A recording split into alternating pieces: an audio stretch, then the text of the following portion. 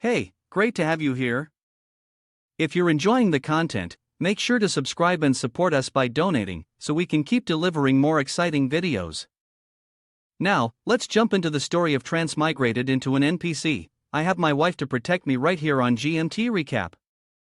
The scene opens with Ning Yiwan, the girl, being choked, her face contorted in pain.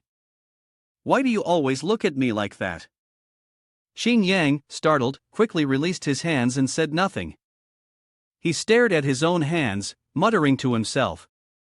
What's going on? She immediately shoved him away. Xing Yang slid across the grass, crying out in pain. He clutched his chest and coughed several times in agony. Xing Yang stared at his body in confusion. Am I dreaming? He was completely disoriented. This dream felt too real. He trembled, pressing his hands to his temples. My head hurts so much. Scenes flashed briefly through Xing Yang's mind. Was this a memory? Yiwan's sword tip was right near his neck. She was so angry her face was red, scolding him. If the match was already decided, why is the junior still dragging this on, even? Ning Yiwan glanced away, embarrassed, sitting on top of him. Xing Yang widened his eyes, looking innocent. I didn't know. Yiwan looked at him with suspicion. Didn't know? Another senior sister shouted angrily. Hey, junior, you should give up. Senior sister doesn't like you at all. She was extremely irritated by his attitude. They had lost twice in a row now. Are you pretending to be dumb because you've lost all face? Xing Yang felt completely bewildered. When did I say I liked senior sister? She was so furious that she was almost losing her mind, pointing and scolding. You're really shameless. Ning Yiwan coldly turned and walked away. Sister, there's nothing more to say, let's go. Sister seemed still angry, and she quickly executed a technique to glide away, soon disappearing far from where Xing Yang was. He held his head, unsteady as he got up, muttering to himself. What the hell just happened? This doesn't feel like a dream at all. I can feel all five senses, the coldness of the sword near my skin. I even coughed up blood from the injury. Xing Yang suddenly felt dizzy, and the name Ning Yiwan echoed in his mind. At that moment, it dawned on him. No, wait. Did I somehow get transported into the game Swordsmanship and Immortal Fate? His eyes widened in confusion and fear. In the game, Ning Yiwan was the eldest disciple of Lu Quanfeng. Xing Yang paced around, feeling uncomfortable, muttering. Well, this is bad. Based on the storyline, it seems like the NPC Xing Yang challenged Ning Yiwan and got defeated. Because Xing Yang randomly disturbed Ning Yiwan, he ended up pushing her into being with brother Qinshen. After that, when the identity of NPC Xing Yang as a member of the demon race was exposed, Ning Yiwan killed him with one strike during a duel in the prime realm of the firmament half a year later. He puffed out his cheeks, deeply disappointed with everything. How did his soul end up in such a cursed NPC? Xing Yang clutched his head and screamed in pain. Logically, he should have transmigrated into the male lead, Li Xiaojiao, instead. He let out a sigh, feeling utterly helpless. Xing Yang could only think that, in the past, when playing the game, he had always skipped over interactions with NPCs, vaguely remembering only the general plot. He clenched his fist, a determined look on his face, and muttered to himself, well, at least I'm about to reach the ending of this game. I still remember the major events. So, I guess that means I almost have a god's eye view of things now. Suddenly, Lu Xian, an outer disciple of Lu Quanfeng, appeared and said, He Junior, I've been looking for you everywhere. Seeing her, he was very surprised and thought, Lu Xian, I remember this NPC. Qinshen's lackey, outwardly kind to Xing Yang, was actually in love with Qinshen. On the night Xing Yang had lost all his memories due to Ning Yiwan's complete rejection, she had used the excuse of comforting him to consume him completely, draining his essence. He recalled the sinister look in her eyes, followed by her transferring the essence to Qinshen, causing Qinshen's cultivation to soar past 2 levels. Lu Xian purposely tripped over a stone in front of her, striking a seductive pose as she said, "He Jr., save me." But Xia Qingyang quickly stepped aside, causing her to fall flat on her face with a cry. Lu Xian's hands trembled with fury. She sat on the ground, wiping away her tears in a pitiful manner. "He Jr., why didn't you catch me? I fell and bruised my bottom. How are you going to compensate me for this?" Xia Qingyang only smiled innocently. "Lu sister, men and women should not touch, I'm afraid I might ruin your reputation. I can only trouble you to get up and go home to apply some medicinal wine." As soon as he finished speaking, he quickly ran off. "I still have something to do, I'm heading back to the dormitory first." She was furious and called out to He Jr., "I can't get up." "He Jr." Xia Qingyang seemed to not hear her at all. "I need to hurry back to the dorm." After collecting her thoughts, Lu Xian remained seated, extremely angry. At this moment, she felt a little worried. If I go back like this, how will I explain it to Qin Master? She immediately stood up, making a firm decision. "No, I can't." Xia Qingyang had already reached the entrance of his dormitory building.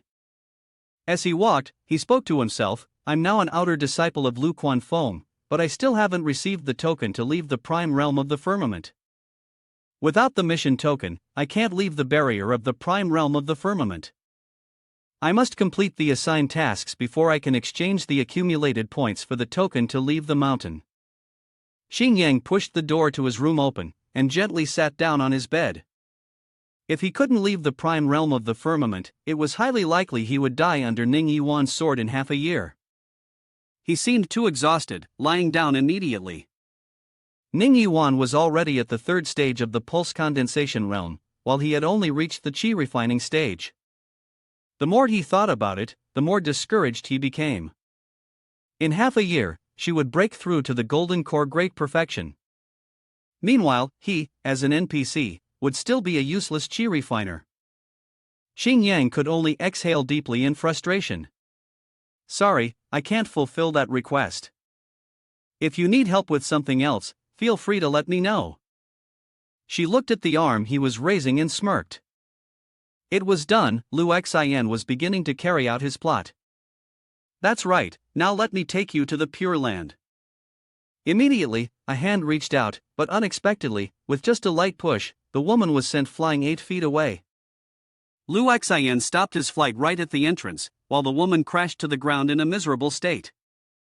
Not stopping there, Lu Xian also coughed up a mouthful of blood. He couldn't believe what he was seeing as he looked at his hand, feeling strength constantly flowing into his fingertips. Is this the immortal cultivation world? Then, he opened his eyes wide as if realizing something. I understand now. The image of the demon hound flashed in his mind. The original owner was a demonic hound, though it had only recently taken on a human form. Despite being only at the first realm of the demon race, it was equivalent to a human cultivator at the great perfection of the nascent soul stage. The demon race's power structure was different, but their aura and strength were comparable. In reality, the power was not the same. Lu Xian was so severely injured that he was coughing blood. He Jr., has Junior brother gone mad? She was both angry and astonished, muttering to herself. Xia Qingyang clearly is just a waste who has been cultivating for 2 years and still hasn't broken through the first realm. How could he hurt me? I'm at the great perfection of the nascent soul stage, great perfection. Xingyang, filled with rage, pointed at her and scolded, Lu sister, earlier when we were outside, I said I didn't want to get involved with you, afraid of tarnishing your reputation. Besides, this is my room. I had already closed the door, and you barged in without my consent. Lu Xian still tried to appear extremely weak. I have loved you for a long time, you know that. Xingyang crossed his arms and spoke with a displeased expression. You've loved me for so long, and yet you still use enchantment on me, Lu sister. At this moment, she was extremely puzzled. How could he tell that I was using illusion magic? He's just a useless waste in the qi refining stage. He threw the door wide open, making her anxious. What are you doing? Wait a minute. Qin Yang immediately threw her clothes out. My clothes. Then, he coldly kicked Lu Xian outside. After finishing his task, he slammed the door shut.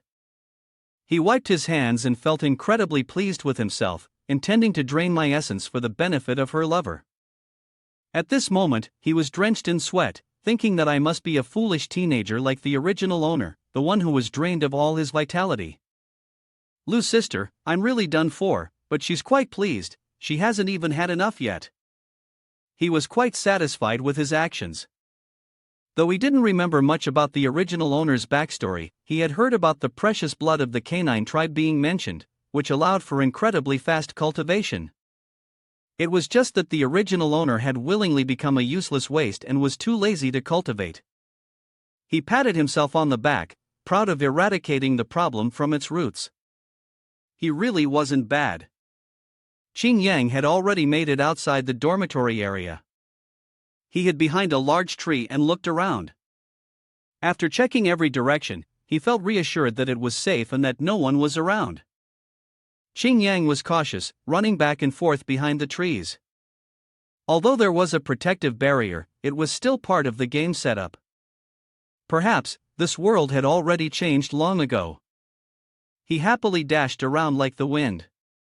If he could escape today, he would definitely run away and never look back. But very quickly, he collided with the barrier. He fell, clutching his face and crying out in pain. At that moment, Qin Yang felt extremely frustrated. As expected, Prime Realm of the Firmament was not a place one could leave just because they wanted to. A girl was walking towards him and passed through the barrier. She looked at him and exclaimed in surprise. Xia Qin Yang, you. He was also taken aback when he saw her. Zheng Cheng. Zheng Qingqing, an outer disciple of Lu Quanfeng, editor of the Book of Curious Tales in the Prime Realm of the Firmament, was staring at him intently. Qingqing looked at him with a very puzzled expression. Are you trying to leave the mountain? Qin Yang scratched his head, feeling a bit awkward. No, I'm just out for a stroll. You're tired, sit down and rest for a while. He also stood up and gently asked. Zheng's sister, have you just returned from a mission? I heard news from the Book of Curious Tales, saying that he Jr. actually challenged Ning Yi, the senior disciple of Lu Quanfeng. She seemed very delighted and added. This is big news, I have to rush back to compile the next issue of the Book of Curious Tales. It's going to sell like hotcakes. Qin Yang was also a bit surprised and said. This news has already spread outside in just half a day? Qingqing walked alongside him while talking. I originally took the mission to go down the mountain alone, but halfway through, I heard this huge news. Since there was still plenty of time left for the mission, I thought about returning to organize things. I didn't expect to run into you, and you have to give me that piece of information. He could only feel frustrated but still tried to salvage the situation. I was a bit dizzy this morning, so that's why it happened, it's all just a misunderstanding. Zheng Qingqing smiled brightly. He Jr., don't tell me you really like Ning's sister, do you? She covered her mouth as if trying to stifle a laugh. Actually, there are rumors that you're jealous of Qin Master, and that's why you've been sticking around Ning's sister. Is that true? But don't think too much, I believe Ning's sister's feelings for Qin Master are purely that of fellow disciples. Cheng Yang, being honest, responded. How could I like Ning's sister? Although we're both from the same sect in the Prime Realm of the Firmament, we're still separated by a whole mountain from Yen Yang Feng. He slowly added. Besides, Ning's sister and I haven't even met that many times. Hearing him, Qingqing was curious. But didn't you challenge senior sister last time, saying you'd defeat Ning's sister in a duel in the Prime Realm of the Firmament, and that she'd have to acknowledge you? I was there and heard it with my own ears. She seemed to be talking to herself, lost in thought. Senior sister is now in the pulse condensation realm. In half a year, she'll definitely break through to Golden Core. That's senior sister. He heard that and didn't know what to say. Xingqing smiled with a rather dangerous look in her eyes, and moreover, she had even been given a name by the sect leader. From now on, she couldn't be called senior sister anymore, she had to be addressed as Yu Huajun. Upon hearing this, Xing Yang felt a bit uneasy and explained, "That day, I drank too much, got completely drunk, and then had an outburst." He was blaming himself internally at this moment. "Xia Xing Yang, you're just a minor NPC, and yet you dared to pick a fight with an NPC who holds an official position, and you even want to marry her? What kind of fake wine did you drink?" She suddenly hugged his arm. "Hey, Junior, tell me, did you have some past history with Yu Huajun?" Xingqing's expression was full of excitement as she said, "How about exchanging 3 low-grade spirit stones for some news?" They returned to her house. Xing Yang quickly made an excuse to slip away. "Young sister, I just remembered I'm boiling medicine in the dorm." He wiped his sweat and tried to sound convincing. "It's almost done, I'll leave now." Having said that, he ran off as fast as he could. Xingqing immediately chased after him. "Hey, Junior, wait." She seemed extremely happy as she said, "Hey, Junior, we're neighbors, wouldn't it be better to go back together?" He could only scratch his head and laugh awkwardly. "Looks like I really messed up today, alright, let's go together then." In his heart, he was blaming himself. Why couldn't I just control my hand and press the spacebar to skip this? Xingqing also gently praised him. "Actually, I think he Junior has pure energy.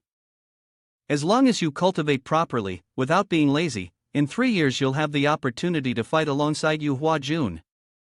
There's no need to rush." This year, Xing Yang could only feel frustrated and tell herself that it was uncertain whether she would even survive until half a year later. She continued speaking endlessly. Yu Huajun once held the solar flame dragon slash in her hand, a gift from the dual sect mastery during a competition. If Junior has the chance to obtain it, Xingqing was very excited, "It would definitely aid in your cultivation. However, I'm not sure where that sword is." Xing Yang didn't let her finish her sentence and immediately lowered his head. "Thank you, Zheng's sister, for your explanation. But regarding Ning's sister, I have no special bond with Yu Huajun other than being fellow disciples." She leaned closer to him and smiled mysteriously. "No, Yu Huajun is a topic often discussed during idle moments in the prime realm of the firmament. You have many conflicts with her, so I really hope to see progress between you two." Her actions made him feel afraid. "Senior sister, don't joke with me." Outside, people were walking back and forth busily. "By the way, you're down the mountain now, so you're probably thinking of going down, right? You're not tired, am I right?" Xing Yang stopped pretending. Hiding from senior sister, Xingqing innocently asked, "I remember you might have never taken on a mission before. As long as you complete 4 tasks, you'll be able to get a token to go down the mountain, free to go down and play." Xing Yang also smiled with his eyes squinted and replied, "I plan to go to Chief Overseer tomorrow to receive the mission." Her suspicious gaze left him dumbfounded. "Why is Zheng's sister looking at me like that?" She looked at him and spoke with doubt in her voice, "It seems like you're not the same as before. When I advised you to take on a mission before, you always refused." Xingqing narrowed her eyes, which was quite terrifying. "Today you're being unusually proactive." Could it be that Xing Yang was truly panicking inside? She could tell that she was no longer the original owner. If this was exposed, who knew what kind of punishment she might face, maybe even struck by lightning? But the very next sentence turned him to stone. Could it be the power of love? He could only smile awkwardly and offer another excuse. "I just feel that it's been 2 years since I arrived at the prime realm of the firmament. The older I get, the more I realize I can't keep slacking off." By the time it was evening, they finally arrived back at their place. At the dorm, the two of them split in opposite directions. He could only think that this was probably for the best. "If you remember any grudges or love-hate relationships with Yu Huajun, be sure to tell me first." He could only murmur a few words in response.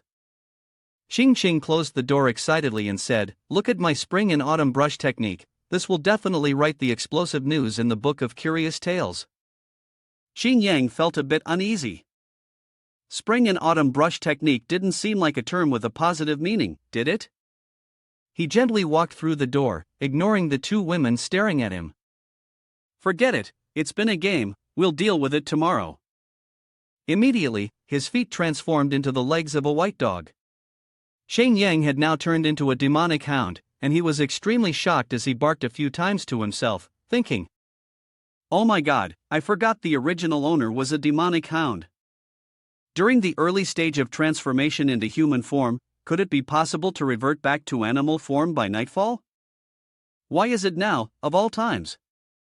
Right now, all I can do is cry in despair, and I can't even speak the human language. This is just so unlucky. Xing Yang worriedly chewed on his clothes. The prime realm of the firmament was a domain for cultivators, most of whom despised the demon and devil races. If they found out he was a demonic hound, they'd probably tear him apart and eat him. Suddenly, his stomach growled, and Cheng Yang began to cry in pain. He hadn't eaten a single meal since crossing over, and he was starving. Suddenly, a voice from behind him spoke in the language of spiritual beasts. Xing Yang was startled and froze at the sound of the voice. Oh my god! Yu Hua Jun looked at the demonic hound and gently asked, "Are you a spiritual beast belonging to some junior or sister?" He quickly released the clothes from his mouth, sat down, and began to pat the head of the demonic hound while smiling. "You don't have a spirit token, so it turns out you are a spiritual beast without a master." She picked it up and gently said, "This is the dormitory of the disciples. If you don't have a master, you can't just wander in here." The demonic hound trembled in fear. He was doomed. Yiwan looked down at the discarded clothes with a disgusted expression. "This is the dormitory of some junior at Lu Quan Fong. Why are their clothes thrown at the door?" She turned her gaze to the dog, filled with sympathy. "Are you hungry? Come with me, I have food for you." How pitiful. Xing Yang felt incredibly happy. It smelled so good, and he really wanted to take a bite. It must be delicious. His eyes lit up as he thought of a mischievous idea. Ning Yiwan was a spirit connection body, naturally attracting demonic creatures. If he absorbed a little bit of Ning Yiwan's essence, it would definitely be beneficial for his cultivation. He immediately shook his head in protest. No, what am I even thinking?" Yiwan looked at the dog with concern. "What's wrong, little puppy?" Xing Yang seemed to not believe his own ears. "Little puppy, if you think about how you acted this morning and now, could it really be the same person?" She gently kissed the head of the demonic hound. "Don't be scared, sister will protect you." The dormitory was still brightly lit at night. Yiwan gently cradled the dog in her arms. "The Grandmaster ordered me to deliver something to Lu Quan Fong for Uncle. I didn't expect to meet such a cute little puppy like you." She gently placed the dog on the floor, then took out a yellow cloth and said softly, "Let me wipe your little feet." The dog seemed to not fully understand her intentions. She used one hand to support its leg and the other to hold the cloth. Her gaze was full of tenderness as she looked at the dog. "You really are a little dirty puppy." Xing Yang blushed, looking innocent. "Dirty." After Yiwan finished wiping the dog's feet, she placed the cloth down. "I don't think I've ever seen a spirit hound in the prime realm of the firmament." She seemed pleased as she brushed the dog's fur. "Did you get lost and end up here, little one?" Xing Yang was very surprised by her attitude. What's going on? Why doesn't Ning Yiwan seem like her character set up in the game? And she's still a little child. Yiwan felt a bit down and confided in Spirit Hound. "This morning, he Junior challenged me again, and as expected, I lost." She furrowed her brow, looking quite upset. "That person is very strange. Everyone says they like me, but I don't see it." Xia Qingyang was startled when she heard this. Why was she suddenly talking about herself? The little spirit hound looked at her with a warm gaze. "Actually, I don't dislike he Junior, it's just..." The puppy blinked innocently at her. "Forget it, it's nothing." You're just a little child. How could you understand? Spirit Hound quickly covered that area with its tail. This is so embarrassing, its whole body was exposed in front of Ning Yiwan. Seeing its action, she chuckled with joy. I didn't expect you to be shy, really a simple little child. She gently picked up the puppy and placed it on the bed. How about royal bedding tonight? Xin Yang was utterly confused when she heard this. Royal bedding? It stared at her, surprised, as she slowly started to undress. Ning Yiwan really liked small animals. She had a peculiar hobby of often bringing spirit beasts back for royal bedding. What now? Am I really going to sleep together with her? As long as it's a spirit beast, it couldn't bear to leave Ning Yiwan. Just by smelling the spirit connection body, their lifespan could be extended. Wouldn't it be strange if it just ran off? Spirit Hound felt an overwhelming sense of fear. Don't take it off any further. Yiwan, dressed in her lingerie, gently gazed at the little pup. Only then could it finally breathe a sigh of relief. Thank goodness, she's still wearing sleepwear. I feel so guilty. Ning Yiwan slowly pulled down the curtain. She gently embraced it in her arms and said, "Little one, just go to sleep." It had tears streaming down both sides of its face, in deep distress. How can I sleep like this, with such a devil? A burning fire was consuming Qing Yang's heart. After removing her clothes, the scent of her spirit connection body was even more intense. I really can't hold it back anymore. But right now, I'm just a little puppy, unable to do anything. How frustrating.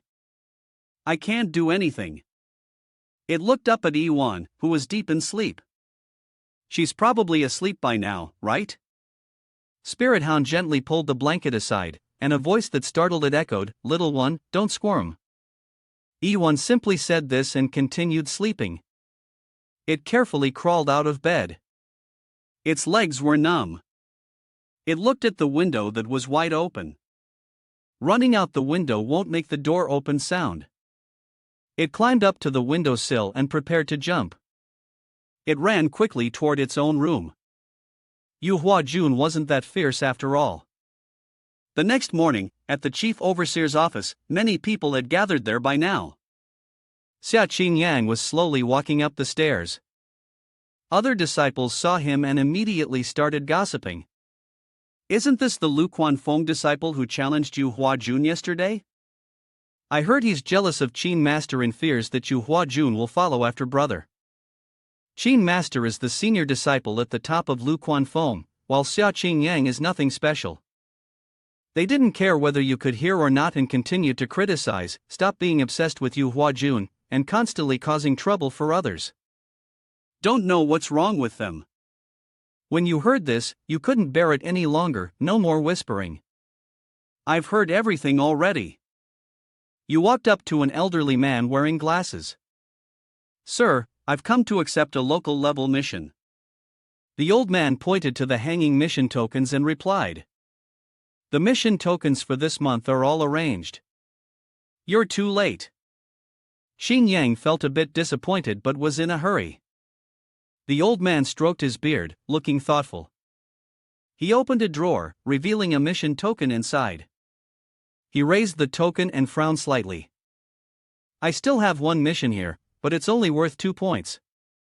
The mission token had the task description, Flower Water Pavilion, zombie case at the local level. He spoke cautiously. The disciples are all unwilling to accept it. Will you take it? You took the token and pondered deeply. If I take it, then I'll register. The mission time starts from the moment I leave the mountain, within a week. If not completed within the time limit, no missions can be accepted for the next 2 months. You smiled lightly, your determination clear. Then please, sir, help me hang up the mission token. I'll accept this mission. The sunset light spread everywhere across the chief overseer, and you immediately emptied all the stones from your bag. Xia Qingyang picked up one of the stones, looking quite disheartened. Low-grade spirit stone, the original owner must be really poor. He clutched his head in utter anguish. Are you an NPC? Your cultivation is in a bad state, and you're short on money. What are you doing here at the prime realm of the firmament? Isn't that right? I vaguely remember that your background isn't bad, right? I think you even have relatives with some status in the canine tribe. Why are you so poor? Ching Ching suddenly appeared out of nowhere and shouted loudly. He Junior. She looked at him with an excited expression. He Junior, I heard you've taken on a mission. He coldly responded to her. Is it Zheng's sister? Yes, I just accepted it recently. The master gave me a token to descend the mountain and use it once. Ching Ching's eyes widened with curiosity. Actually, I heard that Yu Huajun is also involved. When you accepted the mission to descend the mountain, I also heard that your mission locations are quite close to each other. She pointed at him, looking very displeased. Did you do this on purpose? Xing Yang could only force a smile and wave his hand. It's just a task that no one else took from the master, and it happened to fall on me. It's just a coincidence. Xing Qing looked at the pile of money with a distressed expression. What is this? Is this all the money you have? He lowered his head onto the table in complete despair. This was all he had left. She looked at him and quickly said a few words.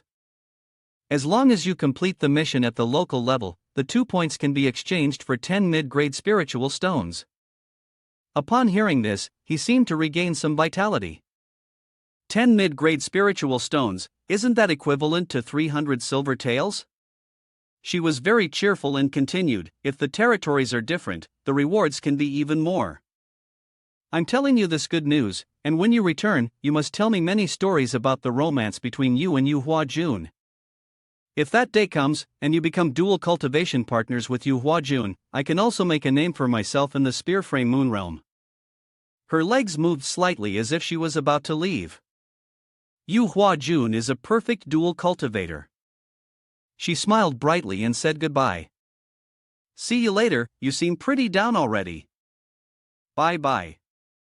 He glanced at the pile of leaves on the table and sighed in frustration. How could he even think of dual cultivating with her? He'd die sooner than later. The next morning, he was already at a nearby forest.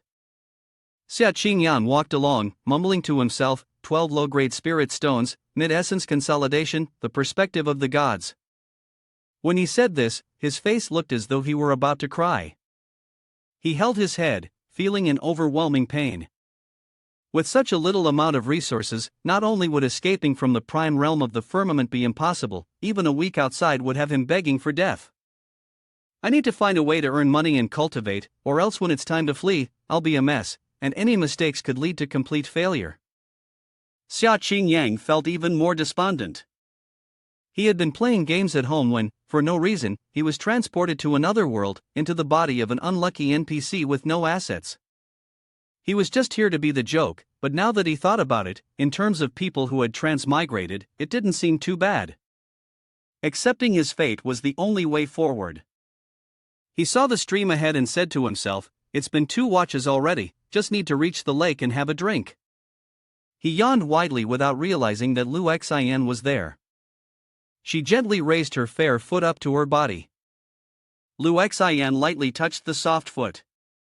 Xing Yang felt a great sense of pleasure, the water was so clear.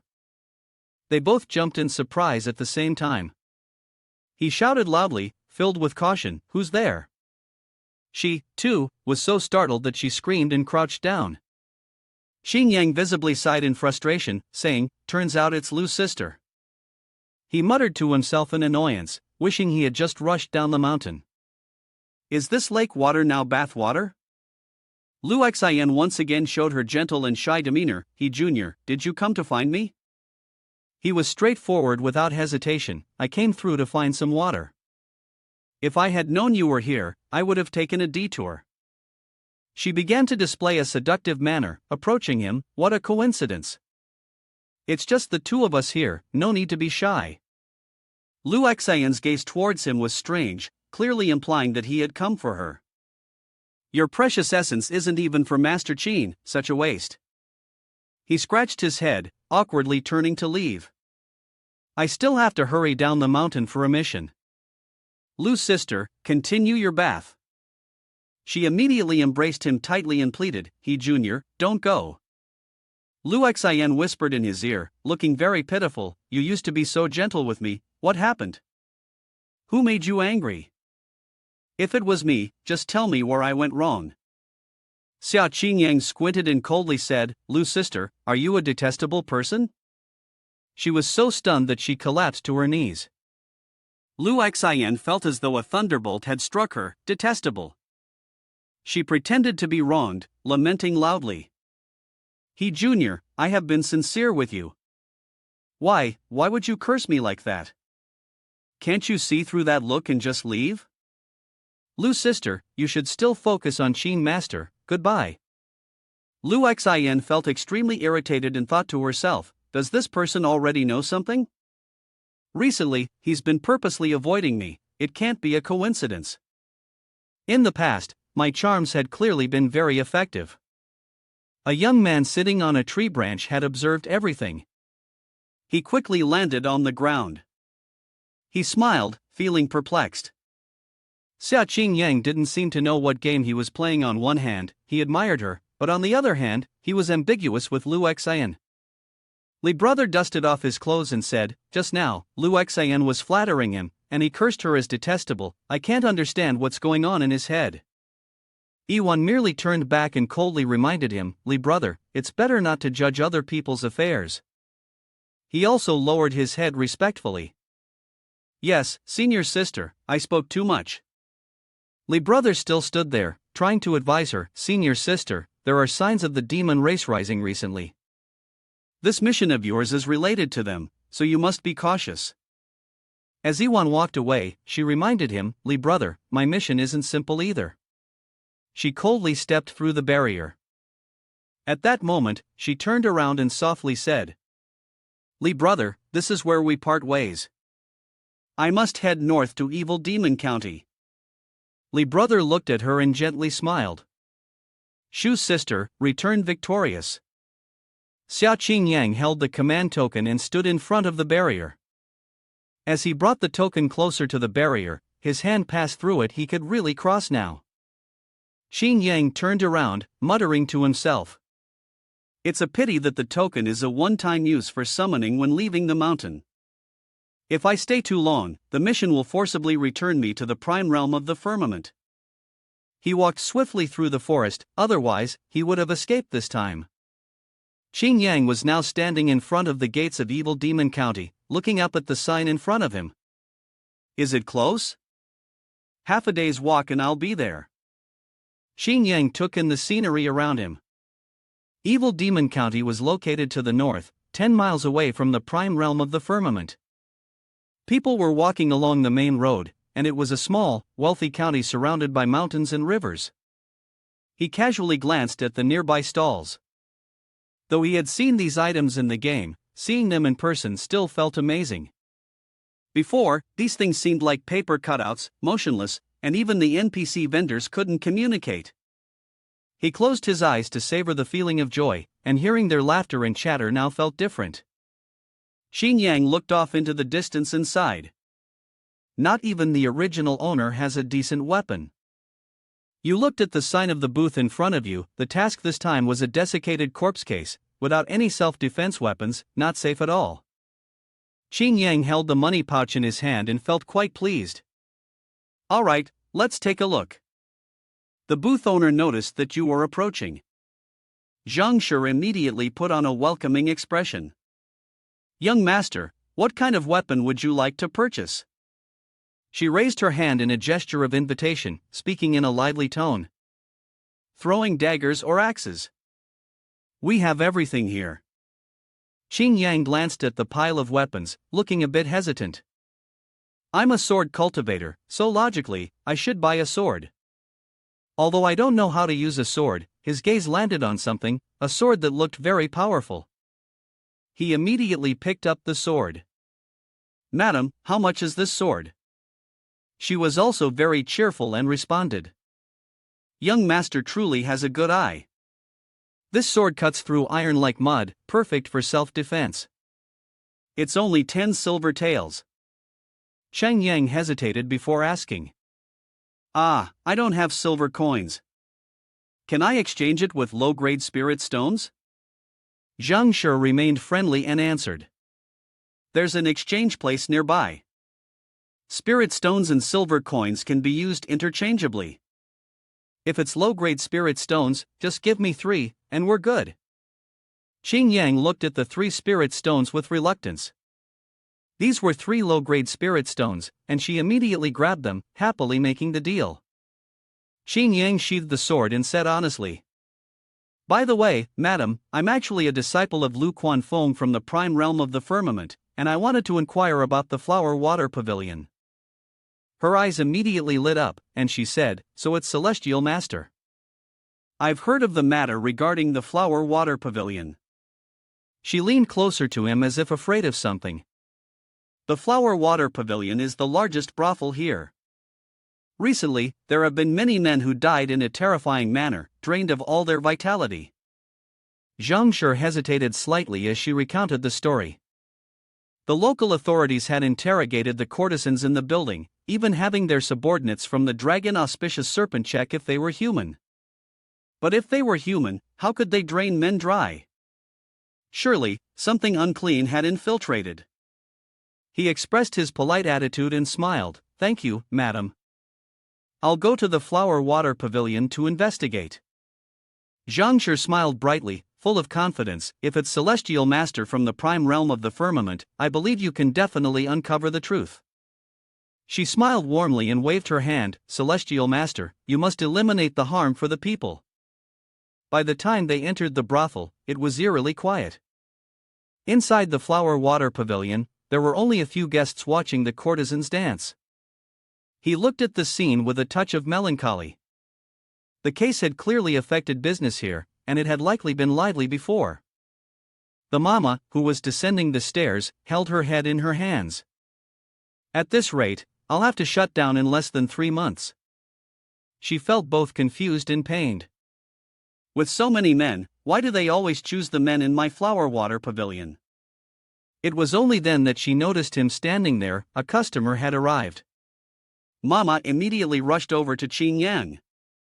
Young master, what would you like to drink, eat, or which young lady would you prefer? Would you like a massage? A song, or perhaps a guessing game? All the young ladies here can do that. He looked at her with a very surprised expression. Has this lady gone mad from poverty? Then, he quickly regained his confident demeanor. I am a disciple of Yen Yang Feng from the prime realm of the firmament, here to eliminate the demonic guard path. At that moment, he was feeling extremely pleased to say this. The sense of pride was real. She immediately burst into tears and began lamenting. My life is so hard. Celestial Master, do you know? It's so hard. He could only stare in shock as she cried and threw herself into his arms. I've been waiting day and night, and finally, Celestial Master has arrived. Her actions left him in a daze. Madam, please wait. Cheng Yang tried to comfort the sobbing mama. Can you tell me the details of the case? Mama calmed down and began recounting the story. Over 2 months ago, we found a male guest dead on the bed of one of the young ladies here, and it frightened them greatly. She continued with the story. At that time, we thought it was due to excessive indulgence, but after that, every 3 days, another male guest would die. By this point, her face had turned pale. Their kidneys were all taken. It was so terrifying. Cheng Yang was left speechless. Is this the North? They even take kidneys? Her face was a mix of annoyance and worry. We have reported to the officials. The Celestial Master also knows that the Flower Water Pavilion is a place of pleasure for travelers. The local authorities and the Dragon Auspicious Serpent have been guarding it for several days, yet they only found death within the Flower Water Pavilion, and they don't want to investigate further. Instead, they left it to me to deal with the victim's family. I've already given them quite a bit of silver coins. Mama began to cry uncontrollably as she spoke. There's nothing more I can do. I can only beg the celestial lord of the original spear domain for help. My situation is truly pitiful. At this point, Chung Yang fell into deep thought. In this era, there were no organ transplant surgeries, so the person who had cut out the kidney was likely a cultivator or a demon, but why the kidney? Normally, it would be the heart. Could it be that this demon was weak and needed nourishment? A thought crossed his mind, causing his face to turn pale. Could it be that he suffers from impotence? Xin Yang was still muttering to himself. If that's the case, then it's not so serious for the demon to take a kidney. As long as it's below the great perfection of the nascent soul stage, I should be able to handle it. After all, it's just a low-level task. He then wore a puzzled expression and continued asking. Mama, when did the most recent incident happen? She immediately replied. The day before yesterday, so tomorrow, another person will die in Flower Water Pavilion. Mama immediately clutched Xin Yang's arm. My fate is so miserable. She drew even closer, pleading. Celestial Master, you must save me. Save Flower Water Pavilion. If my actions make you shiver, I will do my best no matter what. Suddenly, a young girl appeared and gently spoke. Mama, Liang Er seems very upset. Didn't I ask someone to bring some bird's nest from Treasurer Wang? Why haven't I received it for several days? Mama, looking equally distressed, replied. Liang Er, business hasn't been doing too well lately. You've only had 34 clients, and it's not enough to cover the cost of the bird's nest. You'll have to wait a few days until Celestial Master finishes handling the case. I'll send someone to buy it for you then. She cast a displeased glance at him and said. Celestial Master has already finished. Liang Er coldly turned away. Then I'll wait a few more days, Mama said, feeling quite embarrassed. Liang Er is one of the beauties here. Usually, she is pampered and doesn't care about anyone's feelings. Moreover, she hasn't had money recently, so it's understandable that she's in a bad mood. Celestial Master, please don't take it to heart. He, too, seemed somewhat hesitant and replied. It's fine, before quickly returning to the matter at hand. By the way, please prepare a room for me. A regular room will do. I need to think about how to handle this. Tonight, I'll do a round of inspection at the Flower Water Pavilion to make sure nothing is overlooked. She immediately led him to a room. All right, Celestial Master, follow me. I'll take you to a room now. Nearly all the rooms where the young ladies stay have had incidents, but Liang Er's room is the only one without any trouble. So, it's easy to understand why she's in a bad mood.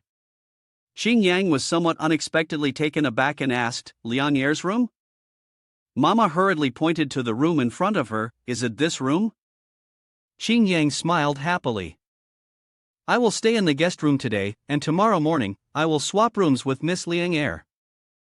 However, Mama still went to the door and called out, Liang Er, knocking a few times and then calling out, Are you inside? Liang Er, disturbed, opened the door with a frown and said, Mama, I've already gone to bed. What's the matter now? Mama then informed her that Celestial Master wanted to swap rooms with her tomorrow morning, and she would need to temporarily move out once she woke up. Xia Qingyang nodded and said, Sorry to trouble you, miss. But upon hearing this, Liang Er seemed displeased and snapped back. If you're going to catch the culprit, catch the culprit. What kind of skill does a man like him have, taking a woman's room? Xia Qingyang gently explained, I am concerned that the bad people might harm you, or else I wouldn't ask to swap rooms with you. Suddenly, Liang Er approached Xia Qingyang and lowered her voice, saying, You look quite nice too. Fine, for your sake, I'll let you stay in my room. Upon hearing this, Mama slapped Liang Er's troublesome hand and scolded. Celestial Master is not like those male guests. Show some respect. Liang Er, unhappy about being slapped, hugged her arm and said, I know. Then Mama led Xia Qingyang to find the guest room. As she measured and hesitated, she said, I apologize, Celestial Master. The young ladies in this brothel have never had proper manners. Please don't take it to heart. Xia Qingyang happily responded, It's all right. Just as we were speaking, the two of them reached a room. Mama opened the door and introduced, The Celestial Master is in this room. The location is also great, as it offers a full view of the entire first floor. Saying that, Mama grasped Xia Qingyang's hand with both of hers, her eyes sparkling with tears as she said, I have entrusted my life to the Heavenly Master. If another murder happens, I fear that even the few remaining guests will run away. Seeing Mama suddenly in tears, Xia Qingyang quickly reassured her, I will try my best, I will try my best. He then hurriedly pushed Mama out the door, saying, Mama, I need to prepare now. Mama was pushed out, her face still showing a bit of regret. Celestial Master, she began, but before she could continue, Xia Qingyang had already pushed her out and closed the door, leaving Mama feeling deflated. After sending Mama away, Xia Qingyang breathed a sigh of relief. He began to think things over. When playing the game, the brothel had side plots, but the final rewards weren't much, so he had ignored them. If he could return to the real world, he would never overlook any of the side plots again. Xia Qingyang took out his sword and silently calculated, I have the weapon, so for tonight, I'll wait and see, helping the original owner review the cultivation technique. Hopefully, the culprit won't be too difficult to deal with. Having thought this, Xia Qingyang took out the cultivation manual and began practicing diligently. However, after reading through a few books, Xia Qingyang became a bit puzzled and thought to himself, this task is only worth 2 points. Does that mean the danger level is very low? But I can't afford to be careless. He held the book and read it seriously. According to the book, after reaching the great perfection of the nascent soul stage, gathering spiritual energy to the forehead would allow one to sense the spiritual essence of all things. The higher the cultivation, the stronger the perception, and eventually, one would be able to control all things. Thinking of this, Xia Qingyang gathered the spiritual energy within his body and silently thought, although I am only in the essence fire realm, it's roughly equivalent to the great perfection of the nascent soul stage of humans, so it should be possible for me to cultivate. It feels quite simple. With that, Xia Qingyang closed his eyes to try and sense it. To his surprise, he was able to perceive the spiritual energy of everyone around him. Xia Qingyang couldn't believe his eyes and opened them again. He was astonished and felt it was marvelous, muttering, I really can sense it. Xia Qingyang happily looked at the cultivation technique and realized that cultivation was actually this interesting. Why did the original owner give up on cultivation? He silently made a resolution, if I had just put in the effort, maybe by now I would have reached the third realm. Such a waste of the talent of the demon race. With that, Xia Qingyang focused on learning everything in the book. Soon, he had memorized nearly everything.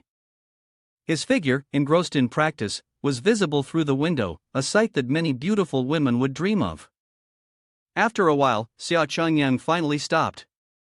He looked at himself and thought, I'd basically memorized the first 3 chapters of this cultivation technique, it's really interesting. Xia Qingyang silently made a vow, once I return to Luquan Feng, I must go to the secret library to borrow a few more cultivation books to study. But just at that moment, Xia Qingyang transformed into a puppy. Xia Qingyang collapsed mentally, crying out loud. Again, he was overwhelmed, jumping onto the bed in frustration. Well then, Xia Qingyang takes a day off today, so he can work tomorrow. After saying that, Xia Qingyang pulled the blanket over himself and fell into a deep sleep. Just sleeping. The scene shifted to the forest, where darkness had enveloped everything. 2 figures raced through the trees, one of them being Ning Yiwan. Her face was filled with murderous intent as she chased after someone, knowing that whether the target ran or not, they were doomed. The person ahead of her, however, showed no fear, even flashing a provocative smile. You've fallen into our trap, yet you don't even realize it. Yu Hua Jun is just a hollow title. After his words, 3 figures suddenly appeared behind Ning Yiwan, attempting to ambush her. As they rushed toward her, the man grinned smugly. Ning Yiwan, your spirit connection body belongs to us. In an instant, Ning Yiwan drew her sword and swiftly performed the graceful move of the Shui Noyet Nathwang sword. Water immediately flowed along the blade, forming a spiraling pattern. She then swept the sword around her, and soon a curtain of water enveloped her. Ning Yiwan's eyes widened as she gathered her spiritual power, shouting loudly. The water around her suddenly pushed outward. In a wide radius, it defeated her attackers, who were caught by the move. Their eyes rolled back, and bubbles started coming out of their mouths. Ning Yiwan slowly walked closer to them. A man, still conscious, struggled to rise and pleaded, "Celestial Master, please show mercy. We were momentarily foolish, but surely there's no chance for them, is there?" She swept past, taking their heads swiftly like a flash, her expression as cold and beautiful as ever. Ning Yiwan, her voice icy, said, "The demon has been eradicated." Having completed her mission here, she took out her flying sword and hurriedly left. From the ground, a green light shot up into the sky. Ning Yiwan's destination happened to be Evil Demon County, the very place where Xia Qingyang was currently carrying out a mission. As the new day began, Liang Er stepped outside and unexpectedly ran into Xia Qingyang, who had already been there and was changing rooms. She spoke, "Celestial Master, how do you plan to catch the murderer?" Xia Qingyang did not respond but merely smiled and said, "For now, it's confidential." Liang Er walked past him, her voice taking on a mysterious tone, "The murderer always cuts the waists of men, aren't you afraid, Celestial Master?" Caught off guard by the question, Xia Qingyang didn't know how to respond, but soon enough, Liang Er laughed and said, "In any case, we'll have to trouble you, Celestial Master." Xia Qingyang didn't reply, and both of them went about their respective tasks. As Xia Qingyang entered the room, Liang Er remarked, "The decorations are all quite ordinary." Unexpectedly, at that moment, a voice was heard from outside, "Miss, we do not serve female guests here." Xia Qingyang, curious, peeked out and overheard a woman strolling through the flower hall. But when he looked outside, what caught his eye was Ning Yiwan. Xia Qingyang was so frightened that her face turned ashen, quickly turning her head back inside, silently screaming in her heart. Why is it Ning Yiwan?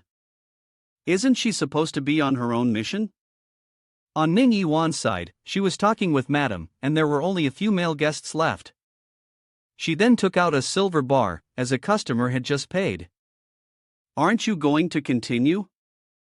Seeing the money, Madam's eyes lit up as she stared at the silver bar in Ning Yiwan's hand, and her attitude immediately changed. She smiled warmly and said, "Miss, you make a good point. So, are you planning to rest for a while or stay longer?" Ning Yiwan softly replied, "Just for one night."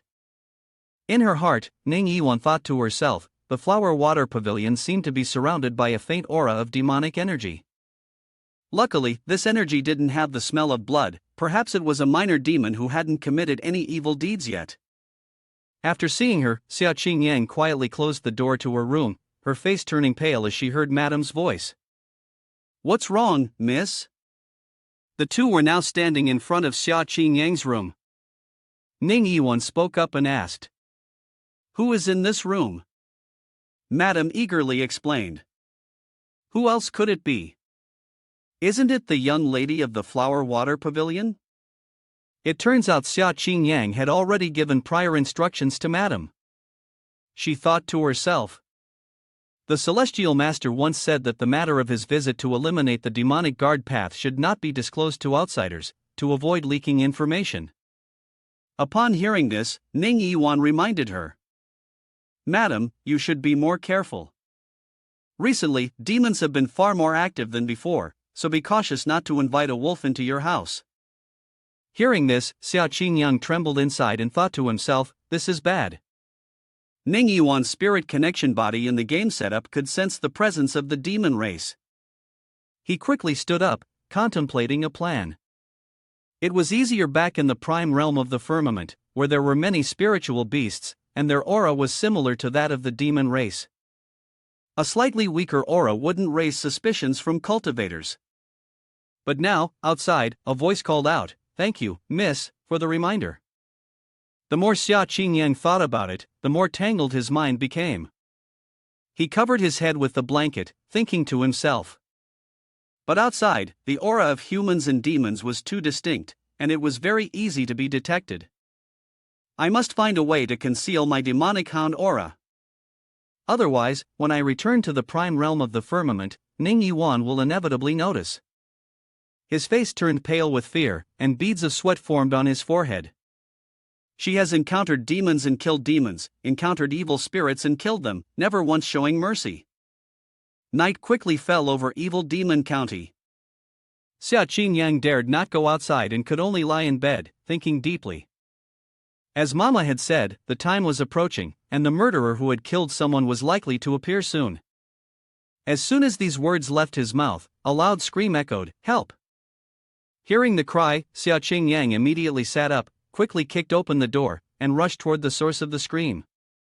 In no time, Xia Qingyang arrived at the location where the cry for help had come from, only to find a figure dressed in black holding Liang Er hostage. Liang Er exerted all her strength to pull the arm that was pinned under her neck, trying to free herself. The person dressed in black, upon seeing Xia Qingyang, immediately smiled. "I didn't expect you to be in this room." At their feet, a man lay lifeless, his body drained of blood.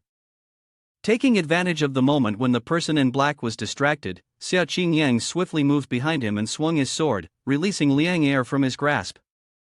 The decisive strike cut across the man's back. Liang Er, now free, was no longer restrained, but the person in black quickly countered with a sword strike toward the back.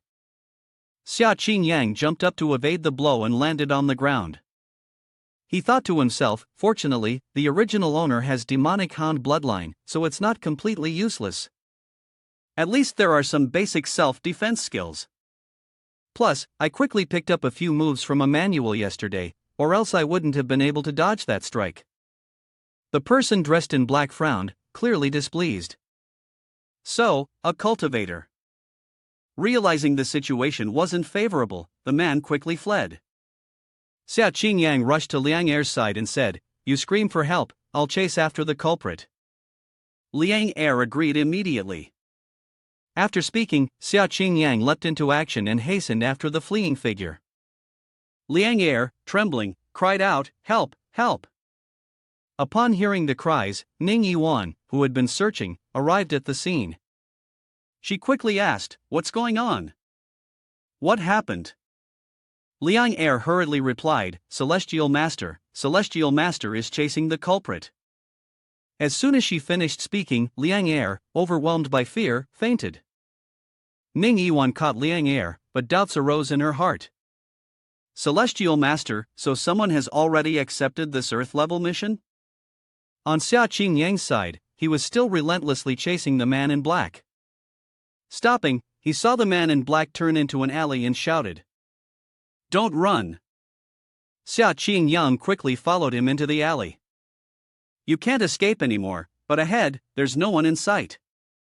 Xia Qingyang stood there, stunned, silently cursing.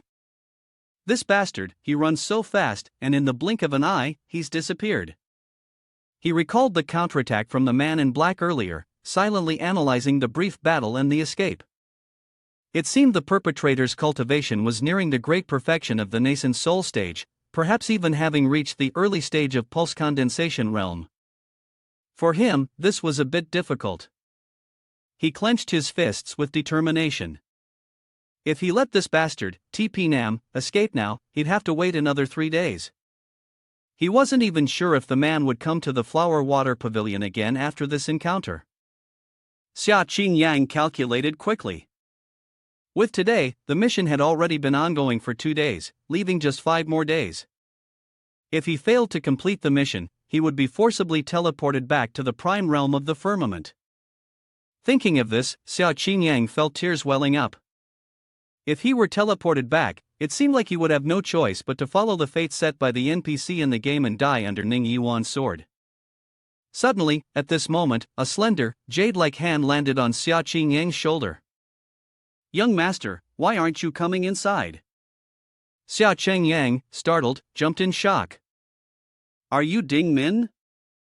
A girl with a delicate face and alluring eyes asked when she saw Xia Qingyang's reaction, "What's wrong?" She gently inquired. "Young master, what are you doing?" Seeing her, Xiao Qingyang was a bit surprised and asked in return, "Miss, are you the demon fox? Aren't you afraid of me?" Ding Min, hearing this, curiously asked back, "He young master, what's wrong with you? Why should I be afraid of you?" Xiao Qingyang quickly explained, "It's nothing. You called me he young master, do you know me?" Ding Min then walked up to him, draped her arm over Xiao Qingyang's, and laughed, saying, "He young master, what kind of game are you playing with this humble servant? This is still the human world. Let's go into the demon market realm first." With that, Ding Min led Xiao Qingyang through a green barrier. As some people entered the barrier, the colors shifted from blue to purple.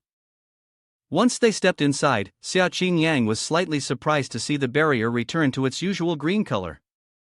Before him now stood the demon market realm, a place teeming with all kinds of demon races, leaving Xiao Qingyang in awe. Observing the bustling scene before him, Xiao Qingyang asked in disbelief, "Miss, do you really know me?" Ding Min laughed and replied, "He young master, stop joking with me. Everyone here knows you." These words only left Xiao Qingyang more confused. After finishing her sentence, Ding Min led Xiao Qingyang into a small tavern. As soon as they entered, the bunny demon nearby greeted him, "He young master, it's been a long time." Ding Min immediately explained, 2 years ago, your aunt asked me to help create a set of demon binding chains. The payment has already been made, but I haven't seen you since." Ding still lowered her eyes with joy, saying, "I never expected to meet you today at the entrance of the demon market realm." As they entered the door, 3 little demon foxes appeared before Xiao Qingyang. The moment they saw him, they ran over and hugged him, calling out eagerly, "He young master." Their eyes were filled with emotion and longing as they spoke one after another, "He young master, where have you been these past 2 years? The items you needed, we've kept them safe for you. Young master, why don't you marry all 4 of us and take us home?" Xiao Qingyang blushed at the sight of the 4 adorable little demon foxes, his nose even bleeding slightly. He thought to himself, what is going on? Wow, this NPC even has a story like this. At this moment, Ding Min handed over a small box and said, "The demon binding chains, when worn, can suppress demon energy. Only cultivators at the Great Ascension realm can recognize them."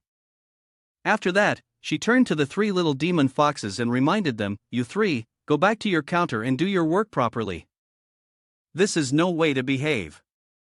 The 3 little demon foxes, being scolded, could only respond dejectedly. Xiao Qingyang looked at the wooden box on the table and thought to himself, "Isn't this exactly what I need right now? Getting exactly what I want." Then he replied, "So, if I've paid, I can take it?"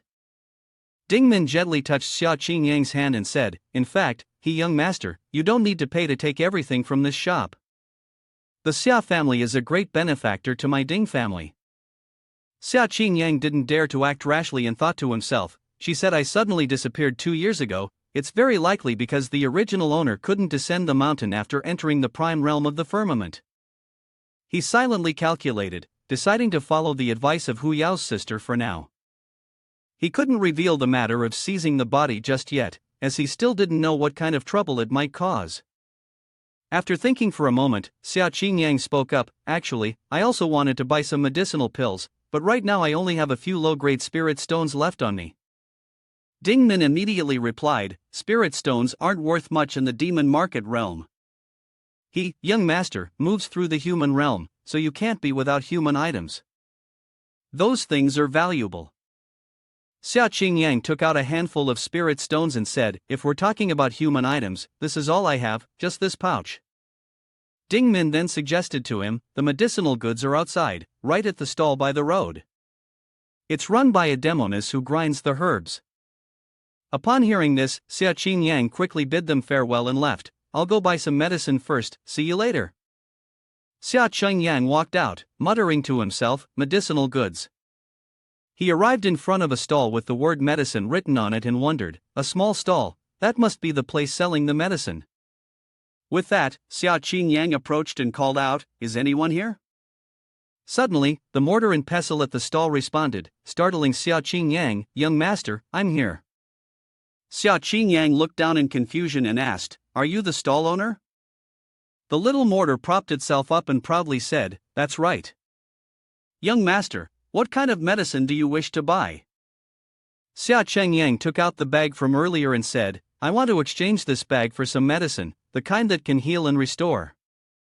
"Do you have any?" The mortar unexpectedly sucked it into its body, and immediately after, the entire mortar shook violently. After a moment, it spit out a pill and said, "Done." The mortar picked up the blue pill and continued, "Young master's bag can be exchanged for a ninefold reversion elixir. This medicine can bring the dead back to life, but since you only have one bag, you can only exchange for one pill." Xia Qingyang's face could hardly conceal his excitement as he replied, "I'll buy one pill for now, and next time I'll come back to support you again." His heart was eager, a ragged bag exchanged for a pill that could bring the dead back to life. What a bargain! The next time I go out, I'll bring all my miscellaneous items here and see what else I can buy. After wandering around the demon market realm, Xia Qingyang returned to the flower water pavilion. He pushed open the door and entered the room. Although he had lost track of the target, he had obtained 2 precious items, so it wasn't a total loss. After putting his things away, he went to check on Madam. Today, another person had died. He thought the business of the flower water pavilion wasn't doing too well. Just as he was feeling pleased, a sword suddenly pressed against his neck. Ning Yiwan's cold voice asked, "Where is the person you were chasing?" Xia Qingyang turned around, saw her, and was startled, stammering, "Ning's sister, why are you here?" Ning Yiwan did not sheath her sword and continued speaking, "The demonic aura on you is very strong." Ning Yiwan insisted, "It must be the lingering demonic energy from the fight with the criminal." Hearing this, Xia Qingyang hurriedly said, "It's uncomfortable for senior sister, I'm sorry." Xia Qingyang quickly reached into her pocket, secretly breathing a sigh of relief. Fortunately, she had put on the demon binding chains on her way back. The aura she sensed certainly wasn't coming from her. Ning Yiwan, hearing this, sheathed her sword but still looked somewhat doubtful and asked, "Really?" Her gaze sharpened, and she asked, "Are you sure?" Looking into her eyes, Xia Qingyang was so scared she started sweating, nodding firmly. However, in her heart, Ning Yiwan still had some doubts. She thought to herself, this demonic energy could only be at the early stages of meridian condensation. How could a low-level mission involve a demon that exceeds the great perfection of the nascent soul stage? Thinking this, she spoke, "Come with me, we'll talk to the owner of Flower Water Pavilion." She walked ahead and said, "I'll report the truth to the elders and delay the mission." Upon hearing this, Xia Qingyang was overjoyed, her eyes shining brightly. "Really?" Ning Yiwan turned around and shouted, "Don't just stand there, follow me." The two then made their way to Liang Er's room. The wind outside howled in eerie gusts. Inside, Liang Er had been brought back to her room, where her mother was taking care of her. Ning Yiwan stepped forward and inquired, "Miss Liang Er, did you see the appearance of that villain?" Liang Er described, the person seemed faceless, with a blackened face. "It must have been a demon." "That demon." Ning Yiwan spoke up and asked, "Did the Han take advantage of her while she was doing that?" Liang Er nodded in response, "Yes." Upon hearing this, Ning Yiwan turned to explain to Xia Qingyang, during intimacy, the man's kidneys are the place with the most yang energy, which is very beneficial for demons or spirits to absorb and greatly aids in their cultivation. Upon hearing this, Xia Qingyang couldn't help but blush, secretly thinking, "So that's how it is."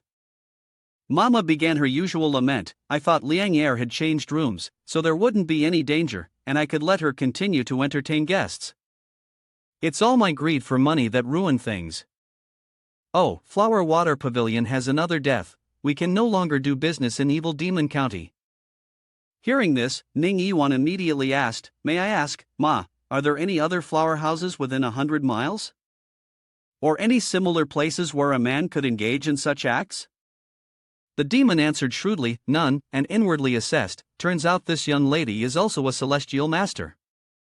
Ning Yiwan smiled and said, "Very well, then that person will surely return, but we'll have to hide for a few days." She turned to Xia Qingyang and said, "Junior and I will stay here for a month. During this time, I will disguise myself as a flower woman, and you will be the guest." Xia Changyang was startled and cried out, "What?" Ning Yiwan gave him a look that could burn his face. "Is there something wrong, Junior?" Xia Qingyang quickly defended himself. "No, I will do whatever senior sister says." Saying that, Ning Yiwan tried to look at Mama, saying, "Then, please help me choose a name. During this time, I will work at the Blossom Courtesan House as a cover, to avoid causing any trouble." Mama felt a bit suspicious inside and said, "How can Celestial Master disguise herself as a flower woman? You want me to shorten my lifespan, don't you?" However, Ning Yiwan was unfazed and firmly said, "I will only eliminate the demonic guard path, Mama, don't think too much." With that, Ning Yiwan turned to Xia Qingyang and said, "Junior, from today onwards, if I ask you to stay with me, you must stay with me." Upon hearing this, Xia Qingyang was startled. He pointed to himself in confusion and asked, "Me?" Xia Qingyang hurriedly ran after Ning Yiwan, fearfully saying, "Senior sister, am I going to lose my kidneys?" But in reality, Xia Qingyang was worried about something else. He silently cried in his heart, thinking that turning into a dog every night was truly unsafe. Before the bad guys even arrived to kill him, he would probably die from something else. Soon, the night passed. The next day, Xing Yang went to a lake to practice. He closed his eyes, silently thinking to himself, "The Divine Myriad Arts, basic chapter, the 4th chapter was easy enough to read, but when fighting the murderer, I need to improve my cultivation a bit more. Next time, I absolutely cannot let him escape." Suddenly, Xia Qingyang's gaze became determined as he said, "Cutting my kidney in front of young master? His courage is as big as the sky." With that, Xia Qingyang put down the book The Divine Myriad Arts and focused on practicing. He closed his eyes and silently followed the scripture, thinking about how to gather energy from the sea to circulate spiritual power throughout his body, from the inside out. Immediately, a surge of spiritual energy rose up, the ears listening in all directions, the mind free of distractions. Very quickly, Xia Qingyang could feel the spiritual energy running through his body. The energy was like fine threads, thin as dragonfly wings, almost impossible to catch. But suddenly, gentle ripples of wind pushed out around him, and after a while, these ripples had turned into spiritual power, which Xia Qingyang could now project outward. He thought to himself, after several days of groping around, "I can now fully touch this energy." At this moment, Ning Yiwan appeared, quietly observing from a distance. She quietly assessed the situation. Since the challenge the other day, Xia Qingyang seemed to have changed. She recalled the words Xia Qingyang had said before, "Ning's sister, from now on I will cultivate in the prime realm of the firmament. I will defeat you in a duel and then make you my wife." Recalling those words, Ning Yiwan felt a bit doubtful. She wondered, 2 years ago, I never met him. Why did he want to marry me as soon as he came to the mountain? Ning Yiwan stood observing for a while, then sat down to cultivate not far away. At this point, the sky was gradually darkening, but Ning Yiwan remained focused on her internal energy. She opened her eyes and sighed, "The sun is about to set." She glanced over at Xia Qingyang, who was still meditating with his eyes closed, thinking to herself, "I heard from others that Xia Qingyang was lazy in Lu Quanfeng's outer sect classes, often skipping school, but today, he seems very different from the rumors." On the other side, Xia Qingyang still didn't realize that he was completely focused on his cultivation. He was feeling quite pleased with himself. The body of the original owner was like a sponge. If he continued cultivating like this, in less than a month, he might even break through to the transformation stage. It was truly amazing. What kind of physique was this? He laughed loudly in delight. Progressing so quickly, his fellow disciples must be terrified. The more he thought about it, the happier he became, and he laughed proudly to himself, thinking, "Let's see if I can make all of you jealous enough to die." Seeing his joyful expression, Ning Yiwan next to him was left speechless, unsure of what to say. At this point, the sky had turned to night. The two of them returned to the water flower pavilion together. But suddenly, he shuddered, tightening his body, trying to control himself. It turned out that Xia Qingyang had a bad premonition. He thought to himself, "I have a feeling I'm going to turn into a dog today. This illness must be treated, or I might die easily." Suddenly, Ning Yiwan pushed open the door, startling Xia Qingyang. He quickly turned to greet her. "Ning's sister, you're back?" He hurriedly ran over to flatter her. "Ning's sister, where did you go today? Come, let's have some tea." Ning Yiwan leisurely sat down in a chair and replied. "I've been observing you the whole day. After sunset, I went into the city to investigate a bit." Upon hearing this, Xia Qingyang was surprised and asked, "Observing me the whole day?" He thought to himself, and yet I didn't feel anything at all. Ning Yiwan calmly picked up her cup of tea and drank, saying, "Yesterday, when I entered the shop, I sensed a faint trace of demonic energy." Suddenly, Ning Yiwan's gaze turned sharp as she said, "Today, the demonic energy is gone." Hearing this, Xia Qingyang trembled, his face paling as he thought, "Yesterday, she must have sensed my demonic aura, right? Then I put on the demon binding chains, suppressing the demonic aura so she couldn't feel it anymore." Xia Qingyang's eyes were filled with fear as he wondered, could it be that she already knows my true identity? Ning Yiwan continued, "It's probably just the residual demonic aura of that demon, that's why I wanted to go into the city and have a look. See if there's any lingering demonic energy left." She was looking for the next clue. Upon hearing this, Xia Qingyang finally sighed in relief. Thank goodness. With that, Ning Yiwan stood up. "It's late, I'm going to take a bath and go to bed." Xia Qingyang, hearing this, awkwardly scratched his head and said, "Senior sister, a man like me, it might be better if we don't stay in the central room. Otherwise, it'll be awkward for you when you're taking a bath."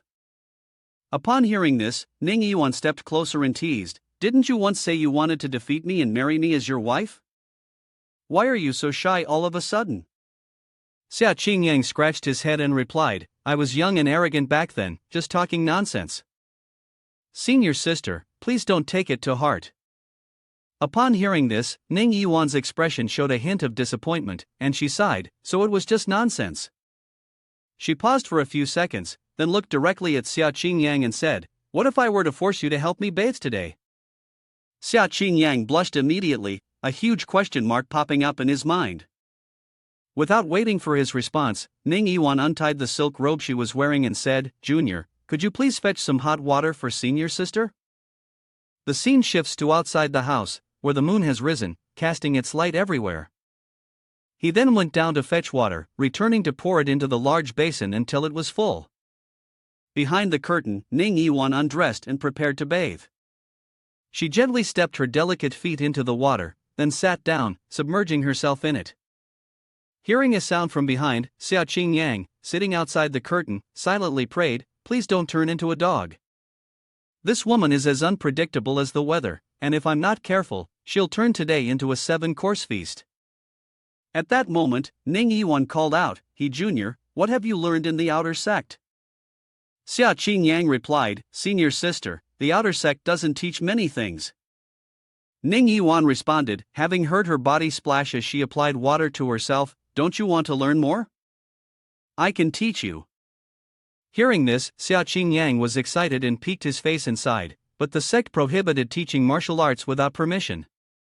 Ning Yiwan immediately furrowed her brows and gave him a glare. "He Junior, have you looked enough?" Suddenly realizing his rudeness, he hurriedly turned around and covered his eyes. "Sorry, senior sister, I got too excited." Surprisingly, Ning Yiwan let it go and continued, "I'm not teaching you martial arts without permission, I'm just making sure you don't get in the way when we go after the criminals in a few days. Understand?"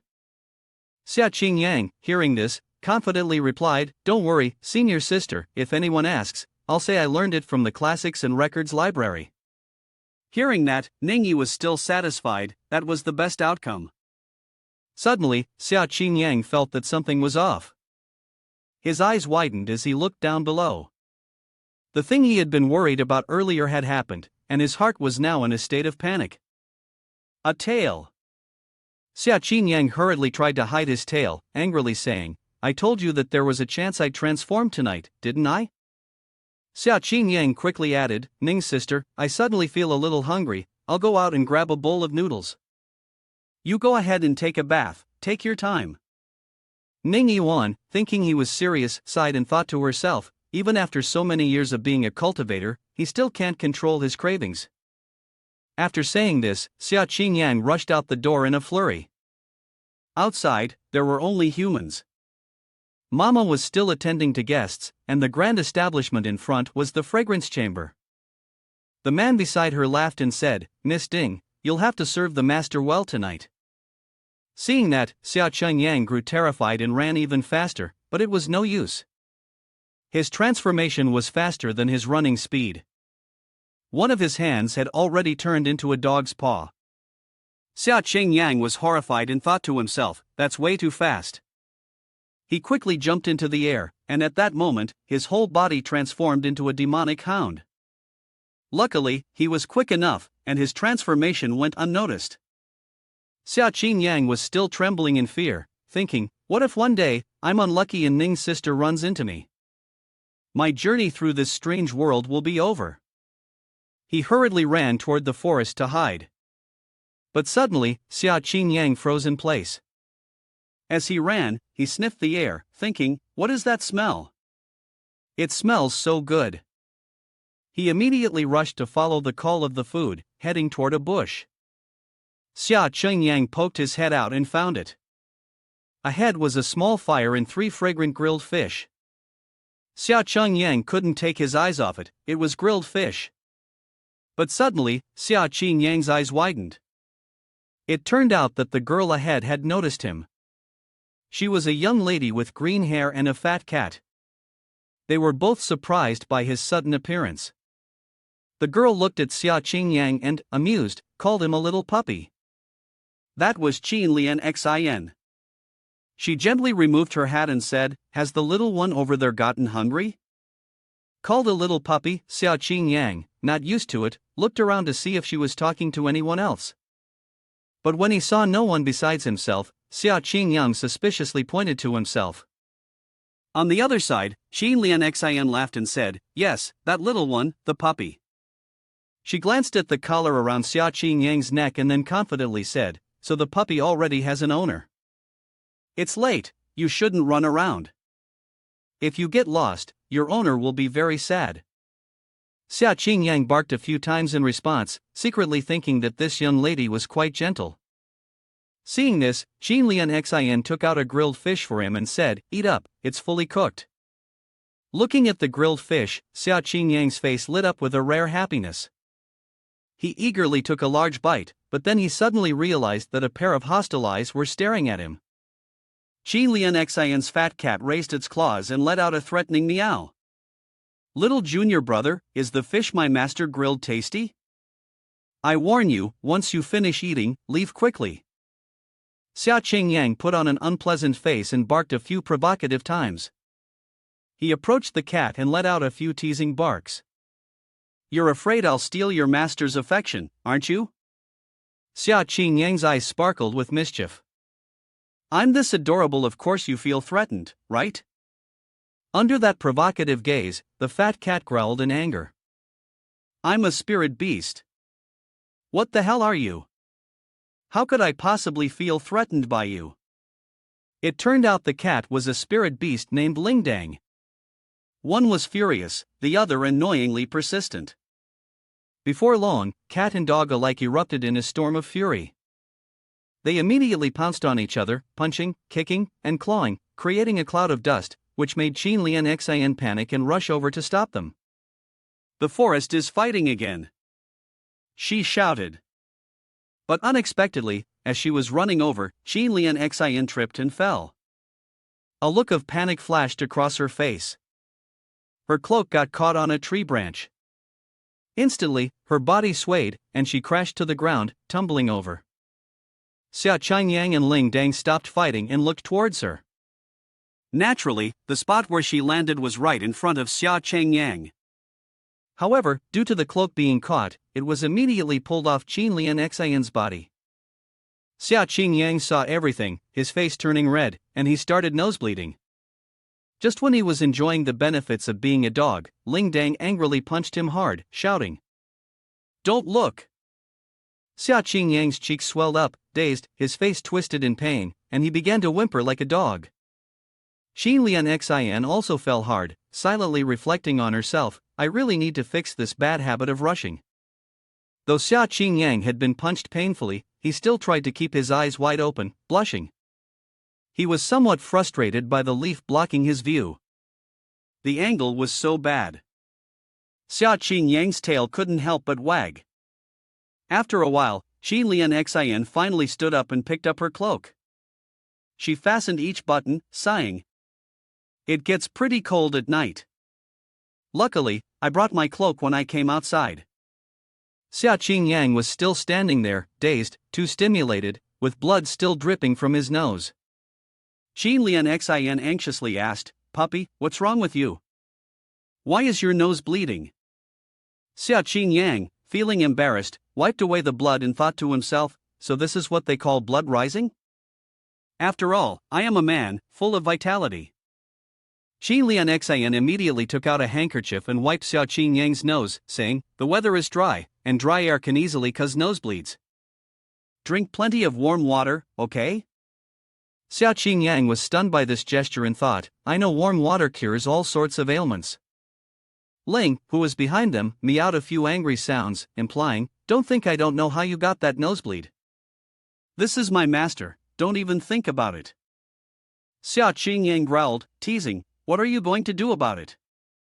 At that moment, Xin Lian Xin picked up a grilled fish and sighed, I wonder how things are at home.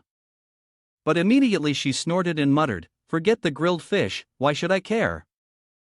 My father and mother don't care what I think, why should I care about them? Xia Qingyang and Ling Dang were over there eating the fish. Upon hearing this, Xia Qingyang, curious, turned to ask the fat cat, Master, what's going on? Ling, feeling down, replied, the old master and mistress are forcing her to marry a young master from another beast-taming tribe. Upon hearing this, Xia Qingyang immediately understood and asked, so, you're running away from the marriage? Ling, feeling disheartened, replied, what else could it be? That young master is big and crude, just sitting on his behind could crush a pig. She sighed lightly, actually, the young lady couldn't escape at all. The old master and madam could hear animal sounds, and they would quickly find the young master. Suddenly, there was a noise coming from a nearby tree. Xin Lian Xin quickly reached into her clothes, vigilantly shouting, who's there? Immediately after, she drew out a whip, which was the signature weapon of the beast-taming tribe. Xin Lian Xin anxiously looked into the darkness, thinking to herself, did father and mother find me this quickly? What should I do? But stepping out was a familiar pair of shoes accompanied by a cold voice. It was from the beast-taming tribe, none other than Ning Yiwan. She continued, no wonder there's been such a heavy demonic energy recently. Upon seeing her, Xia Qingyang was startled and trembled. Ning Yiwan also noticed Xia Qingyang and thought to herself, it's the little puppy from that day, no wonder I haven't seen it around these past few days. Turns out it's come down from the mountain. Looking at the cute appearance of Xia Qingyang, she smiled, thinking, I'll set aside he junior for today. Meanwhile, Xin Lian Xin, still on high alert, asked, who are you? Ning Yiwan, slightly displeased, reminded her, when asking for someone's name, shouldn't you introduce yourself first? Hearing that, Xin Lian Xin boldly responded, I am Xin Lian Xin, from the beast-taming tribe Qin family, bringing my spiritual pet to travel the world. Now it's your turn. Ning Yiwan gently replied, prime realm of the firmament Yin Yang Feng, Ning Yiwan. Hearing that, Xin Lian Xin immediately changed her expression, jumping up excitedly. You are Yu Hua Jun, oh my god, I've met the real person. Seeing this, Ning Yiwan was a bit surprised. Observing Xin Lian Xin's reaction, Xia Qingyang silently guessed, so, she has a fan? Xin Lian Xin suddenly appeared a bit embarrassed and said, I've admired you for so long, Yu Hua Jun. Could I please have your autograph? Then she pulled out a small knife and suddenly took off her jacket. She firmly said, carve it into my back. Ning Yiwan was stunned, not expecting this situation. This is going a bit too far. Xia Qingyang also made a face. Ning Yiwan stepped forward, putting Qin Lian Xian's jacket back on and said, "Forget the autograph, I'll give you something of mine instead." Upon hearing something of Ning Yiwan's, Qin Lian Xian smiled in agreement. "Yes, that's also good." Soon after, Ning Yiwan took out a comb and handed it to her. "This comb, if you don't mind, I'd like to give it to you." Qin Lian Xian happily received the gift, thrilled, jumping around like a child. Xia Qingyang was having fun but, remembering his own situation, quietly sneaked away. At that moment, he tried to leave, but before he could take more than a few steps, Ning Yiwan looked over and said, "You can't leave, you know you can't escape." Xia Qingyang froze, looking at her in fear. "I have the demon binding chains, but she probably can't sense my demonic energy, right?" At this moment, Ning Yiwan sat down and touched the collar on Xia Qingyang's neck, asking, "Last time, you didn't have a leash, have you already found a master?" Hearing this, Xia Qingyang was slightly stunned but nodded lightly. Ning Yiwan then smiled and continued, "That's true, with how adorable you are, I'm sure there are many sisters giving you gifts, right?" After that, Ning Yiwan attached a bow-shaped leash to the collar and prepared to lead the dog away.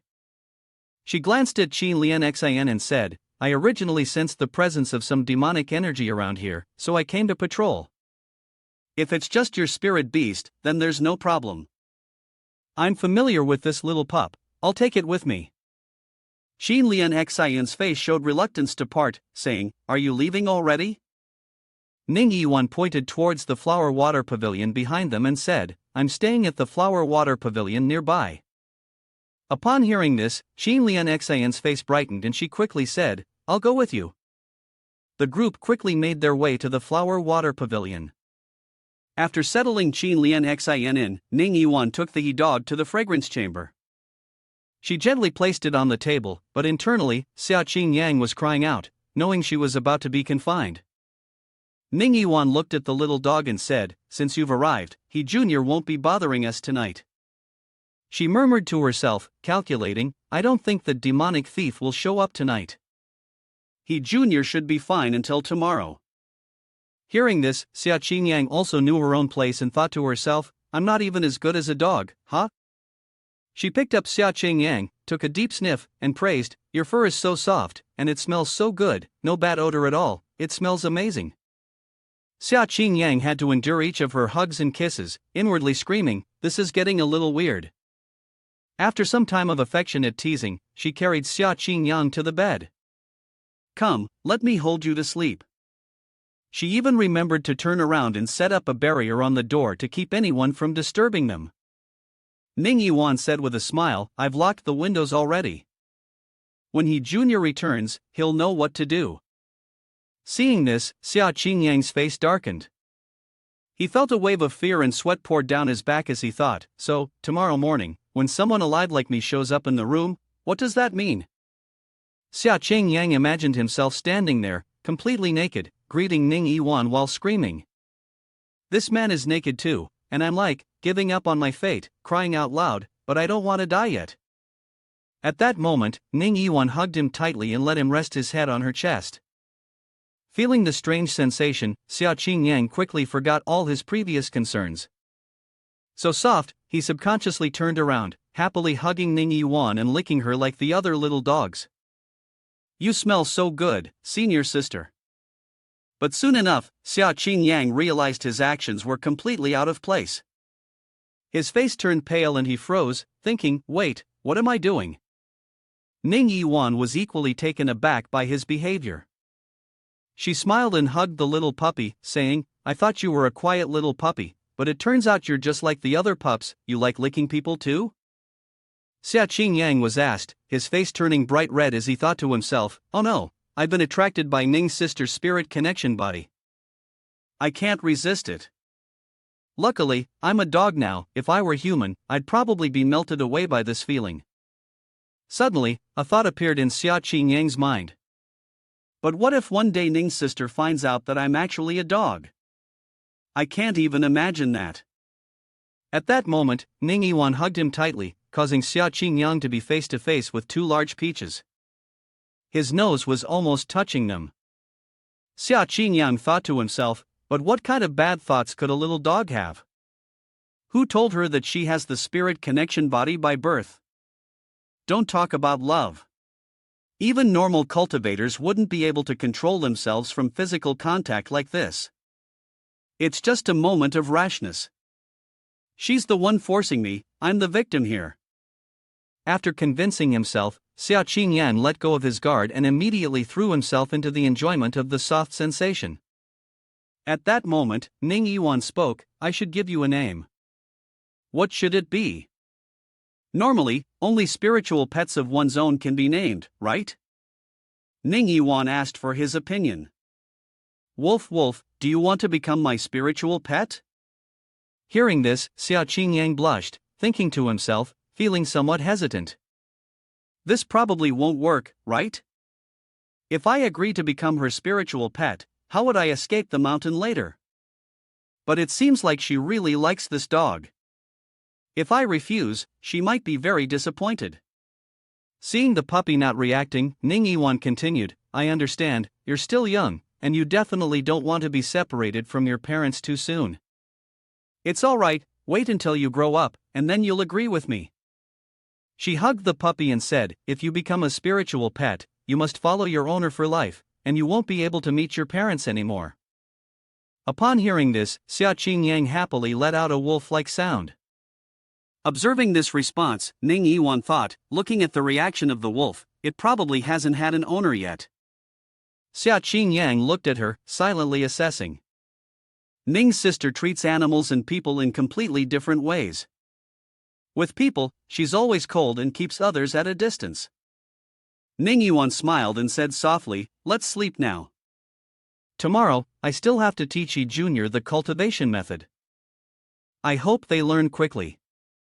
Xiao Qingyang also agreed with a wolf-like sound. Xiao Qingyang felt a sense of happiness deep in her heart. She noticed that the way she looked at others was always guarded.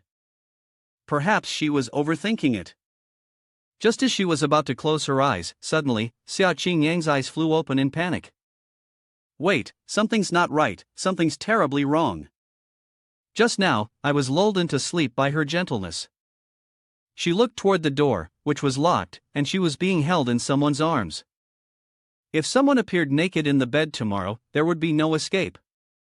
Xiao Qingyang lay in the beautiful woman's arms, tears streaming down her face, lamenting her fate. She couldn't break through senior sister's cultivation method now, she couldn't get out anymore. Oh my god, what kind of hellish joke was this? Who would come to save me? Didn't I have half a year before I died by her sword? What half a year? Tomorrow morning, my journey in this other world will be over. Time passed by just like that, and the quiet night still enveloped Flower Water Pavilion. Xiao Qingyang had not yet escaped the jaws of death, his eyelids were heavy, his eyes bloodshot, struggling to stay awake. After a while, he finally turned to the other side, no longer holding on. Xiao Qingyang hesitantly asked, Senior sister, are you already sound asleep? Hearing her steady breathing, he felt reassured. The moment had arrived. He quietly slipped off the bed and began his escape plan. Standing before the door that Ning Yiwan had locked, Xiao Qingyang, driven by the desire to save his life, remained resolute. There was only one way left. Xiao Qingyang thought to himself as he stood in the center of the house, in the stillness of the night at Flower Water Pavilion, when everyone else was deep in slumber. Yet, a faint sound could still be heard. Inside Ning Yiwan's room, Xiao Qingyang worked tirelessly to break through. He was digging as quickly as he could while keeping the noise to a minimum. With each passing moment, his efforts grew more fervent. Another watch hour, and he was certain he would break through. Suddenly, Xiao Qingyang froze, halting his movements. He felt a murderous intent from behind him. Standing there was Ning Yiwan, who had woken up at some point, her cold voice sending chills down his spine, making him feel as though life was a fragile thing. Wolf, wolf, what do you think you're doing? Xiao Qingyang panicked and turned around, attempting to appear pitiful, though inside he was already terrified. How did she wake up? I was careful not to make too much noise. There's no way I can explain this now. However, Ning Yiwan simply asked softly, I understand now. Are you trying to relieve yourself? would you like me to let you out? Hearing that, Xiao Qingyang quickly nodded and let out a few wolf-like howls. In his heart, he thought, is it really that simple to just stay like this? Ning Yiwan reached out and unlocked the enchanted door, then cheerfully said, "Go ahead." The door opened, as if it were opening up the hope for Xiao Qingyang's future. He immediately bent his body and ran quickly outside, not bothering to look back. Watching the little pup hurry like that, Ning Yiwan smiled innocently. It seemed he'd been holding back for a long time. She then returned to the bed, intending to continue sleeping. But suddenly, a strange sensation surged within Ning Yiwan's body. She startled, becoming alert, and turned her head to exclaim, "There's demonic energy." With that, Ning Yiwan immediately rushed outside, following the direction where the demonic energy had been left. Meanwhile, Xiao Qingyang had run straight out of the forest. He panted heavily, exhausted. Fortunately, he had made it out, but there was still another concern weighing on him. He worried that if he transformed this time, he might turn into a wild beast in the wilderness. But it was better than dying a horrible death the next morning. He thought for a while, then made a decision. He would go to the demon market realm and buy a set of clothes from the 3 fox demon sisters. Soon after, Xiao Qingyang retraced the path he had taken the last time when he was chasing the person dressed in black. The street now was eerily quiet, not a sound to be heard. Xiao Qingyang quickly turned back onto the narrow alley. However, this time, something was a little different. "I remember entering from here last time, but why is there no entrance now?" Xiao Qingyang recalled what Ding Min had said before. "Hey young master, why are you asking me such a question? We are both beings of love. We are born with the ability to sense the existence of the demon market realm. Your visit this time is quite strange. It seems like you've forgotten a lot, even the fact that the entrance to the demon market realm appears randomly." As he remembered this, Xiao Qingyang thought to himself that Ding Min had mentioned something about the entrance. He quickly recalled her words from that time. Although on the surface, the demon clan and humans had reconciled, there were still many cultivators among the human race who harbored hatred toward the demon clan. The entrance, of course, could not be fixed in one place. However, every time the entrance appeared, it would not be too far from the previous one.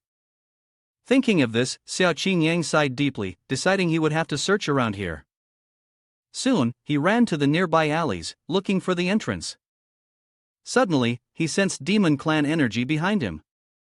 Xiao Qingyang quickly looked up and saw a figure flying past him, heading straight for the wall in front of him. He joyfully shouted, "Found it!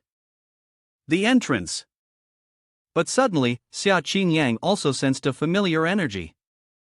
Why was Ning Yiwan's energy getting closer as well?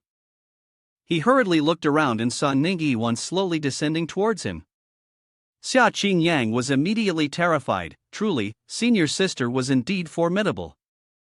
He quickly ran through the boundary gate into the demon market realm, avoiding Ning Yiwan. "Just run." At this moment, Ning Yiwan also arrived, but there was not a single person in sight, and even the demonic aura suddenly disappeared. Ning Yiwan searched around but found no one. A thought flashed through her mind: there must be an entrance to the demon market realm nearby. She turned and left, coldly snorting. "Wretched scum, consider yourself lucky. I swear, one day I will uncover the secrets of your demon market realm." Switching scenes to the demon market realm, Xiao Qingyang had just entered when he was greeted by the demons here. "He young master, what are we playing today?" Laughter echoed, and a young lady with green hair spoke up. "I didn't expect Xiao He young master to be so mighty and full of spirit." It turned out that after entering the demon market, Xiao Qingyang had received demonic energy and reverted to his human form. However, he was without clothes, so the female demons could see everything from top to bottom. They burst into laughter, teasing him. "Xiao He young master, little sister, you're really interesting." Xiao Qingyang, embarrassed and blushing, scratched his head and said, "Dear sisters, I have something to do, but there's a silver lining in this misfortune." Xiao Qingyang secretly breathed a sigh of relief, thankful that he had arrived on demon clan territory before transforming. Otherwise, he feared Ning Yiwan's sharp sword would be aimed at him. "You're dead for sure." He became scared and muttered, "I almost lost my life." Having said that, Xia Qingyang shyly ran off. "All right, sisters, let's talk later." He dashed straight to the shop of the four sisters, Hu Yao. As soon as he arrived, he threw the door open. Xia Qingyang, in his naked form, shouted, "Miss Ding, I need help." Qingyang was still confidently showing off his personality. When the three little foxes saw his bare appearance, they widened their eyes in fear. Thankfully, it was him. One of the little foxes stepped forward, relieved to realize it was he, young master. Xia Qingyang awkwardly scratched his head and looked at the three of them, saying, "Sisters, I suddenly transformed back into my human form and don't have any clothes to change into." Seeing their exasperated sighs, Xia Qingyang thought to himself, why did they look so tense earlier? The little fox from before quickly cast a spell, pointing at Xia Qingyang, and immediately, a set of clothes appeared. Xia Qingyang looked at the outfit, impressed. "Impressive." The little fox then suggested, "He, young master, should go to the BCHV tea shop in the demon market realm in exchange for a void-shifting stone." Xia Qingyang asked in confusion, "What's that?" The little fox explained, "It's the interspatial magic artifact for storing items that humans talk about. Even a low-level void-shifting stone can store an entire room's worth of stuff. In the human world, a low-level void-shifting stone is worth about 10,000 high-grade spirit stones, but here in the demon market realm, all you need to do is take out something from the human world, something a bit valuable, and you can exchange it for one. You can even store as many clothes as you want." Xia Qingyang thought for a moment, then exclaimed, "Oh, I see." He smiled and replied, "Well then, we'll bring everything over and check it out." At this moment, Xia Qingyang suddenly remembered something and asked, "Oh right, where is your sister?" Little Fox hesitated a bit in answering his question, avoiding his gaze. Ding Nin's sister went out for something. Hearing this, Xia Qingyang didn't press the matter further and turned to leave. "Then please send my regards to her. I'll come back later to play with all four of you. I have something else to do now." Little Fox responded, "Young master, please take care." After leaving the shop, Xia Qingyang took a stroll down the street, also heading in the direction of his home. Suddenly, he stopped. Wait, he pieced everything together. Just now, Ning's sister was probably chasing after a demon clan member, the one who quickly flew past him and entered the demon market realm. Xia Qingyang felt a bit curious, wondering if she had already left, but he reassured himself, "I'm leaving from here, and the exit isn't the same as before, so I probably won't run into her." Just as he thought, the exit was indeed somewhere else. Xia Qingyang safely made his way back to the flower water pavilion. He then went to Ning Yiwan's room, knocked on the door, and called out, "Senior sister, it's Xia Qingyang." "Are you asleep, senior sister?" In his heart, he mused, when acting, one must play the part well. Seeing the door was not locked, Xia Qingyang opened it and stepped inside, immediately noticing Ning Yiwan sitting and drinking tea. He asked, "Senior sister, are you not asleep yet?" Noticing that Xia Qingyang was wearing a different outfit from earlier, she suspiciously asked, "You went out for noodles and even changed clothes?" Xia Qingyang quickly explained, "I encountered some vagrants causing trouble for the shop owner, so I had to deal with them a bit.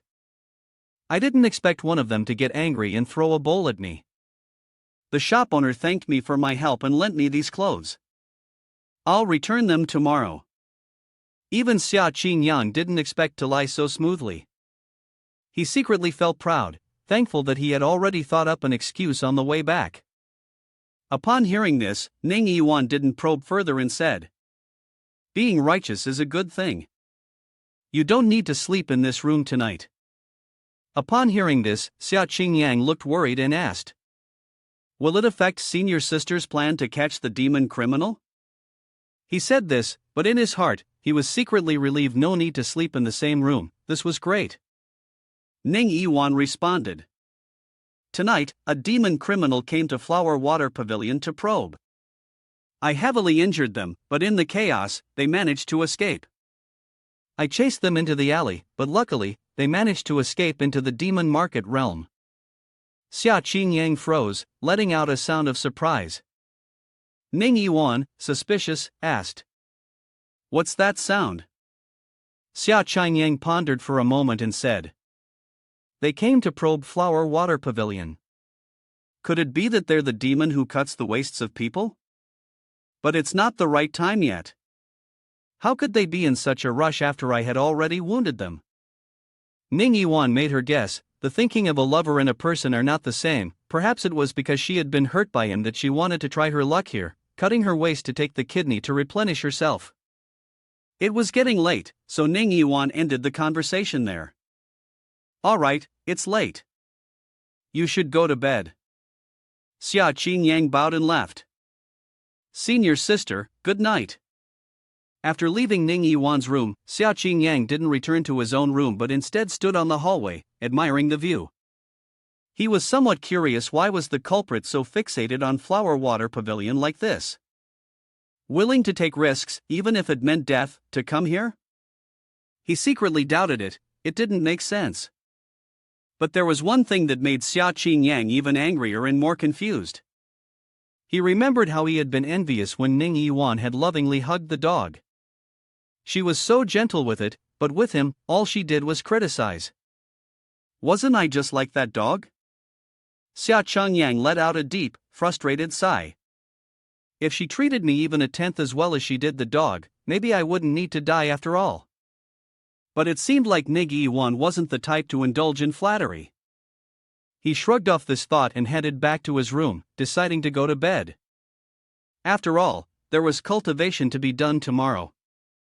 The next morning, Xia Qingyang and Ning Yiwan were preparing to go cultivate when Qin Lian called out to them. "Wait for me, you two." Her eager eyes spoke. "I want to cultivate with you both in the central region as well." But Ning Yiwan declined. "Miss Qin, the beast-taming tribe and the prime realm of the firmament are two different factions."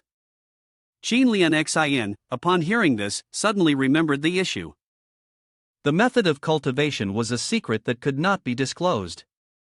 She exclaimed, "Oh." Qin Lian then spoke with a downcast expression, "I'm sorry, I didn't think it through. It's just that it was so hard to meet you Hua Jun, so I decided not to go and watch anymore, and stayed here waiting for you to have a meal together." Ning Yiwan politely replied, "Thank you." Afterward, Xia Qingyang and Ning Yiwan went to the lake where they had practiced the other day. Upon arrival, Ning Yiwan asked, "He Junior, what is your current cultivation level?" Qingyang shyly scratched his head and responded, "I'm afraid I can't hide it from you, senior sister. To be honest, it's quite embarrassing, but a few days ago, I just broke through to the great perfection of qi refining." He laughed and continued, "It's all my fault for neglecting my cultivation in the past, but in reality, I'm lying." Xia Qingyang thought to himself, since the outward aura of spirit fire and qi refining are quite similar, telling her that he had reached the great perfection of qi refining, Ning Yiwan probably wouldn't notice anything unusual. Ning Yiwan, however, simply offered some comforting words, "It's fine. The technique I'll be teaching today can be learned as long as you've entered the first realm of qi refining." Ning Yiwan pointed to the lake and asked, "Junior, can you walk across the water to the other side?" It was then that she remembered and added, "I think I covered this in class, right?" But Xia Qingyang, afraid, hesitated and replied, "I can't. It's embarrassing to admit, but I didn't attend class properly back then." At this point, a thought crossed his mind. Does she want to teach me the art of lightness skill? Hearing this, Ning Yiwan replied, "I understand. I will teach you once. Pay close attention. What you need to learn today is the first move of the Yunbu, Cloud Step, Foxlight Lightboat. If you manage to master this, you will have the opportunity to learn the Floating Cloud Talisman Scroll in the future." With that, Ning Yiwan lifted her long, slender legs to demonstrate. First, she gathered her energy beneath her feet, imagining her legs as two flatboats, with the energy flowing like water beneath the boat. You need to control this flow, so it forms a stable stream of energy beneath your feet. Xia Qingyang closely observed her every move, his eyes bright with interest and enjoyment. Ning Yiwan then stepped into the lake, and instantly, the surface of the water under her feet seemed to form a floating plank. She continued, "Next, you must gently push the energy out of your body, as if a light leaf falls on the water's surface, bobbing with the waves. Your body should move like that leaf, following the flow of energy." Xia Qingyang silently pondered, reflecting on the explanation. The body of the original owner was far faster than normal in understanding cultivation techniques. The words of the senior sister might allow him to grasp the essence immediately. Without hesitation, Xia Qingyang began to practice on his own, directing a flow of energy into his legs. Meanwhile, Ning Yiwan slowly jumped, continuing her lesson. "You must remember, everything should be relaxed and natural." She planted her feet firmly back into the water and said, "Water is the softest thing, yet it can wear down even stone. The human body must be as flexible as water." She stood firmly on the thin surface of the water, anchoring herself, for only then could she float on it. As soon as she finished speaking, Xia Qingyang jumped straight into the water. To his surprise, he was able to stand on the surface of the water immediately. He excitedly ran over to her and praised, "Sister, you're an excellent teacher." This left Ning Yiwan still stunned. Her gaze showed some doubt as she asked, "You really learned it?" "No, you knew it beforehand." "Why did you deceive me?" To his surprise, Xia Qingyang asked back in confusion, "What do you mean?" It was only then that he realized he was standing on the water. He couldn't hide his shock and suddenly shouted, "What?" Ning Yiwan, not understanding, repeated, "What?" Hearing this, Xia Qingyang explained, "It's nothing, it's just a local expression from my hometown. It means I'm really shocked. I honestly didn't know. I'm not lying to you. I never expected that just by following your instructions once, I'd get it." Though he said this, in his heart, Xia Qingyang was completely confused, silently thinking, "Original owner, what is your body made of? Just say a word and you understand, learn it once and you know. Could it be that these past 2 years, you haven't learned anything? Isn't it a little unreasonable that none of the plans set for you were ever used?"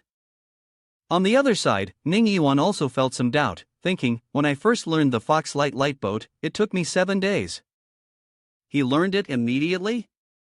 Even calling him a genius doesn't seem enough to describe this." Seeing Ning Yiwan staring at him, Xia Qingyang was frightened. "Oh no, senior sister is probably thinking the same thing I am." He immediately turned to defend himself, saying, "Senior sister, what I said earlier might have just been a coincidence.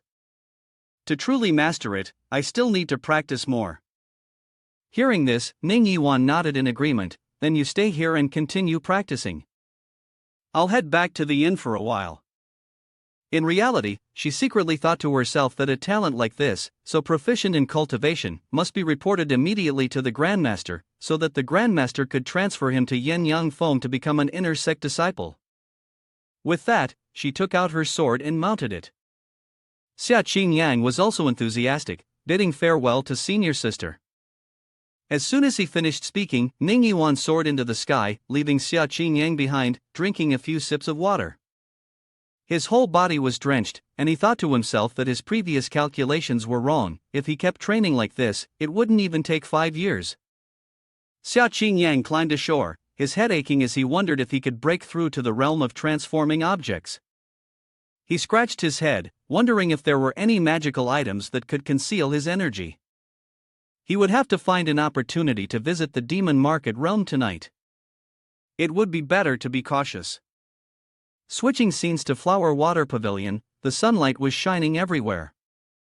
Ning Yiwan had returned to her room and immediately took out a communication token. The token then emitted the voice of a young lady. "My good disciple, what's the matter? Why do you seek me?" Ning Yiwan reported, "Grandmaster, the clan leader of Lu Quanfeng is senior sister. It shouldn't be hard to take an outer sect disciple from her, right?" Hearing this, the young lady responded with a hum, "This is nothing. Have you set your sights on someone?" Ning Yiwan replied, "The outer sect disciple of Lu Quanfeng is named Xia Cheng." Before she could finish, her master interjected, "You mean Xia Qingyang? I know that kid. I've seen a few stories about him and you in the book of curious tales. The writing is quite good. As soon as she heard it, Ning Yiwan blushed and angrily shouted, Grandmaster, you should stop watching those trivial things, it's not good for you. The master laughed heartily, it's so good, I advise you to watch it too. She had been lecturing her little disciple all day, who remained as silent as a clam. At this rate, when would she ever find a Tao companion? Ning Yiwan wasn't backing down. She turned her face away in anger and retorted, Grandmaster, yours isn't any better. Your Tao companion left you, after all. Hitting a weak spot, the master coughed a few times, and immediately, the young lady seized the excuse to escape. What was that? I still have to go meet the sect leader to discuss something, so I'm off. With that, she slipped away from the communication talisman, making it fall to the ground with a thud. Ning Yiwan could only sigh in frustration, feeling weary of her master. Half a month passed in the blink of an eye, and there was still nothing unusual at the Flower Water Pavilion. The number of customers was increasing. Outside the Flower Water Pavilion, the demoness warmly welcomed guests. Please come in. Oh, heavens, please come in. She greeted them with joy, her smile brighter than the sun. Please come in. Luckily, 3 celestial masters were stationed there, and business was improving. On the high floor, Ning Yiwan and Xia Qingyang were watching every move below. Ning Yiwan spoke up, reminding, that demon criminal I heavily injured last time has been recuperating for half a month. He should be nearly recovered by now. Her gaze swept over the crowd below. Tonight was the night when the lady had committed her crime, so vigilance could not be relaxed. Seeing this, Xia Qingyang was somewhat puzzled and asked, Senior sister, why are you so stubborn about the Flower Water Pavilion? Xia Qingyang immediately voiced his thoughts, for someone from the demon clan like you, shouldn't you be able to go anywhere? Evil Demon County is just a few miles ahead, and there's a big city there. Doesn't it also have flower pavilions? Why risk so much for this? Upon hearing this, Ning Yiwan speculated, there must be some grudge with the Flower Water Pavilion. Once we catch her, I'll know the truth. At that moment, the beast of Qin Lian Xian leaped over the two of them, charging forward. It let out a roar filled with anger. Qin Lian Xian quickly followed behind, explaining, Ling Dang sensed the demonic aura. She hurried over to report that this demon clan member is very cautious and must have carried some kind of artifact to suppress the demonic aura, which was extremely faint. In an instant, it vanished. Ning Yiwan was somewhat surprised, suppressing the demonic aura? As soon as Xia Qingyang heard about the artifact suppressing demonic energy, his face turned pale with fear. He silently thought, could it be me? It had been so many days, and he hadn't smelled any demonic aura on himself. Since the demonic scent on the charm was too obvious, he had switched it to wear around his neck instead. Ning Yiwan, hearing this, looked down at the group below and said, It seems that this demon clan member has blended into the crowd. With such a faint demonic aura, and with so many people downstairs, it's really hard to tell. Qin Lian Xian responded nervously, and we can't let the crowd panic or it will cause chaos. Ning Yiwan comforted her, it's fine. When she attacks, she won't be able to hide her demonic aura. I'll be able to locate her in no time. Her gaze sharpened, her voice turned stern, and then she dealt with her immediately. Upon hearing this, Xia Qingyang couldn't help but feel a sense of fear.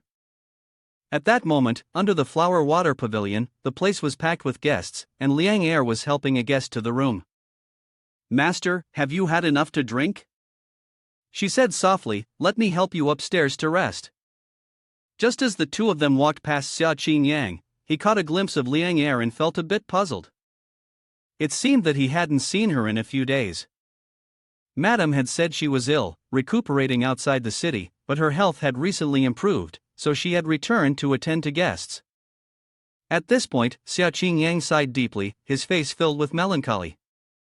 He recited a poem, The spring wind understands the heart of the sick, the red pavilion guest comes with a smile that turns to tears, life drifts like a boat through bitterness, and the sick find it hard to keep their smiles. Just then, Ning Yiwan approached and curiously asked, You can still compose poetry?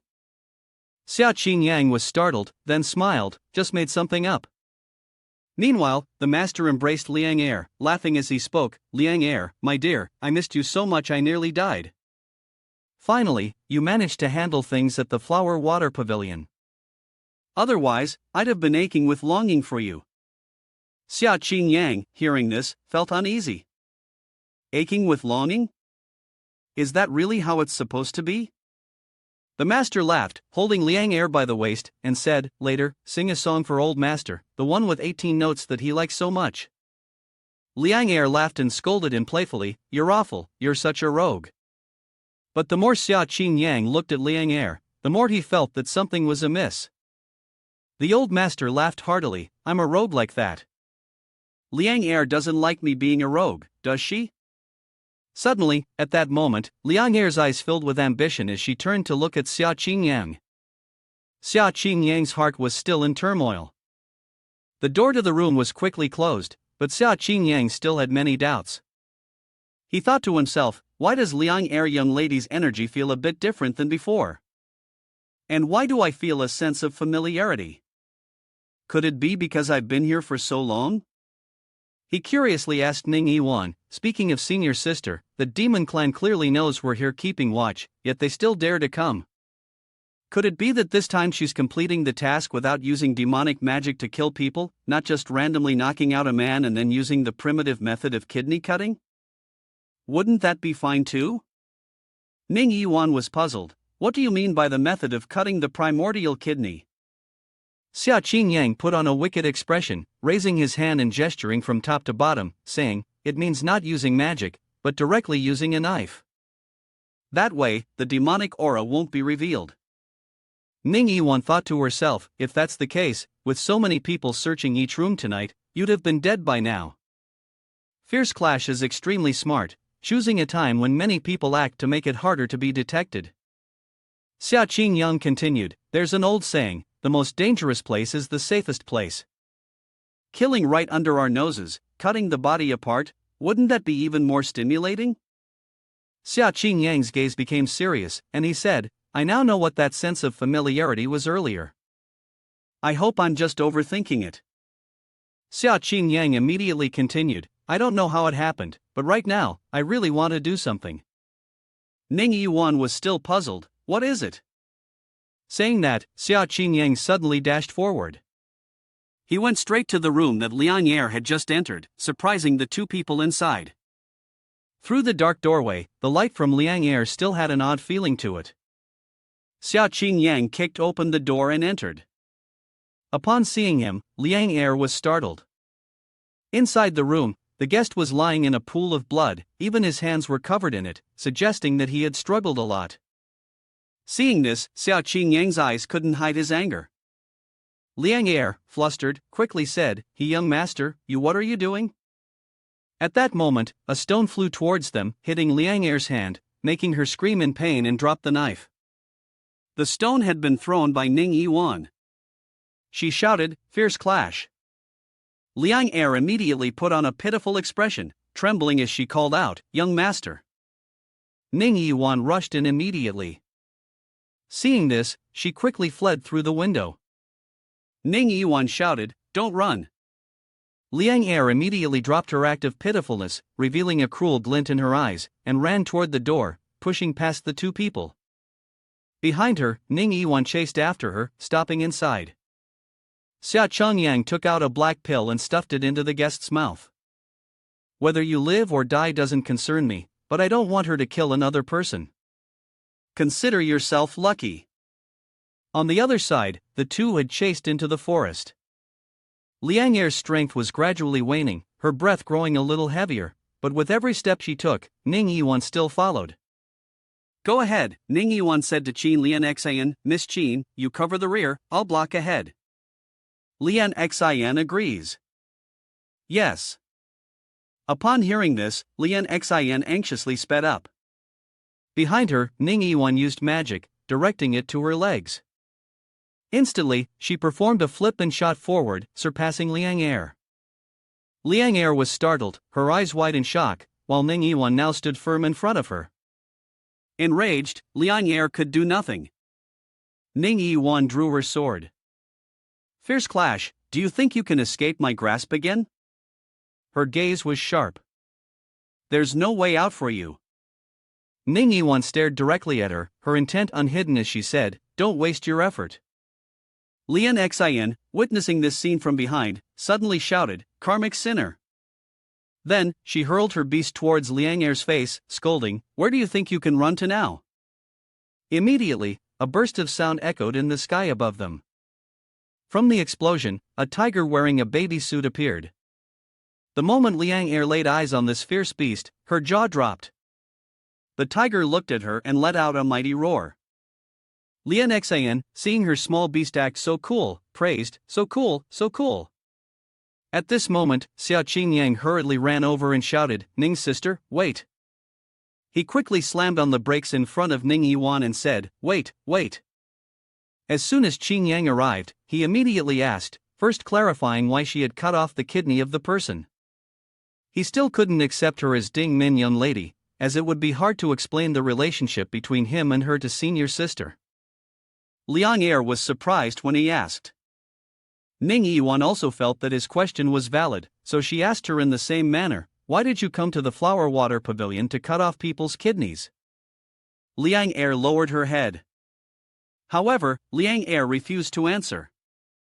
If she doesn't want to drink the wine offered, and insists on drinking the punishment wine, then Ning Yiwan had no choice but to take action. You don't speak, it's fine. I only need to know that you've killed dozens of people, and that's enough to act on behalf of heaven and bring justice. Suddenly, Liang Er burst into laughter and said, act on behalf of heaven? Miss, since you are a human, do you think the heavenly Tao is on your side? Do you think all other races should die? A trace of sadness appeared on her face as she said, the demon clan has been killed for no reason by your human cultivators. Do you think that's justice in the name of heaven? Ning Yiwan still didn't understand, so she asked again, but you killed people.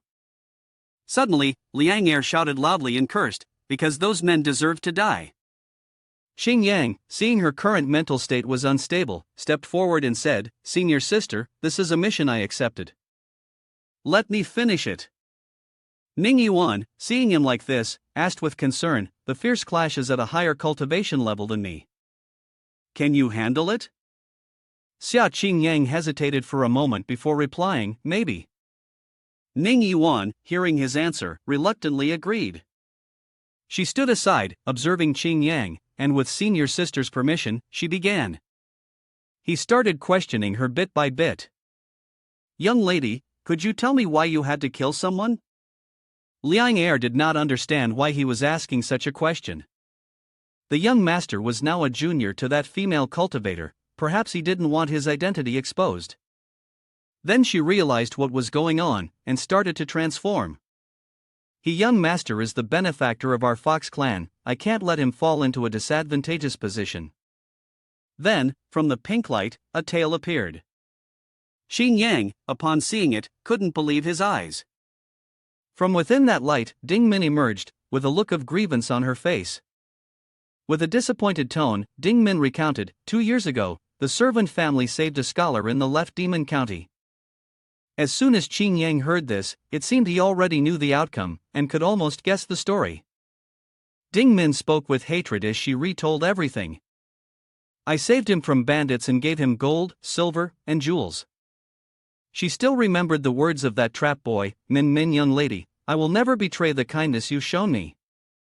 Ding Min, with a sorrowful expression, continued with bitterness, he said he wanted to go to the capital to take the imperial examination. I was moved by his ambitions, and thinking him a person of great aspiration, I helped him.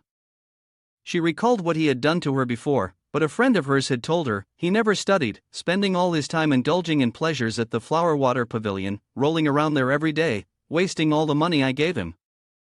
In Ding Min's eyes, there was nothing but hatred as she spoke. I came to the flower water pavilion to uncover the truth, yet I saw him playing around with Liang Er. I witnessed the moment when the truth was revealed, and I saw with my own eyes how that man betrayed me. That wretched man even told me that he had confessed to the Dragon Elephant Temple, claiming that I am from the demon clan and that I wanted to harm his life. After that, I was targeted by the Dragon Elephant Temple. Following the clues he provided, they found the place where my clan and I were, and they proceeded to massacre all of us. But at that time, someone stepped in to help them, and luckily, with the assistance of a powerful expert, my 3 sisters and I were able to escape. Ding Min let her pain and sorrow turn into tears, speaking with a voice full of anguish. As for the other members of my clan, they're all dead now. How could they be so innocent? Her expression suddenly shifted. That's why I want to kill all those disgusting men, to make them die in shame, to have their deaths without dignity. After telling everything, she said, that's all I have to say. Anyway, I can't escape. If you want to kill me, go ahead. The 2 of them could only stand there silently, exchanging glances. Xing Yang had no choice but to break the silence. Senior sister, what do you think? Ning Yiwan suddenly turned to leave and said, this is the mission of the junior. She slowly walked toward the sword and then added, you handle it yourself. Lian Xan, seeing this, jumped onto his African wildcat and said, let's go. Afterwards, the remaining 2, Ding Min and Xing Yang, stood there watching them leave. At this moment, Xia Qingyang finally spoke up to express her gratitude. Thank you, Ding Min young lady, for helping me conceal my identity. However, Ding Min, looking gloomy, responded. Thank you, he young master. Suddenly, a wave of dizziness swept through her head. Xia Qingyang quickly caught Ding Min in her arms. Young lady. Ding Min, exhausted, glanced at his profile and said, the expert is from the He young master's family. It was then that Xia Qingyang realized the issue. No wonder she had referred to the Xia family as her benefactors. At this point, Ding Min only knew that her life was in the hands of the servant family, subject to the young master's decision. Xia Qingyang thought for a moment before replying. I will let you go. But if you meet Ning's sister again, with her way of handling things, she will definitely not spare you. There's only one way left to save you now. Ding Min was confused but quickly asked. What way? Xia Qingyang suddenly made a suggestion. Would you consider becoming my spiritual pet? It was a bright, mirror-like morning, the perfect time to enjoy a leisurely day at a tavern. Madame had to stay behind to clean up the mess, thanking the heavens that no one had died. After seeing Ning Yiwan appear, she immediately remarked, "Luckily, we have the celestial master here. Otherwise, after another storm, we'd really have to pack up and leave." She looked at the mark on the ground and sighed, to lose that much blood and still not die, it's truly unbelievable. Meanwhile, Madame was frantically calling for the celestial master. At that moment, Xia Qingyang returned. "Ning's sister, I've taken care of everything." You can slowly explain everything to her to put her mind at ease. "Madam, I've subdued that fierce clash. Nothing like this will happen again. I've already sent someone downstairs to bring Liang Er young lady, she's not injured." With that, Madame once again clung to his leg and cried out, "Thank you, celestial master." Then, she got to the most pressing issue that everyone was concerned about. "I've prepared the handcuffs. I'll send someone to retrieve them." Ning Yiwan didn't understand why he had done that, so she asked, "Subdued?" He simply nodded in acknowledgement. Seeing that, she scolded him, "You're still too soft-hearted." However, Qingyang felt sympathy for Ding Min and said, "Senior sister, her hands are indeed stained with fresh blood, but it's also because that scholar betrayed her first. The men who come to this brothel aren't exactly good people either."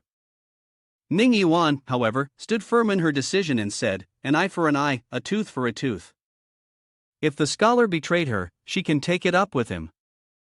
Even if these men have committed heinous crimes, it's not for her to judge them." Her expression suddenly darkened as she asked, "How did you handle it?" Xia Qingyang, upon hearing the question, raised his finished product for her to see. "I've taken her in as a spiritual pet." He didn't forget to look at it proudly as he spoke, "Using my entire life to atone for the sins I've committed." Ning Yiwan, upon hearing this, didn't know what more to say. She turned away and told him, "Since the mission is completed, head back to the prime realm of the firmament immediately to collect your accumulated points." At that moment, Xia Qingyang could only silently watch Ning Yiwan's retreating figure. Seeing that she didn't mention anything about his identity, he let out a sigh of relief, thankful that senior sister didn't say anything. The next day, Lian Xin had to leave early, so she came to say goodbye to them.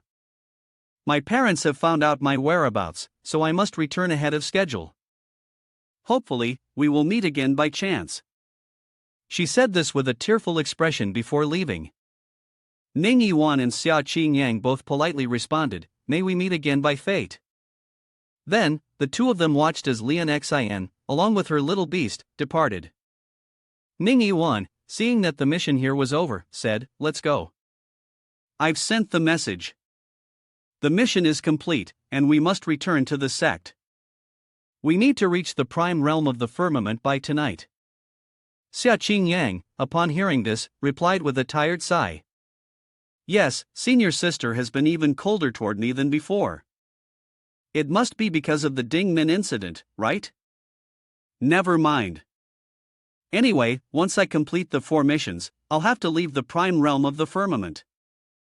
I was planning to avoid her anyway, so it's fine if she's a little indifferent toward me." The next day, Chief Overseer, everyone started a new busy day.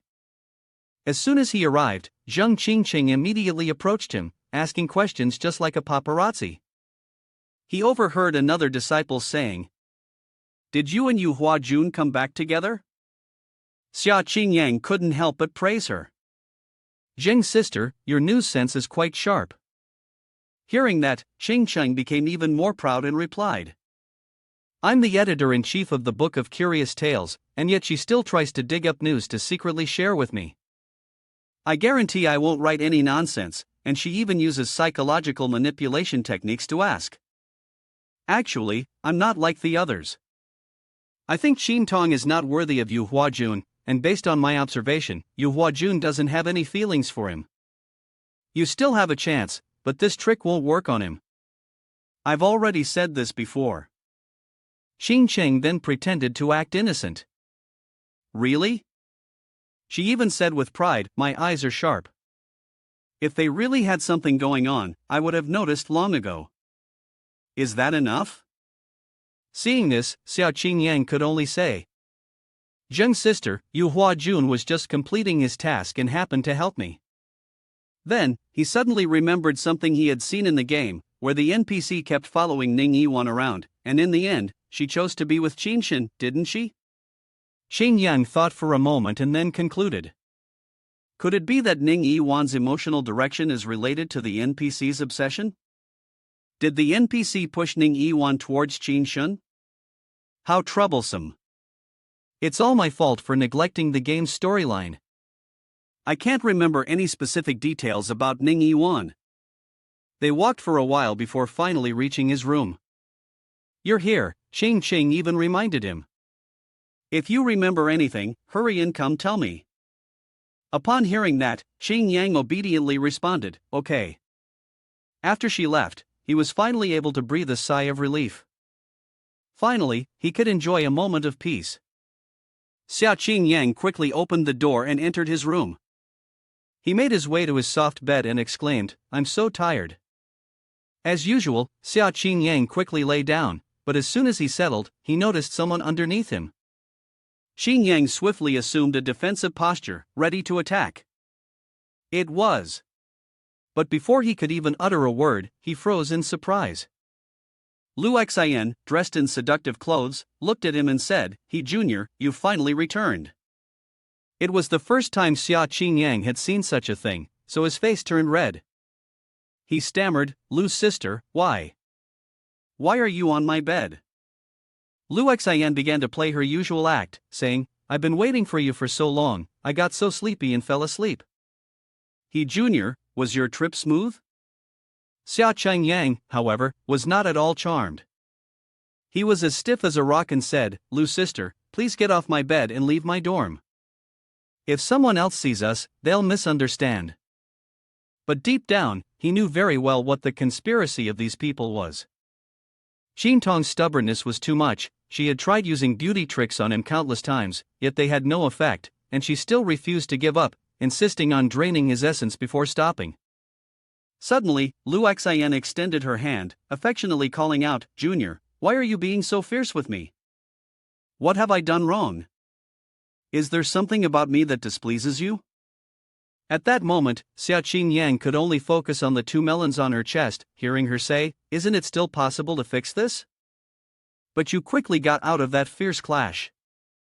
He flicked her away, causing her to wince in pain and exclaim, "Hey Junior, Xiao Yang is really angry now." "Lu sister, I truly don't want to waste time with you," he said darkly, warning her, "I'm being serious, I know exactly what you want to do to me." Lu Xian, struck at the heart, hesitated and asked, What do you know? Does he know already?" Xin Yang fell silent upon hearing her question. He thought for a moment before deciding on his next move. Xiao Yang suddenly brightened, saying, "Lu sister, don't worry, of course I know you like me, but it's just not the right time yet. You have to control yourself and think it over." She must have thought he was about to expose her involvement with Qin Shen. Would I really tell her? Do I know Qin Shen's dealings with the demon clan? Right now, I just want to scare her. Seeing this, Lu Xian finally sighed in relief and said, "Hey Junior, you're so mean, you scared me to death, I thought you little brat knew everything already." After that, without any mercy, Hua Shuiyu reminded her, "I'm really tired, I need to sleep." Let's talk next time. Lu Xian, seeing this, kept pleading with He Junior, "I haven't even put on my clothes yet." But he paid no attention and kicked the woman out of the room. Lu Xian stood outside, her face filled with anger as she shouted, "Xiao Yang, after you get rid of Fierce Clash, then you can start paying attention to yourself. I've rejected Lu Xian multiple times, but she still stubbornly insists. It seems like unless she gets my essence blood, she and Qin Shen won't stop." Suddenly, Xiao Yang felt something. "Qin Shen, it's you who has ill intentions towards me. Don't blame me for taking all of your opportunities." That night was a clear moonlit night at Great Rock Peak. Xin Yang secretly made his way to Great Rock Peak, not remembering exactly where the cave where they met in the game was located. In the game, the place where Qin Shen and the Demon Clan had their transactions was in some cave within Great Rock Peak. He looked around a tree, trying to deduce the location, but he was sure it wasn't near the busy forest. Qin Shen, that bastard, hid it very well, appearing outwardly so honest. Xin Yang recalled Qin Shen's appearance and said, "In fact, in the game, he's been colluding with the Demon Clan for a long time, taking all the opportunities for himself. If it weren't for those opportunities, how could he have become the chief disciple of Lu Quanfeng?" The more he thought about it, the angrier he became. When playing the game, he hadn't thought things through. Now, it seemed like the main character's glory was just some kind of trash game, wasn't it? The design was terrible, just a money-sucking machine. Words failed him, especially since Lu Xian had drained him dry, transferring all of his essence to the so-called main character of a side mission. Suddenly, Ding Min's transformed form appeared in front of him, calling out, "Young master." She warned Qin Yang that the energy of the Demon Clan was very fragile. Upon hearing this, Xiao Yang immediately asked her, "Can it be found?" Ding Min responded without hesitation, "Our Fox clan has a stronger connection to the Demon Clan's energy compared to other clans. It can be located." Xiao Yang knew that something good was coming, so he said, "Lead the way." Ding Min complied with his wish, dissolving her form into a mist. She enveloped him with the mist and said, "Let's go." Xiao Yang used his inner strength to follow the mist that Ding Min pointed toward.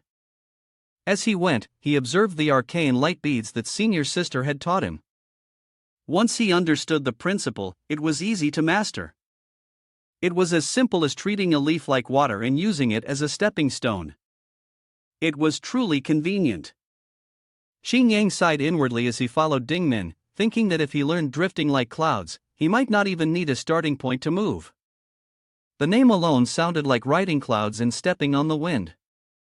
When they arrived, Ding Min reminded him, "Young master, it's behind the waterfall ahead." The two stopped in front of a waterfall.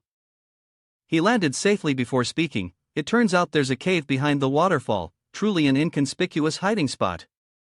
Ding Min transformed back into her human form, approached him, and replied, "Young master, find a place to hide and let me go in first."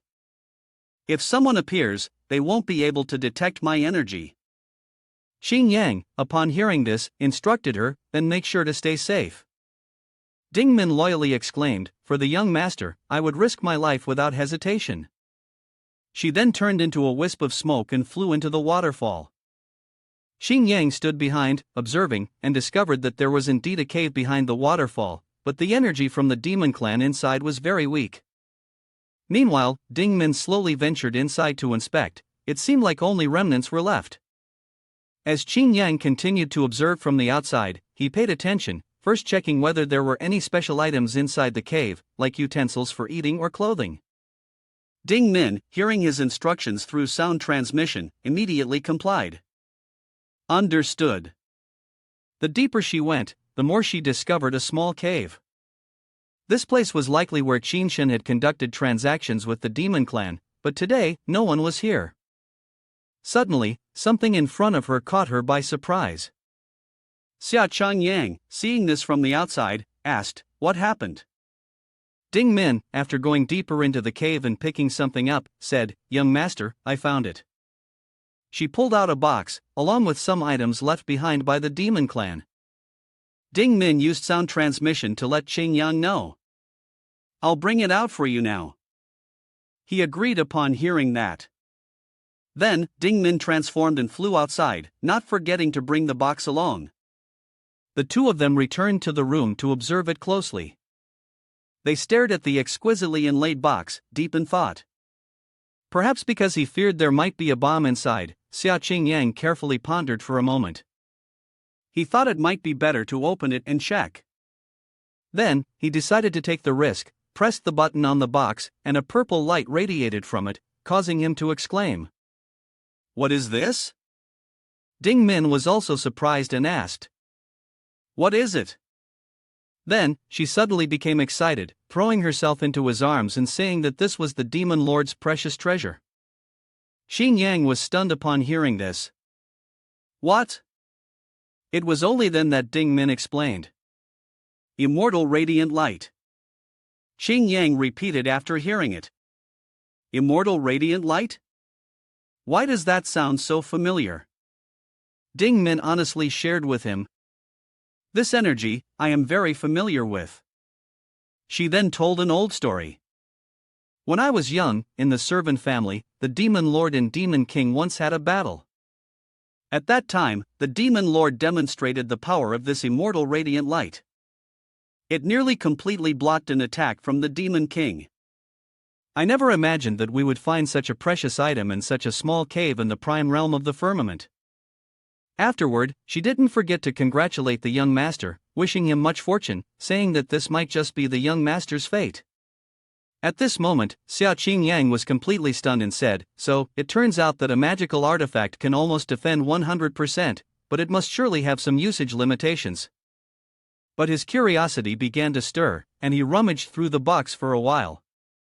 Xia Qing Yang, looking confused like a naive chicken, asked, How do you use it? Do you need to chant some kind of incantation?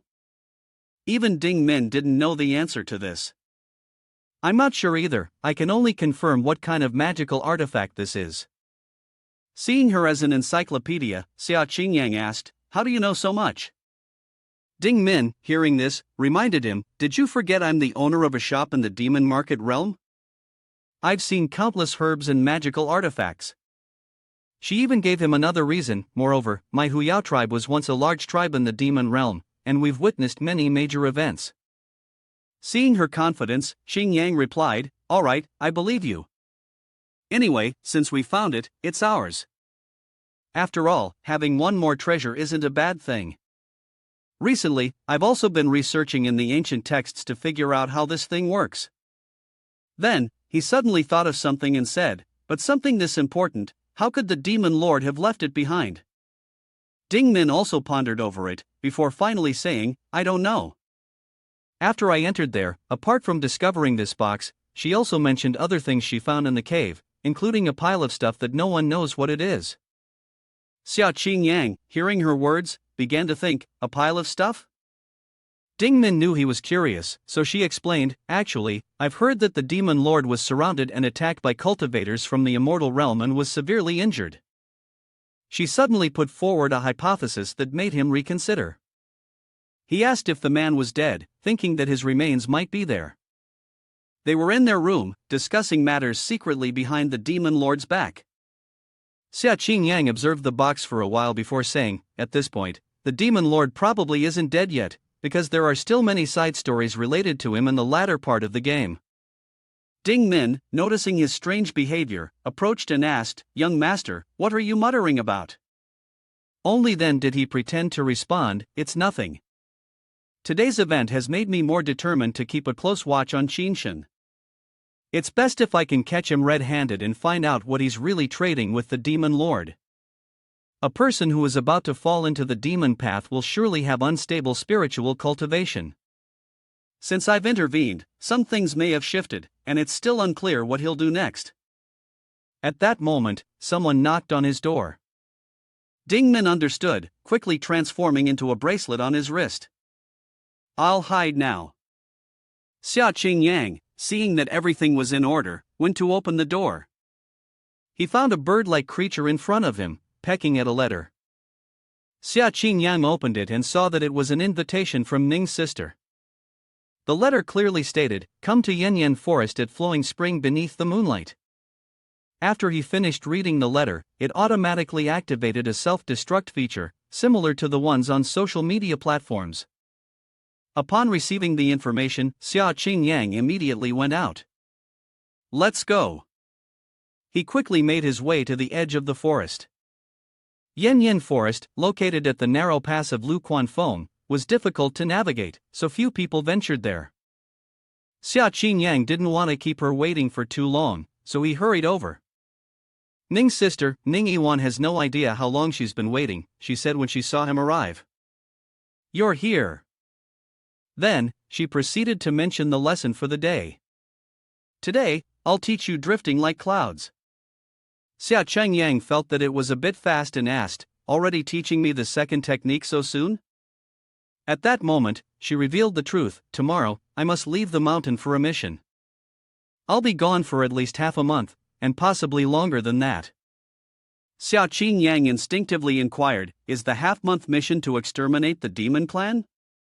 Ning Yiwan was puzzled by his sudden interest, so she replied, "You're very interested in my mission?" Xia Qingyang responded, "With my current level, the best I can take on are local missions. By the time I reach your level of cultivation, senior sister, you'll probably have entered the immortal realm already." Suddenly, she became a bit sulky, cursing inwardly but speaking sweetly. He noticed her expression and sighed. Why does it feel like Ning's sister is a little disappointed? Does she want me to go with her? Ning Yiwan returned to the main topic for today. "Just like last time, I'll demonstrate once, and you'll comprehend it yourself. Later, I have to go and say goodbye to the Grandmaster, so I won't have time to give you further instructions." Xia Qingyang immediately became serious upon hearing this. She then demonstrated step by step, explaining, "Drifting like clouds isn't just about relying on the body's strength. You need to harness the power from the flow of qi in the heavens and earth to feel the movement of the air. Find those currents that bear the load, like playing a musical instrument, using the force to release power, so that you can become one with the world." Ning Yiwan glided across the water like a wave, walking and explaining at the same time. "Remember, our body should not forcefully break through the air, instead, we must merge with the air, becoming a part of it, floating within it." She stepped higher, looking down at him below, speaking as if she were like a drifting cloud, unbound and unburdened. Ning Yiwan approached him and continued her explanation. "When your body and mind merge, forgetting your own existence amidst the sky and earth, you will discover that the air beneath your feet is as solid as the ground, and your body will feel light like a cloud floating." She slowly descended, then introduced. "This is drifting like clouds."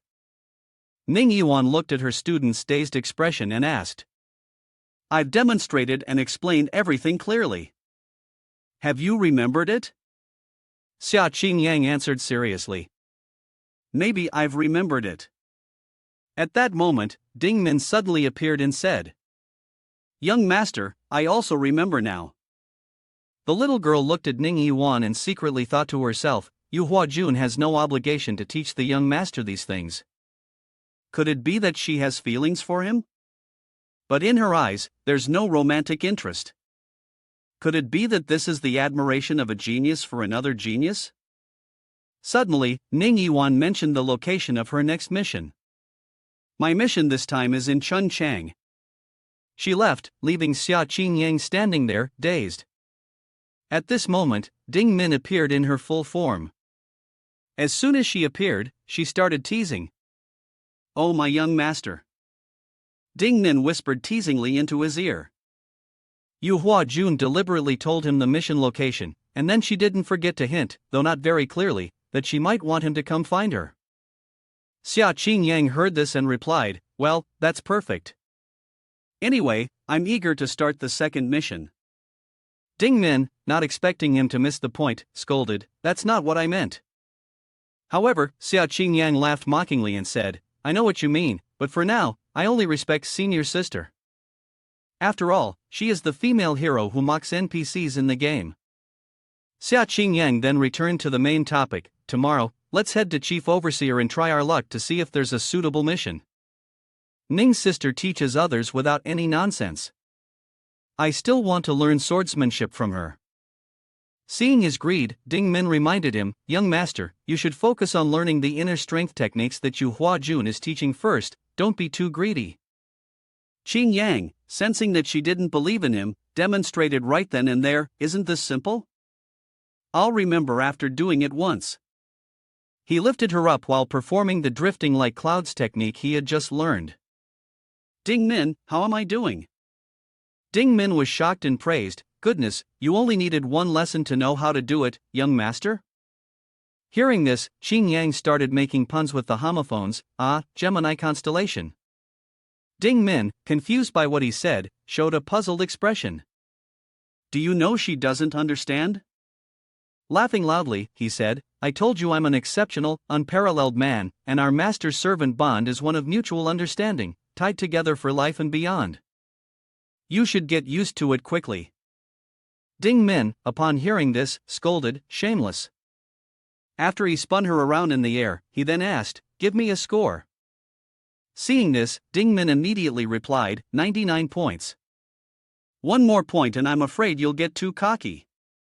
The next day, they returned to the Chief Overseer. The owner of the Chief Overseer presented a mission card and asked, this is a task from Chunchang that can be done. Can I take it? Xia Qingyang looked at it and started to haggle over the mission's difficulty level. Is there no mission at the Earth level? The owner looked at him with clear disbelief and said, you've reached the great perfection of the nascent soul stage, and you're still taking Earth-level missions? Aren't you afraid others will laugh at you? Taking advantage of the situation, Xia Qingyang brought up an old issue.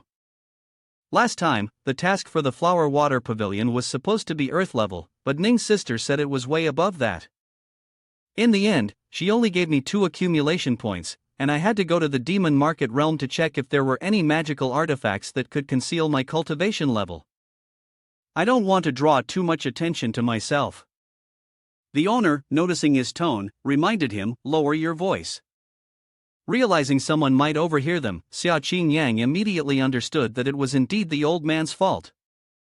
He began to manipulate the owner's psychology. This mission gives me 4 accumulation points. I won't say anything about you misassigning the tasks. If no one overhears, I'll tell the Chief Overseer's steward that you've been pretending to be confused, misclassifying the task levels, and trying to endanger the life of the disciple. Suddenly, the old man covered his mouth and said, I admire you now, I'll give you 1 more point of accumulation. He pulled him closer and then carefully cautioned, do you know how troublesome my actions are? The people behind them couldn't stop gossiping when they saw this. What were they saying? So mysterious? The person next to them immediately replied, what else? It's the price to pay, don't you see who it is? Another person then said, it's the kid who challenged Yu Huajun and became the clown of Lu Quan Foam. No wonder. After a bit of discussion, he also agreed with the old man, it's troublesome, but there's still room to maneuver. Let's decide on this. Hearing him say this, the old man sighed in relief and walked away. As for that case, who even shoved it in there? No one knew how it ended up here. Why am I so unlucky? When Xia Qingyang heard this, he cheerfully said, "Then please, can you help me hang up this task card?" The old man figured that it must be his left foot stepping out today, bringing him this kind of trouble. It's just one sentence. After Xia Qingyang finished handling the matter with the old man, he stepped out and immediately ran into a few girls talking to each other. "Hurry up, Qin Master is ahead."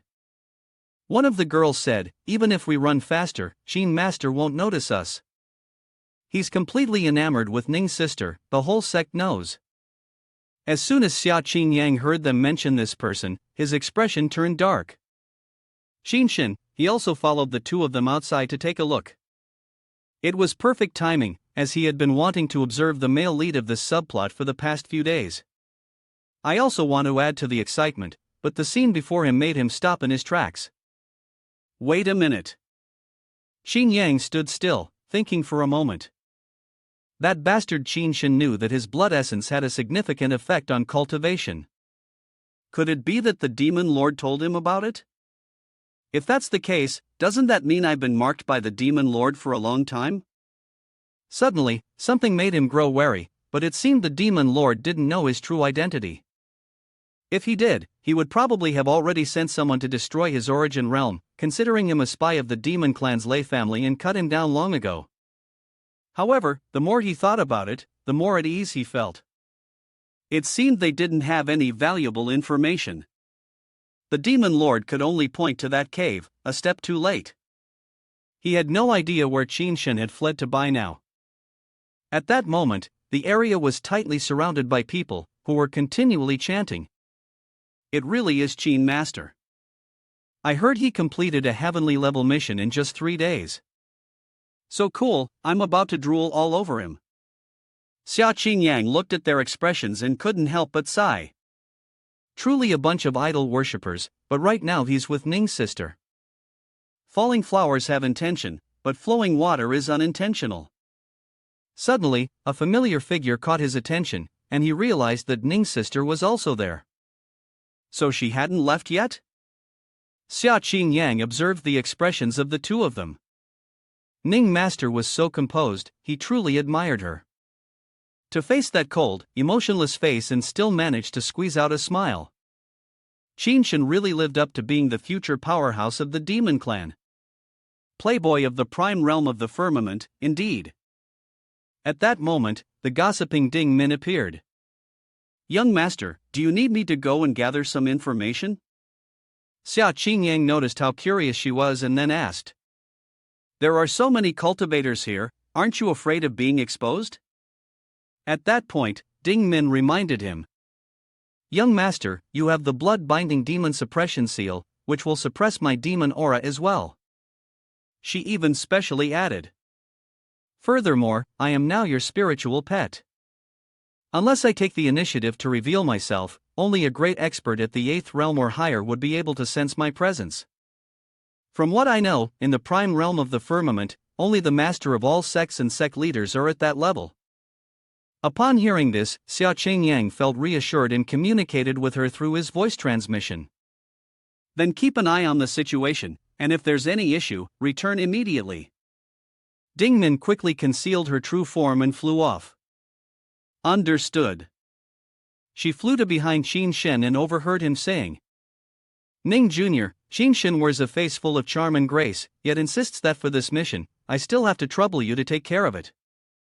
Ning Yiwan, however, coldly responded to him. "Qin Master is really diligent. Just finished a heaven-level mission and immediately took on another one. Are you sure you need me to handle it?" Perhaps Qinshin didn't understand her meaning, so he replied. "Anyway, I want to break through to the 4th stage of the Golden Core as soon as possible, so I took on a few more missions." Ding Min quickly realized the underlying message in Ning Yiwan's words.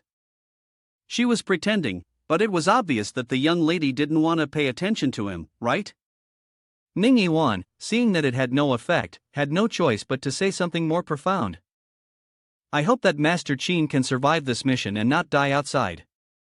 But this guy, overthinking things on his own, replied, "Thank you, sister, for your concern. With Yen Yangfeng and Lu Quanfeng working together, everything will surely be safe and sound." Unexpectedly, the usually indifferent Ning Jr., who valued words like gold, reminded me to pay attention to safety. As long as I get first place in the competition 6 months from now, she will definitely look at me differently. After eavesdropping, Dingman rushed back and immediately reported the news. This matter, Qinshan has no chance left. Hurry back and tell the young master, I have some hot news to share, young master. This time, Ning young lady is teaming up with Tanshan, but it seems like Ning young lady doesn't quite like this person. Also, the Qin family doesn't seem to understand what she meant, they don't come off as very smart. Upon hearing this, Xia Qingyang felt confused and said, "So what exactly did the NPC do to Ning Yiwan in the game that could force her to team up with Qinshan, a fool who's no better than another fool?" Seeing him silent, Dingman asked, "Young master, when do we depart?" Only then did Xia Qingyang come to his senses and reply, "This time we also have a new teammate, we'll meet them at the foot of the mountain. But before that, I still need to prepare a few things." They walked for a while before arriving at a bustling street, Baihua Street of the prime realm of the firmament. Xia Qingyang aimed for a shop and said, "Righteous crow, the Baihua market is small, I'm going to stop here. After that, you can go shopping for the massive sales here, enjoying yourself like it's harvest season, buying all sorts of discounted goods and expired promotions, so many human treasures like this." Xia Qingyang happily skipped along, carrying a pile of goods, thinking about how much good stuff he could exchange when he got to the demon market realm. Later, he arrived at the edge of a river. At that moment, a woman was already standing there, waiting. Xia Qingyang approached and called out, "Fellow disciple." Li Jinshan turned to him and said, "I've arrived, I'll turn around immediately." Xia Qingyang dragged a bag along the ground as he neared her. When he saw her, he started introducing himself. "I am Xia Qingyang from Lu Quanfeng, also known as the bamboo core water spirit root." Yet, Li Jinshan was incredibly free-spirited. She flashed a bright smile and replied, "I am Li Jinshan, I know you." She even couldn't resist showing off the fanfiction she had found. "I've read your fanfic with Ning's sister on the Book of Curious Tales. I've been following it, eagerly waiting for the next update." Upon hearing this, Xia Qingyang quickly realized who the culprit was. It must have been Zheng Qingqing who wrote this. She had even shown it to him, so vivid and lifelike, full of vibrant colors. Xia Qingyang gazed at the scene in the painting and thought, moreover, Ning's sister in it. He was thoroughly satisfied. He looked at it, fascinated, but still said, "Ning's sister and I are just ordinary fellow disciples." Jinshan, upon hearing that, laughed heartily and said, "Actually, I'm really shipping the two of you, and more importantly, I'm really looking forward to the day when the top disciple of the prime realm of the firmament gets knocked down." Xia Qingyang, seeing her expression, immediately realized, "You really enjoy stirring the pot, don't you? You just love making a big deal out of everything." Not wanting to continue the topic, he switched subjects and said, "Let's go ahead and leave." Seeing this, Li Jinshan became excited and said, "Let's go." After 2 days of travel, they finally arrived. They stopped in front of the gates of a noble mansion that was in mourning. While walking, Li Jinshan explained everything to him. The Wang family had 35 members, and now only a little over 20 were left alive. The dragon auspicious serpent had been very busy lately and didn't have time to deal with cases like this.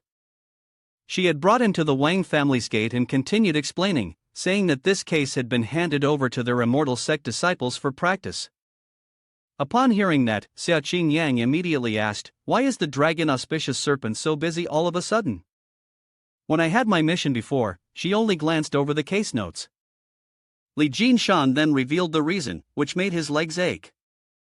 She mentioned that the demon lord had died, and now the demon clan was in chaos, causing turmoil everywhere. Xia Qingyang, startled by her words, asked in disbelief, "He's dead? Where did you hear that from?" Li Jinshan, being honest, explained, "I heard it from my brother." I'm not sure where it came from, but where there's smoke, there's fire. The mission that Ning's sister and Qin Master have this time is to go and kill members of the demon clan. She led him to the door of the royal mansion, knocked, and said, under the level of meridian ceiling, it's enough to just take on a few shadowy tasks like this. As for the demon clan, we're still far from it. Xia Qingyang felt even more gloomy upon hearing this. Could it be that the traces left behind were not really the remnants after the demon lord's death? Then, who was Qin Shen dealing with now? Where did he get his fortune from? This was beyond his understanding. Seeing him stand there in a daze, Jin Shan said, "Xia, fellow disciple, what are you still standing there for?" Xingyang snapped back to his senses and replied, "All right." As they opened the door, Sai Lang inside immediately flew out. Li Jinshan was instantly shivered by Sai Lang, exclaiming, "Cold." At that moment, an old man stepped out. He stopped in front of them and asked, "Who are you looking for?" Seeing this, Xiao Qingyang began to speak respectfully, saying, "We are disciples of the prime realm of the firmament, specially here to handle the matter of demonic disturbances." The old man's attitude changed completely upon hearing this and said, "Celestial Master, please come inside." It was only then that Li Jinshan noticed the large bundle Xiao Qingyang was carrying and asked, "Xia, fellow disciple, what's in your bag?" "It's not all food, is it?" Xia Qingyang, understanding her curiosity, answered, "These are some magic tools I bought from Manhwa Street, just in case they come in handy." Li Jinshan, upon hearing this, praised him, "You're quite meticulous." "You heard that too," he had no choice but to say, "I guarantee there will be no oversight." At this point, they finally noticed the expressions of the maids around them. The old man led them to a study and then said, "Two celestial masters, please take a rest in the room for a while. I will go invite the old master now." Xia Qingyang also noticed the look of the man. After entering the room, Li Jinshan finally spoke his mind. "The maids we encountered on the way here, their foreheads were all darkened." She said seriously to him, "If this isn't dealt with, I believe many more will die." Xia Qingyang, hearing this, honestly said, "On our way here, I reviewed the materials the chief overseer gave. It said the head of this household is the old madam and her son and daughter. The madam has been bedridden for half a year, the daughter rarely shows her face and only comes out once a month, and the young son is the one who recently passed away. Looking at the atmosphere around their home, I can't help but sigh, what kind of demon or monster has this family offended?" Li Jinshan, seeing this, immediately took out a compass to try. "Let me check where the demonic energy is the strongest." The compass began to work, spinning evenly before stopping at a certain direction. Xia Qingyang was surprised to find it pointed directly at him. Li Jinshan, a little doubtful, then asked, "Xia, fellow disciple, you look so nervous, is it possible that you are wearing a demon binding chain yourself?" Xia Qingyang heard her say that and immediately sprayed glue all over himself. He had to force himself to stay as calm as possible to ask, "Li, fellow disciple, is your compass broken?" Meanwhile, in his heart, he was screaming wildly, "Ding Min, I'm going to die." Even Ding Min helplessly said, "I will die with the young master, even if I die, I'll be the young master's fox spirit." He never expected Li Jinshan to be so easily deceived. She really admitted that cheap items were not good. Perhaps just a little tap would make it work. She was tapping it while saying, "Sorry, I bought it from someone else because it was cheap." Just then, the door in front of them opened, and a figure appeared. It turned out to be Wang, old master.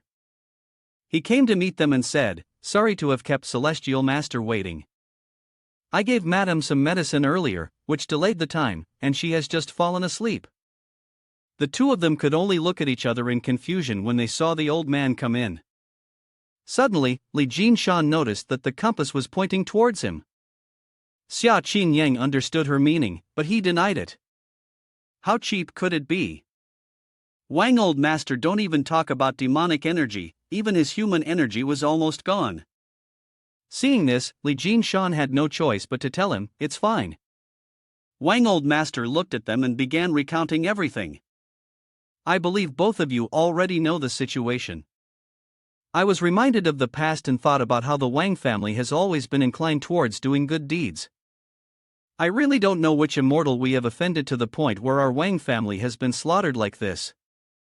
Xia Qin Yang waited for the old man to finish speaking before asking, Wang old master, if the madam has already fallen asleep, how about you lead us to visit Miss Feng instead? However, the old man sighed deeply, showing a sense of helplessness. Xia Qin Yang quickly caught onto his expression and asked, is it inconvenient? The old man gritted his teeth and began recounting, it is indeed inconvenient. My young daughter is really in no condition to meet anyone. I am too ashamed to even mention it. Yet, Li Jinshan remained stubborn and insisted, regardless, we should still meet her. What's there to be ashamed of in a situation like this? As cultivators, we only care about eliminating the demonic guard path, other matters are not our concern, nor do we wish to involve ourselves with them. Despite his words, the old man still led them. All right, follow me. He then took them to a blooming peach blossom grove. Wang old master walked in with them and said, please follow this way. After my young daughter fell ill, she has been staying in this courtyard. Xia Qin Yang noticed something strange and called out to Li fellow disciple, peach blossoms don't bloom at this time of year, this feels odd. Li Jinshan quickly picked up on it as well. Indeed, there's something hidden here. As they walked closer, a delicate, ethereal voice could be heard singing. Peach blossoms drift on the spring breeze. The closer they got, the clearer the song became. My beloved travels 30,000 miles afar, under the sun and winds searching for a blossom. Peach blossoms smile, reflecting my love. His graceful steps flutter, spreading fragrant scents. Inside the room, there was a young girl standing and singing tirelessly. Mount Vu's clouds and rain seem like illusions. Wang old master immediately approached and asked the maids. Shi Huang, Xiaozhou, has the young mistress fallen ill again? The two maids immediately responded, trembling with fear. Old master, it seems the young mistress has been singing all day. One of the maids, crying, spoke to her master about the frightening situation. Old master, we. Hearing this, Wang old master also said, I understand. You two go to the front courtyard and assist. Upon hearing this, the two maids were overjoyed and thanked him. Thank you, old master. He then turned back politely and spoke to the two celestial masters. Li celestial master, Xia celestial master, my young daughter has been like this for a long time, and the scene inside the room is truly hard to bear. Li Jinshan, upon hearing this, made a suggestion. I am also a woman, so let me go in and check on Miss Wang's condition. Wang old master felt this was reasonable and replied, that would be best. Thank you, celestial master, for your understanding. Xia Qin Yang, aware that Li Jinshan was about to enter, reminded her fellow disciple to be cautious.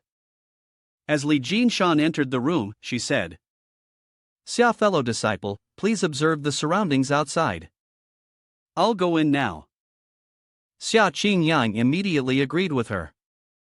All right. Li Jinshan quickly entered and closed the door behind her. She stepped closer to assess Miss Wang's condition and asked, Miss Wang, are you still all right? I've come to help you. Miss Wang extended her hand towards her, then began to perform a graceful dance. Her movements were incredibly fluid, making anyone who watched her mesmerized. Li Jinshan, seeing this, softly called out, Wan you and I, we can't make any judgments right now about whether it's us or something else. She then had no choice but to pat Miss Wang on the shoulder, saying, Have you been singing for so long? Aren't you tired? Would you like to drink some water? Suddenly, Wang Yu and I, with red eyes, moved closer to her. From her gaze, a strange aura emanated. Instantly, Li Jinshan felt as if her entire body was being controlled by someone. She quickly realized what was happening to her. What's going on? Li Jinshan suddenly collapsed to the ground, her legs turning soft. Meanwhile, Wang Yu and I moved closer, causing Li Jinshan to cry out in fear. Miss Wang, calm down. However, it seemed that Miss Wang didn't hear her and continued to approach. This made Jin Shan scream out. "I've come to help you, don't be agitated." But at that moment, Miss Wang suddenly stood right in front of her. "This is bad, why can't my body move like this? What do you want to do to me?" Li Jinshan trembled and asked herself, "What does she want to do with me?" She saw Miss Wang's hand moving closer, so she desperately shouted, "Miss Wang, stop, you've been possessed, don't give in." Suddenly, that hand reached out and grabbed the collar of her clothes. Li Jinshan, witnessing this, was truly frightened. This was bad, she couldn't make a sound. Seeing this, she quickly used her sound transmission technique to call for help. "Xia Qingyang, help me. Is my purity really going to be lost at the hands of a woman?" Meanwhile, outside, Xia Qingyang was admiring the double petals of a flower. He stood there for a moment, then realized something was off. Could this be the color of a bright red peach blossom? Then, he noticed the scene around him felt oddly familiar. Why did it seem like he had flown over this house before, back when he was playing a game? Suddenly, he heard Li Jinshan's voice calling for help. "Xia Qingyang, help me." Ding Min immediately reminded him, "Young master, Miss Li is in trouble." Without hesitation, Xia Qingyang rushed off. His fellow disciple was in danger, and he immediately dashed in to save her. Xia Qingyang didn't waste time assessing the situation, shouting out, "Stop!" But the scene before him made him hesitate, and the next word he uttered was, "Hand." Seeing the situation was critical, he quickly shouted, "Ding Min, please help." Ding Min followed the order, transforming into a human form and flying off. "Yes, young master." She used her magic to attack. A stream of magic quickly passed through Miss Wan's body. Xia Qingyang, seeing that the situation was under control, approached and called out, "Li fellow disciple, let me help you up." However, what was particularly strange was that no matter how much he tried, he couldn't lift her. "It's so heavy, what's going on here?" At this moment, Li Jinshan silently cried in her heart, realizing that everything had been seen. "My life is so miserable." Ding Min, seeing this, had no choice but to release the acupoints on her. Only then did Li Jinshan's body return to its normal state.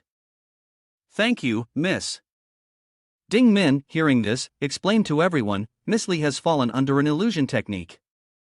Right now, she's as stiff as a drunk person, so it seems heavier, but a little effort is all that's needed." She then turned to tease Xia Qingyang. "Young master, how slow do you have to be to not realize this?" Li Jinshan, seeing their intimate behavior, immediately understood. Perhaps this was the pet of her fellow disciple.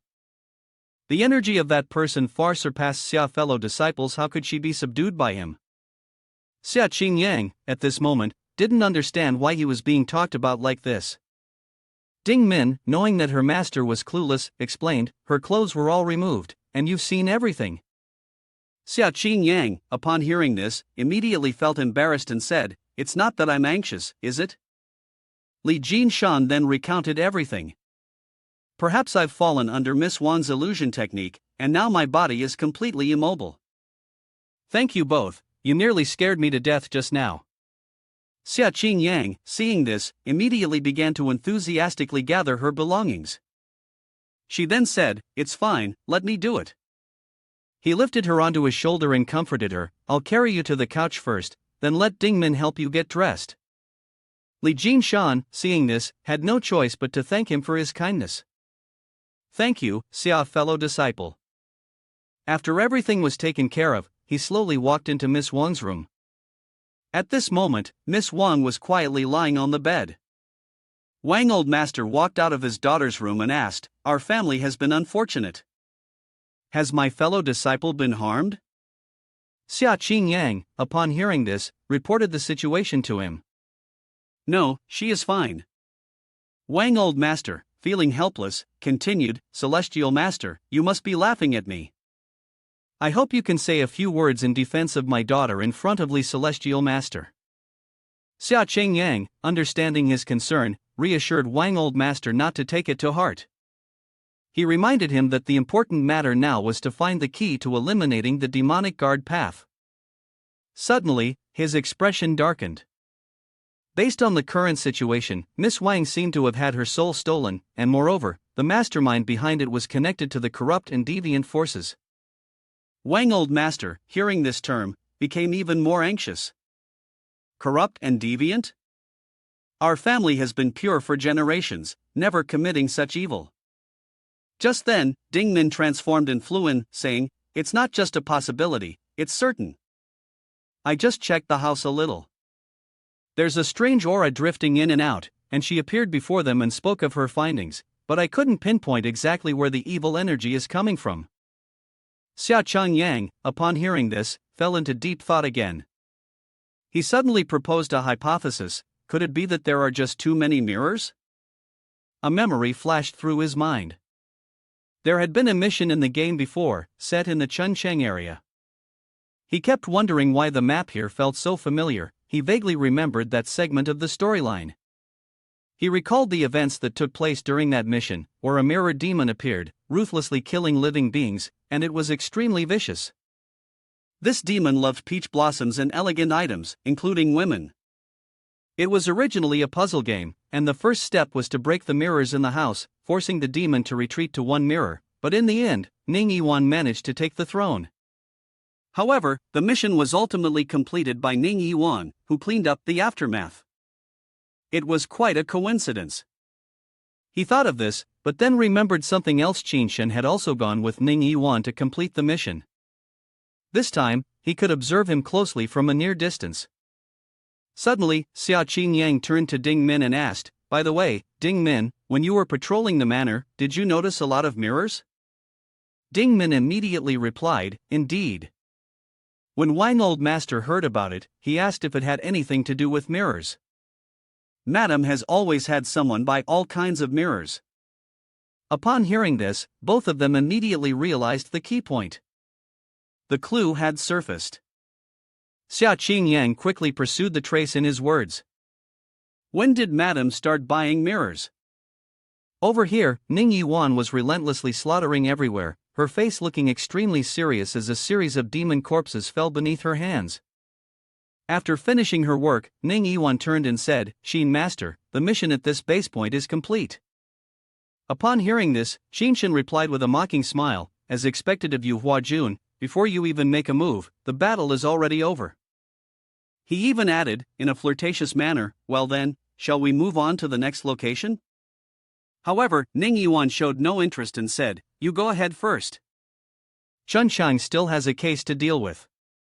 I'll check if junior sister needs any help, then I'll join you at the next spot." Unexpectedly, Qin Shen seemed to follow her like a shadow. "If that's the case, then I'll go with you." Upon hearing him, Ning Yiwan casually responded, "Xin Master, do as you please." Then they set off. "All right, let's go." Meanwhile, in Chunchang, Qin Yang was in a great hurry. As he walked, he kept thinking about the recently occurred case. The beloved one probably knew by now that both he and Li Jinshan were cultivators here to handle the case. He felt something was off, but wasn't afraid. He also found out that Li Jinshan had harmed many people, and his cultivation had made significant progress. Ding Min, aware that Qin Yang was already deducing, offered his help. "Isn't he afraid we'll smash all the mirrors, leaving him with no place to hide?" Suddenly, Yu laughed loudly and cheerfully said, "Loving demons is indeed not as clever as humans with schemes, like you, for example." Hearing that, Ding Min pouted and said, "Young master, I'm upset now." You had just been mocking, but suddenly your expression became serious. In fact, this task didn't need to be worried about too much.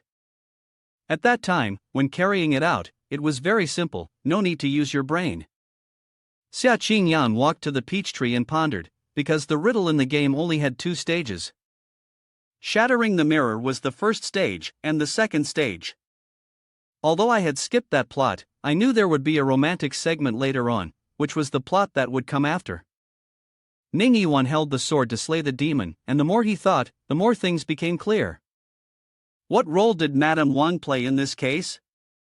Why did she suddenly buy so many mirrors? It seemed I should go meet Madame Wang after all. At that moment, after recovering, Li Jinshan came to find you first. Xia fellow disciple, I'm all better now. After Madame Wang fell into a deep sleep, the illusion was removed. Suddenly, she became shy and said, about what happened before, thank you. Xia Qingyang, acting all righteous, responded, we are fellow disciples, no need to thank me. Suddenly, Li Jinshan became concerned about your weapon and said, I feel like the sword you're using is just an ordinary steel blade. It works against normal people, but when facing demons at the great perfection of the nascent soul stage, one strike and it'll shatter.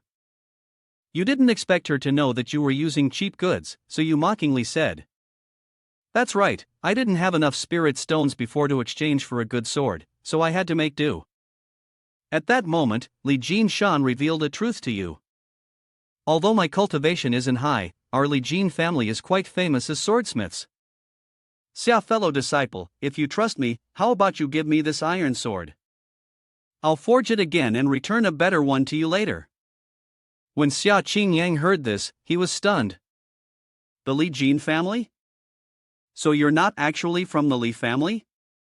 Li Jinshan, after hearing this, looked a little downcast and said, it's okay, everyone calls me that. Suddenly, he became cheerful again, like a central air conditioner, and said, I'd definitely be very happy. Thank you. Jin fellow disciple Dingmin, who was listening in, also wanted to tell you. Shouldn't we say that the young master has run into a great stroke of luck? After they had finished confirming things, Li Jinshan left, saying, then I'll be going now. At this point, Ding Min, seeing that you were alone, suddenly teased.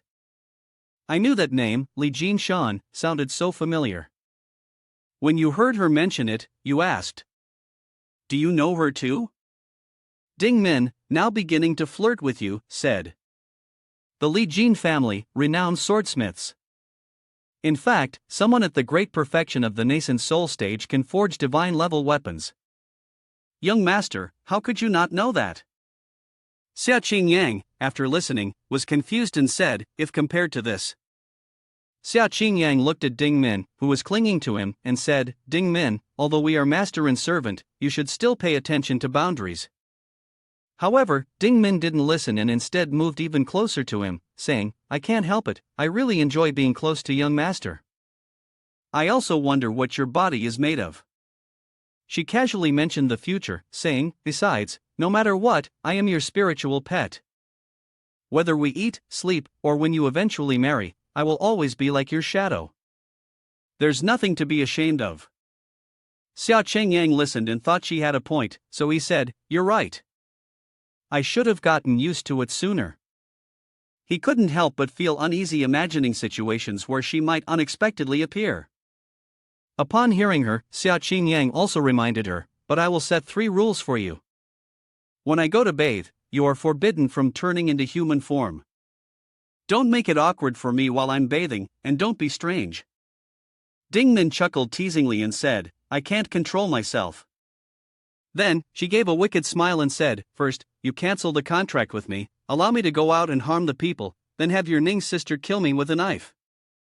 Second, you need to get used to having your spiritual pet as company. Suddenly, Ding Min whispered in Xia Qingyang's ear, in fact, many cultivators are with their spiritual pets. Upon hearing this, Xia Qingyang bluntly voiced his thoughts, it seems our spiritual pet has been craving my body for a long time. However, Ding Min, feeling embarrassed, denied it, I didn't do anything. She looked extremely aggrieved and said, young master is bullying me, I won't play with you anymore. After that, Ding Min obediently transformed into a bracelet beside him. I want to sleep. In the end, the Wang family became quiet once again. At this moment, Xin Shen and Ning Yiwan had also arrived. Xin Shen observed the surroundings and shared his thoughts. The energy of the evil demon isn't strong, perhaps the disciples from the prime realm of the firmament can handle it themselves. Just then, 2 of their acquaintances came over to greet them. Xin master, Ning's sister, it's really you two. They ran into their acquaintances right in front of the Wang family gate. Ning Er, seeing them, greeted them warmly.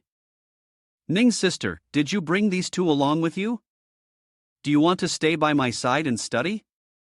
This person was Zhang Ning Er, the granddaughter of Zhang Kenyu. She knew that Ning Yiwan would definitely be coming here today, as the sect leader of Great Rock Peak.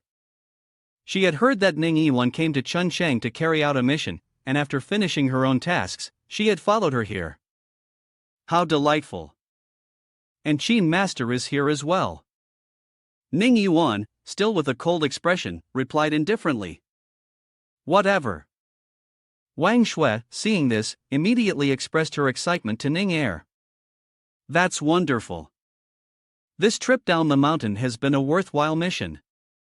When Qinshan saw how they admired her, he said, Ning Jr. has so many fans. Actually, I'm one of them. Once we finish things in Chunchang, I'd like to invite you, sister, for some friendly sparring. However, Ning Yiwan still coldly said, in just a few months, the Grand Assembly of the Firmament will take place. At that time, I hope Qinshan brother can offer more guidance. She stepped closer to the door of the Wang family, which was quickly opened from the inside. The old butler of the Wang family, upon seeing the visitors, asked, Who are you looking for? Ning Yiwan told him who she was looking for.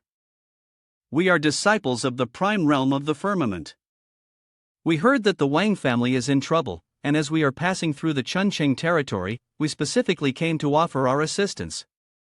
The old butler, seeing this, had an excited expression on his face and said, Celestial Masters, please come in. Just this morning, 2 Celestial Masters arrived, and I will take you to meet them. They were then led inside the Wang family estate. At this time, Xia Qingyang was visiting Wang Madam with the Wang Old Master. Wang Madam, I apologize for disturbing your rest so late, but I have come to inquire a little, to gather some information. I will keep it brief. Why did you suddenly take such an interest in buying so many mirrors? Wang Madam coughed a few times before replying, Is there something wrong with the mirrors? Xingyang, not wanting to say too much and risk causing unnecessary suspicion, replied, I just noticed that there are more mirrors in your house than usual, and I was curious. Seeing this, Wang Madam did not suspect anything and told the whole truth. Actually, a celestial being appeared in my dream and told me that placing many mirrors in the house could help increase the wealth of my old master. Wang Old Master, who was standing beside, added, Indeed, after buying the mirror, our Wang family has made a lot of money in the past 6 months, but we've also lost quite a few people. Seeing this, Xingyang then asked her, Madam, did you encounter that dream after going somewhere? Wang Madam truthfully told him everything. That day, I went to pray for a good marriage for my daughter at Yuing Temple in Southern City. It's rumored that the Taoist priest there is very effective in matchmaking. Xia Qingyang felt this was enough and changed the subject before taking his leave. I understand now. Wang Madam, please rest. Wang Old Master, you don't need to see me off, I can go back to my room to rest on my own. He closed the door behind him, then thought, Yuing Temple, I will go check it out later. At that moment, the old butler of the Wang family came to inform him, Xia Celestial Master, your fellow disciple is waiting for you in the main hall. Upon hearing this, Xia Qingyang immediately realized that Ning Yiwan and Qinshan had arrived, just like in the scenario of the game. He quickly followed the butler to the small courtyard.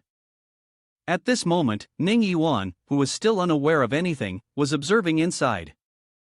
When Xia Qingyang arrived, he called out loudly, Ning's sister. Ning Yiwan turned around upon hearing him and asked, So it turns out you've taken on this task. Have you discovered anything? Xingyang also truthfully shared his findings. I plan to make a trip to Yuing Temple in Southern City now. Ning Yiwan smiled when she saw him and said, I will go with you. Qinshan, however, looked mysterious and said, I will stay here. Seeing his attitude, the young man was a bit surprised. Wasn't he the one who always clung to Ning Yiwan without letting go? Yet, he was so calm now. This man probably had something else on his mind. Afterwards, Xia Qingyang instructed Ding Min to stay behind. Ding Min, you stay here to monitor Qinshan. Don't let him notice you. If anything happens, come find me immediately. Ding Min obediently followed the instructions. Understood. When Qinshan saw the young man approach, he quickly wanted to carry out his plan. Liu Xian still didn't favor this brat, so he had no choice but to look for an opportunity to act himself. However, tonight, he still needed to secure the fortune that the big shot had entrusted to him. He never expected Ning Jr. to show up at just the right time. Getting her out of the way would be the best. Xia Qingyang observed his scheming look, which made him uncomfortable, while Qinshan stared at him with a provocative expression.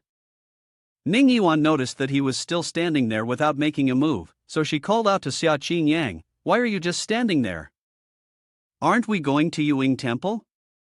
As soon as she called out, he immediately responded.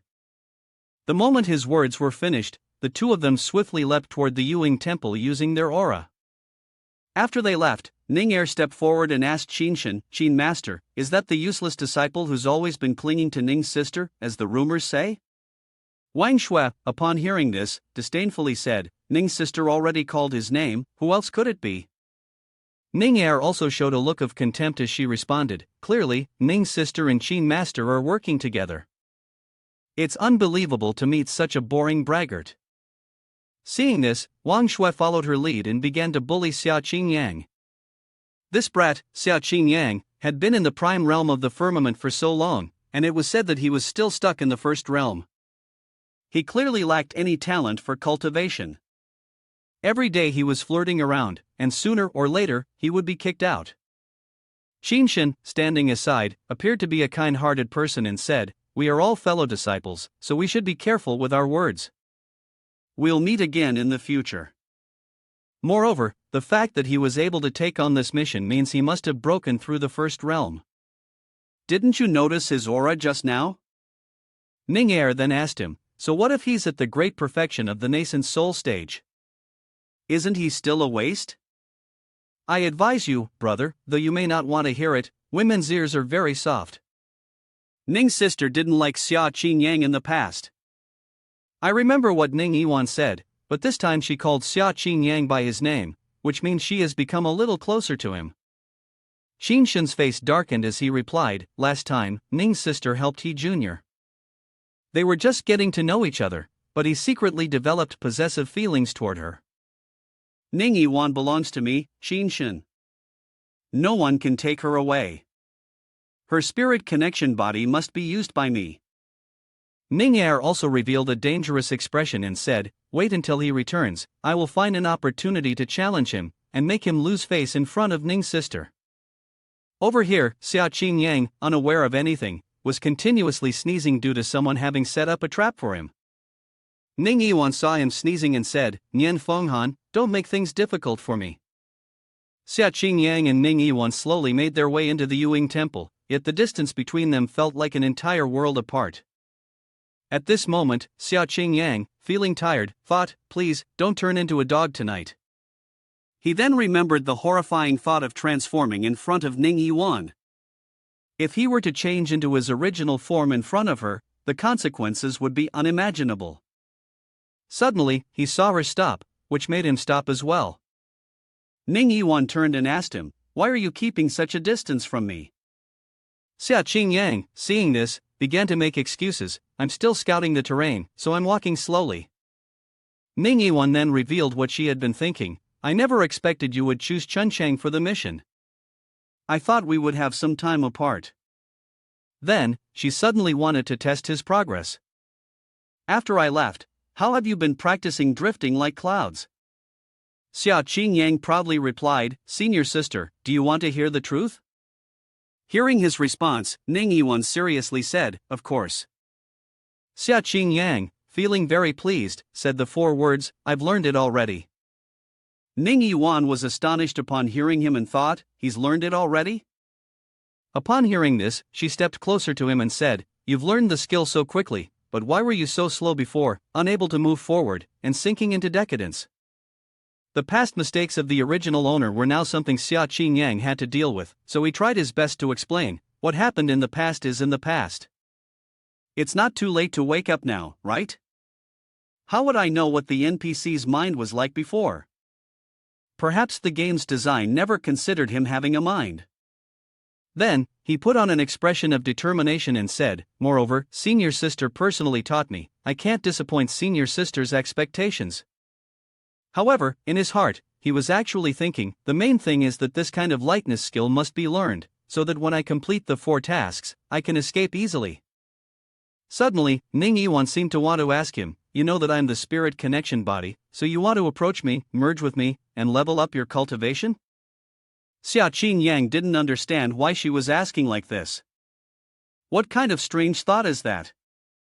That's quite a corporate level understanding. Seeing that he didn't answer, Ning Yiwan suddenly became happy and said, it seems you don't think that way.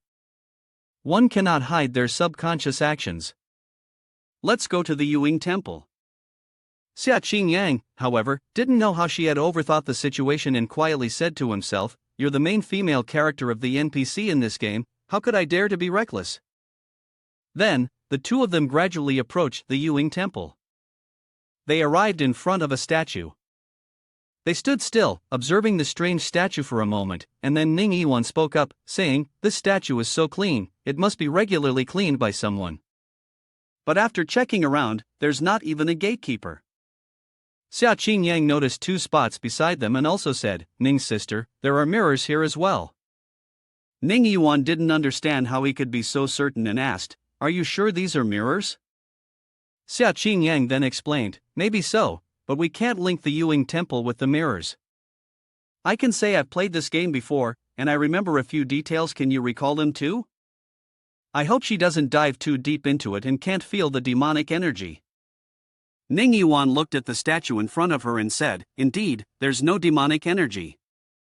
In the temple, the incense smoke had dulled the demonic energy.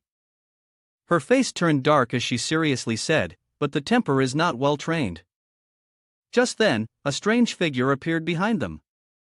Xia Qingyang saw it and shouted, Ning's sister, be careful.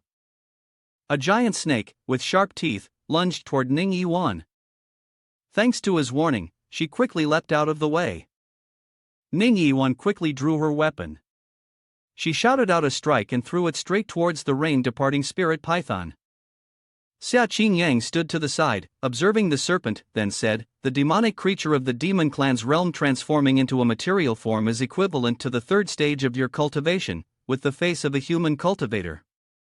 He wanted to rush to her aid, but suddenly remembered that his sword was still with Li Jinshan. At that moment, a strange aura appeared around the serpent. Xia Qingyang's face darkened as he realized this. No, this serpent can't have just reached the materialization stage. He quickly activated the latent power within his body. Xia Qingyang shouted to warn Ning Yiwan, Ning Master Senior Sister, there's something wrong with this rain-departing spirit python. Its aura is at least at the golden core stage of a human cultivator, which is the sole dominating realm of the demon clan. Ning Yiwan froze upon hearing this, then asked, what? So, while I wasn't paying attention, the serpent took this chance to attack? Ning Yiwan could only stand frozen, watching its tail strike towards her, and then she was violently thrown aside by its immense force. Xingyang, worried, shouted, Senior Sister. Ning Yiwan winced in pain, sitting in a corner while clutching her chest. The serpent still wasn't giving up, it opened its mouth wide, attempting to swallow her whole. At this point, Ning Yiwan could only grit her teeth and curse, damn it. Then, Xia Qingyang rushed out to shield her. He shouted out in a loud voice. A beam of light surrounded his body. The blinding beam of light quickly hurled the serpent far away, leaving only a dilapidated temple in its wake. Xia Qingyang looked at the glowing light in front of his chest and sighed, luckily, I had reviewed the scriptures before coming here, so I knew how to use the immortal light. He thought about Qinshin's detestable appearance and silently added, I'm so glad this magical artifact belongs to me now. If it had gone to Qinshin, it would have been a huge trouble. After thinking this, he retracted his skill. Xia Qingyang then looked up at Ning Yiwan. By this time, she had long since fainted on the branch of the kumquat tree. Xingyang approached, trying to shake her awake, and asked, Senior Sister, how are you? Suddenly, his head became dizzy, and the scenery in front of him wavered. Ning Yiwan's figure became blurry, her silhouette fading in his vision. Xia Qingyang's primal instincts were stirred, and he couldn't stop himself from thinking, if I look at her delicate white neck, and bite it. Just as he thought that, he immediately moved closer. The moment his teeth were about to graze her neck, Xing Yang's consciousness snapped back to reality. No, he retreated and muttered to himself, "What am I doing?" Xing Yang felt a headache coming on as he thought, the spirit connection body really is too tempting, I almost fell into its trap. At that moment, the serpent he had thrown away earlier returned. You quickly grabbed Ning Yiwan's weapon to attack. You held onto it tightly, but it tried to wriggle free from your grasp. Seeing this, Xing Yang had no choice but to try to make it understand, if you don't want your master to die here, let me hold the sword. It seemed to understand his intention. Xing Yang, seeing this, couldn't help but praise it, your sight is not bad. He then firmly held the sword, charging forward, thinking to himself, this rain-departing spirit python, if I can obtain the soul stage, it means I have reached a higher realm than myself. Facing the enormous serpent, Xing Yang silently reminded himself, but I have the immortal radiance body shield, it can't hurt me at all, plus Ning Yiwan's divine sword, moonflower, and lotus dream. Xing Yang thought for a moment before quickly jumping up, charging straight toward it to attack. A flash of determination appeared in his eyes, and he thought, perhaps I can win. Xing Yang rushed directly to its front, knowing that the success or failure rested on this moment. After a fierce battle, both sides eventually reached a conclusion. Xing Yang panted heavily, struggling to steady himself. In the end, he had won against the serpent, and he couldn't even believe it himself, once thinking that he might die here. Xing Yang sat down to meditate, trying to recover his spiritual power. Unexpectedly, he experienced a breakthrough in his cultivation during the battle. He then opened his eyes and sighed. The realm transformation is equivalent to a pulse condensation cultivator among humans. Xing Yang looked at the result in front of him with great pride. Although his cultivation level was lower than Ning Yiwan's, they were still at the same stage. Reaching the stage of meridian condensation, the process of leveling up became increasingly difficult, but the chances of preserving one's life grew higher as well. After finishing what he needed to do, he rushed over to support Ning Yiwan. But now, what should he do? Bringing Ning Yiwan back to the Wang family didn't seem like a good idea either. He wasn't injured at all, while she was unconscious, and it would be hard to explain things to others. Looking at her, he silently vowed to keep the fact that he possessed the immortal radiance body shield a secret. At that moment, Ding Min hurriedly ran over and called out, "Young master, she came to deliver some news. Xinshin has indeed taken action." Only then did Ding Min notice the massive snake beside them, and panicked, saying, "Did you two just go through a fierce battle?" It's a good thing she came at the right moment, quickly asking for help. Fortunately, you arrived in time to help take care of Ning's sister. Ding Min, hearing this, dared not object, saying, "That won't do. Although I am your spiritual companion, she has always been quite frightening when it comes to dealing with beasts, with all her talk of fighting and killing. I truly don't dare to touch her." Suddenly, something caused Ding Min to freeze. So, it's Jing Cheng. Xing Yang was transmitting spiritual energy to Ning Yiwan. Upon seeing the look in her eyes, he immediately understood and scolded, "You perverted ghost, how dare you lay a hand on a woman who's unconscious?" Ding Min, seeing this, spoke frankly to him, "It's not that.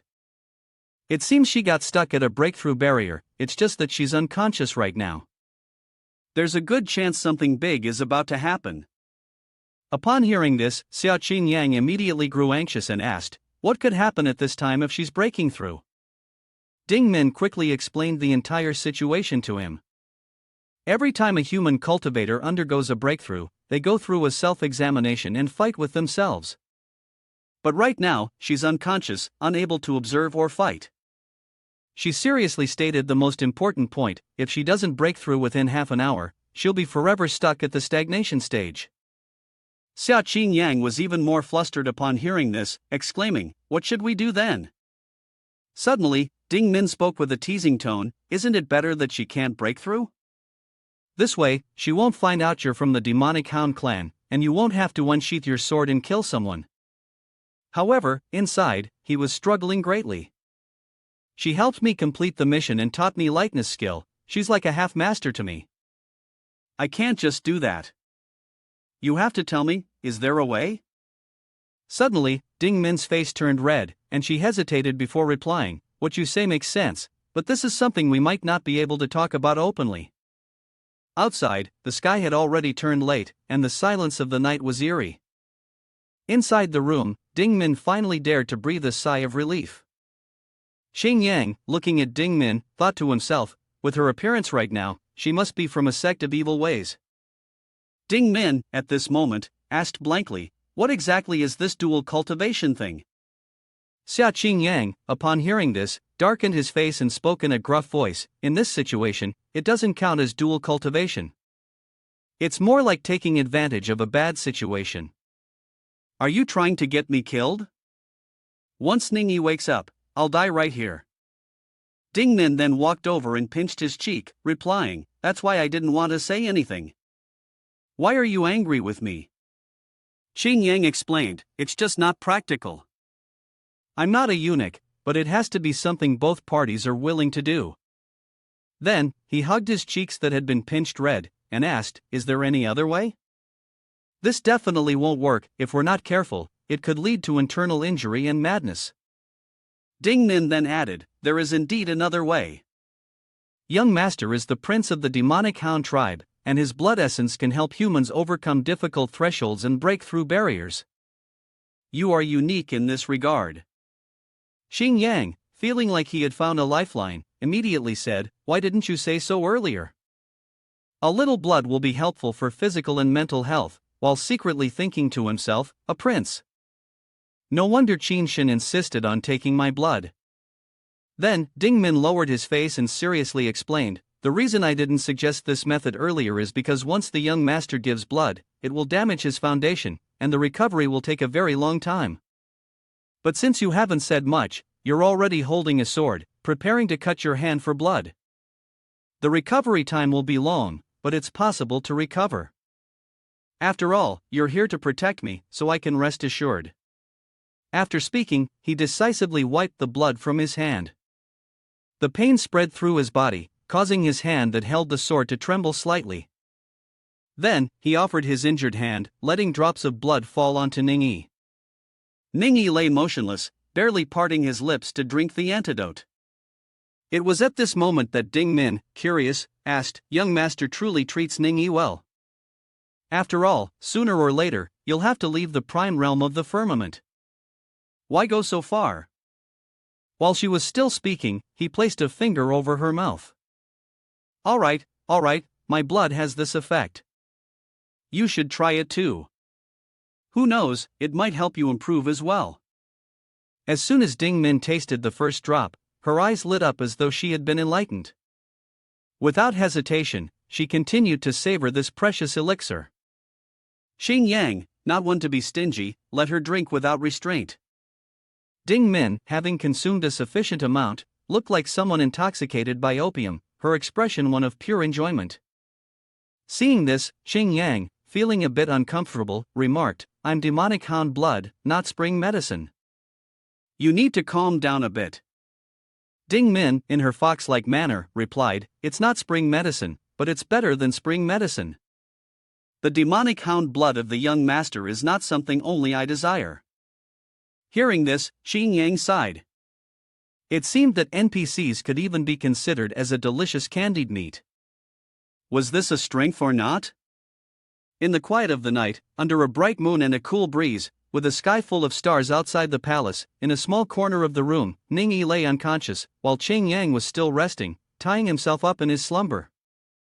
Suddenly, from the depths of her dazed state, Ning Yi slowly opened her eyes, then began coughing uncontrollably. She realized that she was on the verge of a breakthrough, and at that moment, it occurred to her that this was the scene of a pupa breaking free from its cocoon and blossoming into a butterfly. Ning Yi slowly sat up, thinking to herself, I didn't expect that because of the attack from Li Wuling Mang, I would have the opportunity to break through earlier than expected. She then began to meditate to stabilize the energy within her body, but she still thought to herself, this is not a good place to break through to a higher level. At that moment, Ding Min appeared again, whispering in her ear, young master, Ning Yi has woken up. He rubbed his eyes in a daze and hurriedly asked, senior sister, are you feeling any better? Ning Yi silently responded, I think I'm about to break through to a new realm. But you can only mumble a few words and never explain properly. At this point, Xing Yang understood her meaning, stood up, and said, Don't worry, I'll protect you. As he hurried to catch up with senior sister, she suddenly opened her eyes and asked with concern, Are you all right? He rubbed his head and casually replied, I'm fine. Having been sitting for so long, his legs had become weak. Senior sister felt at ease to break through, but in her heart, she felt uneasy and thought, a little bit of blood loss, and I feel so dizzy. Ding Min, still beside her, continued to remind him, Young master, don't forget about Qinshin. He replied, I remember, after senior sister breaks through, we'll return immediately. At this moment, you had walked up to Ning Yi. She stared at you, thinking to herself, he is taking the initiative to protect me again. Looking at your innocent and beaming face, she wondered, does he not know that only a Dao companion would protect their loved one? Ding Min then whispered in your ear, reminding you, if you go back now, everything will be over. You asked in surprise, over? She then responded in a serious, loud voice, I forgot to tell you what he did. He dealt with Wang you and I along with our revered one, and upon hearing this, you were instantly struck with fear, shouting, What? Ding Min remained calm, replying, Did I forget to tell you what he did? Her expression had now become serious. He dealt with Wang you and I along with our revered one. In that instant, as you heard the story, you felt as though you had aged several decades. I didn't mishear, did I? At this point, your face was full of deep thoughts and confusion. Ning Yi, perhaps not knowing the true nature of Qinshin, initially thought that the prime realm of the firmament had wronged him, which led him to leave his sect with her. Later, he secretly considered things carefully for her. These matters should be approached carefully so that she would eventually learn the truth. However, telling her directly might lead to misunderstandings, so it would be best to catch him red-handed. At that moment, as you were about to successfully break through, Ning Yi's body was reacting violently. Xing Yang remained indifferent, still pondering, but why would Qinshin cause trouble during this mission? Then a terrifying thought suddenly flashed in his mind, unless there was some other conspiracy at play. Half an hour later, Ning Yi was still continuing her cultivation when she suddenly opened her eyes, joyfully announcing, I've broken through. The golden core was completed, and Xing Yang, upon hearing the news, sincerely congratulated her, Congratulations, senior sister, for forming the golden core. Ning Yi stood up, her gaze filled with gratitude as she replied, Thank you, Junior. I appreciate you protecting me today. At that moment, there seemed to be a hint of disappointment in his heart. It seemed that he truly didn't understand what protecting someone meant. Never mind. Then Ning Yi turned her gaze back to the dead python beside her and asked, Did you kill this rain-departing spirit python? Xing Yang, upon hearing the question, immediately answered, I borrowed the moonflower lotus dream from senior sister. She was anxious to protect her master, and I might have made some recent progress. Ning Yi nodded after hearing this, but there was still a trace of doubt in her heart. Even with the moonflower lotus dream, Xing Yang was still only at the great perfection of the nascent soul stage. He wasn't being completely truthful with her. Looking at his current state, she had already guessed what was going on, her heart secretly anxious, sweat running down her back. She was beginning to have doubts. At that moment, Ding Min appeared by her side to comfort her, It's fine, young master. You've just become a bit stronger. When the time comes, just claim that you're a fake tiger pretending to be a real one. Upon hearing this, he felt it made sense and replied, I guess it has to be this way. After saying this, Ning Yi walked over to the head of the rain-departing spirit python, which was exuding a killing intent. It seemed she was about to take action against it. A pure soul essence of the rain-departing spirit python was slowly drawn out by her power. It quickly transformed into a hexagonal gem with a mystical purple hue. Xing Yang's eyes widened in astonishment as he stammered, What is this? Ning Yi explained, This is a 4th-grade demon core, which can be used to enhance weapons. After handing him the core, she added, Since you killed the rain-departing spirit python, it belongs to you. Xing Yang responded, still in confusion, given its appearance, senior sister, can a beast at the material transformation stage really produce a 4th grade demon core? Ning Yi replied, at most, it could only produce a blue-grade celestial demon core, so this truly surpasses the material transformation stage. Xing Yang then mentioned something unrelated. Wang Madam said that after she came to the Yuing temple, she was visited by an immortal in her dreams, which led her to start buying mirrors. But what does this have to do with the rain-departing spirit python?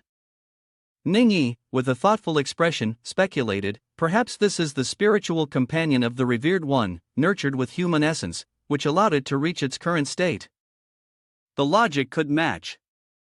Xing Yang looked even more confused and mumbled, unsure, I see. After thinking for a moment, Ning Yi raised another question, what about your spiritual companion? The fox demon only cuts people's kidneys. Hearing this, Xing Yang's face turned even more bewildered, and he asked, are you trying to teach me something, senior sister? Ning Yi, speaking in a teasing manner, retorted, I'm afraid the fox demon has already enchanted you. After hearing that, little fox replied with discomfort, why do I feel like there's a hint of bitterness in her words? Xing Yang also spoke up, you're right, I feel the same way.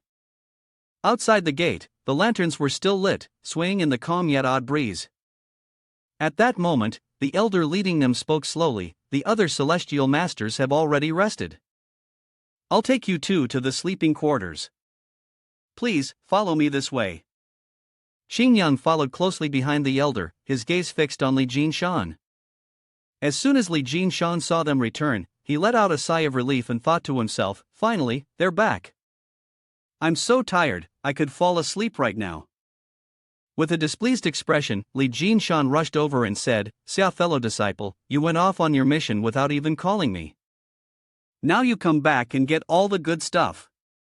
Xing Yang, upon hearing this, responded enthusiastically, just in time, Ning's sister has arrived. Let's go outside and have a look, we didn't want to disturb you while you were forging. Li Jinshan, now happy, turned to greet Ning Yi, Ning's sister, hello.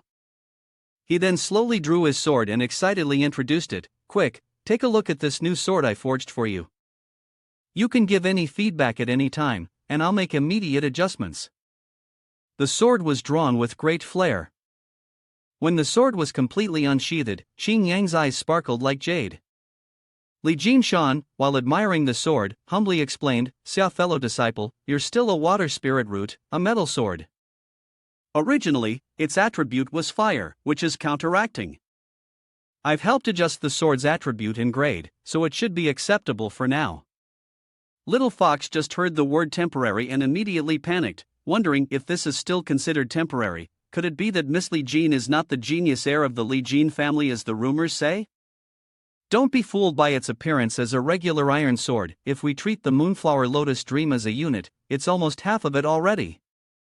Xing Yang looked at the sword with longing. Half of Moonflower Lotus Dream, doesn't that make it a divine sword?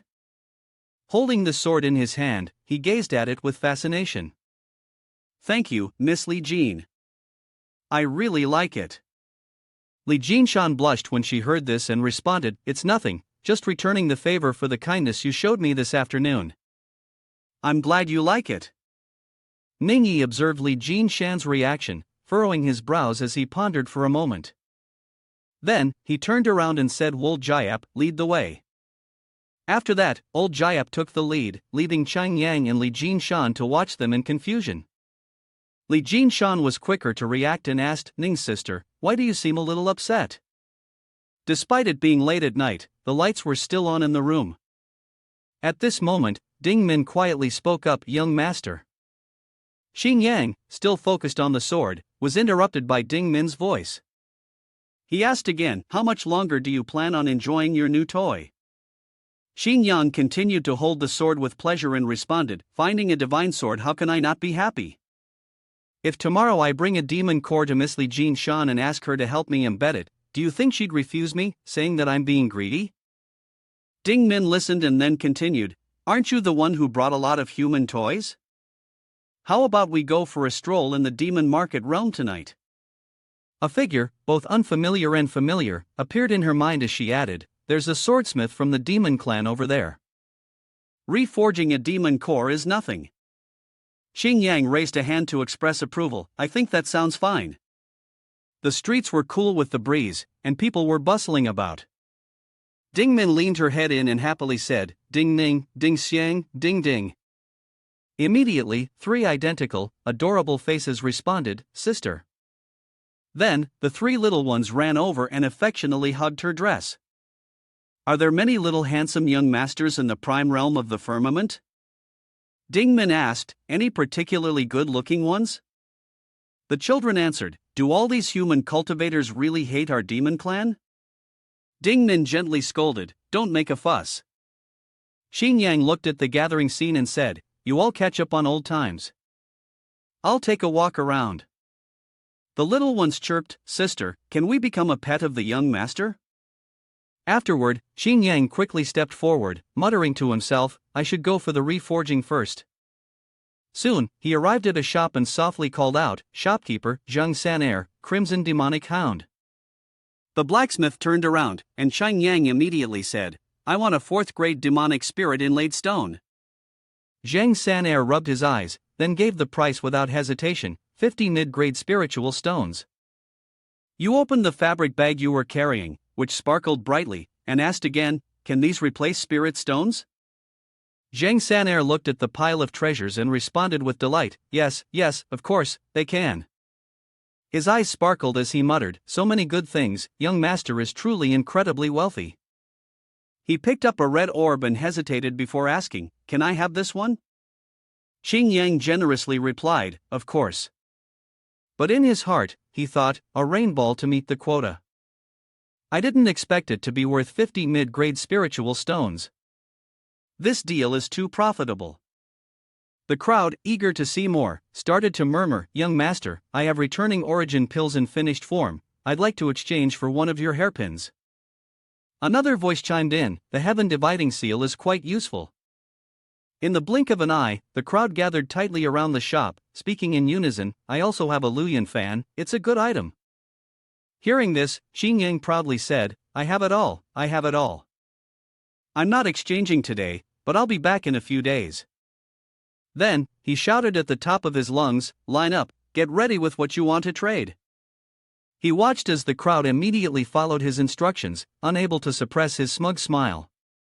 Xing Yang now only thought of the gold bars, and continued, no cutting in line, we're starting now. A few minutes later, the crowd dispersed, and Xing Yang laughed quietly on the ground, before suddenly bursting into jubilant shouts, I'm getting rich. He opened a bag of items and muttered, let me check everything for a moment. He took out a magic gourd, which could absorb everything, including enemy attacks or the spiritual energy in the world. He gently kissed the gourd and thought to himself, this is very useful, it can act as a storage, not bad, it could perfectly replace the void-shifting stone. Then, he slowly listed a series of treasures. The innate 5 elements, representing metal, wood, water, fire, and earth, could be used to set up the 5 elements formation, which also served both offensive and defensive purposes. The 9-turn golden core could greatly enhance one's cultivation level, and it even had a chance to purify marrow and bone, adjust one's foundation, and help break through cultivation bottlenecks. It was very effective for refining the void and particularly valuable for cultivators in the core formation stage. The melting essence powder could refine impurities in the body, condensing the primordial qi and making cultivation purer. The darkness pearl could absorb the surrounding yin energy or spiritual energy, converting it into power for its owner. The breakthrough pills were highly effective for injuries to the limbs, promoting the regeneration of the limbs. The concealment talisman could hide one's aura.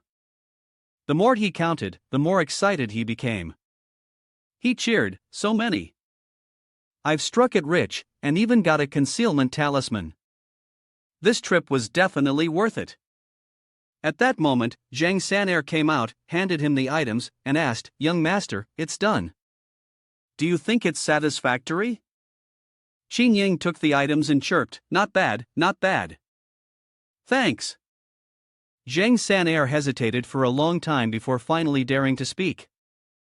That. Young master, I have one more thing I would like to trouble you with. While putting away his things, the young master replied. Go ahead. Zhang Sanair took out the ball and sweetly said. Could you throw this hydrangea ball? You and I are both from the canine tribe. Don't we both enjoy playing with balls? It's been a long time since anyone played with me. For a moment, the young master was startled but then confidently answered. I understand. He silently mocked, thinking that playing ball was still such a childish thing. He grabbed the ball and got into position to throw it, saying, All right, I'll throw it. Zhang San-er wore an expression full of joy, eagerly awaiting.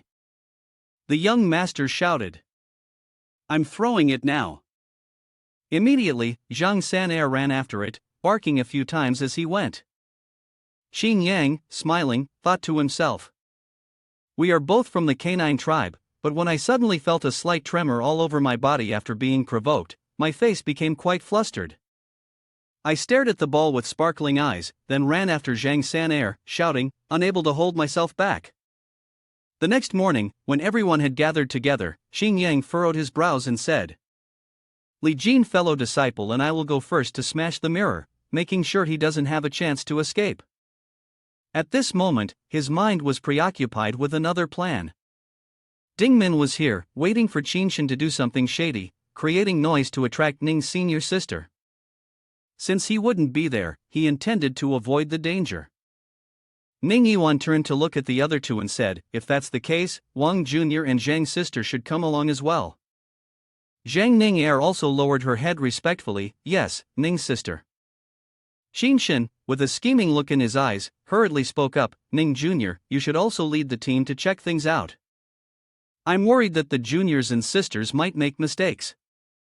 He started to act serious and spoke in a stern tone. After all, Miss Wang looked like she could no longer bear the torment. I will keep watch here, you all can rest assured. Ning Yi glanced at him with a slight frown and responded, All right then. Qin Yang, hearing his words, felt disgusted in her heart. As expected, a dog cannot change its nature. Wait, no, it seems like she's scolding herself here. Everyone split into two directions as discussed. Qin Shen wore a smug smile. The others were already driven away, and once I absorb the essence of KNHYU, I might be able to break through to Golden Core. Although Ning Jr. has arrived, I will finish soon, and she definitely won't notice anything. Qin Shen entered the room alone, where Ding Min, in the form of a fox, was hovering in the air, watching him. She looked at him, clearly displeased, as if watching a live stream at the scene, almost missing a seed of melon. Qin Shen sat down cross-legged and began to execute his plan. His soul started to ascend, flying upwards. The soul immediately entered the large mirror. At this moment, in another room, they were using a hammer, trying to smash all the mirrors. Ning Er turned around to report as soon as she saw her approach. Ning's sister, except for the mirror in Wang Yunyi's room, everything else has been smashed. They immediately turned back upon hearing the noise. Ning Er ran quickly while speaking. There's movement at Qin Master's side, perhaps they've caught the beloved one. Wang Shui also praised him aloud. Truly worthy of being Qin Master. Qin Yang chuckled softly to himself. Looks like it's time to check out the vibrant spring palace. Ning Yiwan was the first to rush to the door. She quickly lifted her foot and, with all her strength, kicked the door open. Qin Shen was lying motionless on the ground right in front of her. Ding Min began crawling into the circle on his wrist, and for that, he was quite pleased. Young master, how about that? I kicked this person away earlier. The setup here isn't bad, right? He responded with satisfaction through a mental connection. Not bad, not bad. I'll reward you tonight. Ning Yiwan looked at him and asked with concern. Qin Master? Qin Shen's eyes were empty as he lay still, unmoving. Wang Shui was just as worried and spoke. Qin Master might have had his original spirit leave his body. He's probably still struggling with the beloved one in the mirror. Upon hearing this, Ding Min was overjoyed but forced himself to hold back the laughter. Wang Shui, you've actually helped me a lot. He's indeed in the mirror, but it's not exactly a struggle. Ning Er had spotted the mirror and exclaimed loudly. There's a mirror here. Zhang Ning'er suddenly shouted out in anger. Her face flushed, and she muttered to herself in frustration. What on earth is Qin Master doing? Yiwan frowned and ordered, What? Let me see it. Ning'er hid the mirror behind her back. It's nothing. Yiwan, very serious, extended her hand. Give it to me. She shakily handed over the mirror and said, Qin Master must be going through something difficult. Her eyes widened in horror as she saw in the mirror that he, along with the beloved, was absorbing the spiritual energy of Miss Wang. Ning Yi put the mirror down without saying a word. Ning'er still tried to defend Qinshan. This might be a plan of Qin Master. Li Jinshan held his face in embarrassment. What kind of plan involves putting himself in that situation? I think Qin Master is actually enjoying this. I can't watch it anymore. Ning Yi immediately performed his technique, and all the mirrors in the room shattered instantly. At this moment, the beloved heard the sound and was startled. Qinshan's soul immediately flew out of the mirror and returned to his body. His body gently moved again. Qinshan opened his eyes and let out a few faint cries. He clutched his chest and sat up in shock. Why am I? Yiwan, her face filled with anger, asked him, Qinshan, what's happened to you? He broke into a cold sweat upon seeing her, extremely frightened. Why is she here? He stared blankly at everyone gathered around him, each of them looking at him with different expressions. Yet none of them seemed to be acting the way he thought they would. He clutched his chest in intense pain. My chest hurts so much. Qinshan felt both anger and regret. The worst part is that just when I was absorbing the essence of the beloved, it was interrupted. My spiritual sea has been injured, and I'm even further from reaching the golden core stage. Damn it. She looked at him with an icy expression. Qinshan, I saw everything you did in the mirror, Ning Yi said, her voice filled with anger.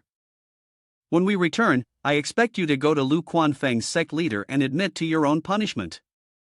Qinshan frowned, looking visibly uncomfortable. She had seen everything. He immediately stood in front of her, trying to explain. Ning Jr., listen to me. I'm about to subdue the mirror spirit. Her face remained unchanged as she replied. I know. I can tell you're absorbing the essence of the mirror spirit. The mirror spirit feeds on the essence of countless humans, and you want to take advantage of this to further your cultivation. Your gaze seems as if it's trying to pierce through the person in front of Yiwan. But this is no different from practicing demonic cultivation. You'd better understand that. Qinshan clenched his fists, frustration written all over his face. A rare opportunity given to me by the senior, and now it's been wasted, causing Ning Jr. to loathe me. Why is this happening? Ning Yiwan gently walked toward a young woman who was unconscious. She sat down on the edge of the bed next to the girl, took the mirror, and solemnly ordered the two. Protect me. I'll personally handle the mirror spirit. Both of them appeared respectful and replied in unison. Yes, senior sister. Yiwan handed the mirror to Qin Yang and instructed. Keep it in the mirror, don't let that evil creature use the light to slip into the small pond outside. As she spoke, she imagined the scene, knowing that the surface of the water would become a hiding place for him. He nodded seriously in response. Understood. Qin Yang was lost in her own thoughts, the plan going smoothly, like a game, with Ning Yi ultimately stepping in to resolve the matter. It seemed there were a few key points that would be difficult to change, so she had to quickly speed up the task and then escape. Ning Yiwan immediately sent her soul out. Li Jinshan looked at her soul and, very pleased, began to slip into the mirror. To actually see senior sister eliminating the demonic guard path with my own eyes, I must learn from this. The beloved had noticed the presence of the opponent and immediately dodged her sword, retreating toward the mirror. His face was filled with fear and panic. But the mirror blocked his way. He broke into a cold sweat, completely unable to escape. Ning Yi delivered a sharp kick to the face of the beloved, sending him crashing to the ground as he screamed in agony. The tip of her sword was now pressed against his face, making him cry out. Immortal Venerable, spare my life. She looked at him coldly, her eyes filled with murderous intent. Rain-departing spirit python is your spiritual beast. The beloved screamed in absolute terror. Immortal Venerable, please spare my life. She remained unmoved, keeping the sword pointed at him. Answer the question I ask, first. The beloved trembled all over as he responded. Yes, it is my spiritual beast. He helped me to the Yuing temple, which is my family. The bronze mirror I was born with, it was crafted by the boy, Immortal Venerable.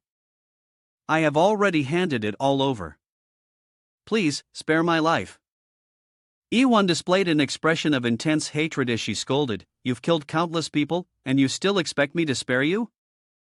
The beloved, both angry and frightened, exclaimed, Immortal Venerable. Outside, Xing Yang and Jin Shan couldn't help but feel fear as well. She smiled with profound admiration, Senior sister, truly decisive and ruthless, I am in awe. Xing Yang, on the other hand, felt extremely worried. A few months later, when her true identity was revealed, she feared that Ning Yi might treat her with the same relentless ruthlessness. The fear was real. Ning Yi's soul had already emerged from the mirror, slowly merging into her body. Another soul was waiting to return to the young lady who was lying unconscious. Ning Yi solemnly ordered them, You may return to the prime realm of the firmament to complete your mission. The girl woke up and weakly asked, What's wrong with me? Yiwan immediately smiled gently, Miss Wang, you were ill, but now you've recovered.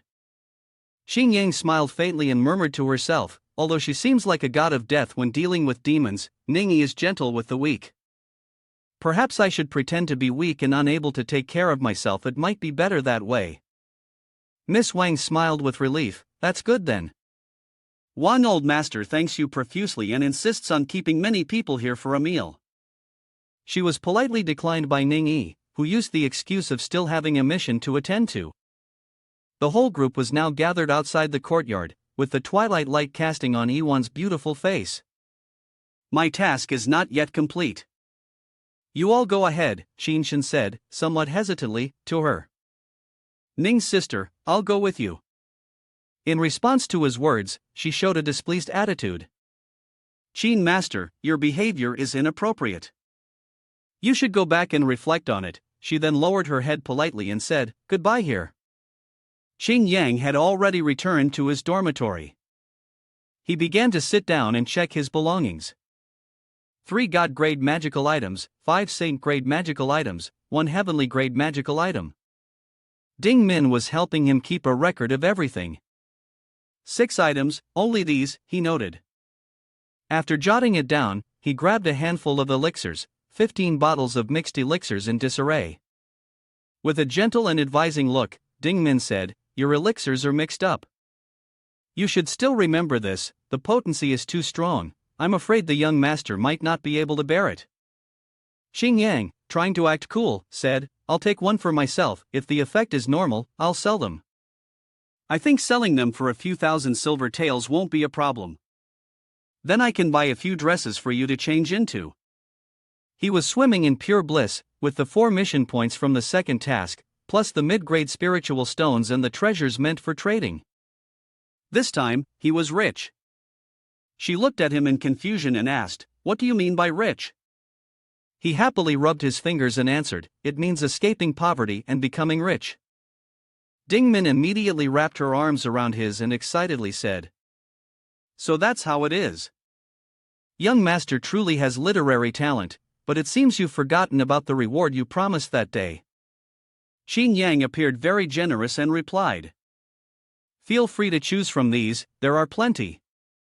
She looked at him with a greedy expression. I am your spiritual companion, and as you grow stronger, so will I. What do I need these for? I want them. Ding Min gently brushed her tongue against Xing Yang's neck. I want a drop of young master's essence blood. He allowed her to push him down and cautioned. Just don't drain me dry in one go. Ding Min smiled, her cheek pressed against his, and replied, How could I? If young master loses even a drop of blood, you'll be weak for days. How could I do that? He smiled gently at her. Come on, you've helped me so much, it's fine to let you take a little. Ding Min's expression clearly showed desire as she bared her teeth and slowly leaned in, her fangs immediately sinking deep into Qin Yang's neck. In no time, her teeth were stained with a hint of blood. After finishing, Ding Min breathed heavily, exhausted. She happily embraced him and exclaimed, "Young master's blood is truly delicious." He smiled faintly at her and said, "I've realized that all of you foxes are truly seductresses in disguise." Ding Min lovingly cupped his face with her hands. "How can you say we're all seductresses? That's simply what we are. How could a seductress, as good as we are, not protect young master? We can even warm the blankets for you during the cold winter nights." Qin Yang responded to her words cheerfully.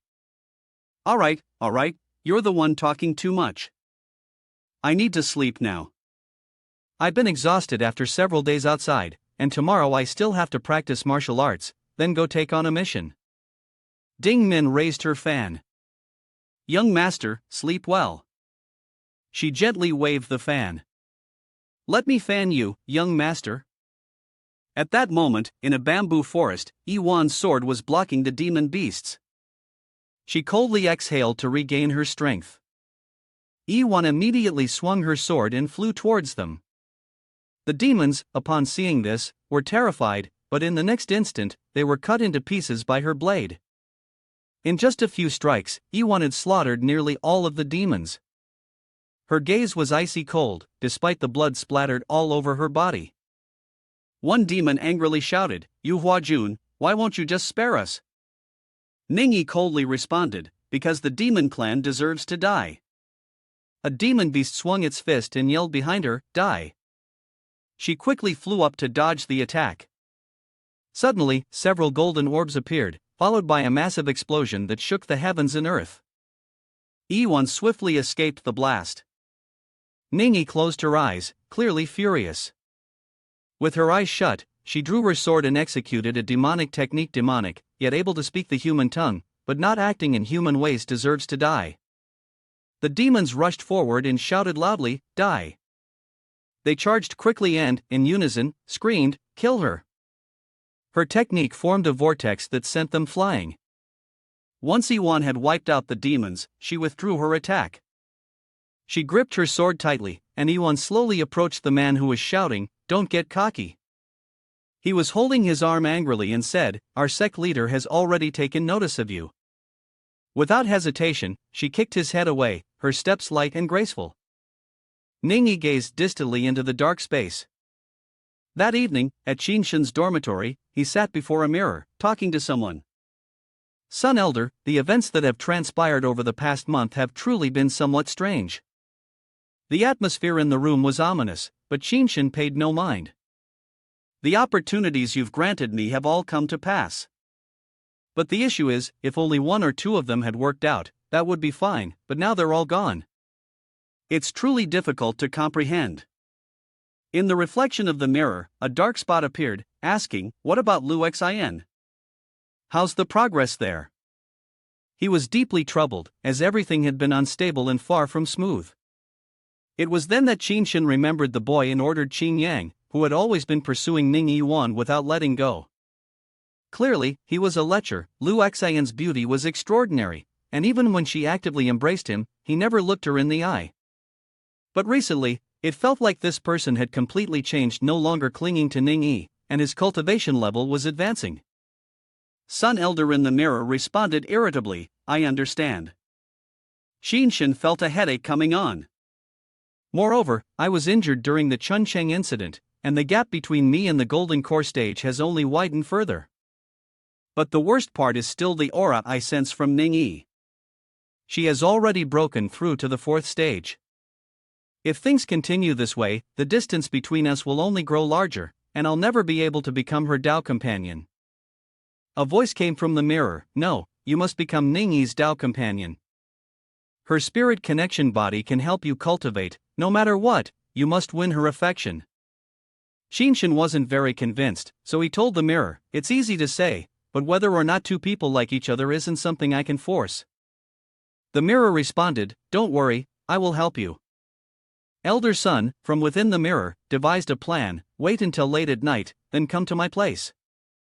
Remember to enter from the back door so no one notices. I have some pills here that can help you strengthen your body. The body is the foundation of cultivation, you must take good care of it. Hearing this, Qinshan clasped his hands and bowed respectfully. Yes, elder son. That evening, when the whole house had lit up and people were heading to bed, Ding Min sat on a tall tree, looking down at a building. She saw Qinshan step out and smiled. The rat is out of the hole. Her soul gradually dissolved into the air with a mischievous grin. Ding Min turned into a cat and flew after Qinshan, thinking, let's see where you're going. He walked carefully, glancing around to make sure no one was following him. Meanwhile, Min, flying behind him, had a different thought. This guy acts like a thief. He's definitely up to something he doesn't want others to see. After a while, he reached the door where he had promised to meet elder son. Qinshan slowly reached out and opened the door to sneak inside. Ding Min, seeing that her efforts had paid off, was delighted. This is the place. I need to stay close now. Happiness barely lasted 3 seconds before she realized the door had a barrier. Ding Min's lovely face collided with the membrane, causing it to swell immediately. Why put up a barrier? It hurts so much. She could only helplessly watch as Qinshan closed the door. This was the back door of the Star Essence Pavilion. Isn't this the residence of the sect leader? Yet, the 8-sided formation was unstable, and she couldn't stay long. Thinking that, Ding Min flew off in search of help. Qinshan, meanwhile, sneaked into the sect leader's residence. This was quite rare. Could it be that the demon lord was at Star Essence Pavilion? In the building, there was a brightly lit room in the middle of the dark night. Xing Yang, frustrated, was flipping through a book when he heard a voice ask, "How is it? My writing isn't bad, right?" He turned around to see a face as flat as a pancake. "What is this you're writing and drawing?" Xing Chang, embarrassed, snatched the book back and said, "This is the newly released book from the latest issue of Records of Strange Inquiries. Let me let you sample it first." She opened the book and casually began narrating. I'll read a passage for you. Volume 138 of the short play of Strange Inquiries, Records of Strange Inquiries. As soon as he heard that, Shang Yang slammed the book onto the table, leaving Qingqing confused. "Zheng's sister, there's no need to read it." He awkwardly covered his face with his hand, struggling to speak. "I'm so embarrassed I want to leave Lu Quanfeng right now." Seeing this, Qing Yang teased him further. "What's so embarrassing about this? Isn't the news a mix of truth and fiction anyway?" Qing coquettishly moved closer and closer to him. "I pieced together the clues from your stories and wrote them into an essay, all to give everyone the emotional value they crave from gossip, right?" He still had his face covered, speaking softly. The French, on the other hand, seemed to have gained emotional value, but I'm afraid Ning's sister might just slice me to death with one blow. When she heard Qing Yang, she smiled lightly. "That's not the case. Don't be fooled by Ning's sister's usual serious face. In fact, she almost never strikes out at her fellow competitors during a match." Qing Yang seemed to have caught onto something off, wondering to himself he couldn't quite believe it was that straightforward. After speaking, she stood up and left, leaving him alone. "All right, it's getting late, I'm going back to my room to sleep." Before leaving, Qing managed to wink at him, teasing, "So, you're really considered a celebrity of the prime realm of the firmament now?" Xing Yang's face darkened at her words. "Isn't it because of your careless writing that made me famous?"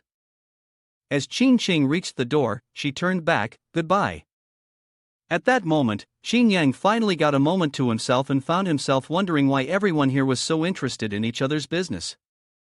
Just then, a delicate hand landed on his shoulder. Xing Yang turned around to gaze at her affectionately. "Ding Min, you're back." At that moment, she suddenly hugged him tightly, murmuring, "The good news has returned, I want my reward." He struggled to speak, his words coming out with difficulty because she was holding him so tightly. Talk first, the reward can wait.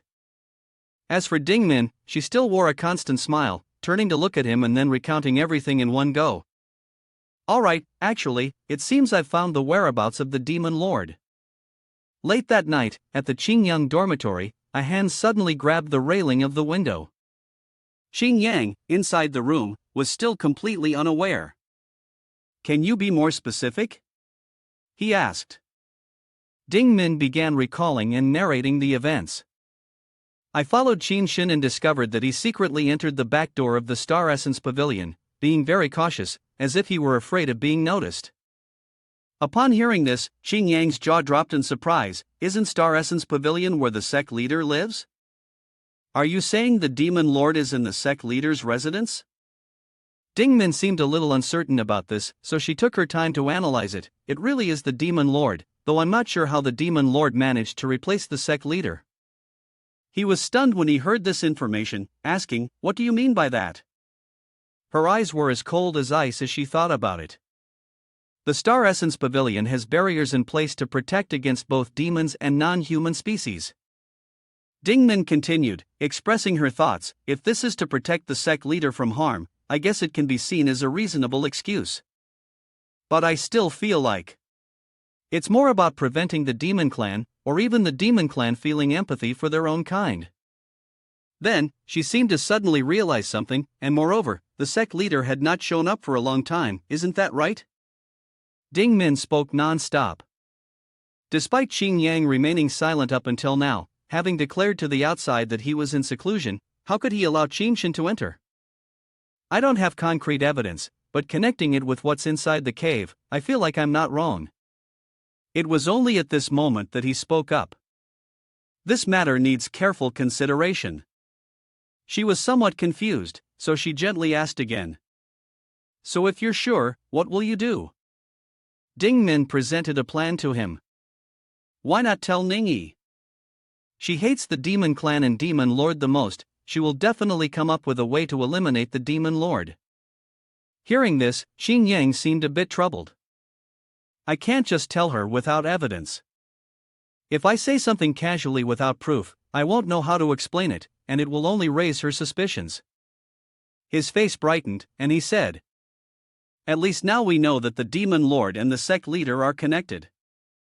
At this point, Qingyang was also considering his own plans, thinking that it would not be too late to gather more evidence and then tell Ning Yi. Furthermore, I also want to know what the Demon Lord truly intends to do. Although I've skipped over some of the intermediary details of the game's plot, the Demon Lord's initial goal was to make Qinshin his Dao companion with Ning Yi in order to break through the Ascension stage. So perhaps what he needs to do now is make Qinshin stronger, and then sit back and reap the benefits. Dingmin was indifferent, coquettishly demanding a reward. It was unclear when exactly, but Qingyang had jumped onto the bed and said, Come to bed, if you take a puff, I'll be unconscious for half a day. Hearing this, Dingmin happily responded, Young master is truly kind. About 2 days later, at the residence of Bai Lin Shui, the leader of Yin Yang Feng, a brightly lit room stood in the dark of the night.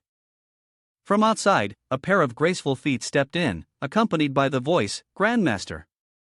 Yiwan slightly bowed her head, placing a hand on her chest, and respectfully greeted, I have returned.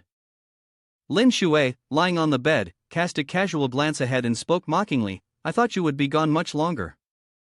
After speaking, Lin Shui lazily sat up, having broken through to the golden core stage, which had slightly improved her efficiency. Ning Yiwan knelt down respectfully to report on the demon clan situation. The locations marked in the mission had all been slain. Lin Shui, upon hearing the report, was satisfied.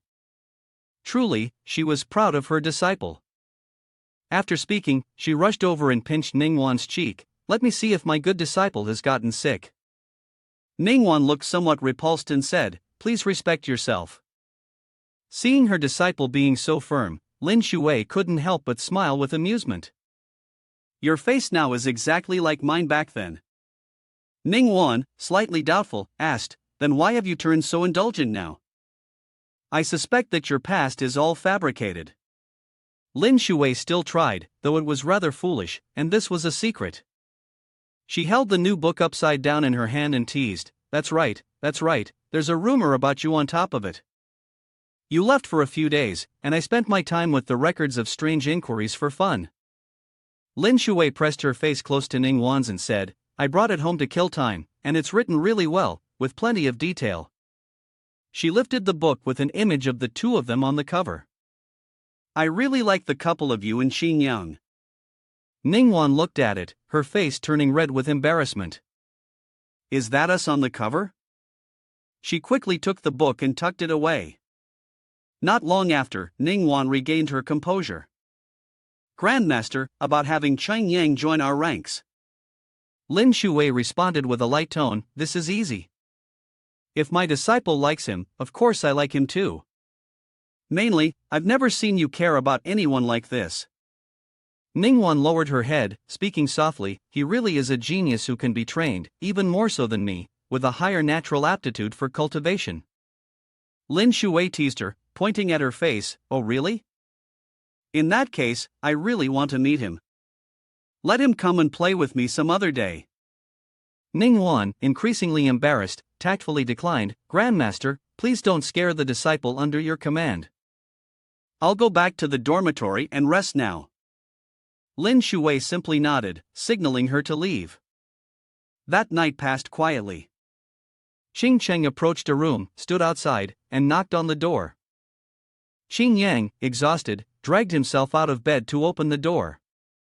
Zheng's sister, I really don't have any materials to share with you. I don't want to die yet. You've come 7 or 8 times in the past few days, can you please leave me alone? If I go out now, all the junior fellows will be giving me strange looks.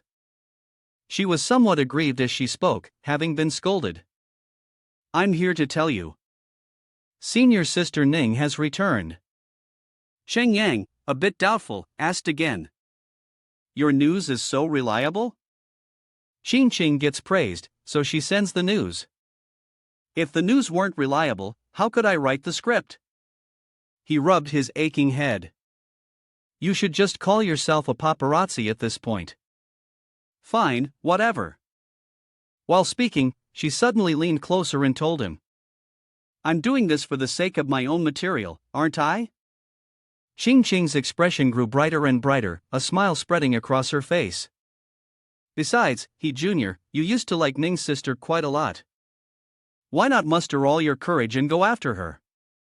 Before she could finish, Xing Yang closed the door. I need to go to sleep now. Good night, Zheng's sister. From outside, her voice still echoed. He Junior, you can do it, I really appreciate you. Xing Yang sighed tiredly in his room. Finally, she was gone. His chest felt uneasy, as if something was wrong. Suddenly, a strange toxic energy seemed to emanate from the surroundings, causing Qing Yang to feel disoriented. Why is it suddenly so hot? A faint purple mist appeared from his wrist. Ding Min materialized from it, wearing a sad expression. Xing Yang, who had been observing all along, spoke up. Ding Min. She flipped her face like a pancake, then smiled brightly and said, Young master, you're about to break through again. At that time, in Xing Yang's dormitory, he clutched his chest, grimacing in pain from a searing agony that pierced to the bone. Seeing Xing Yang in pain, Ding Min anxiously called out, Young master, you're in so much pain, you've reverted to your original form. Ding Min, seeing this, stretched out her hand to catch him. Young master, I've set up a barrier for the room. She gently calmed him, assuring him that it was safe to break through now. Still, as he had not yet recovered from the pain, he managed to speak each word with difficulty, thank you. Suddenly, his gaze became serious as he looked straight ahead. Less than 3 seconds later, his body collapsed completely. Having witnessed everything, Ding Min anxiously asked, Young master, what's happening to you? Xing Yang was still enduring the unbearable pain, seemingly unable to break through, as something seemed to be blocking him. Ding Min, confused, asked in panic, what's going on? Young master, what did you do during the day? Or what elixir did you take? Why is the breakthrough so strange? Suddenly, she seemed to notice something changing in Cheng Yang. Young master, your eyes have turned red. Cheng Yang struggled to get up, ignoring Ding Min's frantic worry. Don't scare me, what's going on? Young master, say something. His eyes grew increasingly red, accompanied by growls coming from his throat. Ding Min, standing beside him, became even more anxious. Could it be? Have you suffered a chi deviation? She extended her arm, intending to touch Cheng Yang. The result was that he, in the form of a dog, nearly harmed her. It seemed that he could no longer hold on to the last remnants of his sanity and fled. Ding Min sat in the room, terrified, and at the same time, she shouted loudly, Young master. She transformed into a fox and flew above Cheng Yang, keeping watch. The more time passed, the less she understood what was going on. Young master, the call to go to the head of the vast city is merely a sound. Young master Cheng Yang continued to race through the dark night.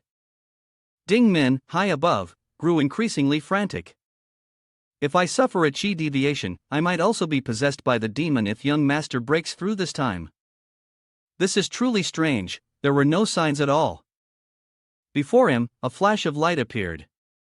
Cheng Yang's mind regained some clarity.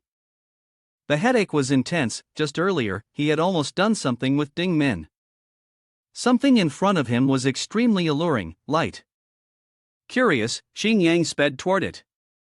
What was that light ahead? In the dark forest, a path seemed to emerge. The closer he got, the clearer the image of a woman became. Ning Yiwan was surprised when she saw the dog.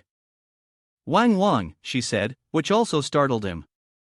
Ning Yiwan continued to charge ahead, ignoring the calls. Wang. Ding Min seemed to sense the disturbance and muttered to herself, this is bad, it's Yu Hua Jun. In young master's current state, will his true identity be revealed?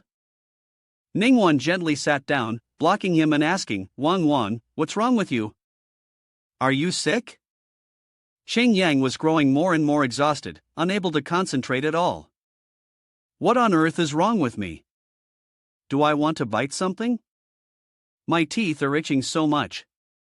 Meanwhile, Ning Yiwan, unaware of anything, scolded him for turning into a dirty puppy. As soon as she finished speaking, she reached out and grabbed the dog's neck, gently comforting him despite his struggles. Don't be afraid, it's me. Ding Min, overhearing, was confused. What does this mean? Cheng Yang, feeling Ning Yiwan's soft, watery soul, opened his mouth to bite but hesitated for a moment, then closed it with regret. At that moment, Ning Yiwan comforted him again, good dog, don't be afraid. Ding Min has been sulking for a while now, his jealousy is stiff as glue. Is it possible for this breakthrough to happen halfway? Could it be that the spirit connection body of Ning Yi being nearby is causing you to lose control? But that doesn't make sense. Ning Yiwan continued to hold him and talk non-stop. Has it been so long since you've seen me? Did you miss me so much that you've gone crazy? Ding Min, feeling hopeless, sighed. Forget it, with Ning Yi here, the young master will probably be fine. Once he recovers, we can look into the cause. Ning Yiwan seemed to finally realize something was off. Wang, your body is really hot. She then gently reached out to touch his forehead. With some kind of supernatural force, Ning Yiwan seemed to understand the dog's language. You want to break through? Saying that, she gently placed Cheng Yang on the ground and instructed, I will guard you, so don't worry and go ahead with your breakthrough. As she spoke, she recalled her own past. If he Jr. had also guarded me, then guarding a little puppy wouldn't be a big deal at all. Cheng Yang was so moved that tears welled up in his eyes, and he buried his head in Ning Yiwan's hand, letting out a few soft whimpers. She comforted him firmly, don't worry, I won't go anywhere. I'll stay here with you. Spoiled as he was, Cheng Yang nestled into Ning Yiwan's arms, whose body seemed full of vitality like fresh, plump pomelos. While Ding Min was observing and evaluating, the young master doubted whether she was pretending to gain Ning Yi's sympathy. Now, only 3 people remained in the forest, and the atmosphere was extremely quiet. Cheng Yang was peacefully sleeping on Yiwan's lap. Ding Min, having just opened her eyes, rubbed them sleepily. So tired. I wonder how the young master is doing right now. Suddenly, Ding Min noticed something. She looked at the male lead, who was still sound asleep, and murmured, "It seems like he's growing bigger." Quite extraordinary. Meanwhile, Xing Yang slowly began to open his eyes. He barked twice, "Wolf, wolf."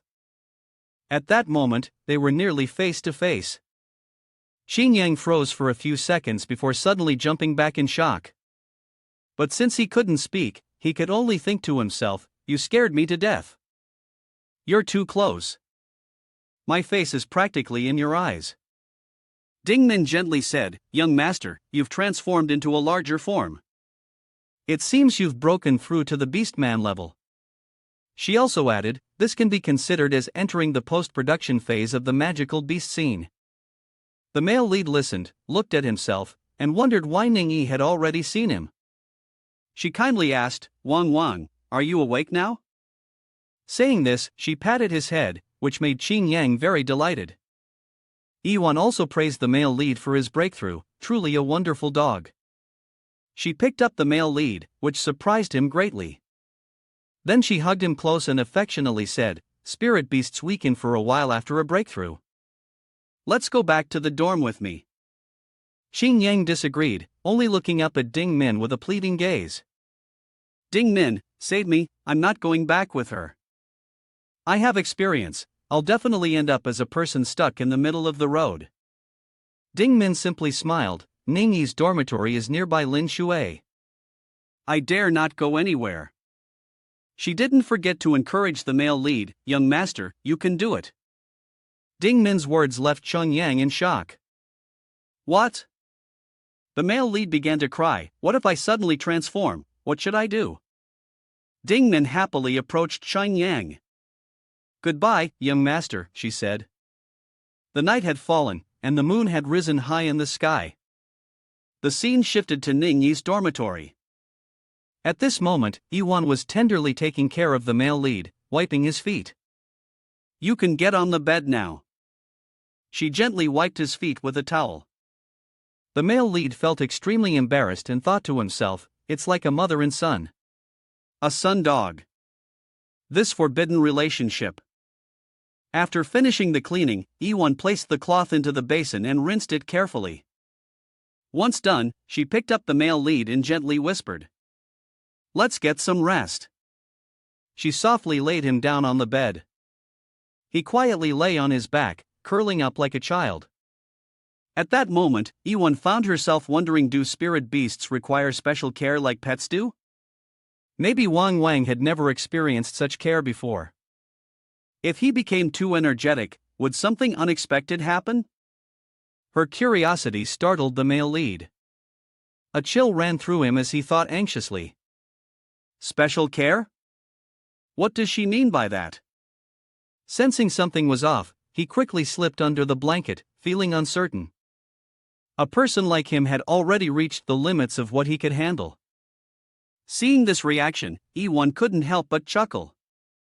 She then began to change clothes. First, she took off her black dress, followed by a soft, pastel-colored slip, and finally, she put on a simple gray top. A few minutes later, she had changed completely into her loungewear. Letting out a satisfied breath, she said, "Comfortable clothes really do make all the difference." Seeing Yiwan looking serene and beautiful, the male lead, still curled beneath the blanket, couldn't help but react with admiration. Yiwan then pulled out a book and suggested with a gentle smile, "I'll read you a passage from Records of Strange Inquiries, then we can sleep. It's getting late, and the snow has started falling outside." She sat on the bed quietly and began to read aloud. Xing Yang, unable to contain his curiosity, asked, "Which volume of Records of Strange Inquiries is that? Why are you reading such a book?" It seemed that Yiwan could read Xing Yang's thoughts, so she immediately spoke up, "The Grandmaster told me to watch this." Xing Yang was utterly confused upon hearing this. "Don't tell me you can actually hear my thoughts?" Yiwan continued, "This time, when it comes to Xia Changyang Fan Shang Ning, Yiwan struck sneakily." Xing Yang broke out in a cold sweat. Was it really going to be this intense from the start? As she was reading the story, Yiwan covered her mouth and laughed. She looked at him and gently said, "From the very beginning, you can tell it's Zheng Chengqing's writing, the imagination isn't bad." Qing Yang seemed to not believe his ears, thinking to himself, "Imagination isn't bad? Senior sister, shouldn't you listen to yourself before saying such things?" At that moment, Yiwan patted Qing Yang's head and told him, "You're at the spiritual pet soul seed realm. You're probably not a kid anymore. It's fine to listen a little." She added, "I didn't expect someone as small as you to already be at the soul seed realm." Qing Yang could only bark once in response, but deep down, he was deep in thought. "Senior sister, I'm not young anymore. In fact, my physical strength is at its peak, and if I were to really do it, I'd be very brave, but I still feel quite embarrassed." Yiwan continued reading the story to Qing Yang. The rain-departing spirit python, which he Jr. and I once subdued, was almost at the soul seed realm as well. Look at him, but I really didn't expect he Jr.'s progress to be so rapid. It seems that not long from now, he might surpass me. Reading to this point, Yiwan immediately gave a compliment, saying that this section was well written. Transitioning into the plot, Ning Yiwan originally intended to refuse Xia Qing Yang's offer of help. Yiwan said, "Hey Junior, never mind, I can handle the demonic guard path on my own and return to the prime realm of the firmament." But Qing Yang disagreed. "How could that be? Senior sister, you've helped me twice, let me repay you." Ning Yiwan didn't want to get tangled up in this and turned to leave, but Qing Yang immediately pulled her back close to him, causing Yiwan to shout out. Qing Yang pointed to Yiwan's chin and whispered, "Ning Yiwan, although I'm junior to you, I'm still a man." Yiwan asked in return, "So what if you're a man?" The two of them moved closer, preparing for a passionate kiss. Ning Yiwan couldn't escape from the grasp of Xia Qing Yang. Strange scents subtly emanated from his body. Yiwan knew it was the scent of the hormones that men naturally had, and once exposed to it, there was no place to escape.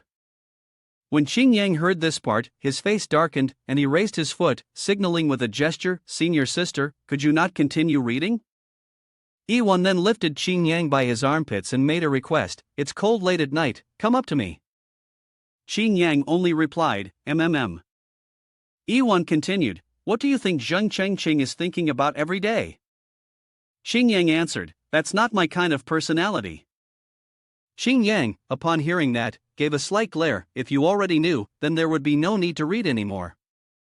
When they reached the steamy scene, Yiwan still blushed, feeling embarrassed beyond measure. She even pretended to have an excuse, saying, "Grandmaster told me to read it." Despite saying this, she turned to the next page, a smile creeping onto her face as she found it amusing. Qing Yang, growing frustrated, asked, "How can you continue reading after that?" The scene shifted to the main story, where Xia Qing Yang carefully removed the outer layer of Ning Yiwan's clothing. Under the glow of the night, Ning Yiwan appeared more beautiful than anything else in the world. Yiwan covered her chest with one hand, flustered, and said loudly, "Junior, don't be so bold." On Qing Yang's side, he began teasing the back of Yiwan's neck, whispering, "Senior sister, why did you refuse to let me accompany you? You knew very well I couldn't let you go into a dangerous place alone." Yiwan quickly retorted, "This is my mission, of course, I should be the one to complete it." Qing Yang pressed further, "Then why are you interfering with my mission?" Yiwan immediately denied it, "I'm only here to help you, not to help yourself." Qing Yang's tone softened, "Senior sister, at this point, don't think about anything else. Let's focus on this part." Yiwan hastily shut the book. She was embarrassed and silent, but still managed to conclude that the writing was excellent, leaving Qing Yang puzzled. At this moment, Yiwan suddenly felt uncomfortable, as if something was off. The room felt unbearably hot. Qing Yang simply replied, "Wolf," as if implying, "What's going on?" Yiwan climbed onto the bed, pulled up the blanket, and prepared to rest, telling Qing Yang, Wang, "I'm sleepy now, let's sleep." She gently stroked him and said, "Good night." Qing Yang's eyes welled up with tears. "Can I even sleep?" he shouted internally. "What sleep?" By now, it was already nighttime, and the moonlight illuminated everything. Qing Yang had unknowingly transformed back into a human. Suddenly, he lost his sleepiness and started waking up. Seeing that he had turned back into a human, he immediately snapped awake and thought, oh no. Panicking, beads of sweat formed on his forehead as he looked at Yiwan right in front of him. Fortunately, Ding Min appeared just in time to calm Chang Yang down. Young master, don't be afraid. She said she wouldn't wake up. Hearing Ding Min's words, Qing Yang finally breathed a sigh of relief. Phew, that's a relief. He quickly withdrew his hand from Yiwan and sat up. He looked at his arm and muttered, my arm's numb. Ding Min smiled when she saw this. Numb, huh? She then walked over and poked Qing Yang's numb arm, making him jump and squirm, repeatedly asking her to stop. Don't poke. Ding Min was thoroughly amused and teased Qing Yang, isn't it fun? You're so happy. But Qing Yang didn't forget about Yiwan beside him. He seriously urged, we need to go quickly. Ding Min was incredibly confident. The sun hadn't risen yet, and she was truly still asleep. I used a bit of illusion on her, there's no need to hurry like this. Qing Yang began to step off the bed, forgetting he was naked. Ding Min, embarrassed, covered her eyes with her hand and exclaimed, oh my, young master, you haven't put on your clothes yet. But you seem so pleased. No wonder you're the prince of the canine tribe, brave, majestic, with an imposing presence. Qing Yang hurriedly grabbed the curtain to wrap around his lower body. He glared at Ding Min and asked, stop looking, aren't you tired of it? Ding Min smiled and replied, of course not, my master is my treasure. With that, the two of them quickly left. Let's go, while it's still dark, everyone is still asleep. At this moment, Ding Min curiously asked Qing Yang, aren't you worried that tomorrow morning, she'll suspect that her curtain has disappeared? Qing Yang, running at high speed, suddenly came to a stop. He thought to himself, boss, there's no one around. Only when he felt safe did he answer Ding Min's question, it's better than if I had walked into the sect showing my bare bottom. If someone had really seen me in the middle of the night, tomorrow I'd definitely be on the front page of the records of strange inquiries.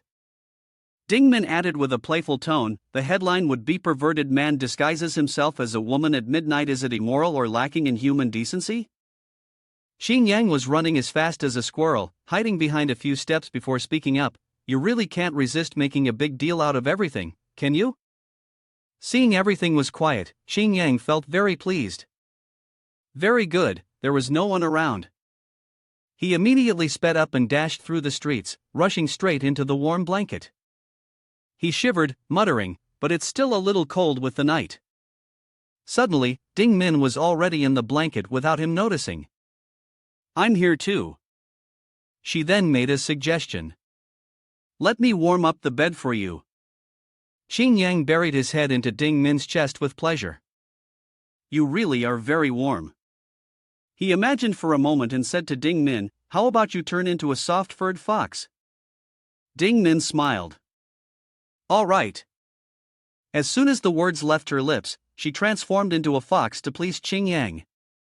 Qing Yang gently petted her cheek, very satisfied. You're right, Ding Min, you're really soft.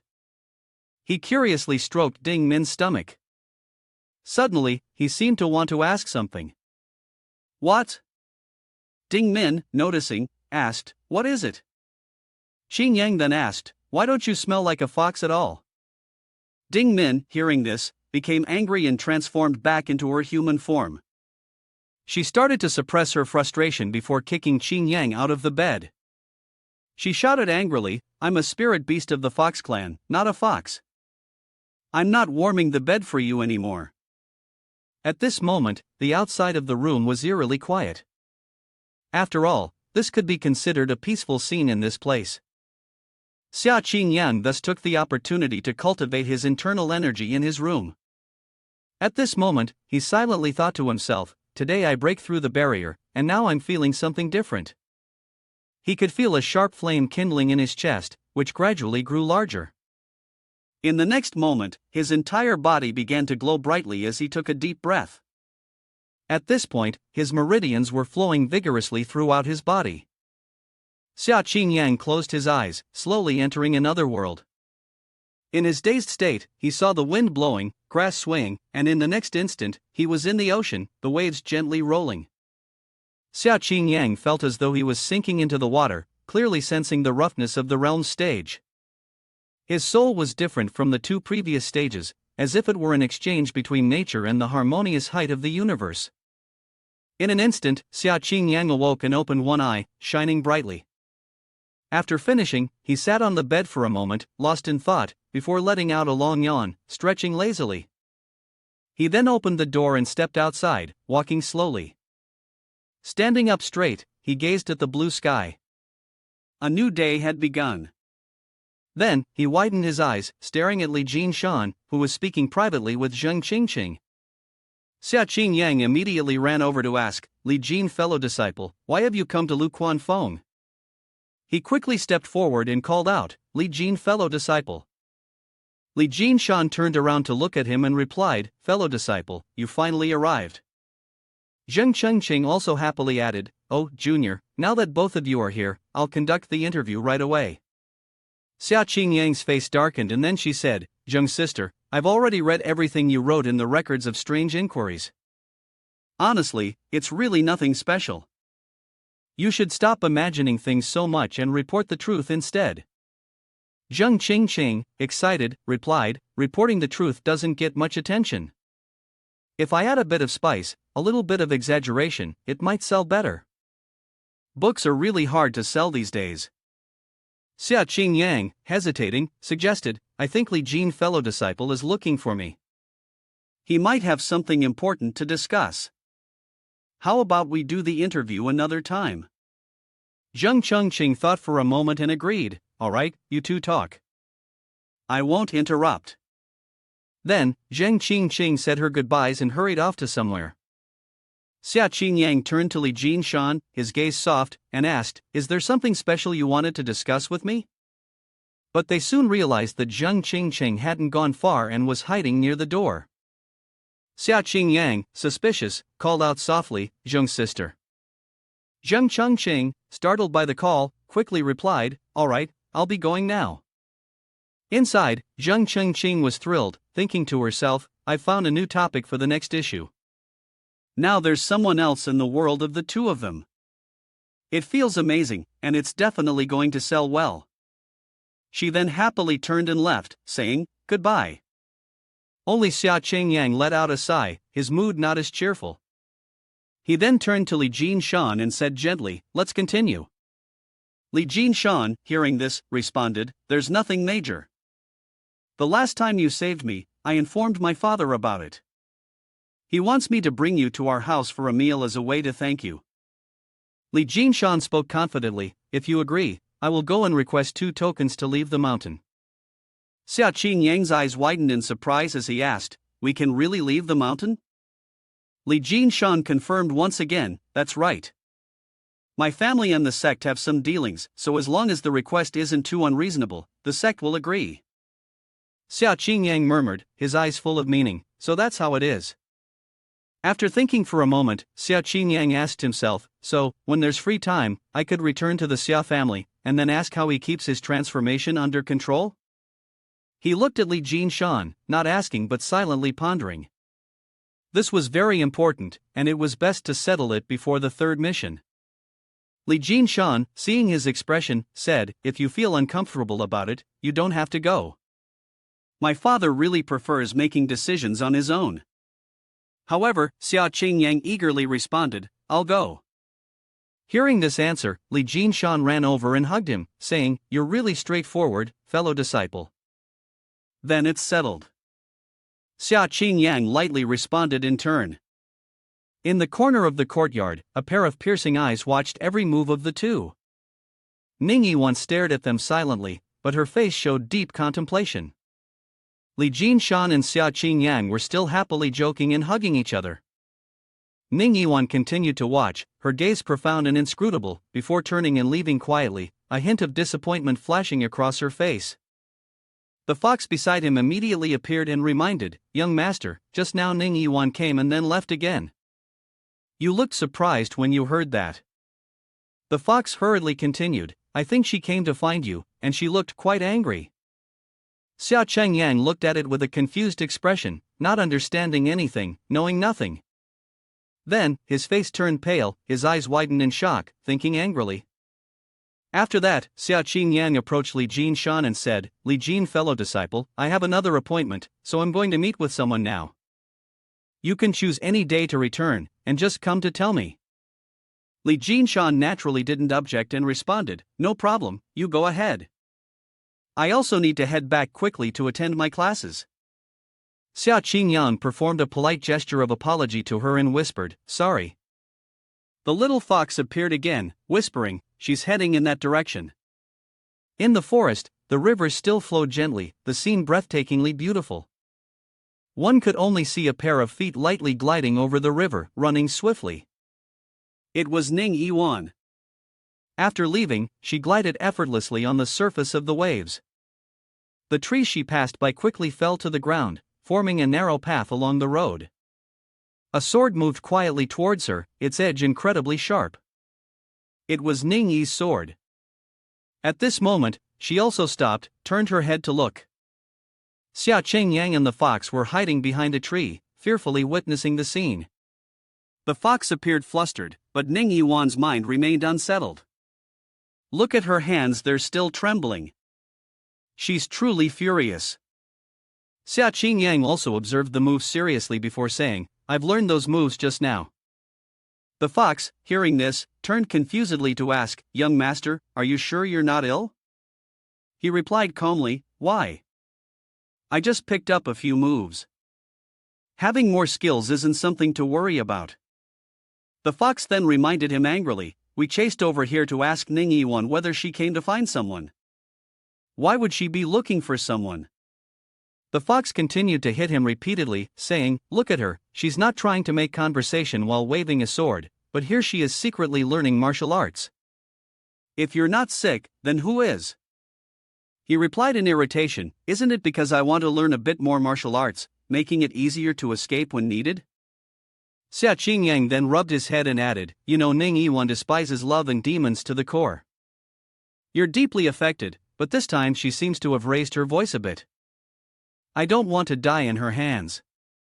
Ning Yiwan immediately switched to high alert, asking sharply, who is it? Xia Qingyang, with no other choice, had to greet her, Ning's sister, it's me, Xia Qingyang. Ning Yiwan's expression softened slightly, then she asked, what are you doing here? As Xia Qingyang approached, he continued, I saw you go to Lu Quanfeng's dorm earlier, then suddenly leave. I wasn't sure if you came to find me. Therefore, she hurriedly came here to ask what had happened, but Ning Yiwan denied it and responded. Who said I came to find you? You're just being overly sentimental. Afterward, she put on a pouty expression as if she was sulking. Xia Qingyang seemed to be trying to make small talk. Senior sister, just now Li Jinshan came to find you regarding the matter of descending the mountain. Last time, when you helped her, her father wanted to thank you. Ning Yiwan pouted, pretending not to care, but then suddenly she noticed the scent on him. Why did it smell so much like the sachet she carried? It seemed like something clicked in her mind. Her eyes lit up, and her lips parted, as if she wanted to say something. Then, Ning Yiwan asked, you came to my room last night, didn't you? Xia Qingyang was caught off guard, his face turned an unpleasant shade, and for a moment he didn't know how to respond. He could only think to himself. She really is perceptive. Ning Yiwan wasn't going to let it go and continued pressing. Did you come? Xia Qingyang could only wave his hand in rejection, his face looking even worse. No, how could I go to senior sister's room? In his heart, he panicked, thinking, oh no, could it be that I got the scent from Ning Yiwan's sachet?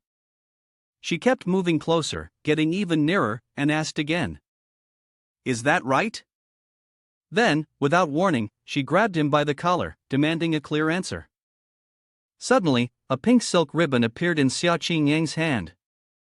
Ding Min appeared, quickly waving his hand and saying, it's me, Yu Hua Jun, don't misunderstand. Ning Yiwan, however, was deep in thought, about to say something but then hesitated. At this moment, Ding Min was clinging to Xia Qingyang, adding, I know you Hua Jun killed members of the demon clan, and in the future, I will definitely avoid using a fragrance like hers. He also nervously added, yes, yes, yes. Ding Min then wiped the sweat off his face, thinking to himself, fortunately, Ning Yiwan's sachet is something I encounter often. Ning Yiwan, still not fully convinced, thought, he clearly hesitated just now. Could it have been my imagination? Xia Qingyang, at this point, was on the verge of being completely stunned, silently praying, please, don't look at me. Ning Yiwan pondered for a moment before asking, I came to find you to ask when you plan to accept your third task. Grandmaster told me to take a rest for a while, so I want us juniors and sisters to do the task together. Xia Qingyang, upon hearing this, felt relieved and responded, so that's how it is. Then he said, I will take it after we return. When Ning Yiwan saw Li Jinshan, she asked unhappily, you and she have only done one task together, and you're already this close? Xia Qingyang seemed a little flustered, scratching his head as he said, well, not really, but she invited me, and it was hard to refuse. Besides, to be honest. Then he leaned closer and whispered, I mostly wanted to learn blacksmithing from the Li Jin family. Senior sister, you're not mad that I'm taking advantage of it, are you? She let out a soft exclamation after hearing that. Ning Yiwan felt a bit embarrassed, her cheeks flushed in a mix of shyness and disdain. On a beautiful day, the surrounding atmosphere was still peaceful. Xia Qingyang, still standing there, awkwardly spoke, there's no need to be so direct. I don't have any special sword in hand. The tasks ahead will only get more difficult, and I'll need a weapon to protect myself. Ning Yiwan responded quietly, alright, I've said what I needed to say, you can go now. After hearing this, Xia Qingyang thought to himself, the change in attitude is too fast, too dangerous. At that moment, he still didn't know how to reply and could only awkwardly scratch his head. Ning Yiwan continued, aren't you leaving? Then, with a disappointed sigh, Ning Yiwan let out a breath before Xia Qingyang could react. She gripped her sword tightly, took an attacking stance, and said, if you're not leaving, then let's practice sword fighting. Having achieved his goal, Xia Qingyang smiled gently and replied, all right. Ning Yiwan added, just now, you were secretly staring at me for a long time. With your natural talent and ability to learn, you must have figured it out, right? Xia Qingyang forced a smile and responded, I understand it in my mind, but my hands. Not so much. Inside, he thought to himself, so she already knew I was secretly watching her. Then, Ning Yiwan handed him her sword and said, use my sword. Xia Qingyang hesitated for a moment and asked, sister's sword, can I really use it?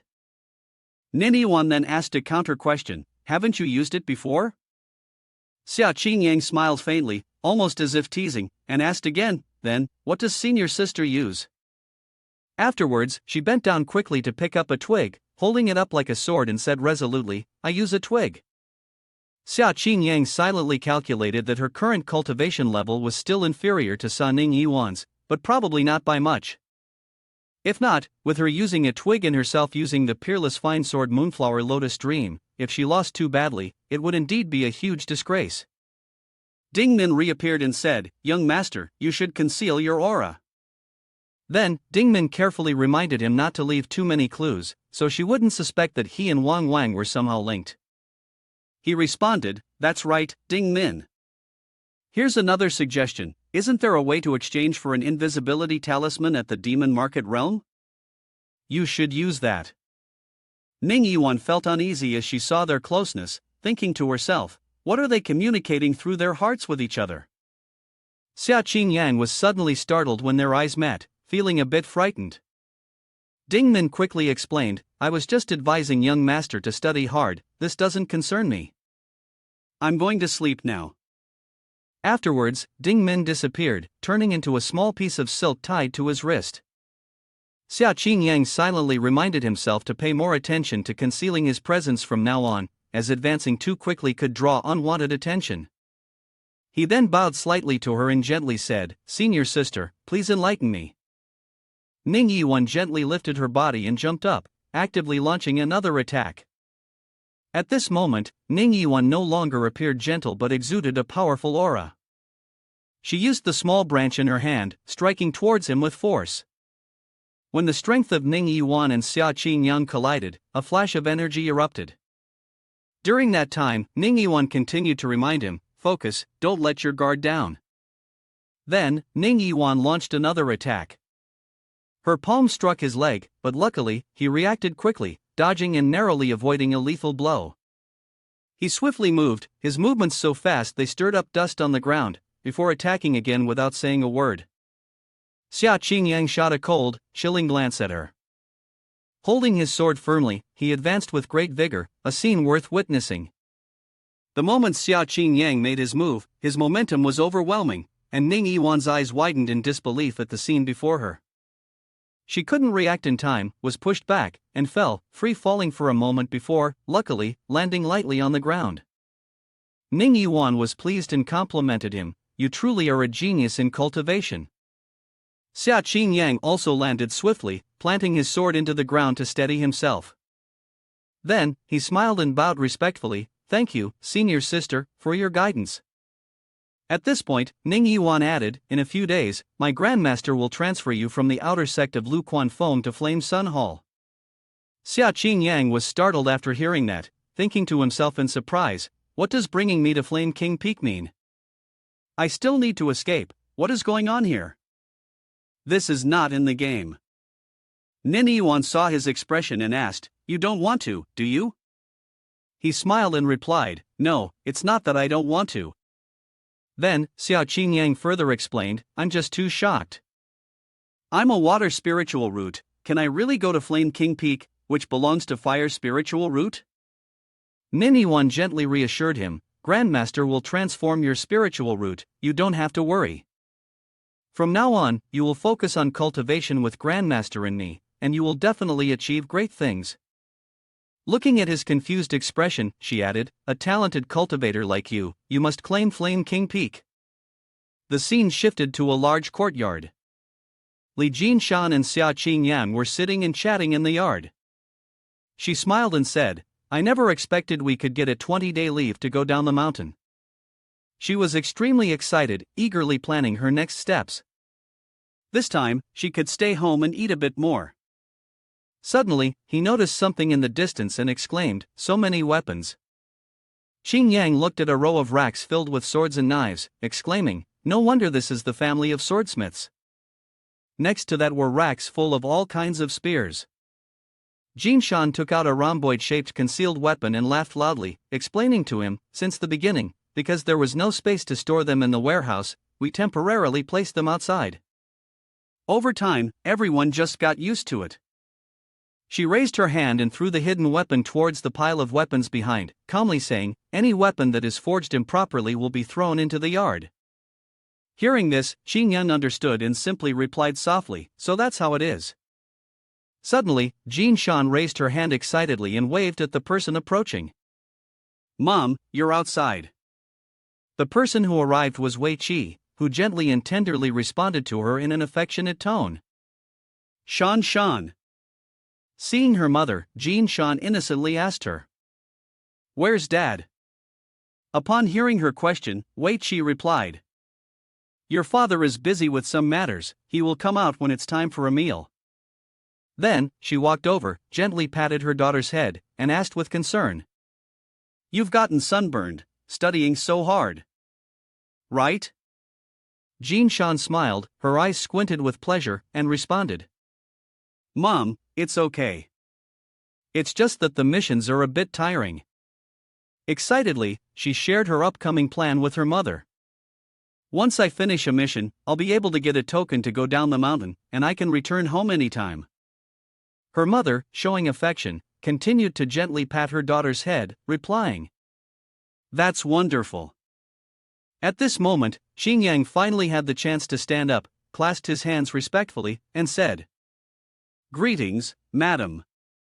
Wei Qi smiled knowingly, her eyes gleaming with joy as she looked at the young man before her, and replied, "He young master, greetings."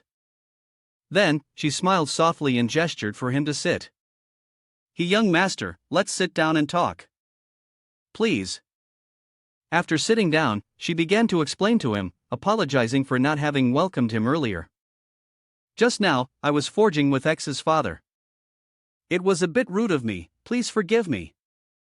He was very relaxed, showing no sign of discomfort, and immediately responded to her, "It's fine, Li Jin fellow disciple has already told me quite a bit about swordsmith."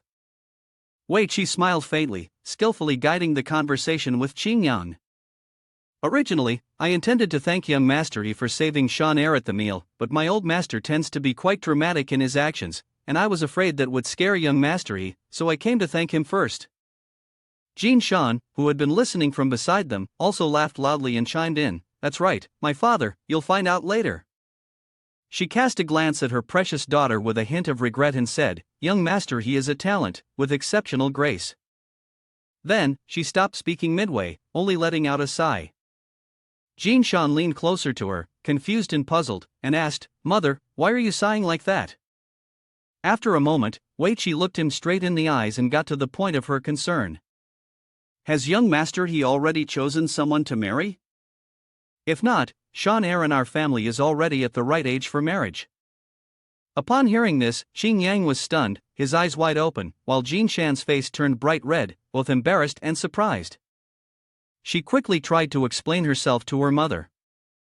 "Mother, what are you talking about? He and I are just fellow disciples." She turned to Jin Shan, disregarding her, and said openly for Qingyang to hear, "What nonsense are you talking about? Everyone in the village knows your personality, and no one dares to come ask for your hand in marriage." Then, Wei Qi covered her mouth and laughed loudly upon realizing she had misspoken, and said, "Oh dear, why did I just say it out loud?" She quickly regained her serious demeanor as an elder and said to him, "Forget what I just said, forget it.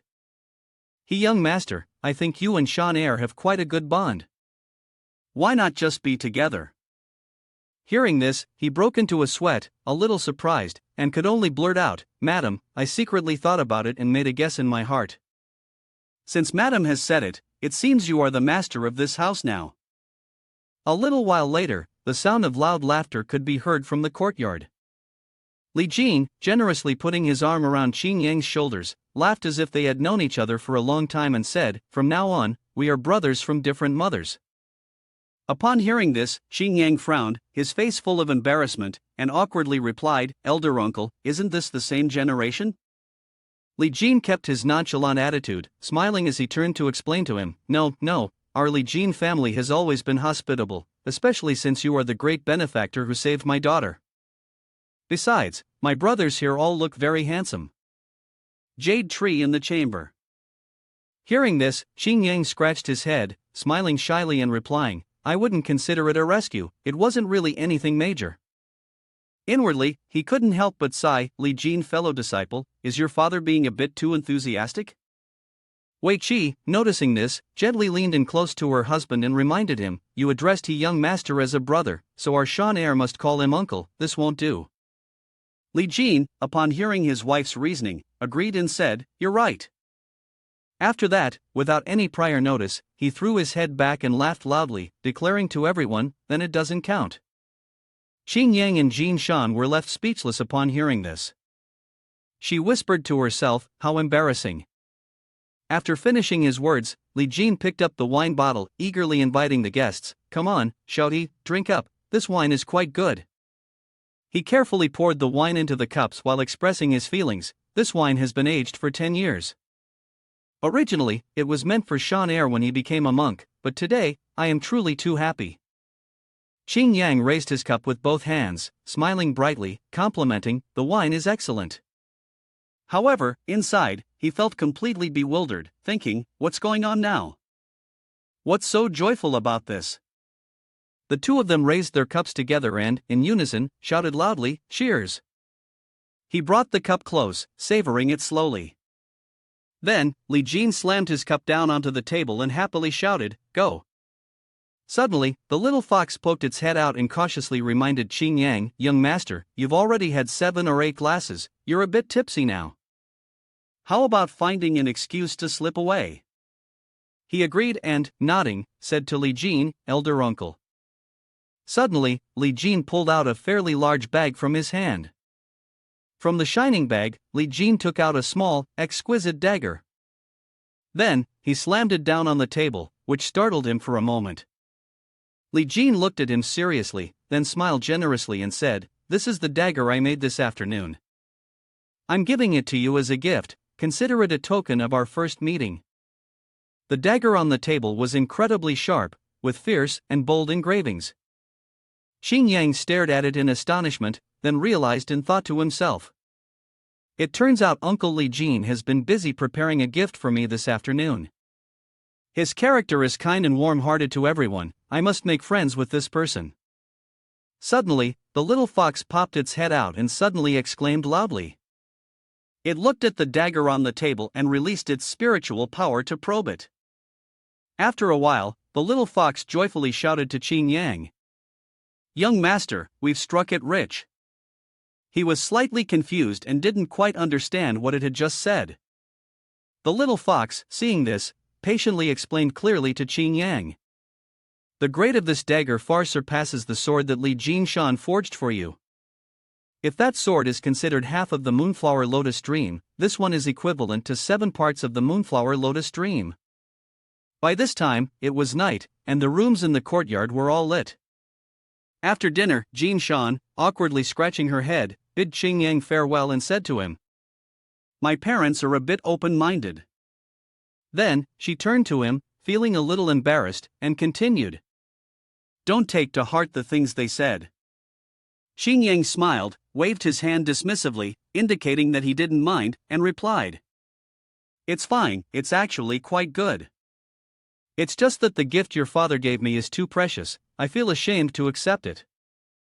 Jinshan didn't hold back with him, throwing her arm around his shoulders like brothers, and laughed. "I'm his precious daughter, giving a dagger to the life-saving benefactor isn't a big deal, don't overthink it." She smiled with squinted eyes, feeling very comfortable, then warmly invited Qing Yang.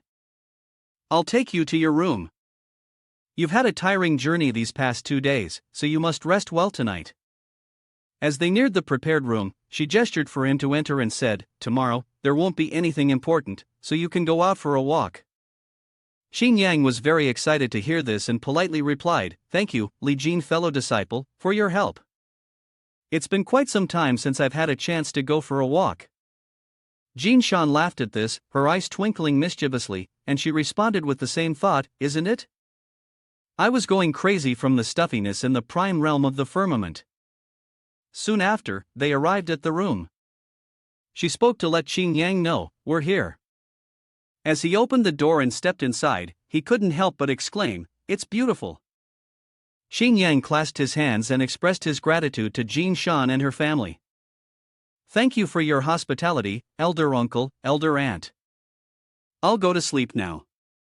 Hearing him, she laughed heartily, just like her father, and replied, all right, go ahead." Jin Shan left to give Qing Yang some peace to rest. Once outside, she recalled the conversation her parents had on the dining table earlier. Jin Shan blushed, feeling a little upset, and thought to herself, "I'm too embarrassed to face my fellow disciple now. I had clearly told them not to speak carelessly, yet my parents didn't even consider how it might affect him." She stormed off, stomping her feet in frustration, silently complaining about her parents, feeling furious. Meanwhile, Qing Yang had been listening with his ear pressed against the door, waiting for the sound of footsteps to fade. He thought to himself, "They're far away now." Then, he put his hand in the pocket at his side, intending to take out something. It turned out that Qing Yang pulled out a puppet that looked exactly like him and happily exclaimed, "A stand-in puppet." He decisively threw the puppet onto the bed beside him, causing it to become frustrated. Xing Yang eagerly began to think about something, then ordered it to transform into my appearance. Next, the puppet created a small explosion, with a boom, and smoke filled the air. He continued to direct his stand-in.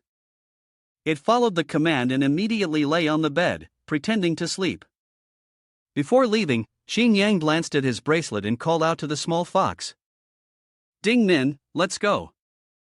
The bracelet immediately dissolved into a stream of red spiritual energy. The spiritual energy transformed into Ding Min, floating beside him, asking, "Where are we going?" Xing Yang answered as though it were obvious, "Of course, we're going to my hometown." Ding Min appeared a bit troubled. She imagined a map and then explained clearly. Young master, from here to the Holy Land of the canine tribe, even with the fastest spirit beast, it would take at least a week. We won't have time to return. Xing Yang was surprised to hear this and fell into deep thought for a moment. Then how can I learn the method of transforming naturally into a person? Or a beast? She then offered her suggestion to help him solve the dilemma. Young master, didn't your brain get injured before? I've noticed that there are many things you don't remember now. Hearing her say that, Xing Yang was stunned and let out a surprised sound. He broke into a cold sweat just thinking about it, then replied, her. One day, while going outside, he bumped his head against the door, and after that, he indeed forgot a few things. Seeing Xing Yang like this, Ding Min sighed deeply and remarked, our young master is truly pitiful. Then, she immediately changed her expression, eagerly suggesting to Xing Yang, I know where your paternal aunt is. I'll take you to find her. He felt a bit awkward, avoided her gaze, and replied, that would be great, nothing better than that. The scene shifted to late at night, the sky full of stars, with monsters bustling about. This was a demon market, a place where demons bought and sold, exchanging goods. Ding Min gently explained to Xing Yang, this is another demon market realm. Your paternal aunt lives in the pavilion of prefectural pearls, right here. He listened but felt confused, immediately asking her, what kind of place is the pavilion of prefectural pearls? Ding Min jumped onto the boat's edge and answered his question, it's a place to drink. Xing Yang was taken aback upon hearing this, and blurted out, don't tell me your paternal aunt runs a brothel? Ding Min waited until he had settled on the boat before explaining, not at all, actually. The young ladies of the demon clan there sell their skills, not their bodies. Your paternal aunt provides them a place to gather their spirits. After answering Xing Yang, she turned to the demon boatman and said, head to the pavilion of prefectural pearls. The lizard-like demon boatman politely responded, yes. Ding Min looked into the distance, smiling, and began telling him a story. This demon market was open to humans, so there were quite a few human cultivators who also came here to enjoy it. Then, she felt a bit annoyed and disgusted, sighing with the vague utterance of the two words human beings. Xing Yang, upon hearing this, was slightly confused and asked her in bewilderment, huh? What did you say? Ding Min maintained that expression, but didn't say anything more. She merely responded briefly, it's nothing. After a while, as they were getting closer, she pointed behind her to draw his attention and said, that's the pavilion of prefectural pearls. Xing Yang looked in the direction she pointed and immediately saw a tall, brilliant tower. That was the pavilion of prefectural pearls, the most famous entertainment place in the demon market. It took in many homeless female members of the demon clan, selling their talents without selling their bodies. Before long, the boat had docked at the pavilion of prefectural pearls. She handed a precious hairpin to the boatman and told him, this is the boat fare. Xing Yang looked up, gazing at the towering structure, unable to stop himself from exclaiming, is it really that beautiful? Then, the two of them slowly climbed the stairs to enter.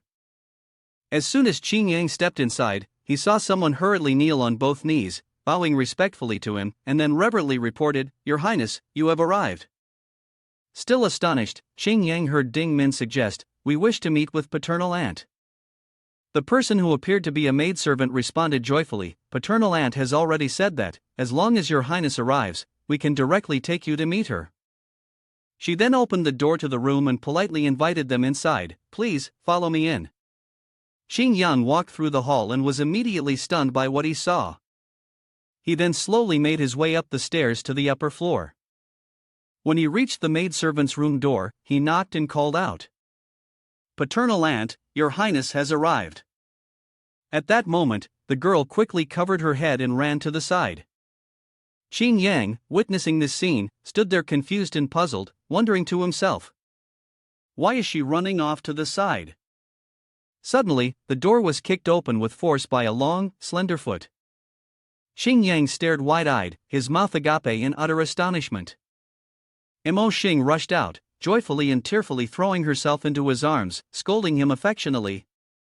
Kiddo, you actually came to find me? Late at night, the pavilion of prefectural pearls was lit up with bright lanterns, casting a brilliant glow across the area. Imo Xing held Qing Yang close to her, gently rubbing his head and lovingly scolding. You little rascal, you actually came to find me? She then mischievously pinched both his cheeks and pulled them out, praising. Nothing has changed, still a talented young man. After assessing him, Imo Xing whispered to Qing Yang. How far has your love at first sight with that girl developed? Hearing this, Qing Yang was left bewildered, repeating her words in confusion. Love at first sight? Imo Xing gave him a meaningful glance and asked in detail. Didn't you say you met a beautiful girl or something like that? Was it love at first sight? Are you planning to courageously pursue her in the commercial district of the primordial realm?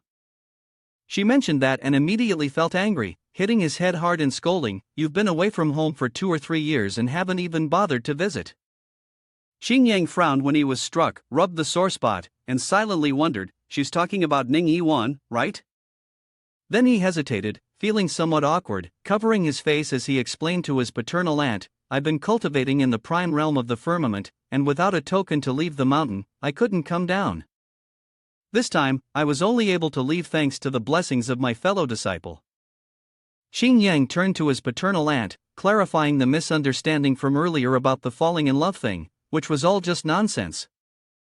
Imo Xing, upon hearing this, didn't want to discuss it further. She pulled him inside, saying, Let's go inside. Qing Yang suddenly turned back and called out, Ding Min, come in with me. Ding Min, hearing this, was astonished, pointing to himself and asking, Can I? Imo Xing, hearing their conversation, smiled kindly, turned back, and said, Come in too, little girl. Then the 3 of them entered the room and continued their conversation.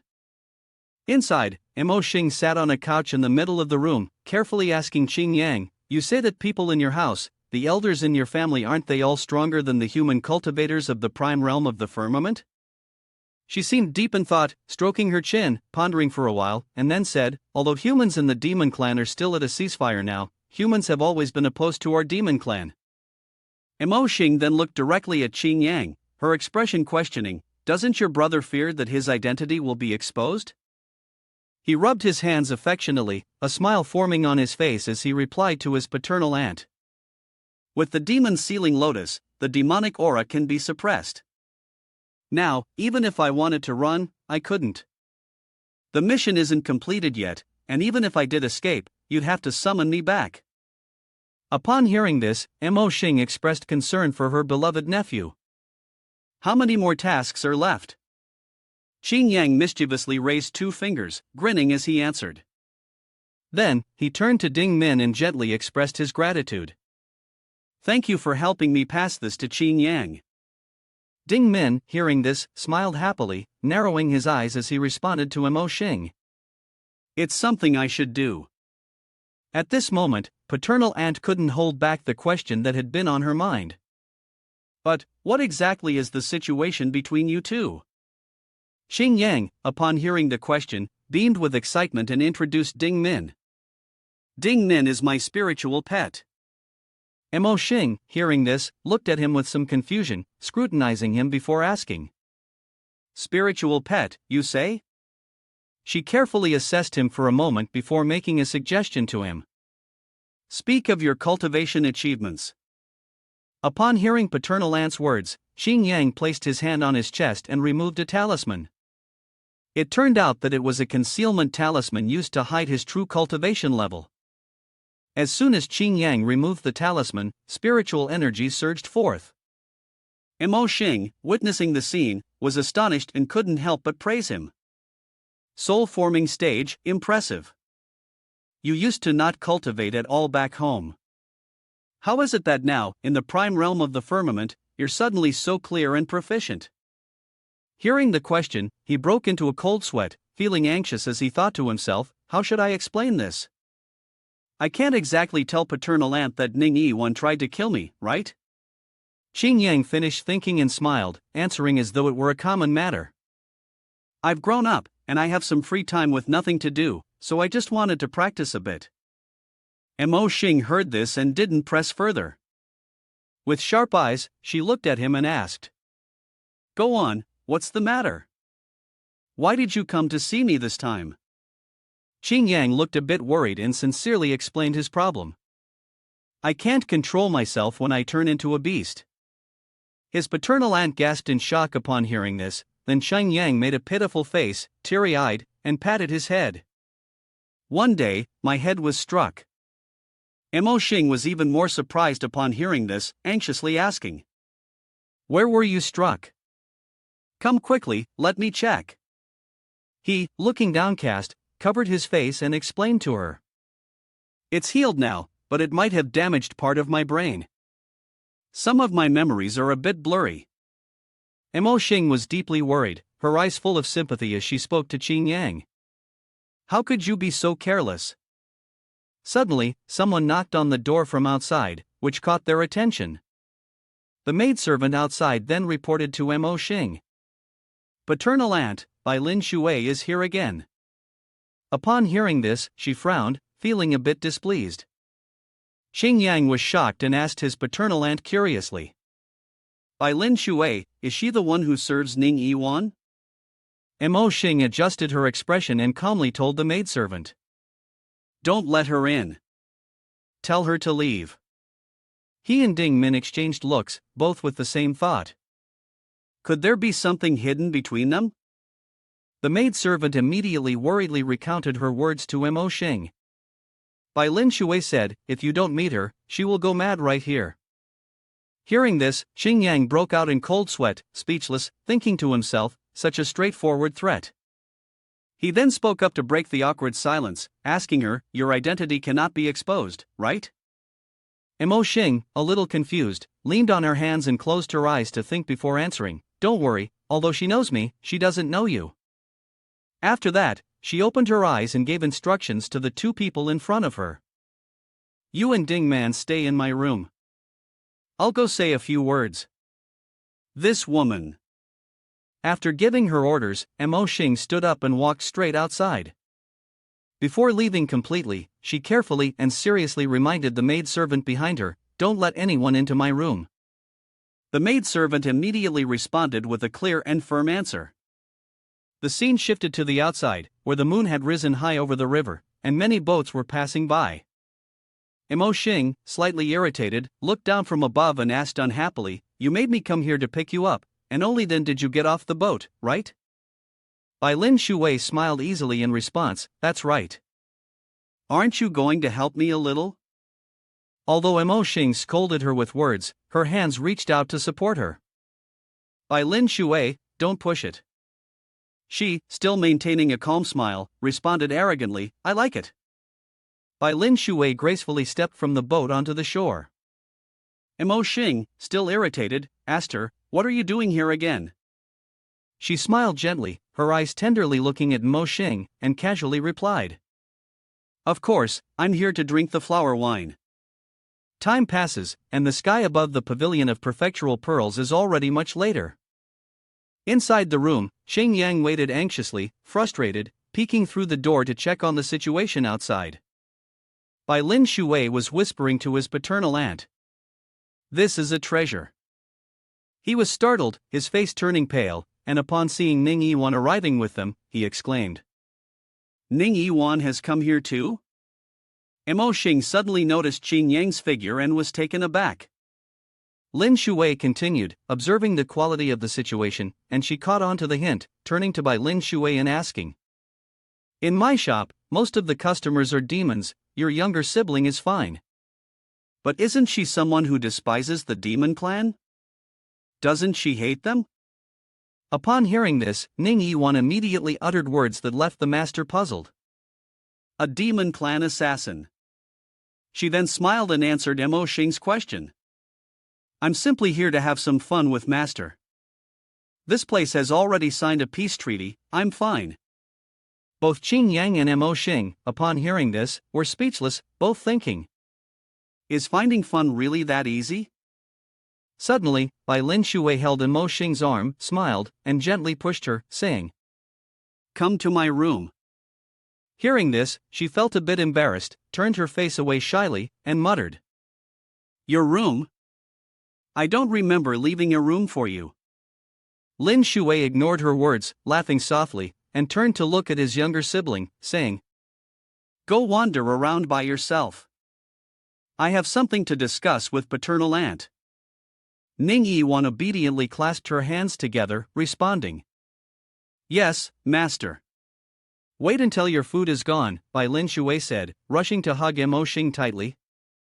Mo Xing was caught off guard by the embrace, feeling embarrassed. Her cheeks flushed as she exclaimed, What are you doing? There are so many people watching. She was right. Everyone around them stared in confusion at the two of them. Mo Xing immediately punched Lin Shui, causing her to spit blood and fall to the ground, then scolded, Mo Xing, stop messing around. Mo Xing's face remained red, though mixed with a bit of anger, and she said seriously, We are no longer Dao companions, so show some respect. Hearing this, Lin Shui was not upset. Instead, she laughed softly and casually replied, All right, you don't want to embarrass yourself in front of so many people, right? Let's just go to our room. Ding Min and Qing Yang observed the entire scene. Ding Min blushed and exclaimed, Oh my god. Young master, young master. She couldn't hide her shock and directly asked him, Paternal aunt and Bai Lin Shui are Dao companions? Wait, no. Can a same-sex cultivator ever become a Dao companion? Qing Yang, upon hearing the question, explained seriously to Ding Min, according to the rules of cultivation, when a cultivator reaches a certain level, gender no longer matters. Dual cultivation is merely for breaking through realms. After listening to the explanation, Ding Min still didn't fully understand, so she innocently asked again, What does rules mean? He smiled and patiently clarified for her, It's a type of profession, a characteristic of a person. Ding Min's mood lifted. She admired Qing Yang and praised him, Young master, you really know a lot. Ding Min then peeked her head out again, continuing to secretly observe the situation outside, sighing as she really wanted to know the story between them. Hearing this, Qing Yang softly scolded her, You're so nosy. At this moment, Ding Min still couldn't understand human language, so he asked, What is this? Qing Yang, although very frustrated by having to explain again, still replied, It means someone who likes to gossip. Ding Min understood and felt a bit aggrieved, softly justifying himself, It's just a natural instinct of girls. Mo Xing and Lin Shui soon arrived at their room. Mo Xing gently closed the door with both hands. She stood there, uncertain of how to face the person behind her. Bai Lin Shui, with an apologetic expression, spoke to break the silence. Upon hearing the familiar, affectionate voice, Mo Xing felt a little flustered. Lin Shui approached and hugged Mo Xing from behind, softly whispering in her ear, When do you plan to forgive me? Mo Xing, despite her chaotic emotions and blushing cheeks, still used reason to remind her, Immortal Venerable, don't forget your status. There is a difference between humans and demons. Lin Shui gently turned, her gaze soft as she looked at Mo Xing, and asked, That was in the past. Now, aren't the human race and the demon clan at peace? Mo Xing softened a little, her face saddened, and she hesitated before expressing her thoughts, Ning Yiwan of yours doesn't think so. I've heard a lot about her, and if she keeps killing, the entire demon clan within 100 miles will be wiped out. Bai Lin Shui's expression changed, her gaze becoming cold and somewhat threatening as she said, Don't think I don't know who Xiao Qing Yang is. Mo Xing, upon hearing this, suddenly felt a chill of fear that drained the color from her face. Lin Shui, unwilling to remain passive, reached out and proposed a condition. If you want me to help keep this secret, you must cooperate with me. Mo Xing was unsettled, her body trembling as she struggled to ask. How do you know? Lin Shui fell silent for a moment, recalling the past, then explained softly. When he was still very young, I held him once.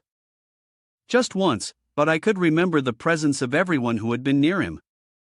You understand this well, don't you? Though her expression remained calm, her hands moved nervously. Mo Xing trembled, trying to steady herself and quietly covered her mouth. After Bai Lin Shui finished, she proudly showed the results of her effort. After a pause, Mo Xing gathered her composure and looked at her with a gaze filled with quiet resentment. Lin Shui, clearly satisfied with the outcome, smiled confidently. Mo Xing, feeling wronged and frustrated, spoke sharply. By Lin Shui, are you trying to use this to pressure me? She raised her hand, still marked by the official interpreter's seal, in a challenging gesture. By Lin Shui, brimming with confidence, replied boldly. It's clear that your heart still holds some feelings for me. Mo Xing regained her calm and responded seriously. I have said it many times before. You chose your path from the beginning. We are finished. She didn't stop there, continuing so that the other would understand clearly. You chose your greater cause. I have nothing more to say. Mo Xing blushed, feeling embarrassed, but still tried her best to express her feelings. But don't tease me anymore. You clearly know how I feel about you. If you take advantage of this to hurt me, all I can do is hate you more. Bai Lin Shui was stunned when she heard the other's heartfelt words. She lowered her head and, in a deep voice, softly admitted her fault to Mo Xing. I was wrong to you. After a while, she raised her head and looked directly at Mo Xing, her voice firm as she declared. But a person only has one Dao companion in their life. I only have you, and you only have me. Hearing Lin Shui say that, Mo Xing also felt sorrowful and didn't know what else to say. Lin Shui's sincerity, her eyes full of remorse, extended her hand toward her and gently asked. Please give me another chance, will you? It's getting late, it's already dawn. Xing Yang, irritated, lay on the bed, muttering in discomfort. How much longer do we have to wait? So slow. Ding Min, sitting beside him, was calmer and continued, making a prediction. Probably quite a while. When Dao companions meet, there's a lot they need to talk about. Xing Yang, feeling exhausted, proposed and asked for her opinion. How about I take a nap? Suddenly, a loud noise startled him. Ding Min also became alert. A huge pillar of smoke rose into the sky beside the pavilion of prefectural pearls, and everyone screamed. There's a demon clan. The people around were in a panic, rushing to flee as far as possible while shouting loudly, It's the demon clan, why is the demon clan here? Some people, upon realizing the danger, screamed in fear and urged, Run! A girl, unable to escape in time, was struck down by the hand of the demon clan. Soon after, the chaos attracted more demon clan members to the scene. At this moment, Xing Yang had sat up, alertly looking outside and asking, What's going on? Ding Min quickly opened the door slightly, observing the situation outside, where people were shouting loudly, It's the demon clan, there's a demon clan here. Realizing the impending danger, she hurriedly turned back to inform him, Is it really the demon clan? Mo Xing's room remained tightly shut, with dim and unclear lighting. He asked, Have you heard about the situation outside? Bai Lin Shui, having already heard the commotion, asked in confusion, Why would the pavilion of prefectural pearls have demon clan infiltrating here? Mo Xing, worried, clenched his fists and looked outside, not understanding either, responding, How would I know? The way you speak sounds like you're blaming me. Lin Shui waved her hand, releasing a powerful green spiritual energy. Then, with a graceful leap, she took her sword and flew outside. Before leaving, Lin Shui didn't forget to inform the remaining person in the room, Let me go check it out. Mo Xing, seeing this, could no longer sit still. She decisively said, I'll go too. On this side, Ding Min looked outside and asked Xing Yang for his opinion, Should we go outside and offer some help? He remained relaxed, sitting on the bed as he answered her question, With Bai Lin Shui here, we probably don't need to go. Then, he thought of another person and couldn't help but show his displeasure, saying, Besides, Ning Yiwan is nearby too. I don't want her to spot us. After saying this, Chang Yang laid back down, regaining his relaxed mood, and continued to enjoy his nap. Ding Min was convinced by his words and agreed, You're right. Bai Lin Shui has already gone to the explosion site to investigate. She looked at the roof, which had been punched through by a large hole, and couldn't help but sigh, They dared to destroy my wife's shop. Suddenly, a maid rushed out from somewhere, crying for help and fear, Paternal aunt, help! Before Mo Xing could react, the maid was instantly dealt with right before her eyes. After finishing the job, the demon clan member couldn't stop laughing joyfully. He ruthlessly and decisively withdrew his hand from the girl's body. He looked at his hand, satisfied, as droplets of blood dripped from his fingers. It turned out his name was Ba Sha, a member of the demon clan. He sneered and greeted, "By Lin Shui, long time no see." Lin Shui, hearing her name, coldly uttered, "So it was aimed at me." Inside the room, Xing Yang suddenly remembered something, sat up straight, and said, "No, I should go check it out. What if there's a fight later? I could sneak a little learning from it." Ding Min, upon hearing this, was left speechless. Furrowing his brows, he exclaimed, "Young master, this is Xing Yang."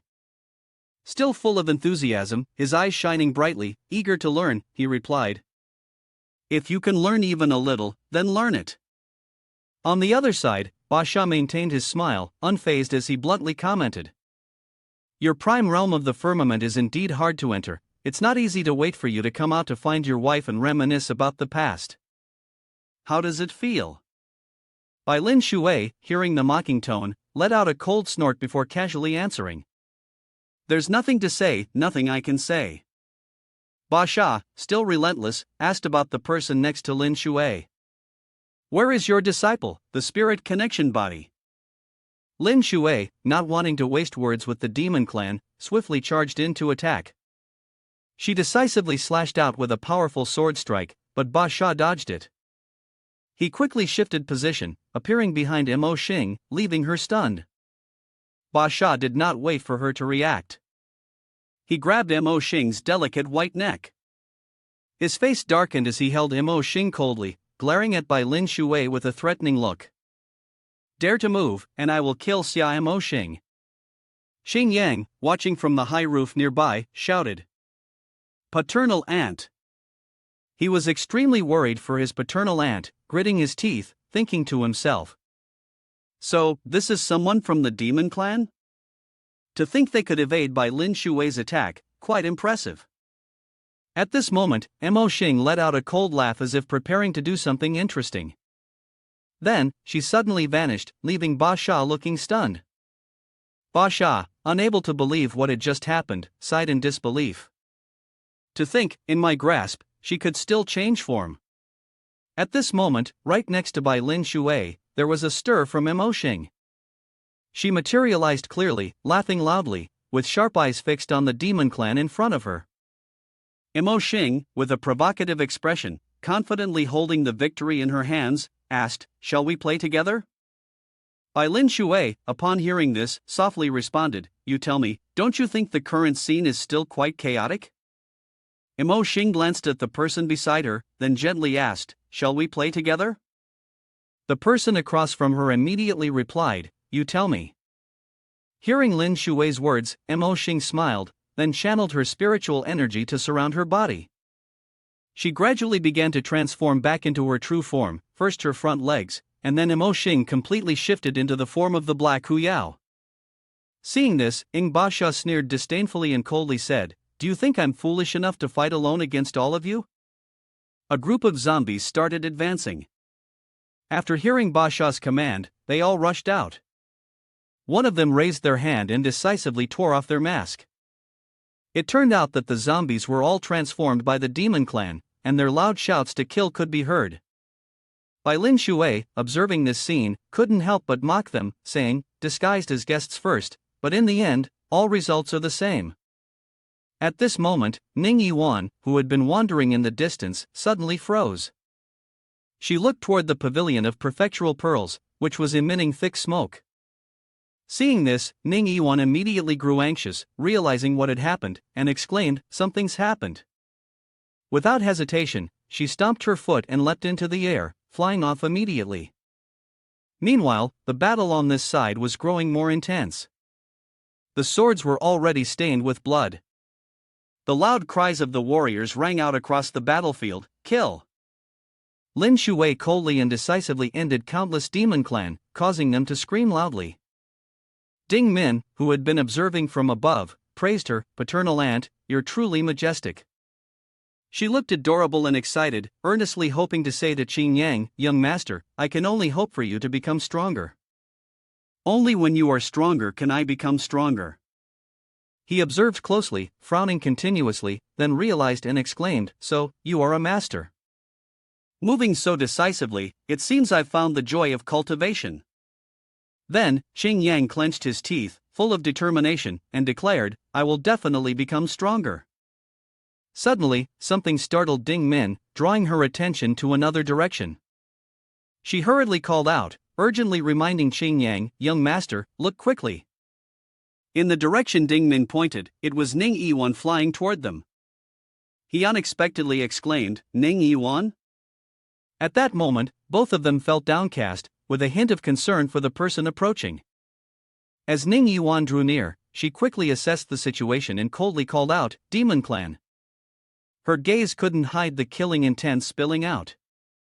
Ning Yiwan approached by Lin Shui and called out, signaling to her master, "Grandmaster, let me help you." Lin Shui smiled upon seeing her, and reminded her calmly, "You rarely go out for a stroll, why go this far?" Hearing that, she didn't hide her hostility, loudly declaring, decisively, "The demon clan shall be exterminated without mercy." After that, Ning Yiwan proceeded to massacre countless demon clan within her sight. By Lin Shui, not idle herself, fought alongside her disciple. Ba Sha witnessed the bloody scene before her, paralyzed with fear. Ning Yiwan's fury grew with each strike, her hatred for the enemies in front of her intensifying. Ba Sha could not believe what she was seeing, standing frozen in place. Mo Xing, in her fox form, swiftly and efficiently tore apart one of the enemies. Before long, the sharp tip of a sword was aimed directly at Ba Sha's throat. Bai Lin Shui coldly interrogated her, what reason did she have for this battle? Where is that nameless person? Did she send someone to assassinate me? Upon hearing this, Ba Sha, terrified, collapsed onto the ground. She still tried to keep her composure, refusing to yield, and retorted angrily, "How could a demon lord's name be worthy of mention? Why do you bring it up?" Ba Sha gritted her teeth, glaring at Lin Shui with fury and defiance. "Moreover, if you ask me, I'll certainly tell you." Bai Lin Shui coldly gazed at her and calmly stated, "If you don't, I'll kill you."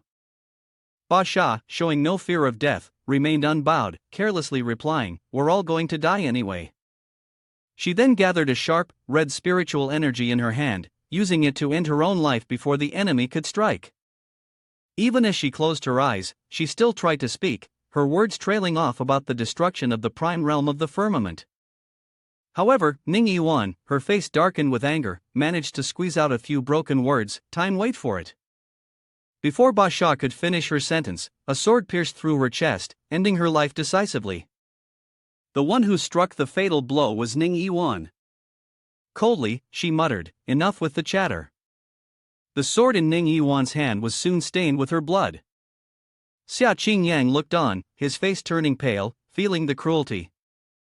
He looked at Ning Yiwan's cold expression and sighed. In the game, the deaths of NPCs seem similar. "I can't stay here, I have to escape as soon as possible."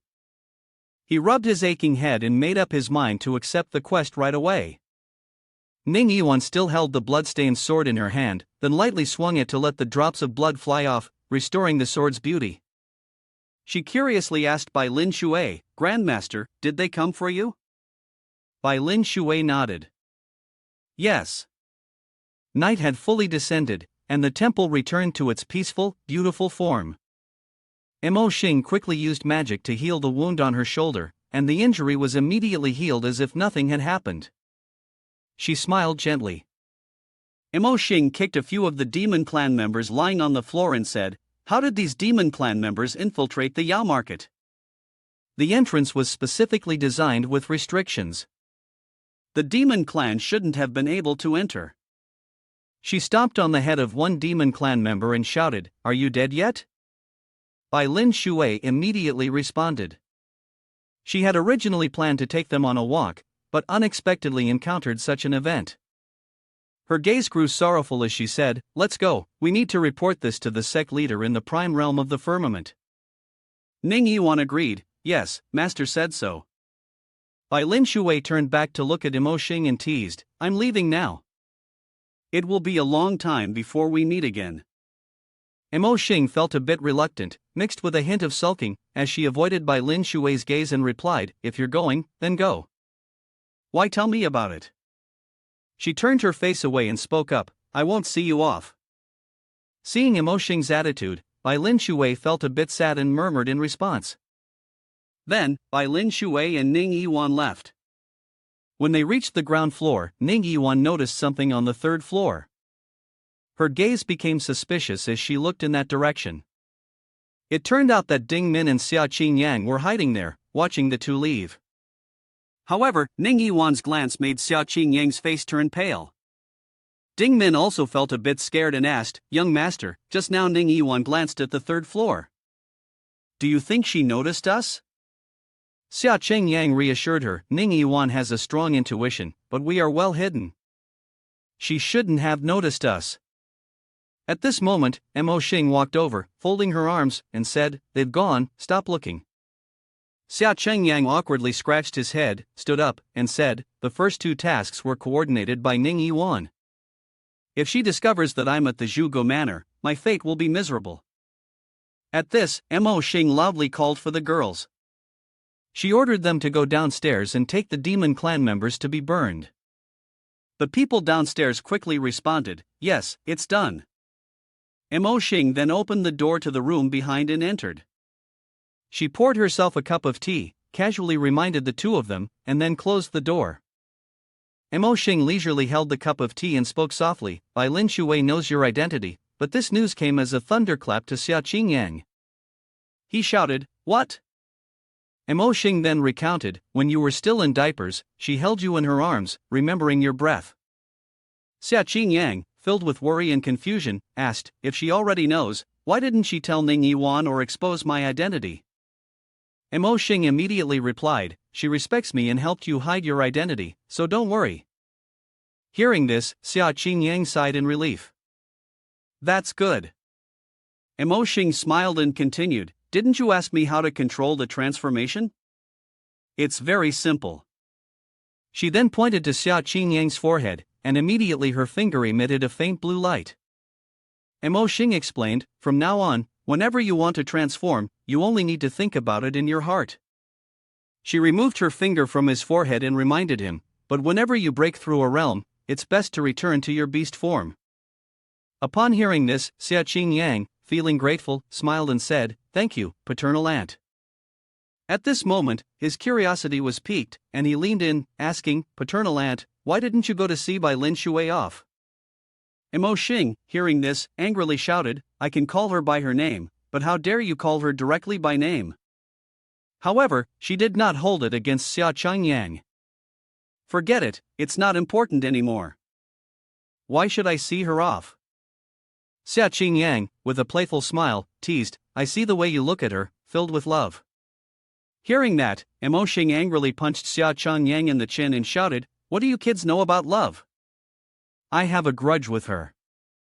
At that moment, Imo Xing suddenly remembered something and immediately asked, right, kid, did you give your blood to someone else? Xia Qingyang was taken aback by the question, you could tell that too? Imo Xing replied seriously, I just checked your body. She then turned to Ding Min, suspecting, Ning Yiwan downstairs drank it too, right? Upon hearing that, Xia Qingyang was astonished. Yes, how did you know? Imo Xing rolled up her sleeve. She tapped her finger to check, and instantly a dog-shaped seal mark appeared. That seal mark was Xia Qingyang's canine seal. Imo Xing explained, you ask how I saw it?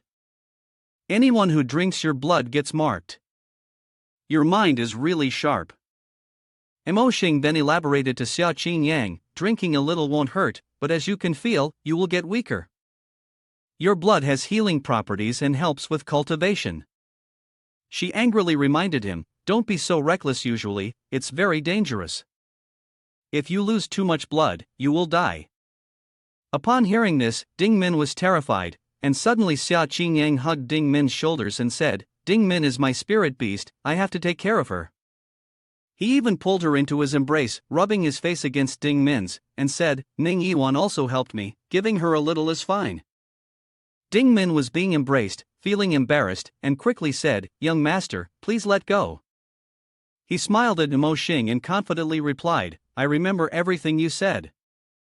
Ding Min looked at the seal mark on her hand and, worried, said, "If there are any signs."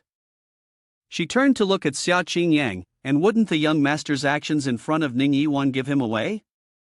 Hearing Ding Min's words, Xia Qingyang suddenly recalled and exclaimed, "Right." Mo Xing leisurely sat down in a chair, saying, "So now you're scared?" She crossed her legs, her voice full of confidence. "Don't worry," Mo Xing reassures both of you. "It's almost over, the signs won't appear anymore. But if there are many, of course, it'll be clearly visible on the arm." At this point, she asked with some curiosity, "But I think my good grandson wouldn't let himself die so easily, right?" Hearing this, Xia Qingyang, still holding Ding Min, sighed deeply and said with a touch of sadness, "I don't want to die." The last time was truly unavoidable.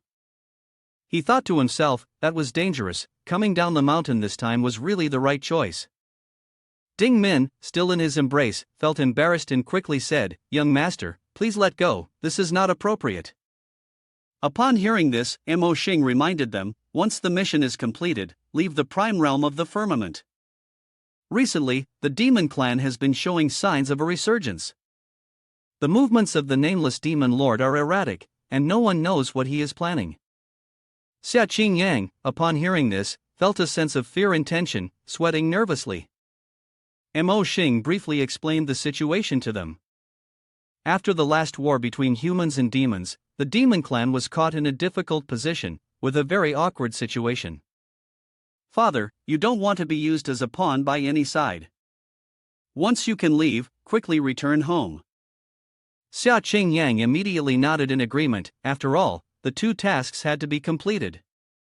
Mo Xing looked at Xia Qingyang seriously and instructed, "You must keep the matter of your blood a secret, it must never be revealed to anyone." She reminded them both, "Always remember, you are a walking blood bag." Upon hearing the term blood bag, Ding Min's eyes brightened as she looked at Xia Qingyang with covetousness. But then, as she recalled the situation, she shyly turned her face away, blushing. Meanwhile, Xia Qingyang hesitated, not daring to speak. Mo Xing quickly noticed and asked, "What's wrong? What are you thinking?" Xia Qingyang cautiously replied, "Paternal aunt, I always feel like someone must have already known my identity, and they are filled with suspicion. But if they know, why haven't they exposed me? If they expose me, wouldn't it be easier for them to take my essence blood?" Mo Xing's gaze became sharp at her words, and she spoke up, "What specifically happened?" Xia Qingyang then recounted the story of Qin Shen. Qin Shen, the eldest disciple of Yin Yang Feng, has been sending Lu Xian to seduce me. His intentions are clear, he wants to take my essence blood. Although it may not be exactly essence blood, they are clearly taking things from me that are beneficial for cultivation. He grasped Ding Min's shoulder and continued, "Moreover, I had Ding Min follow Qin Shen and discovered that Qin Shen, injured, went to the sect leader's place in the dead of night. Not long ago, the two of us also found that the prime realm of the firmament had the energy demon clan." Xia Qingyang immediately reached into his pocket and took out a glowing treasure, saying, "This is the eternal glowing treasure of the demon lord." However, in his heart, he still had some doubts and thought to himself, "I can't be too specific, or else it will make paternal aunt suspicious." Mo Xing looked at the treasure in his hand and asked with doubt, "Do you think the energy you felt from the demon clan came from the nameless demon lord?" She thought for a moment before continuing, "Then, the nameless one might have had connections with the sect leader or Qin Shen from before." Xia Qingyang responded, "Yes, it's all just my speculation." Hearing this, Mo Xing asked again, "Have you told anyone about this?" Xia Qingyang shook his head and replied softly, "No." He then gave a sheepish smile and added, "After all, there's no proof. It's all just empty talk without evidence. As a mere outer sect disciple like me, anything I say, no matter how well thought out, will always be suspicious." Upon hearing this, Mo Xing felt reassured. She praised him, saying, "You did the right thing." She gently reminded him and then began to plan their next steps. For now, stay still. First, focus on completing the mission. Taking the token to go down the mountain should be the most important task. As for the rest, let me think it over. Xia Qingyang quickly agreed, understood. The scene then shifted back to Li Jin Mansion early in the morning, to Xia Qingyang's small room. He held his doll in his hand and examined it carefully. Thankfully, there was nothing unusual. He thought to himself, there are no signs of disturbance in the room. No one must have entered last night. Xia Qingyang quickly jumped onto the bed, filled with joy as he sank into the soft sensation of the blanket and pillow. He yawned widely, finally able to sleep for a while. But just as Xia Qingyang was about to close his eyes, the sudden knock on the door shattered the peaceful moment, and his previously happy expression turned sour. It was Li Jinshan who entered, stepping in cheerfully and calling out. "Xia, fellow disciple, are you awake?" Hearing her bright voice, Xia Qingyang silently wept inside. Just as he was about to rest a little longer, Li Jinshan stepped forward and announced. "The beast taming tribe's Qin Lian Xian has arrived. I told her that you were coming, and she wants to meet you, Xia Qingyang." Xia Qingyang was about to sit up, but upon hearing the name, he couldn't help but feel surprised. Qin Lian Xian, he immediately recalled the scene from their first meeting, where she had fallen painfully, and the vivid image of her burnt face flashed in his mind, causing him to frown. He thought to himself, I remember her. He stood up, stretched, and said, "Li Jin, fellow disciple, I'll head to the main hall to join everyone later." Hearing this, Li Jinshan nodded and replied, "All right, and by the way, you can have breakfast too." Xia Qingyang agreed. Okay. The scene shifted to the Li Jin family's guest room, where Qin Lian Xian and Lingdang had been waiting. At this moment, Xia Qingyang entered, waved his hand, and said, "Miss Qin, long time no see." Qin Lian Xian warmly greeted him in return. "He, young master." Curious, Xia Qingyang asked, "Did you come here to forge weapons?" Qin Lian Xian's face lit up as she responded, "Yes, I want to upgrade my whip, and then I'll escape from the marriage." Upon hearing this, Xia Qingyang couldn't help but smile wryly. So that's it, but the word escape from marriage sounds quite shocking when it comes from Li Jinshan. She thought to herself, describing the act of escaping from marriage in such an ethereal way. Qin Lian Xian continued to recount her situation. "Last time, after I went home, I promised my parents that I would meet that person once."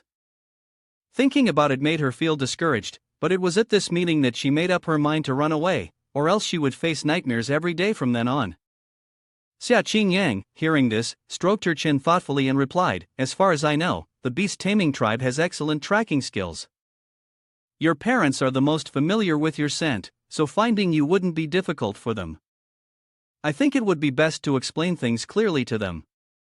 But Li Jinshan had a much more intense reaction when she heard this. She disliked the idea of marriage and swore to resist it, refusing to compromise. Qin Lian Xian sighed in frustration. "I think so too, but just like he young master said, I have no place to hide." At that moment, a new idea suddenly popped into Jinshan's mind. Upon hearing this, Li Jinshan made up her mind. With great enthusiasm, she said, "Actually, it's not completely impossible. If you marry now, the problem would be solved easily." She even gave a thumbs up as if she had come up with a profound solution. "This method will definitely work." As soon as these words were spoken, both Xia Qingyang and Qin Lian Xian were taken aback. Miss Qin exclaimed, "Marry?" Li Jinshan laughed heartily and replied, "That's right, in that case, the young lady won't need to marry into another family anymore." However, Xia Qingyang thought differently. He sat down, leisurely poured himself a cup of tea, and thought to himself, although it's a solution, it's like killing 3,000 enemies while losing 2,900 of your own. This Li Jin fellow disciple is really going too far. Suddenly, Li Jinshan asked, "Do you have someone in your heart?" "Even just someone you have a good feeling towards would be fine." The question caught Qin Lian Xian off guard. She blushed and quickly refused, "No." Upon hearing this, Li Jinshan sounded disappointed. Well, that makes things difficult. Looks like we'll just have to pretend to marry, wait for the arranged marriage to fail, and then divorce. Hearing this, Xia Qingyang couldn't help but spit out the sip of tea he had just drunk. Li Jinshan continued, do you have any trustworthy fellow disciples or friends? Qin Lian Xin awkwardly smiled and replied, I don't. After hearing Li Jinshan's questions, Xia Qingyang couldn't help but look up helplessly. But as he did, he caught Li Jinshan's scrutinizing gaze directed at him. Xia Qingyang had a bad feeling in his heart and asked, why are you looking at me like that? Seeing the calculating smile on her face, Xia Qingyang broke out in a cold sweat, feeling a bit scared. Could it be that you want me? Xia Qingyang shouted angrily. How could you act recklessly like this? Li Jinshan, annoyed by the rejection, muttered, such a petty person. Xia Qingyang then turned to Qin Lian Xin and asked, Miss Qin, do you know why arranged marriages are necessary? The person who ties the bell must also untie it. Only by understanding the reason can we apply the right solution. Hearing that, Qin Lian Xin's gaze immediately became sorrowful. She gently spoke, I know. After pausing for a moment, Qin Lian Xin sighed and continued, this is a long story. The beast taming clan has many branches, originally managed independently, but recently a new clan has emerged, continuously seizing other clans. For those beast clans that are loyal to us, they absorb them into their ranks, while those who resist are slaughtered along with their families. Many have died at their hands, and the deaths are excruciating. Qin Lian Xin's eyes were filled with sadness as she reminisced about those events.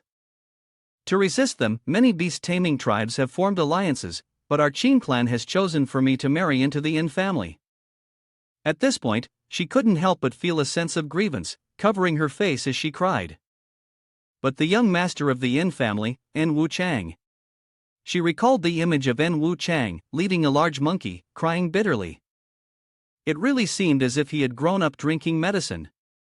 He's neither human nor ghost, and I don't know if he can survive through the winter. Wiping away her tears, Qin Lian Xin continued, moreover, I asked Ling Dang to search for other spiritual beasts. Ling Dang caught a sparrow and made it go to listen, but the sparrow they found was incredibly ugly. Young Master N is obsessed with women, and when he received the news, it only caused me more pain. Qin Lian Xin recounted the situation with En Wu Chang, which truly was unbearable to listen to. She sighed in frustration and said, every day, he lingers in the flower forest, I don't know if he's caught some filthy disease. Just hearing this, Li Jinshan's blood began to boil. People like him, her parents had already let her go into a marriage alliance with him. Isn't this just pushing her into a fiery pit? Qin Lian Xin did not blame her parents. She even defended them, saying, they were scared, her eyes filled with resignation. There's nothing we can do. Upon hearing this, Xia Qingyang could not accept it. Even if there was nothing they could do, they should not sacrifice their daughter's happiness as a trade-off for a political alliance. He firmly said, let me say something unpleasant, this kind of marriage alliance is only effective for the short term. Xia Qingyang was certain. If the other party truly wants to betray her, even her father will become an enemy. Li Jinshan, filled with anger, agreed, I agree. However, Qin Lian Xin turned to Li Jinshan and asked, Miss Li Jin, if one day your family must sacrifice you in order to save the entire clan. Qin Lian Xin's voice was soft as she continued, what would you do? Li Jinshan was slightly taken aback by the question but quickly answered boldly, of course, I would. But that was as far as she could go. She didn't know how to continue. Li Jinshan, feeling helpless, replied, I don't know. Her gaze drifted off, lost in thought. Perhaps I would just be passive, like Miss Qin. Xia Qingyang, upon hearing this, reminded them both, we need to find a way to resolve this, don't try to convince yourselves first. He looked at Qin Lian Xin and encouraged her, when oppressed, resist. Instead of wasting time on a strong enemy, think about how to crush them during their stage of growth. Hearing this, Qin Lian Xin hesitated for a moment, but then lowered her eyes and refused. They were already too powerful. Xia Qingyang immediately stood up, saying, if the beast-taming tribe must face such a difficult situation, why not unite? At that moment, an idea flashed in his mind. Xia Qingyang sat back down and laughed loudly. Li Jinshan, surprised, asked, Xia fellow disciple, why are you laughing?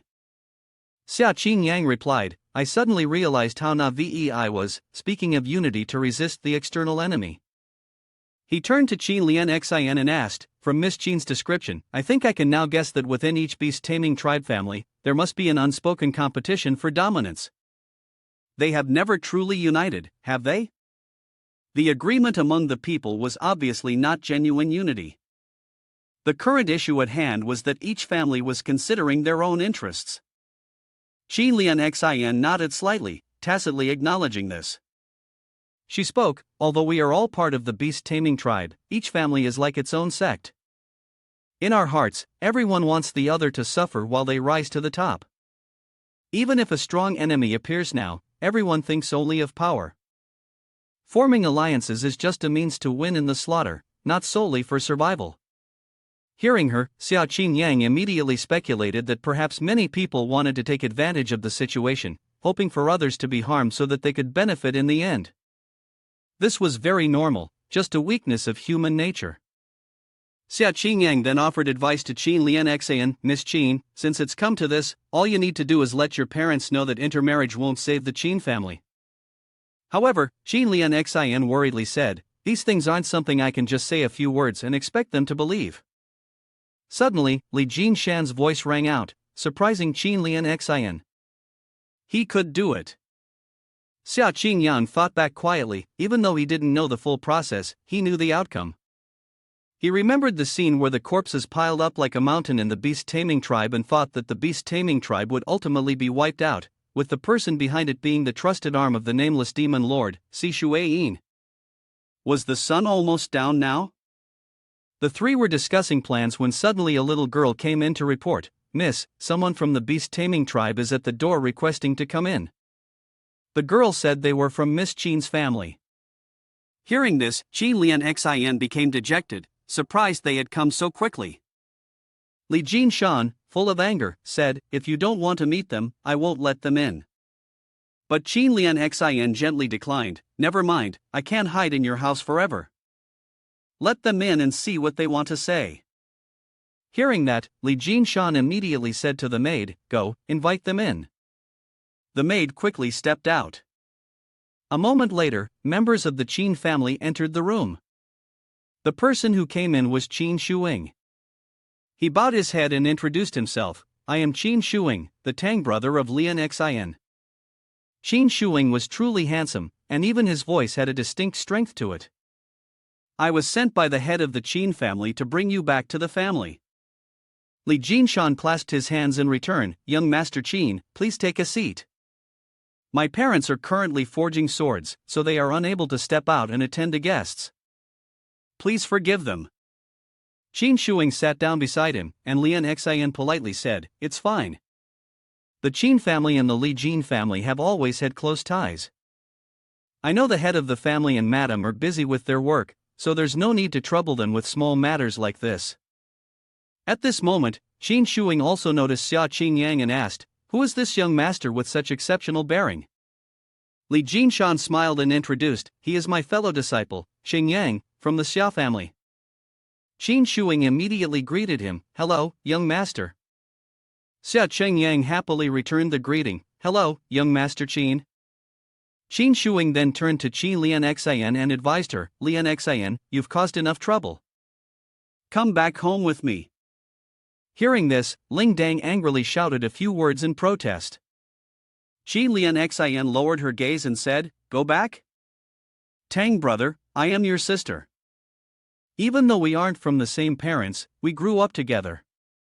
How could you be so heartless as to let me marry that monster, and Wu Chang? Qin Shuing immediately informed her, the Yin family has made sure everything is settled, and from now on, they will properly manage in Wu Chang. Once you marry into their family, you will be the mistress.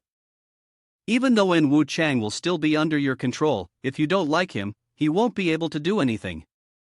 Xi Lianxian's eyes flashed with a tinge of bitterness as she said, "If it were your own sister, would you agree to let her marry in Wu Chang?" To her surprise, Qin Shuing firmly replied, "Of course, for the sake of the family. If they want me to, I would risk everything." Upon hearing this, Xi Lianxian was momentarily stunned.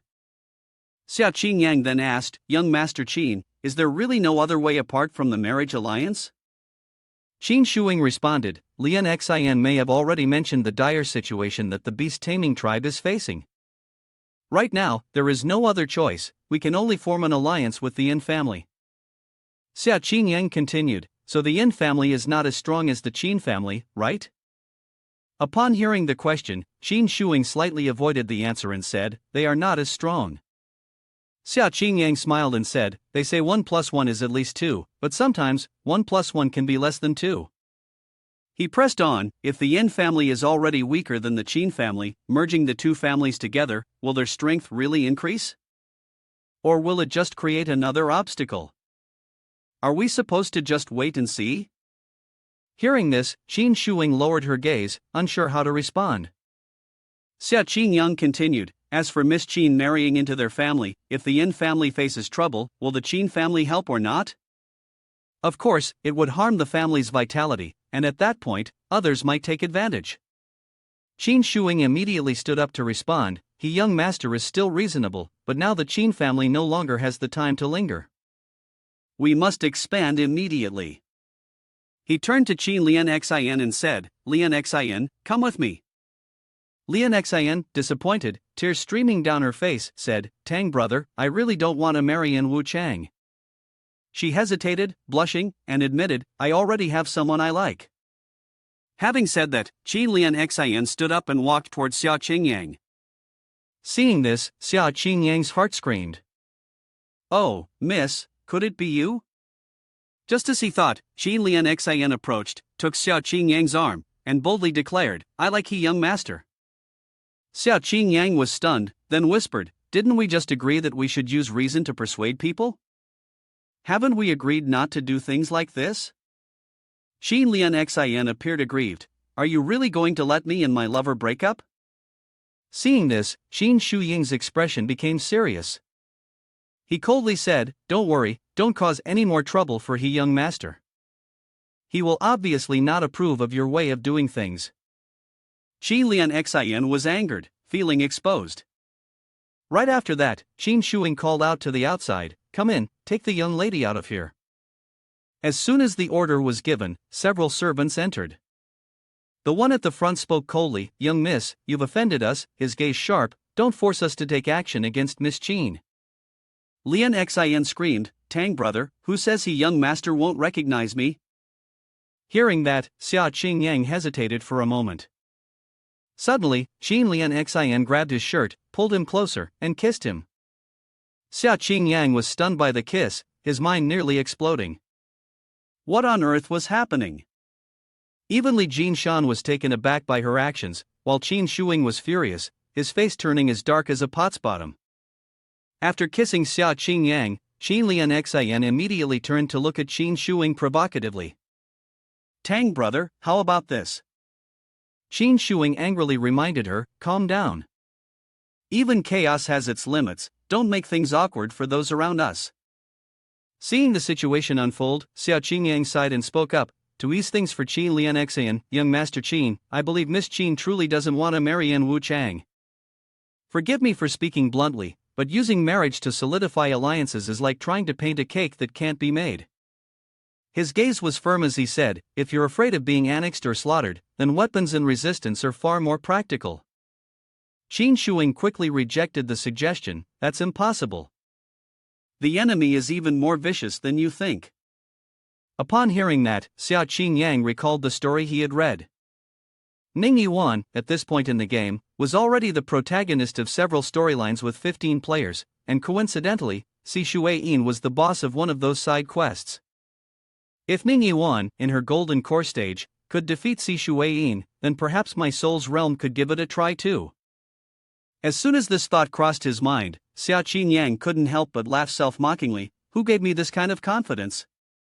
Immediately afterward, he boldly declared, "If Ning Yiwan were to make a move, would there be a chance of victory? Qin Shuing quickly replied, originally, the immortal sect and the beast taming tribe have no connection, she wouldn't act to help us. Qin Shuing thought this was unlikely. Even if it wasn't related to the demon clan, she had no reason to get involved in this murky situation. Upon hearing this, Xia Qingyang immediately realized there had been a misunderstanding. He quickly corrected himself, what I meant was, assuming Ning Yiwan helped, not that she would actually take action. He secretly thought, no connection to the demon clan? This is actually related to the demon clan. Qin Shuing then responded, if Yu Huajun were to intervene, even if there isn't a 100% chance of winning, at least it would be a tranquilizer. Hearing this, Xia Qingyang confidently said, I will return with you. Li Jinshan, hearing this, reminded him, but Xia fellow disciple, we only have 13 days left before we must return to the prime realm of the firmament. Xia Qingyang confidently replied, 13 days should be enough. He silently calculated, even if we spend the whole night fighting through a dungeon, it should be done.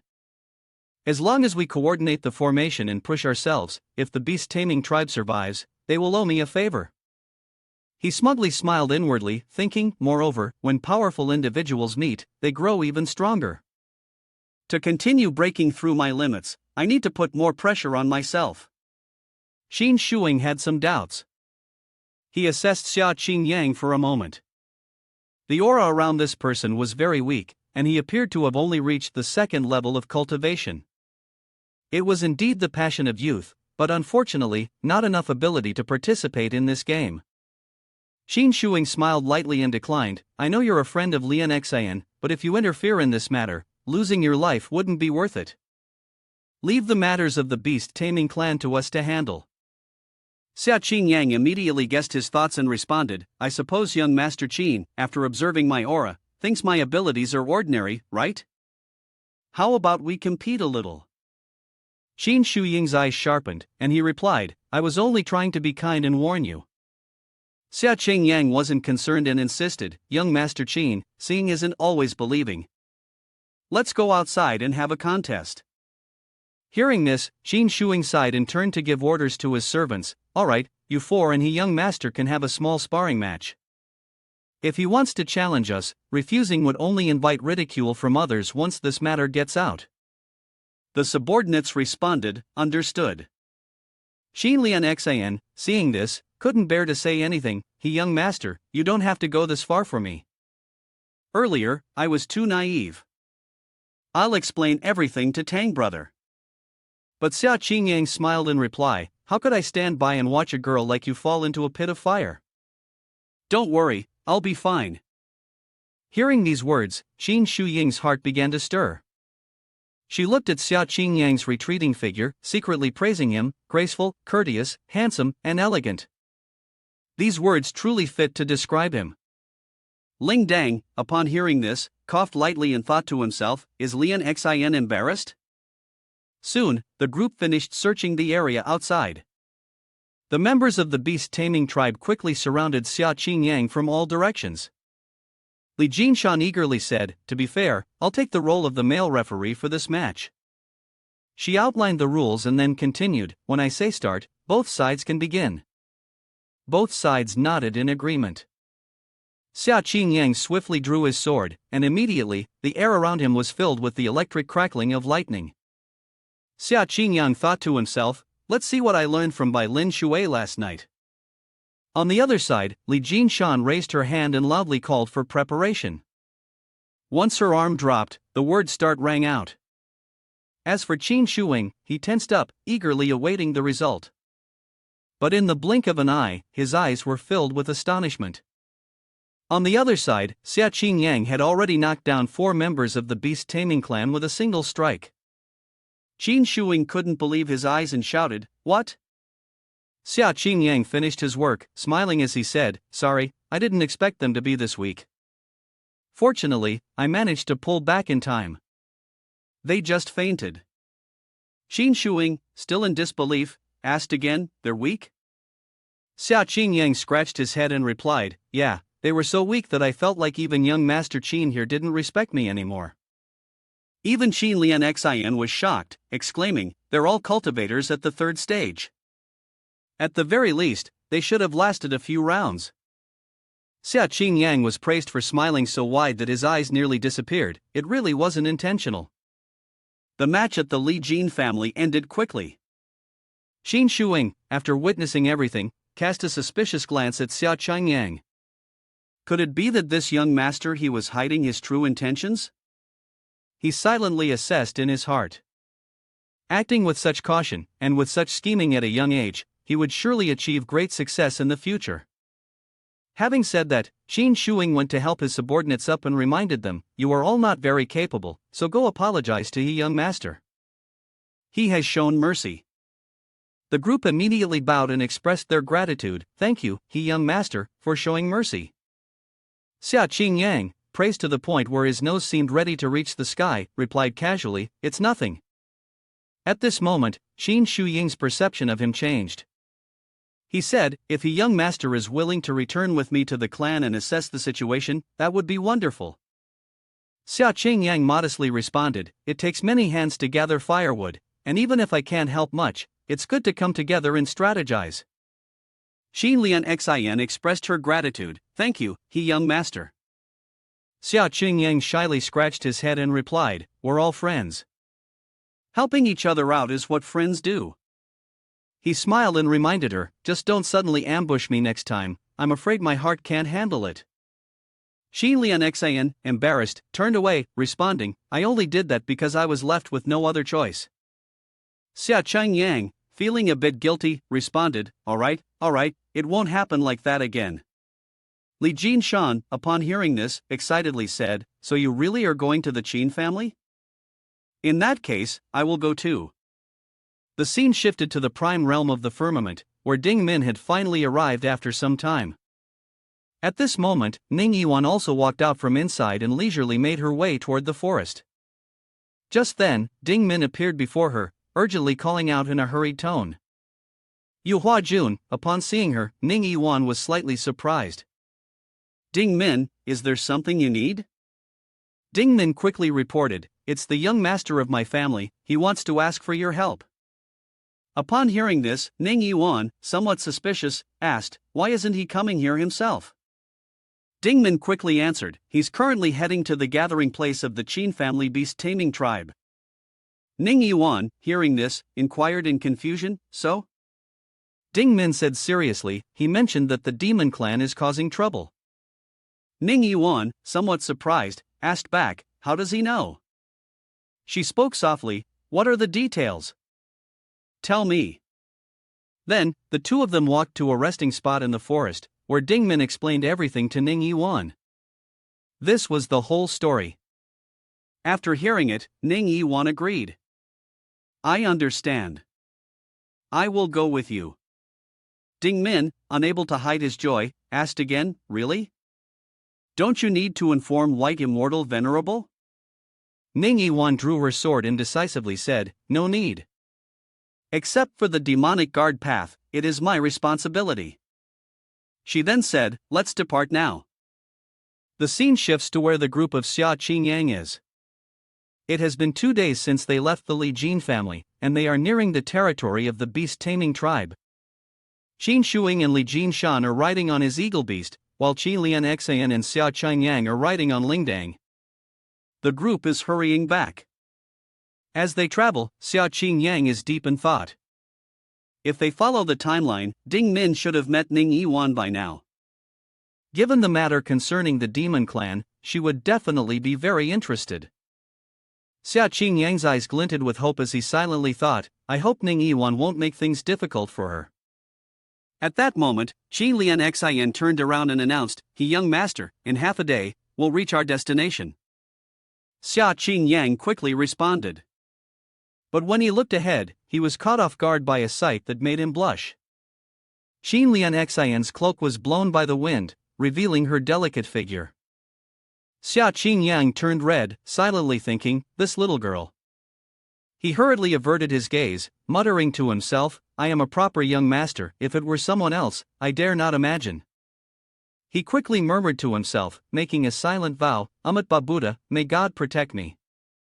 Xia Qingyang hurriedly reached out to grasp the edge of Lian Xan's cloak, pressing it down, displaying the true image of Xia Qingyang, a young man with good moral character.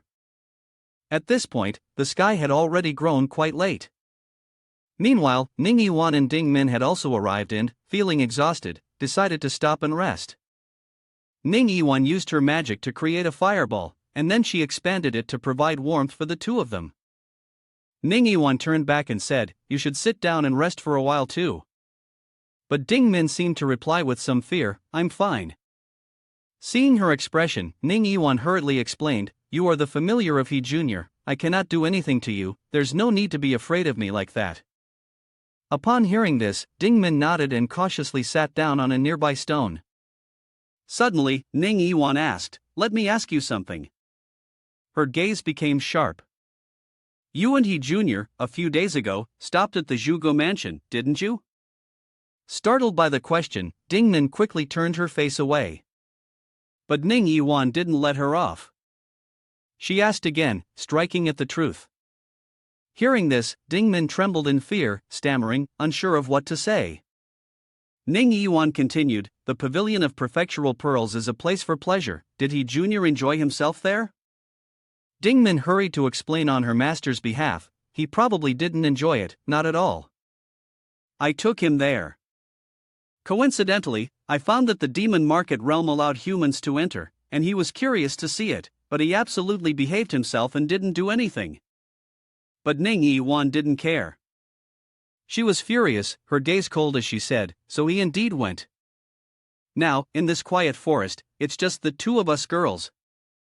Ning Yiwan's face darkened with anger as she repeated, "He indeed went."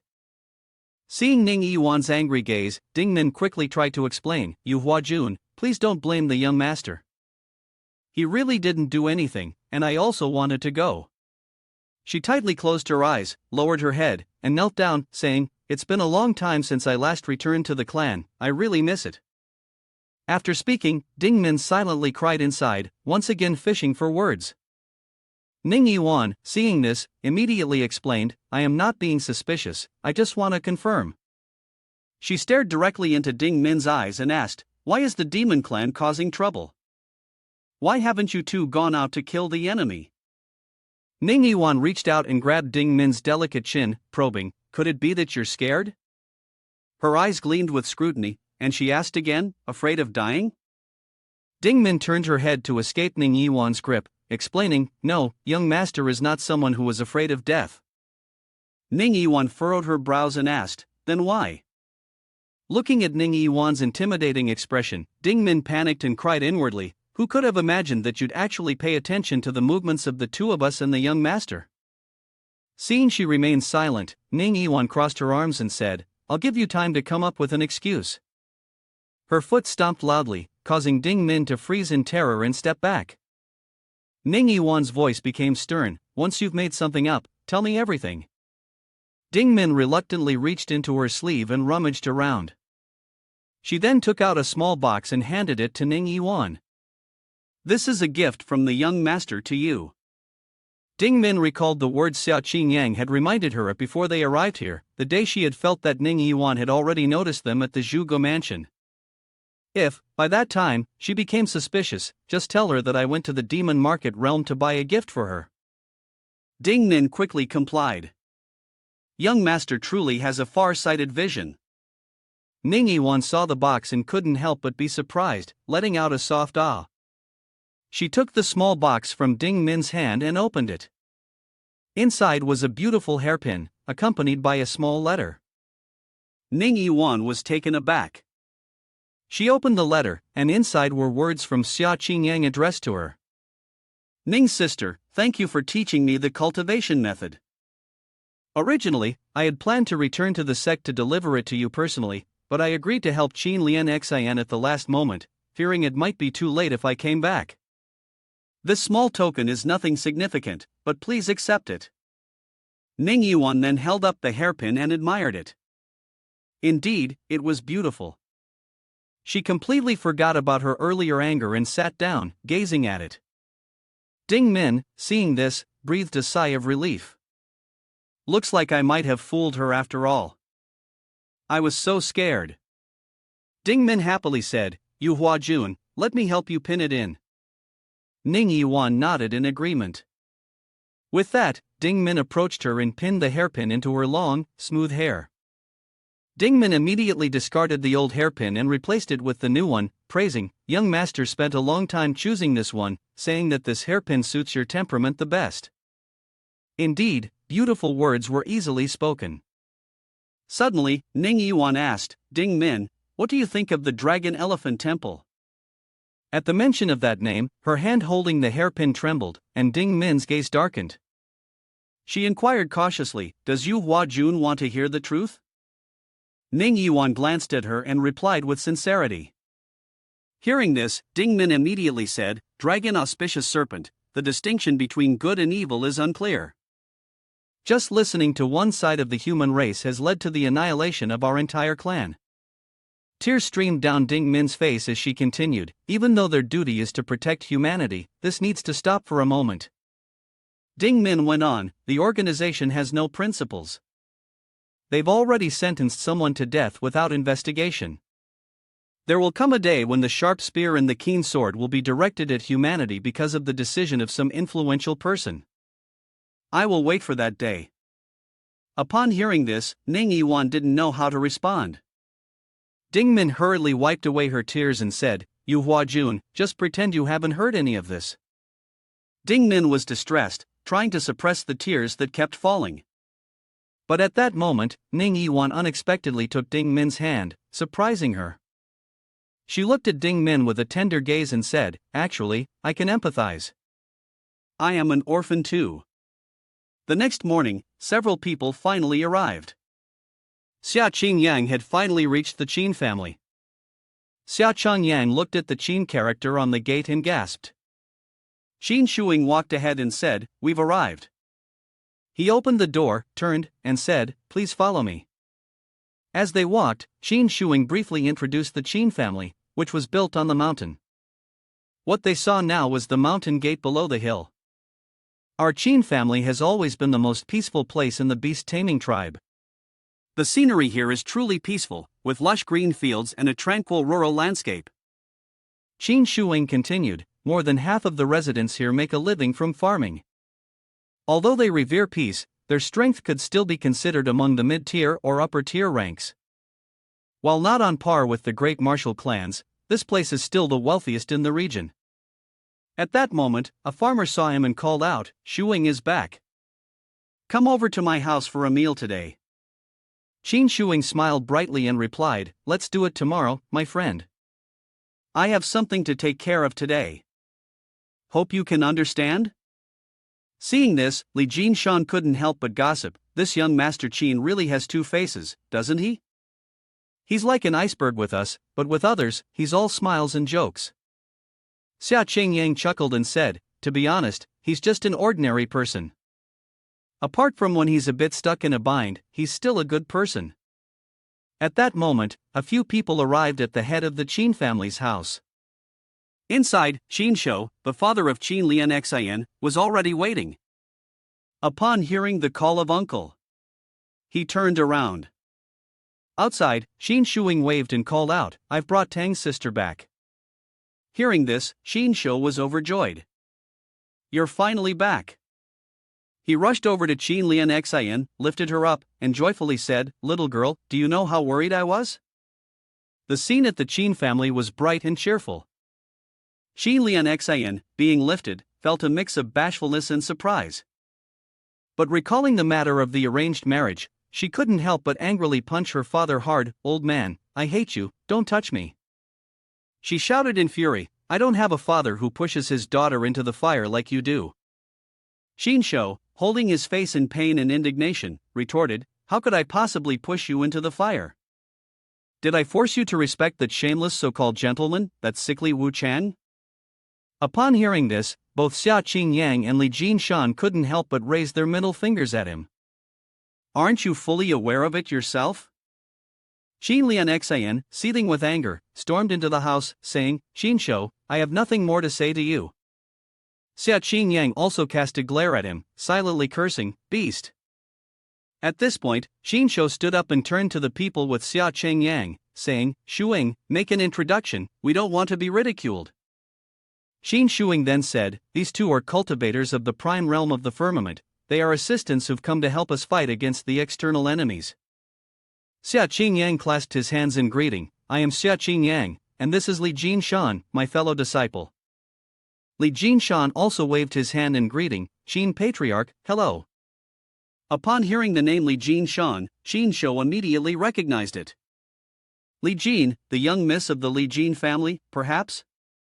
He looked at Xia Qingyang and laughed, Xia brother, it seems like your journey has been tough, please come in and rest. Li Jinshan leaned close to Xia Qingyang's ear and whispered, their family is quite friendly, they haven't been impolite to us because of our status. Hearing that, Xia Qingyang silently calculated for herself. If she could build a connection with the Qin family, with their stature, they would surely repay the favor. After all, by gathering more allies, if Ning Yiwan truly took action against her, having so many people to protect her would prevent her from bleeding out on the spot. At this point, the sky was nearing noon, and the group went into a room to chat. Qin Shuing spoke up first, Elder Uncle, actually, I've thought it over on the way here, and I feel that it's not quite right for Tang's sister to marry An Wu Chang. Qin Shou raised an eyebrow and asked, what do you mean by that? Qin Shuing explained, agreeing with the young master's viewpoint, that sometimes 1 + 1 could be less than 1. Not to mention that the strength of the Yin family is no match for our Qin family, and they could become an obstacle. He then pointed out the worst-case scenario, if Tang's sister married into their family and the Yin family took the opportunity to pressure our Qin family, it would be like shooting ourselves in the foot. After listening, Qin Shou hesitated for a moment and then countered, that might not necessarily be the case. Qin Shuing pleaded, please think it over again. Suddenly, Qin Shou stood up, resolute, and said, I feel that you are right. In that case, she will not marry. These words caused Li Jinshan and Xia Qingyang to be taken aback, both exclaiming in surprise. Xia Qingyang was stunned, thinking to herself, was it really that easy to convince him? However, Qin Shou felt a bit suspicious, but if the engagement were to be broken off, the Qin family would be left in isolation. Upon hearing this, Xia Qingyang stood up. Head of the Qin family, huh? He gave a confident thumbs up and said, that's incredibly impressive. Yet, deep down, he was somewhat afraid, silently crying, senior sister, you must come. Even though you're helping me by providing a dowry, the situation has come to this point, and all I can do is keep talking big. I can't back down now. Qin Shuing also chimed in, young master, fighting 4 opponents alone and annihilating the clan members now that's truly powerful. Upon hearing this, Qin Shou smiled. He laughed heartily and said, indeed, a young hero. After all, anyone who would still come to help at this time is a great benefactor to our Qin family. You've had a tough journey, haven't you? I'll have the servants prepare a feast with food and wine shortly, so let's enjoy ourselves for a bit. After the banquet, Xia Qingyang was arranged a room to rest in. He had just laid down for a short while when Ding Min's voice rang out. Young master, wake up. Xia Qingyang was deep in sleep, almost drooling. Upon seeing her, he was a bit surprised but quickly grabbed her hand, murmuring, Ding Min, this room is so cold, please help me warm the bed. Ding Min then replied, young master, Yu Hua Jun has arrived. Hearing this, Xia Qingyang snapped awake. At that moment, Ning Yiwan stepped into the room. Upon seeing her, Xia Qingyang's face turned pale with fear as he greeted, senior sister. Ning Yiwan looked at him with sharp eyes and asked, I want to know how to warm the bed. Please demonstrate for me. Immediately, Ding Min turned into the little fox to defuse the situation. The young master likes animals. This is how you warm the bed. Xia Qingyang also hugged the little fox, Ding Min, and said, I have always liked animals with soft fur since I was young. Hearing that, Ning Yiwan let out a sigh of relief, shyly turning her face away and saying, I understand that feeling. In her mind, Ning Yiwan pictured herself being caressed by the soft fur, lying on the layer of fur beneath her, only to realize that she was completely unclothed. A sense of pleasure rose within her as she said, I also really like animals with soft fur. Her words left the two others in surprise. Ning Yiwan sat down at the table and recounted, "A few days ago, I met a puppy, and I immediately fell in love with it." Thinking about it, her expression softened with affection as she said, "Perhaps it is my destined dog." Xiaqing Yang was slightly surprised, to fall in love at first sight. Ning Yiwan's gaze turned deep and affectionate as she said, "I haven't seen it in a few days. I want to make it my beloved companion." Her hand clenched on the table as she wondered aloud, unsure whether the puppy would agree. She looked like a young girl in love, asking herself, perhaps it will be willing, right? Hearing this, Ding Min used a voice transmission to speak to Xiaqing Yang. "I am your companion, you are her companion. What kind of relationship is this?" Xiaqing Yang, upon hearing this, turned his face away in frustration. "I would rather die than become her pet, I still have to escape." Ning Yiwan looked at Xiaqing Yang and gently said, "Actually, these days, I really admire he Jr. for being able to have a pet of his own." Her gaze was soft, and she continued, "That little puppy once warmed my bed. When we return to the prime realm of the firmament, I will definitely ask if it is willing to sign a contract with me." Xiaqing Yang, looking at her expression, couldn't help but sigh. She had just mentioned a dog, yet Ning Yiwan remained as gentle as if she had turned into a completely different person.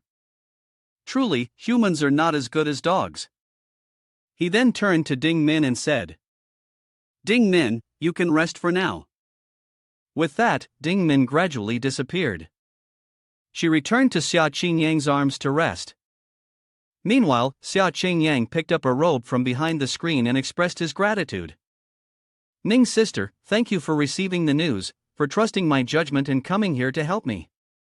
Ning Yiwan replied, "I've heard of the beast taming tribe, but the information we received previously proves that the matter is internal to their organization, and other sects would not easily interfere." Her expression became serious as she asked again, "But if it involves the demon clan, of course, we cannot stand idly by. How did you know it is related to the demon clan?" Xiaqing Yang was somewhat surprised by the question, and he quickly answered, "I deduced it." Upon hearing this, Ning Yiwan raised an eyebrow. "Deduced what?" Her eyes looked at Xiaqing Yang with a hint of anticipation mixed with amusement, and she softly ordered him, "Be more specific." Feeling her gaze, Xiaqing Yang became somewhat embarrassed and quickly turned his back. Standing in front of senior sister while she was dressed made him feel awkward. It would be better to speak with her from behind. But deep inside, Xiaqing Yang was screaming, his back drenched in sweat. With that, Xiaqing Yang circled behind Ning Yiwan to continue. "My first task was the chief overseer mission. No one wanted to take it, so anyone higher than me could take it." While slipping his hands into his sleeves, he continued, "The second time, the situation in Chunchang was also very unreasonable. This revered one was clearly a pet of the Taoist temple, and moreover, the temple is so far from Wang Yun's home. Why would they choose Wang Yun? I silently calculated in my mind, no longer caring. Anyway, I'll just start by mentioning the things I find most unreasonable. Mentioning the opposite in detail might make others suspicious."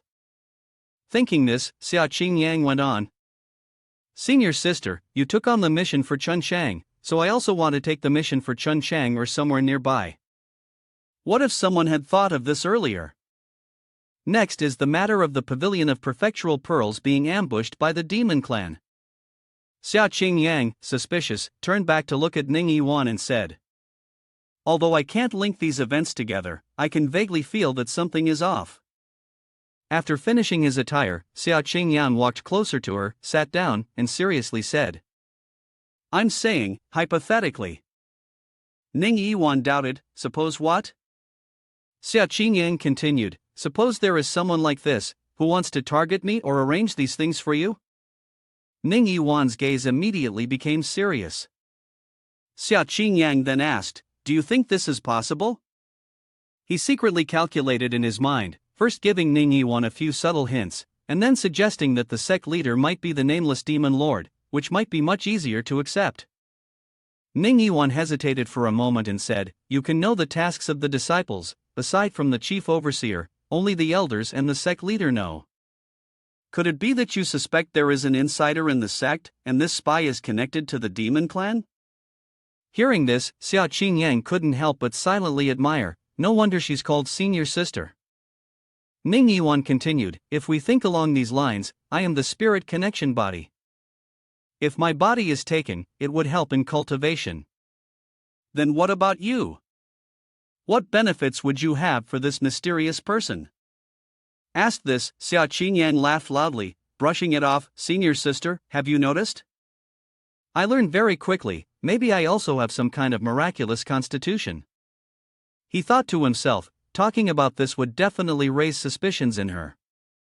Yiwan nodded in response, when we return to the sect, I'll have the school check, then we'll know. So, before we conclude whether it's related or not, all of this makes you think of the demon clan, doesn't it? Xiao Qingyang replied, yes. Ning Yiwan stood up and encouraged, the feeling of a cultivator is very important, trust your own instincts. After saying that, she gradually walked towards the door. Ning Yiwan opened the door, saying, let's go, we'll meet with the head of the Qin family first, and understand the specific details of this recent turmoil in the beast-taming tribe. Xiao Qingyang responded, yes. He breathed a sigh of relief, thankful that she didn't ask many questions. The next morning arrived quickly. In the courtyard of the head of the Qin family's house, Ling Dang was sneaking to catch fish under the tiger, while Qin Lian Xian stood on the shore keeping watch. Suddenly, she saw something in front of her. Ning Yiwan, along with Xiao Qingyang, appeared. Qin Lian Xian cheerfully said, long time no see. Ning Yi responded in kind, long time no see. She joyfully exclaimed, I didn't expect you to come help us. Ning Yi replied calmly, I'm not sure if I'll be of much help. I want to speak with the head of the Qin family, would you like to come along? Lian Xian pouted with frustration, my father and I haven't reconciled yet, I don't want to go at all. While walking, she spoke to Ning Yi, Yu Huajun, can I join you in action these days? Ning Yi didn't say much but answered, sure. Xiao Qingyang glanced at Qin Lian Xian, secretly thinking that if it were the present time, Qin Lian Xian would probably be the president of Ning Yiwan's fan club. The love-struck look in her eyes was all too obvious. Seeing her adoring gaze, that's great, thank you so much. Xiao Qingyang couldn't help but laugh, it really is great, another enthusiastic moment like this. Over there, Qin Lian Xian eagerly said, then I will take you there. But unfortunately, as soon as she took a step, she tripped on a stone. Her whole body toppled towards Ning Yiwan. The unfortunate cloak slipped off, and even Xiao Qingyang shouted, be careful. But it was too late. All they heard was a thud as both of them fell flat on the ground. Xiao Qingyang looked over and immediately blushed like a tomato. Because underneath, Qin Lian Xian had fallen on top of Ning Yiwan, and what was even more embarrassing was that Ning Yiwan's face was being smothered by the massive chest, almost suffocating her. Ning Yiwan was so embarrassed that her face turned as red as a tomato, but she still tried to ask, Miss Qin, are you okay? Although she was the victim of the large chest in front of her, she still courteously said, Yu Huajun, sorry, Lian Xian knows she acted foolishly, so she will quickly leave, saying that it was not intentional. She bent down, picking up the scattered clothes to explain, I got too excited when I met you. Ning Yiwan couldn't help but feel embarrassed as well and comforted, it's fine. Still in her seductive posture, Ning Yiwan asked again, it's fine, you didn't fall, right? Lian Xian hurriedly put on her cloak and replied, no, I didn't fall. Xing Yang, standing next to them, pouted and commented, you're gentler with everyone else than you are with me. The cat next to them nuzzled its head against Ning Yiwan's leg, meowing cutely. The tamarind seed was attracted by the gigantic cat, so Ning Yiwan sat down on the porch. Her familiar was truly adorable. Meanwhile, the cat kept meowing incessantly. Lian Xian gently smiled with pride and said, after Lulu was praised by Yu Huajun, he had to walk with his head held high in front of his friends.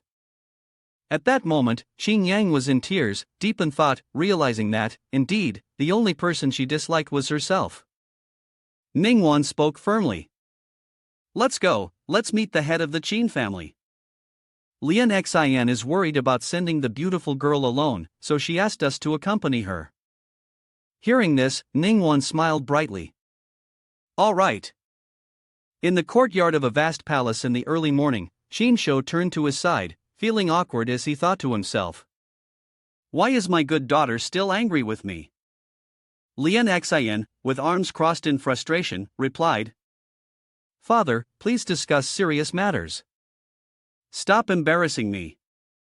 Upon hearing this, Qinshu's inner feelings exploded, but being a person of authority, he kept a calm exterior.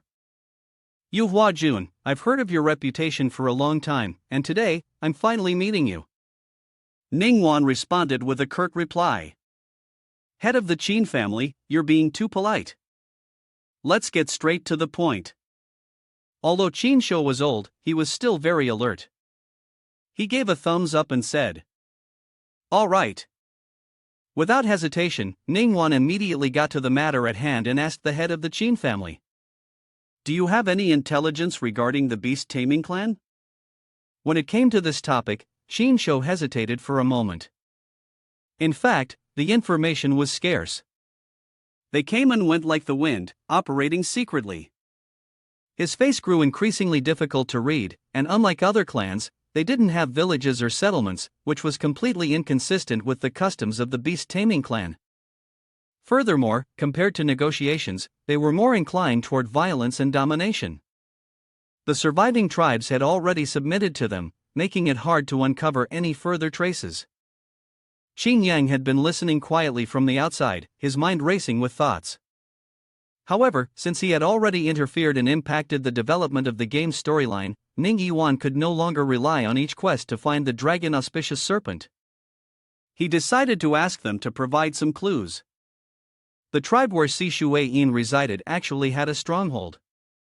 The clues in the game were provided by the dragon auspicious serpent, and Qin Yang's expression grew increasingly serious. He realized that he had not thought this through properly, only focusing on completing the quest quickly. With that thought, he felt discouraged inside in exhaustion. Seeing this, Ning Yiwan turned to him and asked, "He Junior, why are you sighing?" It was only at that moment that Qin Yang realized he had sighed aloud. Oh no. He tried to calm himself down and quickly fabricated a response. I have a spirit beast, and she has many connections in the demon realm. I could send her to gather some information. Now feeling a little more at ease, he thought that it was better than nothing. Ning Yiwan turned to Qin Yang and said, Go ahead and do that. Right now, there are many demon clan members in the demon realm who are colluding with each other. There are indeed many ways to gather information. He replied, Yes. Qin Yang looked at his hand and said, Ding Min, did you hear that? He waited for a while, but the ring remained silent, leaving him confused. Go for a walk around. Just return by midnight. Ding Min, from within the ring, asked in confusion, Don't you need me to gather information? Qin Yang responded, I know. You seem a bit dazed hearing that. You stared intently at the glowing bracelet on your wrist, thinking to yourself, one day, when the opportunity arises, I'll explain everything to you. Ding Min cheerfully responded, following young master's instructions. With that, she transformed into a little cat and flew swiftly out of the room. Inside the room, Ning Yiwan was still engaged in conversation. Head of the Qin family, then let's wait until my junior's spiritual beast returns, and we'll continue discussing the next steps. Qinshu agreed. All right, let's settle on that. Ning Yiwan stood up and turned to Qin Yang, asking, He Junior, you don't have any other plans, do you? He hesitated upon hearing this. No, I don't. Seeing the timing was right, Ning Yiwan shyly suggested. Then, would you like to go for a walk with me? Lian Xin, sitting inside, watched their figures leave with a hint of regret. Her eyes clearly showed her longing. Can I go too? Hearing this, Qinshu snapped, his eyes flashing angrily. What do you mean, go? Sit down. She retorted angrily. What's the problem? Feeling scolded by his daughter, he suddenly became bashful, like a teenage boy. My dear daughter, let's talk properly, okay? At that moment, unable to avoid the situation, the old man resorted to that strategy. Upon hearing her father's words, Lian Xin scolded. Xin Shou, as I see it, you really are a brute. She pouted and stormed off, leaving Xin Shou to helplessly cry out for her. At that point, it was too late for apologies. The old Qin, feeling wronged, called out for Lian Xin. Meanwhile, on the other side, the two of them were walking towards the lake. As they were walking, Ning Yiwan suddenly called out. He Jr. From the front, a sword came flying towards him at full speed. Xing Yang was so scared when the sword was pressed against his neck that he looked completely terrified. Ning Yiwan turned around and questioned him with a tone of disgust. It's time to explain to me why you went to the Zhugu residence, isn't it? In the tightly packed buildings outside, Xing Yang was so frightened he felt like his soul might leave his body. Ning's sister, could you please lower the sword? I can explain. Ning Yiwan had no intention of letting him go, insisting he explain right there and then. Overcome by fear, he recounted everything. Ding Min said there's a demon market realm that's very open to humans, and I just went there with her to take a look. Despite his cold exterior, deep inside Xing Yang was overwhelmed with a flood of uncontrollable tears, his hands trembling. Ning Yiwan seemed to still doubt him. Is that all? Xing Yang quickly thought of something to say. Maybe Ning's sister could ask Ding Min. Didn't she already tell you the answer? Could it be that senior sister doesn't trust me and thinks I'm hiding something? Her frustration only deepened upon hearing that, as she knew about the demon clan, so why hadn't they appeared to help?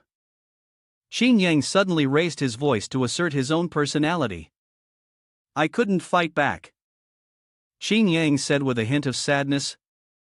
My cultivation level right now is simply not enough to fight against the demon clan. If I went to help that day, I would only be a burden. I understand that when encountering the demon clan, one should strike first.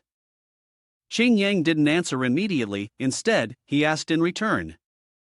But I feel like there's no logic in this world that says, if you know you're going to die, you still have to rush headlong into it. Yet Ning Yiwan remained stubborn, unwilling to accept that answer, and questioned. This is no excuse for being afraid of death.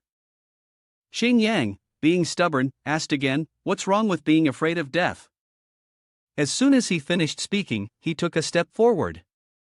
Ning Yiwan, seeing this, became a little flustered and shouted, stand still and talk. Her hands lightly gripped the sword in front of her. Xing Yang spoke loudly, each word clear. If cultivators in this world are unaware of themselves, and when they encounter the demon clan, throw themselves at them recklessly without caring for their lives, and all die on the path of cultivation, wouldn't it be giving the demon clan what they want? Ning Yiwan, though irritated, could not refute his words as they made too much sense. After a moment of contemplation, she put her sword away. You are right, she said. But still, I am not fully convinced of you. As she spoke, Xing Yang pushed her against the wall beside them. Their eyes locked, the gaze between them quite intimate. Ning Yiwan, feeling somewhat puzzled, asked. What do you want? Xing Yang, who had been retreating earlier, now pushed back. Then why did Master Bai Lin Shui and the Grandmaster come to the Zhugo mansion? I want to turn the tables. She knew she had been exposed, and couldn't help but be surprised. Ning Yiwan, embarrassed, lowered her head to the ground. Xing Yang, staring directly at her, interrogated. I saw with my own eyes how the Grandmaster and the mistress of the Zhugo mansion exchanged glances. Their relationship is far from simple. I clearly remember how senior sister hated the demon clan and despised them. So why does she have such a close connection with the demon clan and the master? From her small mouth, she evasively explained, we're just going with Grandmaster to meet some old friends. At this moment, Xing Yang softly said, senior sister said she doesn't trust me, and I don't trust senior sister either, so we're even. Ning Yiwan, hearing this, was even more confused. How could something like this be a tie? Xing Yang, not paying much attention, simply left a remark, senior sister, don't be so double-standard. After saying that, he turned and walked away. Ning Yiwan, still not understanding anything, decided to go back to her room and sleep first. When Ding Min returned, she would find her sister. Goodbye. She called after him, but they both parted ways without looking back, no lingering thoughts between them. Suddenly, Xin Yang leaned against the wall behind him, feeling his heart, which had been suspended in the clouds all this time, finally find relief. That almost scared me to death. I thought that once Ding Min explained things, she wouldn't ask me anymore. Who knew she would still be so suspicious? Thankfully, everything's been resolved. Once the situation with the beast taming tribe reached its final stages, he had to quickly return to take on a new mission. The sooner he obtained the token to descend the mountain, the sooner he could return home. That evening, in the large mansion, everyone gathered in a room to listen to Qin Yang. The news that Ding Min had gathered was all shared with him. He began recounting the entire story of where the tribe had been hiding, which happened to be near the village of the beast taming tribe. Qin Yang furrowed his brow, feeling uneasy upon hearing the news. The reason they couldn't find them earlier was because there was a barrier placed around that area. Ning Yiwan was still not fully convinced and asked, "Is this news accurate?" Ding Min was willing to cover up anything for the person she loved. I instructed my 3 subordinates to gather information. In her mind, the woman thought that she hadn't gathered any information at all. Fortunately, I could lie without batting an eye. Xin Yang, sitting next to her, also explained, "Actually, all we need to do is investigate a little tomorrow, and we'll be able to confirm whether the news is true or not." Ning Yiwan listened and felt more reassured. It made sense. Then she spoke her mind. The head of the Qin family, in order to avoid any conflicts within the beast taming tribe, I, along with he Jr., will head out first tomorrow. If the situation proves too difficult to handle, we will return to consult with everyone. Lian Xian, for Ning Yiwan's sake, asked Yu Huajun, "Can I come along?" Xin Shou, seeing his daughter's obsession with beautiful women, scolded her, "Don't worry, sit down, and don't create any more trouble for Yu Huajun." Feeling wronged by the scolding, she quickly explained, "Father, I just want to help a little, I don't want to cause trouble for anyone." Ning Yiwan, sitting below, understood the situation and suggested, "Miss Qin can join us as an individual, under her personal identity." However, Ning Yiwan's next words startled Lian Xian. "Previously, I was worried about revealing the beast taming manual because I feared that if he Jr. and I failed, it would cause conflicts."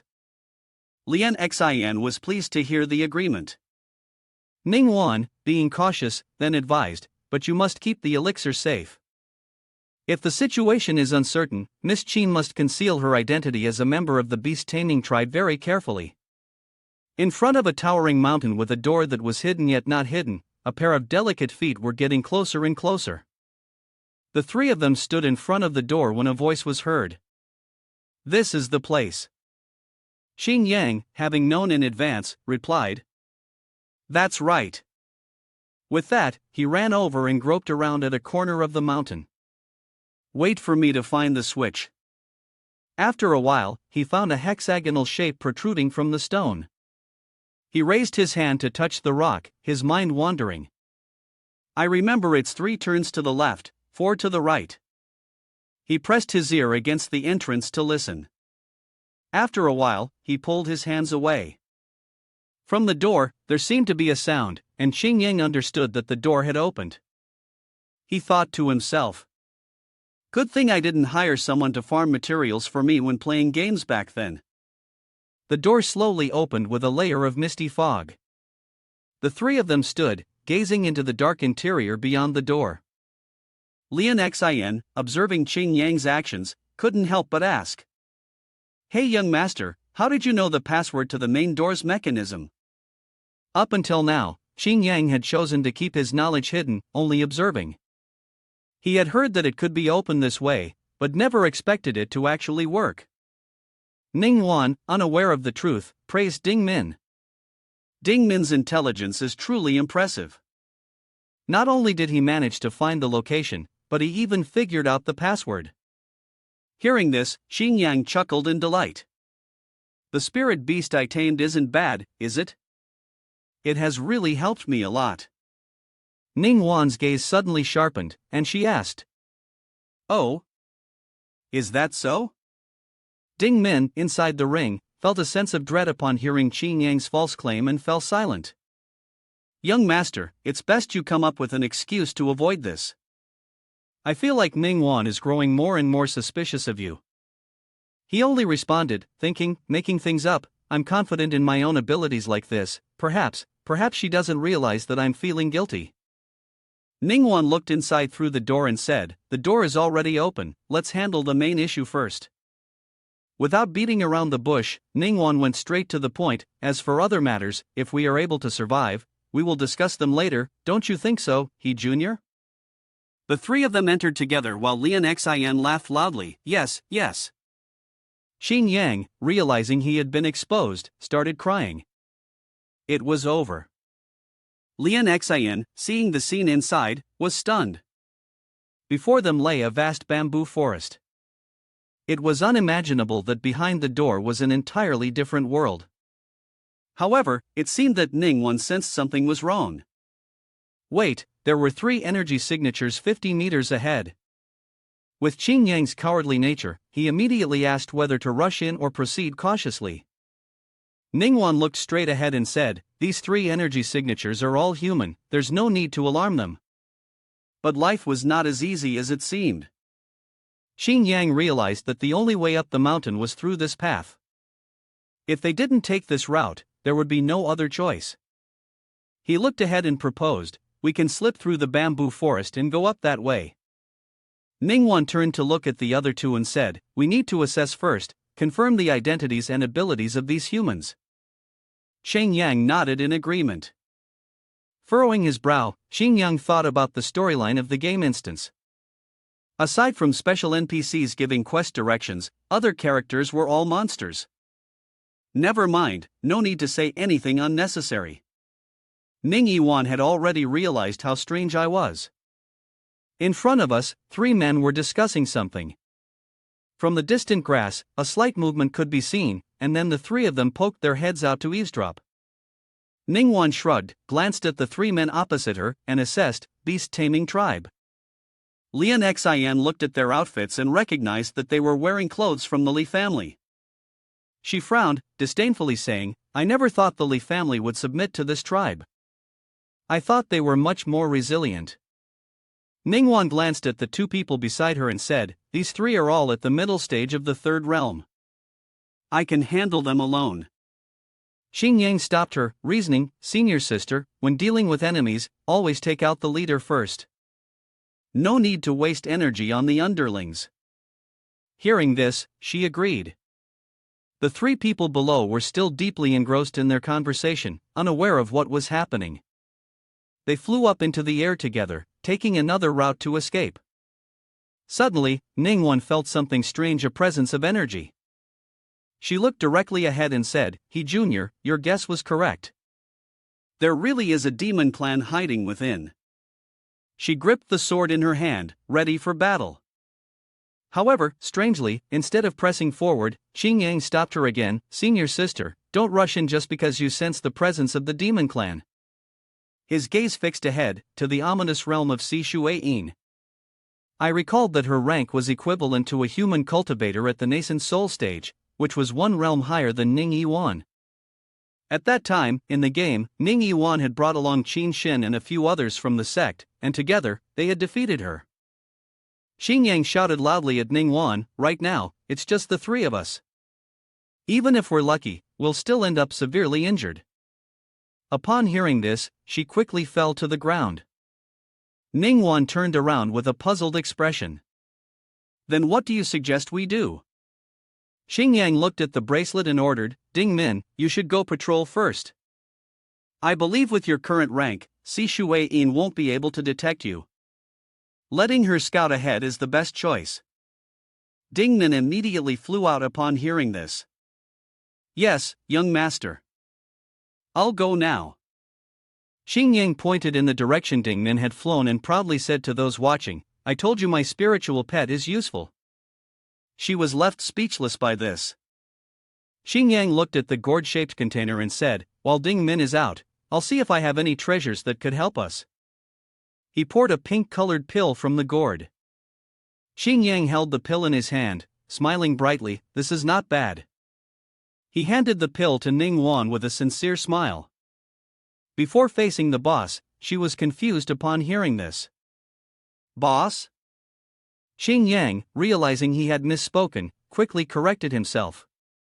Ah, I mean the leader. That's a term from our homeland. I've just gotten used to it. Ning Yiwan looked at the pill in his hand and asked, what kind of medicine is this?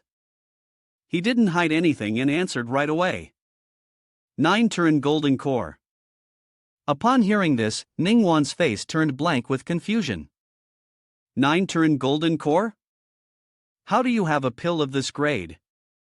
Looking at the pill in his hand, Ning Yiwan was stunned. 9 turn golden core. You.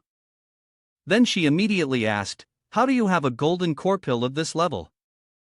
Without hesitation, Xing Yang immediately replied, I traded with the alchemist of the demon clan.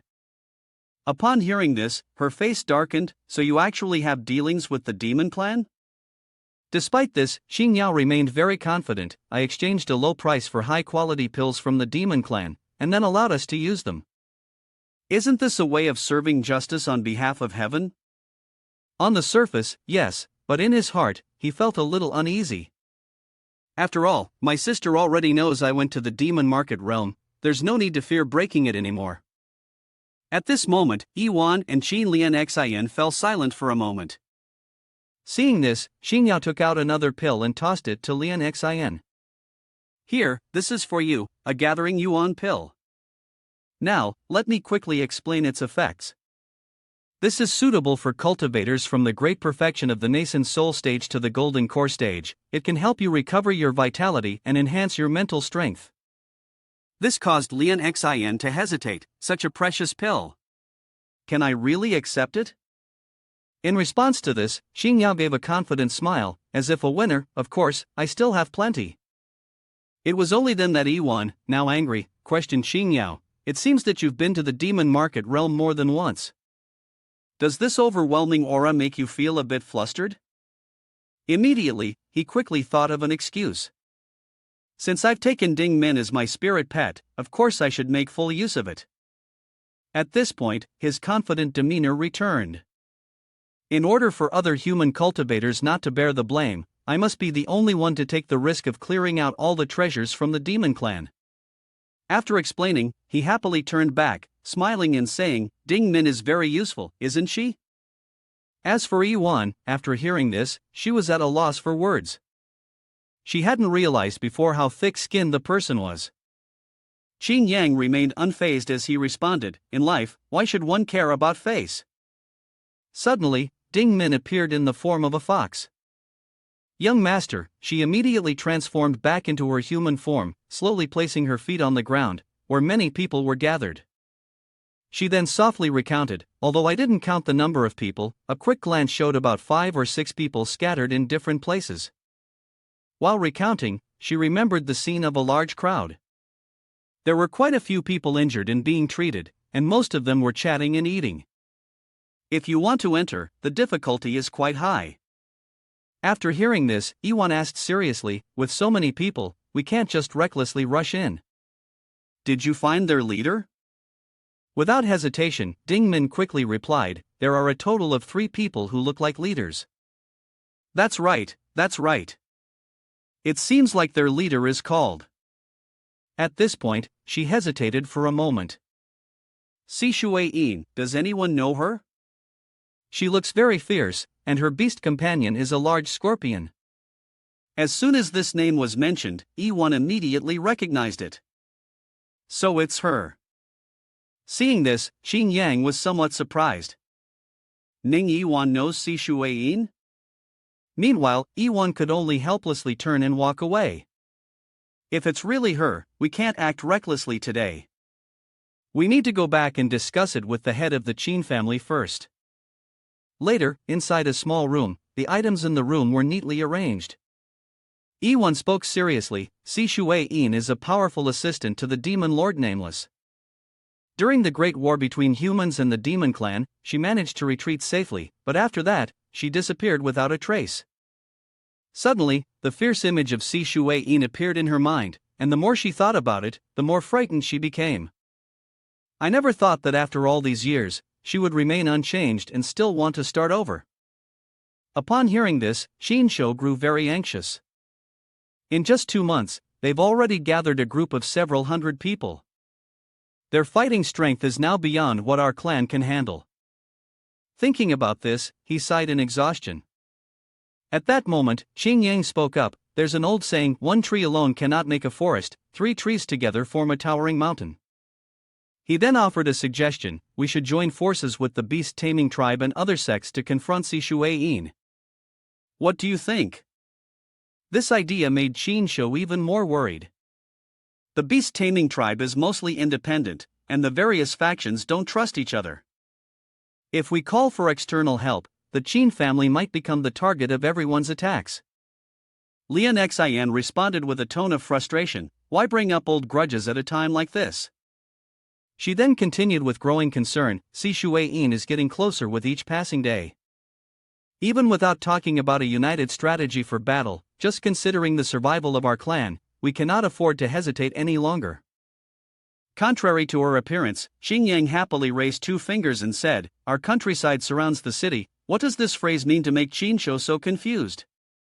Seeing him so puzzled, he quickly explained, first, think about cooperating with the weaker tribes. For example, the Yin family that wanted Miss Qin to marry before. Everyone knows the theory of playing cards, right? At this point, he recalled the time when they were sitting at the card table. Hey, Mr. Wang, you're the only one missing. Right, come on quickly. Private room at Eternal School. He continued, when someone wants to play cards but can't find others, they're likely to say 3 missing 1, meaning they just need you, in order to pull others in. Upon hearing this, Lian Xian became a bit excited and tried to act unbothered, immediately replying, exactly, and then you continue by saying that we should pull in other tribes, so the remaining foreign tribes only have 3 choices. He then seriously held up 3 fingers, be annexed, resist on their own, or join us. Yiwan, on the other hand, remained silent and listened carefully to him speak. Up until now, those tribes that hadn't been annexed were likely the ones that refused to submit to others. It wasn't just her, Lian Xian and Shinsho were also paying close attention. If they were to resist on their own, they would earn sincere admiration. After finishing, Sheng Yang asked, what do you all think? Of course, Shinsho agreed, let's do it that way. Finishing his words, he stepped forward, then said seriously, the beast taming tribe has been divided for too long, it's time we unite. The past grudges must be resolved now. Upon hearing this, Xing Yang added that the matter of the marriage alliance with the Yin family should still be handled by the head of the Qin family, as Lian Xian had called off the marriage, which was considered a fault towards the Yin family. Shinsho immediately responded, of course. However, he glanced at Lian Xian and continued, this matter was caused because I didn't think it through properly from the beginning, so it's my responsibility to handle it. After a moment of silence, Yiwan spoke up, I will personally invite the Grandmaster for assistance. We are friends of Lian Xian, so this does not count as external help. This made Shinsho deeply appreciative. He thanked everyone in advance. But upon hearing this, Xing Yang's face turned pale. Bai Lin Shui would be coming, and she knew her own identity. Just as he was in a state of panic, a voice suddenly rang out. Young master, don't worry, Bai Lin Shui might not expose you. Immediately after, Ding Min appeared behind him, adding, she might just tease you a bit. Inside a magnificent and grand royal mansion, someone was pouring tea and speaking Xiaobai. I heard Yiwan went out again. What's she doing this time? It turns out that person is the sect leader. She smiled gently and asked, why didn't you inform the chief overseer in advance? Nonetheless, Bai Lin Shui calmly replied, oh, maybe she went on a date and didn't want to tell us. Upon hearing this, the sect leader seemed a little puzzled. Dating? Why does she have to go down the mountain for a date? Could it be that her partner is a disciple from another sect? Without hesitation, Ling Shui answered, "That's not the case, the kid is an outer sect disciple from Lu Quan Feng." As soon as she finished speaking, she suddenly opened her eyes and furrowed her brow. The sect leader, on the other hand, was confused and thought to herself, an outer sect disciple? Is it really worth it to go with an outer sect disciple? Isn't that a bit of a disadvantage? At this moment, Lin Shui's face showed a hint of sadness. "Senior sister, do you want to know the name of that kid?" This made the sect leader pause for a moment, thinking about the many outer sect disciples. She answered in confusion, "Even if you tell me, I'm not sure I would remember who they are." Lin Shui sighed helplessly. Then, she stood up, "Senior sister, I have to go now." Seeing this, the sect leader seemed a bit regretful. "We haven't even finished drinking yet." In response, Lin Shui flashed a bright smile, suddenly remembering something, "I'll come again another day." With that, Lin Shui opened the door and quickly stepped out. As she walked, she thought seriously to herself, in the primordial realm of the commercial frame, there shouldn't be anyone that senior sister would forget. Suddenly, Yiwan appeared in front of her. "Grandmaster, I need help." As soon as she saw her, Lin Shui solemnly replied, "Wait for me to return to my pavilion." A while later, in the garden of Lin Shui's pavilion, a strong gust of wind blew through the curtains. Immediately after, Lin Shui appeared at the door. She gently placed her foot on the ground and slowly walked inside. Once she entered, the outside became quiet again. At this moment, Lin Shui finally asked Yiwan, "What is it?" Without hesitation, Yiwan quickly said, "The beast taming tribe's matter is related to the demon clan." Upon hearing this, Lin Shui understood part of it. "I just came back from senior sister, the sect leader. Last time she told me that the sect leader might have some connection with the demon clan. Today, I have already felt this. When I mentioned the outer sect disciple, she said there are many, but she doesn't know who they are." This made Yiwan fall into deep thought for a moment. Not stopping there, Lin Shui recalled the image of the sect leader and continued. "Sect leader will certainly never forget the name of anyone she meets." At this point, she felt something was wrong. "I came to find you first, so this is not the right place to discuss this matter." Upon hearing this, Yiwan instructed, "Grandmaster, you must respond to her with a personal smile." "I understand," Yiwan said as she stared at Lin Shui for a moment, then waved her hand, causing Lin Shui's image to vanish. After finishing the conversation, she turned to Qing Yang and said, "Hey Junior, I originally thought this was just a normal rebellion from the demon clan, but this time it involves even Si Shuiyin. You can choose to withdraw." Her words left him somewhat confused. Why should he withdraw? Seeing his confusion, Yiwan immediately responded, "Didn't you say that if you can't win, then don't act, don't throw an egg against a rock?" Hearing this, Qing Yang's face darkened. He hadn't expected the retribution to come so quickly. Although a little embarrassed, he still spoke up, "Ning sister, please don't tease me anymore." Then, he explained, "I got involved in this matter, then came to find you. If I withdraw now, and this gets out, then from now on, Xia Qing Yang will have no face to show in the cultivation world." Without hesitation, she quickly replied, "Well, what if you suddenly pass away? Wouldn't the cultivation world lose a bright star? Wouldn't that be a win for the demon clan?"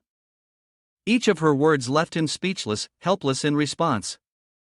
Deep down, he thought to himself, "Suddenly passing away, like this? You're just in the mood, aren't you?" At that moment, the cat Ling Dang, which had been trying to pry open the door, rushed in. It ran so fast that Lian Xian had to chase after it. "Ling Dang, stop running around." Immediately, the cat jumped into Yiwan's arms, sprawling comfortably in her lap, which delighted her. The sight of this moment caused Qing Yang to sigh in relief. Saved. Otherwise, I don't know how long Ning Yiwan would have continued mocking me. But he quickly realized something. Perhaps this person had been drawn here by Ning Yiwan's spirit connection body. However, Yiwan didn't pay him any attention and was solely focused on the cat. Not only that, she even stroked the cat, while Len Xin seemed increasingly worried. I'm sorry, Yu Hua Jun, I don't know what's wrong with it, it suddenly ran into the room. Yiwan smiled brightly in response. It's fine, it's very cute. Suddenly, Ling Dang's tail stood straight up, and it let out a delighted moan. Seeing this, Qing Yang's face turned red as inappropriate images flashed in his mind. Why am I remembering that incident? And it doesn't stop there, I'm even imagining a few more scenes. Calm down, is my imagination just too vivid? In the middle of a vast, towering forest, Qing Yang and Yiwan stood silently waiting. At this moment, Qing Yang was thinking to himself, when I meet by Lin Shui, should I address her as Grandmaster, or should I call her the Mistress, or perhaps Mistress Demon? But immediately, he snapped out of it. What am I thinking at such a crucial moment? Suddenly, a voice interrupted his thoughts. What was this person doing? It turned out that Bai Lin Shui had appeared above them. Upon seeing her, Yiwan hurriedly ran over. Grandmaster. Lin Shui, on the other hand, was a bit anxious, not expecting the one in charge to be Si Shui-yin. We haven't met in 10 years. I thought she was dead, with even her bones gone, but to my surprise, she's still living well. After finishing her words, she pointed towards Qing Yang and shouted loudly. This makes you panic, doesn't it? Could it be that it's the opposite of what you thought? She then asked. What's your name again? I've always heard Yiwan mention you, saying that you've moved under Yen Yang Feng. Yiwan, who was behind her, immediately replied. Xia Qing Yang. Hearing this, Lin Shui approached him. Xia Qing Yang? The more she spoke, the more her face showed a sinister expression. I also know the Xia family, but the other party is from the demon clan. Her demeanor frightened Qing Yang, turning his face pale, while she, on the other hand, secretly enjoyed her little tease. After playing with him for a while, she entered the forest. Let's go, we'll meet the head of the Qin family for a while. Yiwan quickly followed. Yes. As they walked, Lin Shui cast a spell, creating a stream of blue light, and immediately, another entity of hers appeared. The entity approached Qing Yang and said, Late at night, avoid Yiwan, come find me. This scene darkened Qing Yang's face like the darkest night, while Yiwan felt utterly confused. Seeing Qing Yang so frightened, Lin Shui's other entity laughed and said, He can't see me, don't worry. Therefore, the more he looked at Yiwan, the more puzzled he became. Why do you keep staring at Grandmaster like that?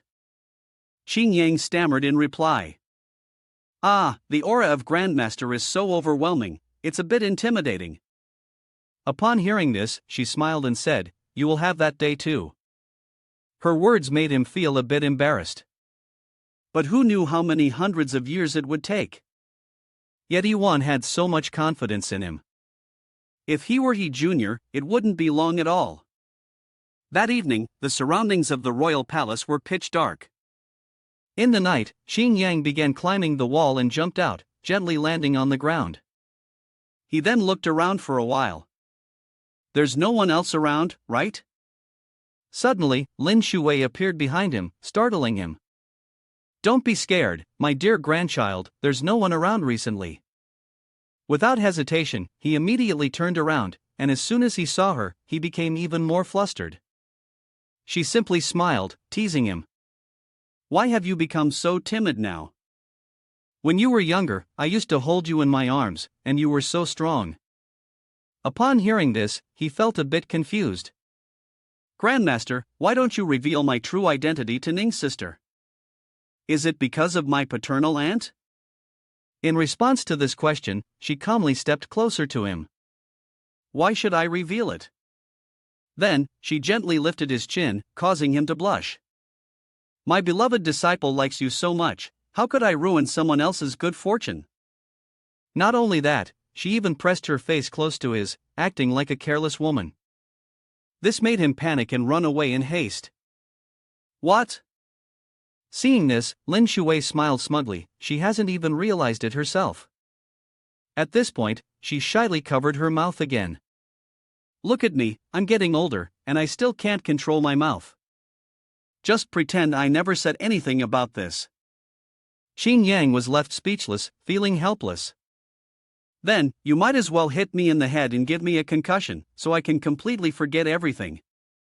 At this moment, Lin Shuwei spoke seriously. This kind of thing relies on mutual consent, and I won't force anyone. I just feel that the girl is hiding a lot of emotions inside. I'm afraid that because of her cultivation and the demonic guard path, she might miss out on her own happiness. The more she thought about it, the more she pitied Yiwan. Yiwan was such a pitiful child. As for Qin Yang, after hearing this, he fell into deep thought for a moment. Then, he calmly recounted Yiwan's childhood. She was an orphan. Her parents died at the hands of the demon clan. It's just a pity that I missed many important conversations with her, so my understanding of her is very shallow. Yiwan's image also appeared in his mind. But I know her hatred for the demon clan is justified. Upon hearing this, Lin Shuwei sadly looked up at the sky. I raised her, so to me, Yiwan is like my own daughter. At this moment, all she felt was pity for Yiwan. Compared to the demonic guard path, she hoped that Yiwan could live on happily. After chatting for a while, she firmly instructed him, "You must protect her well." But he confidently replied, "Senior sister doesn't need my protection, she's very strong." And of course, Lin Shuwei understood the reason for that strength. If one is not afraid of death, they will naturally be strong. The next morning, inside the manor, a voice rang out, "Ning, I am here to apologize to the deputy sect leader." Following this was a loud bang as a hand struck down hard on the chair. Old Master was extremely angry and couldn't bear it. In the face of this momentum, Shinsho could only quietly accept the blame. The matter of the marriage alliance is indeed the fault of the Qin family. Nevertheless, he decisively said, "But I have thought this over thoroughly. Forcing two young people who have no emotional foundation to be tied together wouldn't be right." Not stopping there, he solemnly added, "The daughter has run away from home several times because of the forced marriage. If she is really married off to the Yin family, it will only cause Ning and my daughter-in-law endless suffering in the future." However, Old Master had realized that what he truly felt was that he thought Wu Shan was unworthy of her. This made Qin show secretly pleased. "It seemed that you know full well what kind of son you have, deep down." Once everything had been said, Shinsho began to change the subject. "I came here today because I have something more important to discuss with Ning. We can leave the marriage alliance for later, and I will discuss it with you further." This statement made Old Master even more furious. "What's more important is that the marriage of my son is the most important matter." At the same time, on the other side, Wu Shang was coughing violently, saying, "Even if she refuses the marriage proposal, Lian Xin doesn't even want to look at me once. Not only that, he is acting weak. The way I am now, I'm neither human nor ghost. If she doesn't like me, I can forgive her." Upon hearing this, his mother became extremely angry and shouted, "My son, your body has improved a lot after the treatment. You are not allowed to speak like that." Then, she immediately turned to the side and continued, "It's that girl who doesn't have the fortune." Every word she spoke was infuriating Shinsho. After finishing, she gently handed a cup of tea to Wu Shan, saying, "Drink some tea to warm your throat." He acted even more fragile. "What's the point of warming my throat? I'm already a cripple." Shinsho stood there silently for a while, watching the two of them converse, then muttered to himself, "Let him be alone for the rest of his life." Unable to hold it in any longer, he spoke up, Hey, that's enough. What are you two acting out? Who are you performing for?" As soon as he spoke, it stunned the three members of the family. Seeing this, Shuing quickly rushed forward to stop him. "Great uncle, calm down. Don't forget why we are here. Why are you resisting now?" Then, he shouted loudly, "I'm here to save a life." This had enraged Old Master. "Head of the Qin family, how could you be so rude? Breaking off the engagement is your doing, but the misfortune is ours." Not stopping there, he angrily questioned, "How will my son ever be able to propose to any other young lady in the future? Of course, Qinshu was not one to back down. If it weren't for you two pampering in Wu Chang since childhood, would he have developed such a character now? The more he spoke, the angrier he became. It must have been that my brain was fooled into using this marriage alliance to form a partnership with these people. Luckily, my daughter is smarter than me. She ran away, and even Shuing couldn't stop this formidable momentum. Great uncle, not only that, you even pointed your finger and blamed Wu Shang. If it weren't for marrying off to someone like In Wu Chang, who was coddled by his mother, my daughter would be doomed for 8 lifetimes. This left Wu Shang stunned. Coddled by his mother. As for Shuing, she was powerless and speechless. She couldn't persuade him anymore. Whatever happens, happens. She was tired. After Qinshu finished his ranting, An Old Master finally spoke. Rude, vulgar, shameless. But Qinshu didn't care. When life and death were on the line, who cared about such things? Now, I ask you, will you form an alliance or not? If not, I'll leave first. Upon hearing this, An Old Master hesitated a little. Forming an alliance, but there must be sincerity in it. The more he listened, the angrier Qinshu became. What? Selling my daughter to you is showing sincerity? When he said this, he even used a threatening tone. How's the fighting ability of your family? You should know that better than anyone. If you don't form an alliance, just wait to be absorbed. Then let me see who will still call you family head. After finishing his words, he turned and walked away. Let's go, I'm so pissed off. Suddenly, An Old Master called out loudly, making Qinshu stop in his tracks. Immediately, Qinshu turned back with an angry expression. What's the matter now? Although a bit embarrassed, he still spoke. The question you asked earlier, you're leaving without an answer? Xin family, do you do things without proper closure? Hearing this, Qinshu was a little excited. Okay, go ahead. What followed was the worried look of An Old Master. I'll form an alliance. This response immediately stunned Qinshu. He quickly turned to ask Shuing. I didn't mishear, did I? Shuing replied, no, you didn't. Then, he burst into a happy laugh. Ning really is full of confidence. Alright, in that case, let's form the alliance. However, An Old Master didn't let go of the earlier issue, and the matter of the marriage alliance once again made Qinshu angry. What alliance? We'll talk about it later when we return to Qin Palace. Xing Yang was so happy that he couldn't stop smiling, which confused Lian Xian a bit. Hey young master, why are you so happy? Without hesitation, he immediately responded. I didn't expect forming an alliance to be so easy, plus the way your father described it was really funny. Qinshu was equally pleased, never expecting that my heated reaction would actually be useful. If I had tried to negotiate with them, I think we would have had to argue with our eyes wide open. Upon hearing this, Xing Yang immediately added, it's also because the situation of the Yin family is extremely dangerous right now, which is why we had to respond so straightforwardly. At this moment, Lin Shuwei spoke up, the beginning has gone smoothly. Let's see if we can attract other tribes in the coming days. Lin Shuwei's words brought Qinshu back to his serious demeanor. The White Immortal Venerable was right, and Lian Xian then joyfully said, I've arranged for the eloquent young people to go to other tribes. We should hear news soon. Suddenly, Qinshu's face darkened. By then, there would surely be a fierce battle. Who knows how many would die in this conflict? Nevertheless, Lin Shuwei remained unperturbed. War was inevitable. It was better to fight than to surrender, to not be a fish on the chopping block. Not only Lin Shuwei but also Lian Xian were determined. That's right. The best defense is offense. Blindly enduring will only make the enemy bolder. We must draw our swords and fight for our people and our dignity. 8 days later, in front of the stone door, the logical debate went very smoothly. Xing Yang stood before the door, trying to ignite the fire.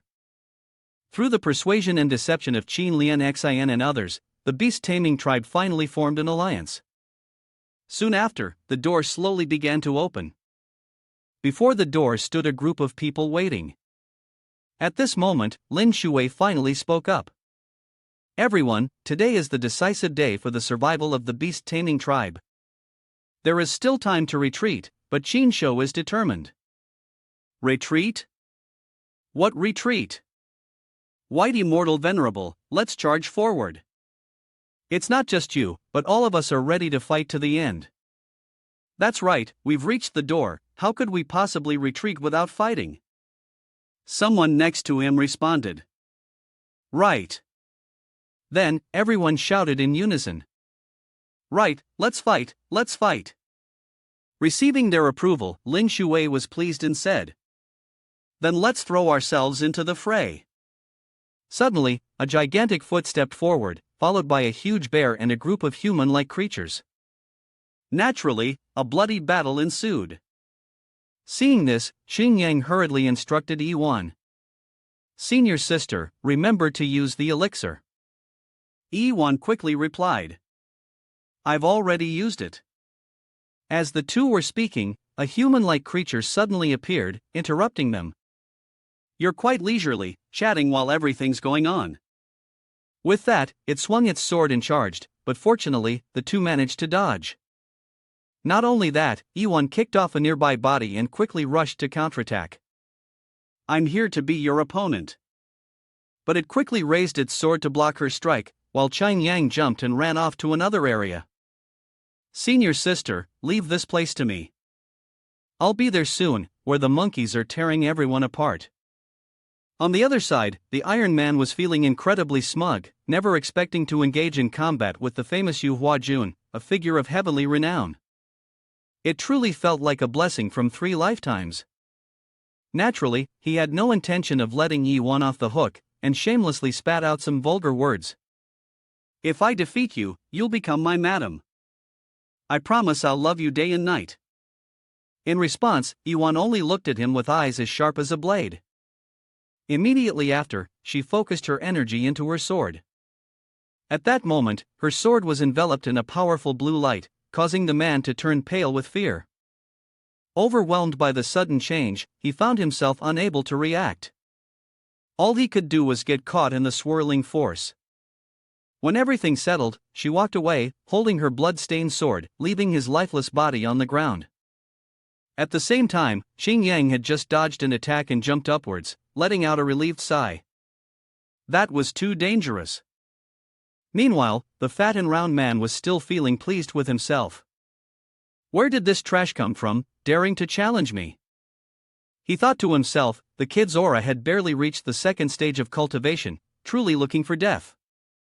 Nonetheless, Sheng Yang continued to mock him. I am your grandfather. This made the man so enraged, steam seemed to pour from his ears.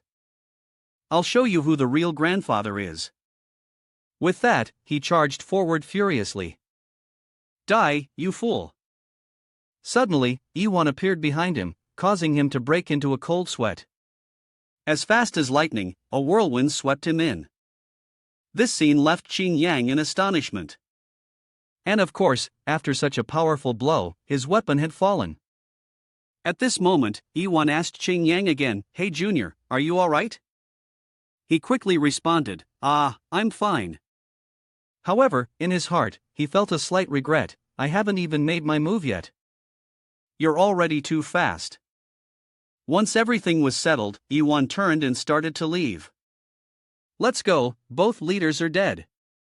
From behind, Xing Yang silently praised her, if you were really my wife, I think I could just sit back and relax. Thinking about it, he ran ahead to her, Ning's sister, will you teach me the Shuiyu Guchang sword? I feel like this move is incredibly useful. Upon hearing this, she closed her eyes and replied, wait until you've shifted from water spiritual root to fire spiritual root, then we can talk. Her response left him somewhat confused, but the name of the move didn't seem to have anything to do with fire spiritual root cultivation. She remained calm and answered, the name is just randomly pulled from a dictionary, it doesn't have any real meaning. Then, she boldly added, I don't know how to name things, which left him speechless.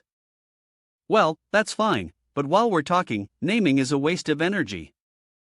I've seen many authors do the same when they come across a name, they just grab whatever.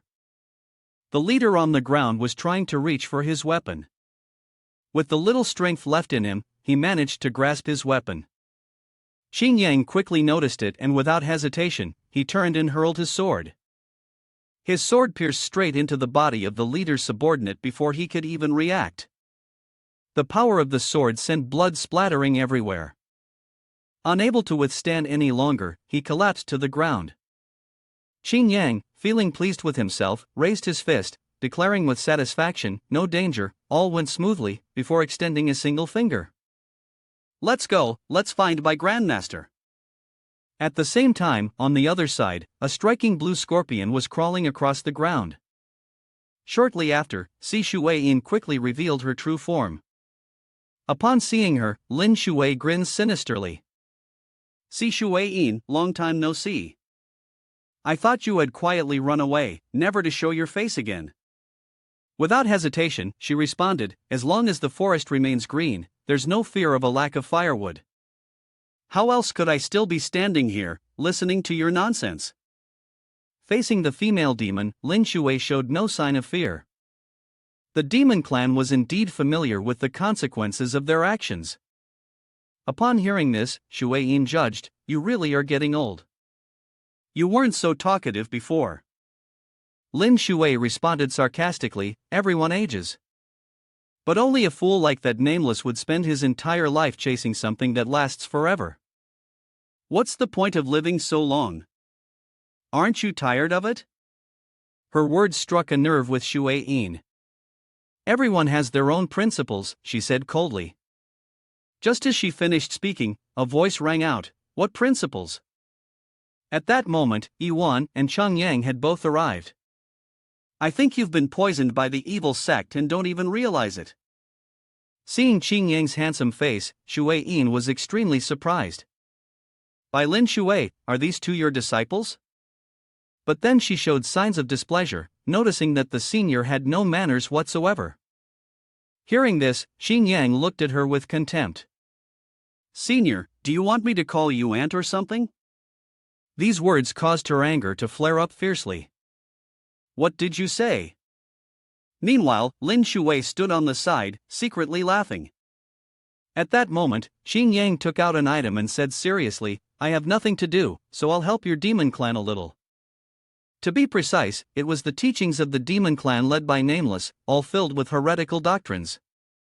After speaking, he threw the book down. Most of these heretical teachings described themselves with great, upright light. However, he crossed his arms and looked up, because their plan was to attract and deceive more people to follow them, while offering rational explanations for their beliefs and practices, ultimately controlling and manipulating the heretical sect. Upon hearing this, Shuiyin's face darkened. "What do you mean by that?" In response to this question, he did not answer immediately but instead spoke in circles. "Listen to my analysis. For example, the third major point and the fifth minor point in your teachings mention that all beings are born guilty and must atone for all their sins. Doesn't this sound very grand and upright?" Then, he majestically pointed to the sky, "But science and psychology have proven that human morality and crime are not inherent from birth but are formed during the process of socialization." At this moment, his aura was incredibly imposing. Wasn't this doctrine simply a means to brainwash you all, to justify the act of killing? As far as I know, before the great war between humans and demons, humanity never oppressed the demon clan, nor did it ever invade their territories. Clearly, it was you who slaughtered humans first, forcing humanity to retaliate. Each word he spoke made Shuiyin seriously reflect. Not stopping there, Xing Yang smugly continued. Nameless, in order to allow the demon clan to massacre the innocent, created this so-called doctrine. I want to ask, was the demon clan born evil, or did you follow a doctrine to kill? The more Shuiyin listened, the more confused he became. What exactly are you trying to say? Still, Xing Yang answered in circles. If you were born evil, then there's no need to follow a doctrine to kill. If there's no need to follow the doctrine, then why follow the command of the religious leader? But if you were not born evil, and you followed a doctrine after being brainwashed to kill, then I intend to play the role of a savior for once, to free your demon clan a bit. At this point, Lin Shuwei also felt dizzy from his arguments. I'm about to get a headache from your endless reasoning. Even so, he still respectfully replied. Grandmaster, normal humans like us would never massacre the innocent. We always need to clarify the cause and effect, otherwise, how are we any different from the demon clan? Upon hearing this, Lin Shuwei felt a bit entertained. You're an interesting little brat. But Shuei-in didn't care at all. No matter what you said, it was useless. Immediately after, her face turned cold, filled with killing intent. Humans must be controlled, they must submit. She loudly declared, Venerable Lord will not be wrong. This made Qin Yang helplessly clutch his head. It was beyond saving. Therefore, Lin Shuwei explained, see, there's no need to reason with the demon clan. If they understood humanity, they wouldn't have turned themselves into street rats. She then turned around, instructing, you two, stand aside, don't interfere with my fight. But Yiwan still felt somewhat worried. Grandmaster, do you not need my help? Without hesitation, Lin Shuwei firmly replied, no need. Stand aside and watch. After this is over, I might even want to see what you two have learned. Go, don't get in the way. Not only Yiwan, but Qin Yang was also concerned. Are you sure you don't need help? Shuei-in looks really strong. With the three of us against one, wouldn't we have an advantage? Seeing him so confused, Yiwan replied, this is Grandmaster's order. On the other side, Shuei-in lightly jumped off the scorpion. More than a decade ago, you were just as arrogant. Even though you're older now, you haven't learned to restrain yourself. When I left, do you think I did nothing? She then shouted, commanding it to kill her. As soon as she finished speaking, the scorpion leapt over her head, charging forward. Then, it raised its razor-sharp tail in front of it, while Lin Shuwei remained calm until the tail was about to touch her. As its tail pierced through her body, she suddenly vanished without any clear reason. This left Shuei-in extremely confused, and the scene before her made her panic even more. She had disappeared. Just as she was distracted, Lu Shuwei appeared and delivered a slash. Her sword struck directly at the scorpion, and naturally, with such force, the scorpion was cleaved in half. Once the problem was resolved, Lin Shuwei smiled triumphantly. So, what have you been doing in the past decade? Amidst the towering Rocky Mountains and the vast blue sky, Qin Yang was intently sketching something. He smiled gently, clearly pleased, as he drew. Yiwan approached him with curiosity. Hey Junior, what are you writing? Didn't Grandmaster say he would test us later? He remained fully focused on his task. I'm noting down some key movements of combat. He lifted his head and smiled softly. A faint pencil stroke is better than a vivid memory. She just stared at him, not saying a word. Her gaze was filled with doubt. What is this psychology and science you're talking about? I've never heard of them. Qin Yang continued writing, glancing sideways before cautiously saying. Psychology, as the words suggest, is the study of knowledge related to the psyche of living creatures. The pupils, to some extent, will have a certain impact on the spiritual and psychological aspects. Yiwan gently gazed and asked further, I can understand this term from its literal meaning, but what about science? He scratched his head and gave a wry smile, continuing, actually, it's just astronomy and geography. These things are what we generally refer to as science. At this moment, Qin Yang laughed heartily. I like to create terms that sound mysterious and mystical. They can really scare people. Yiwan also looked at him with a look of admiration. Qin Yang quickly pointed ahead. Senior sister, look quickly, the Grandmaster has the upper hand now, but deep down, he's already tired of it. Don't ask me anything else. Bai Lin Shuwei shot a cold, sharp gaze at her opponent. She drew her sword and rushed towards Si Shuei-in, who was still staring ahead with a worried expression. Lin Shuwei swung her sword down with great force. the blade slicing through the air, grazing Shui Yin's neck. Shui Yin managed to dodge it swiftly, but by Lin Shui's sword was already pressed against her throat. Ah! Shui Yin was both shocked and extremely angry. She lowered her head slightly in resignation. Bai Lin Shui said, "You're old now. I underestimated you, and I've lost." She still looked at her opponent with a gaze full of fury, which was somewhat unexpected. Yet you've suddenly become someone who knows how to admit defeat. Shui Yin suddenly curled her lips into a scheming smile. How do you know I've changed? She then snapped her fingers, and with a crack, the body of the scorpion demon split in two. Suddenly, it vanished without leaving a trace. From the spot where she stood, a crack appeared in the ground. From there, one of its claws immediately shot up. It advanced so close to Lin Shui's eye. She quickly dodged the attack. Lin Shui swiftly leapt away from the area. Lin Shui smiled coldly. "No wonder you're so calm," Ning Yiwan rushed over and shouted. "Grandmaster, I'm here to help you." Xing Yang, looking extremely flustered, echoed her words. "Senior sister." Shui Yin created a mist around her and said, "Young master, you are very interesting." She smiled with great enthusiasm. "I'll come find you." She caused an explosion. The sky shook, and a thick cloud of smoke engulfed the entire field of vision. Lin Shui and Yiwan looked down at the deep pit. Xing Yang felt very uncomfortable, thinking, "If you're coming to find me, please don't." Lin Shui looked down and blamed herself. "This damn scorpion, it really runs fast. A dog can never stop eating shit." Meanwhile, Nameless was looking at them, his eyes full of disdain. Ning Yiwan politely asked her grandmaster, "Should we continue chasing?" "No need, we don't know any earth-shifting techniques, we won't catch up." She looked into the distance with a contemplative expression. Looking at the situation outside, all three of the generals have been defeated. They no longer need to continue fighting. Ning Yiwan also remained very polite. "Understood." She turned to the young man, smiling joyfully. "Little friend, you're done." Lin Shui squinted slightly and said to him, "What if that scorpion woman crawls out of the ground and knocks on your door at 3 o'clock in the morning?" Xing Yang was struck as if by a bolt of lightning upon hearing this. "Grandmaster, don't scare me like that." She didn't stop there and continued to tease him. "Although I defeated Si Shui Yin is not an opponent that Yiwan can handle alone.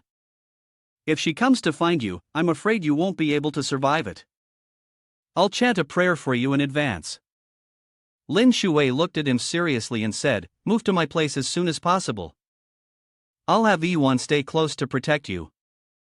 If anything happens, I can arrive in time." She gently continued, "Consider it a grand entrance ceremony that your master is giving you." Her lips curled up slightly. "You understand, don't you?" Xing Yang was left stunned, muttering to himself, "I understand." "Understand what exactly?" Yiwan spoke softly with a smile, "Junior, welcome to become an inner sect disciple of Yin Yang Feng." He was sweating profusely as he responded, "Thank you, senior sister." She smiled with her eyes almost disappearing into slits, wanting to encourage him and urge him not to die. "Once we return to the prime realm of the firmament, I'll take you to complete the third mission." Xing Yang held his head with an unwilling expression. "All right, Yiwan." He furrowed his brow in anger. "Why unwilling?" Xing Yang jumped at the sound of that. "Not at all. I'm eager for it. Becoming an inner sect disciple is a dream for all outer sect disciples. Although my expression right now is quite dejected, in fact, I'm laughing so much inside that I'm almost falling off my horse." She still crossed her arms, but he looked at her with a doubtful expression. "Really?" Xing Yang also smiled with a determined look. "Really?" At this moment, in the Qin family mansion, since Si Shuiyin had fled, the organization had collapsed, and the demon clan that couldn't escape in time was all captured. The head of the Qin family was talking to Qin Yang's group about the internal matters of the beast-taming tribe. by Lin Shui, and the others found it inappropriate to interfere and left them to resolve it themselves. Lin Shui spoke in a very gentle tone, "Head of the Qin family, I hope that in the future the beast taming tribe can frequently exchange with the prime realm of the firmament. We will part ways here today." Qin Shou made a gesture of respect. "I don't know how to repay you. If one day you need me, just call." She also smiled gently and said, "Head of the Qin family, you're being too polite. The sunlight is shining on the two Qilins guarding the gates of the Qin family, so we'll be on our way. Safe travels." Qin Lian Xin looked at him seriously. "Father, he young master is the intermediary, we must never forget about him." He smiled brightly and responded to his daughter. "Of course not, I'm very clear in my heart. Don't worry, he is following his own thoughts. I've been around recently. I noticed my little girl keeps mentioning he young master here, he young master there. Could it be that she's starting to take a liking to him? But he is indeed much better than Ning Wu by 100 times, and if Lian Xin could marry him, it would truly be a good thing." Lin Shui walked while muttering to herself, "Beast." She covered her mouth, trying to hold back her laughter. It was probably her parents who gave him that name. She couldn't tell if it was a sudden inspiration or if they had lost their minds. Ning Yiwan seemed quite discouraged as she replied, "Grandmaster, the disciple does not know." She turned to look at the confused young man walking beside her. "What do you think?" "He just says random things to fill the space. Verdant Qin Mountain, spring returns to Shaoyang, yet in his thoughts, everything felt incredibly tedious. How could I know what his parents were thinking? It's not like they had a plan when they gave him that name. Everyone knows that most people who make games don't exactly have normal thinking patterns." Lin Shui was stunned when she heard him. "Qin Shan? What mountain was that?" Xia Qin Yang froze at the question. He could only scratch his head and awkwardly reply, "The sound is similar to Green Mountain. I told myself there definitely isn't a mountain called Qinling in this world." Qin Yang's face was filled with pain as tears rolled down his cheeks.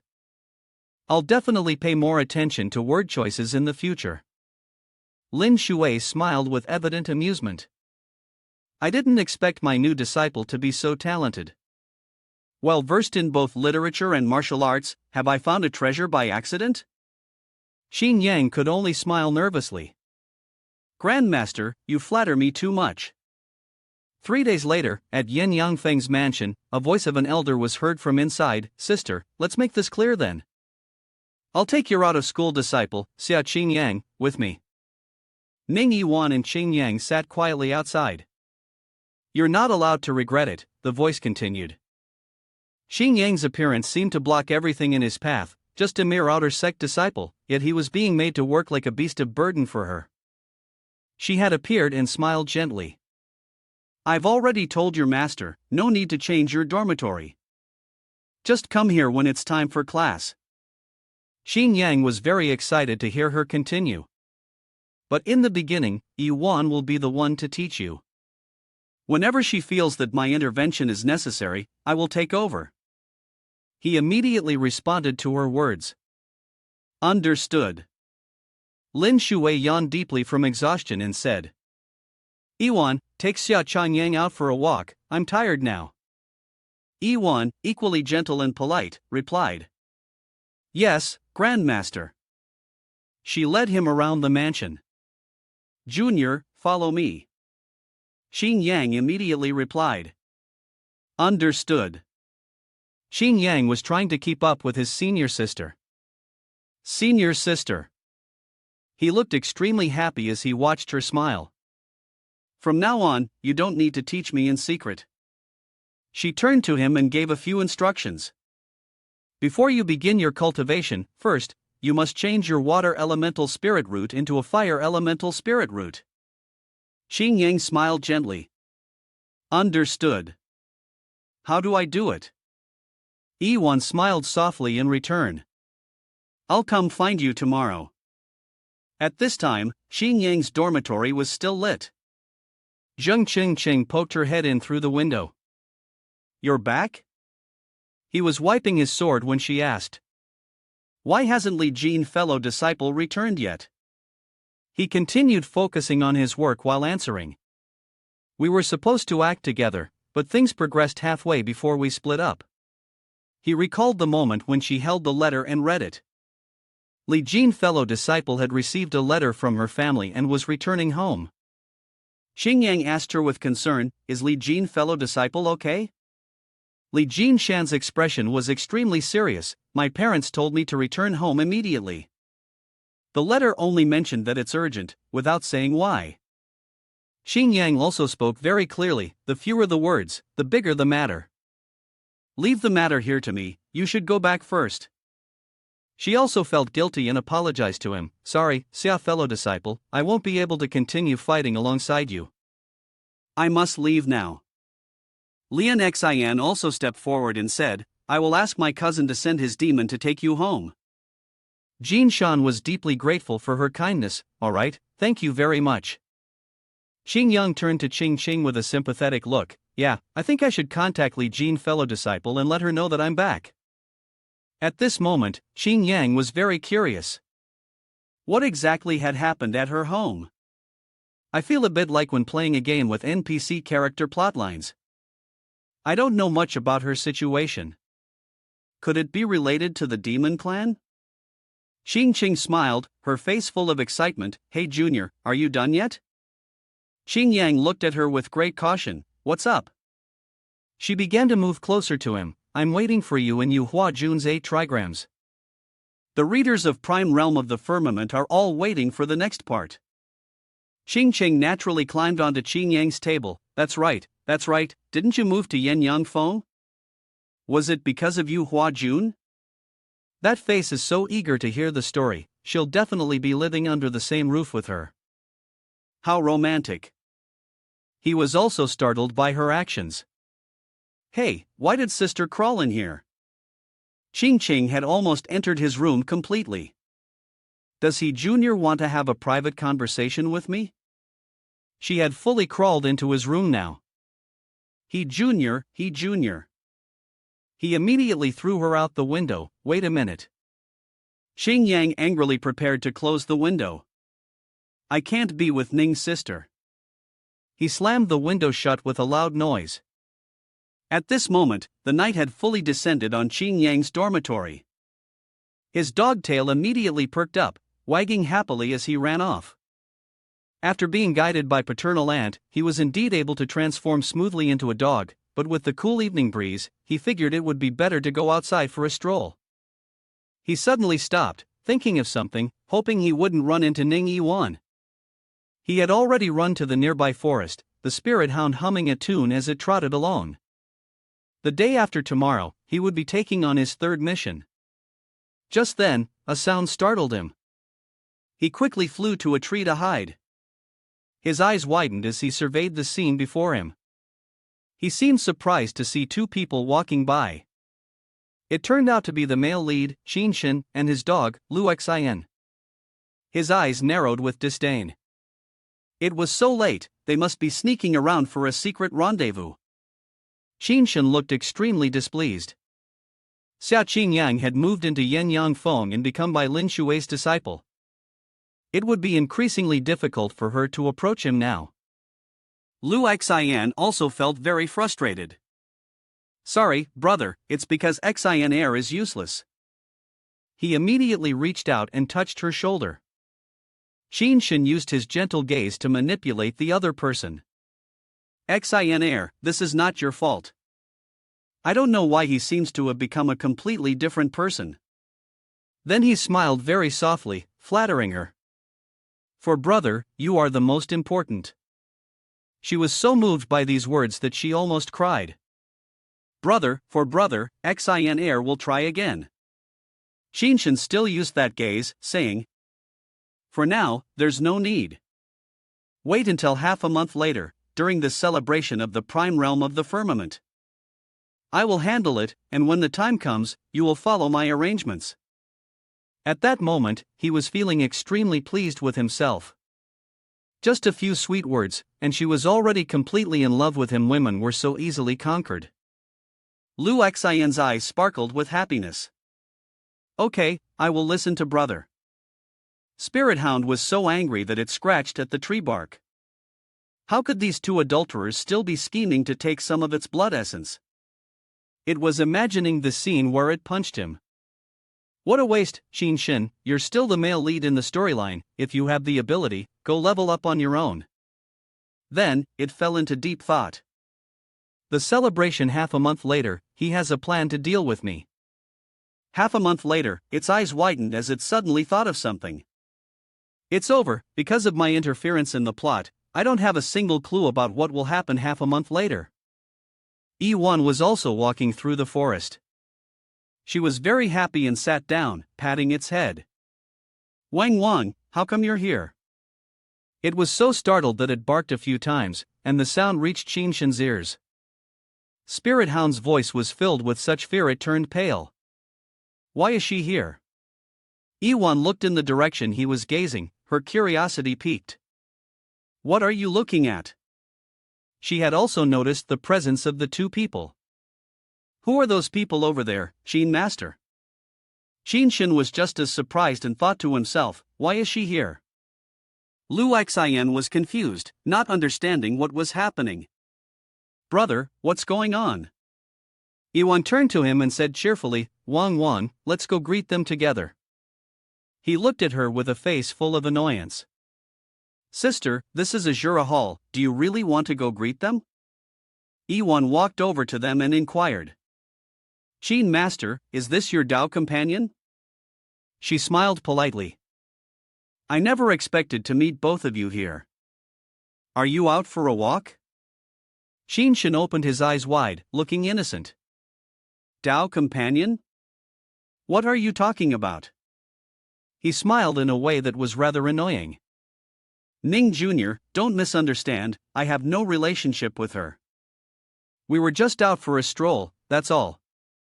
Lu Xian was extremely displeased upon hearing this but said nothing. The Spirit Hound felt quite amused. This dog Shin still doesn't understand women. Ning Yiwan also remained very polite. I see. Well then, you two continue your walk. I must head back now. Farewell. He seemed reluctant to let her leave. Ning Jr. She looked at him with curiosity. Shin Master, is there something else? Shin seemed hesitant, still unwilling to part.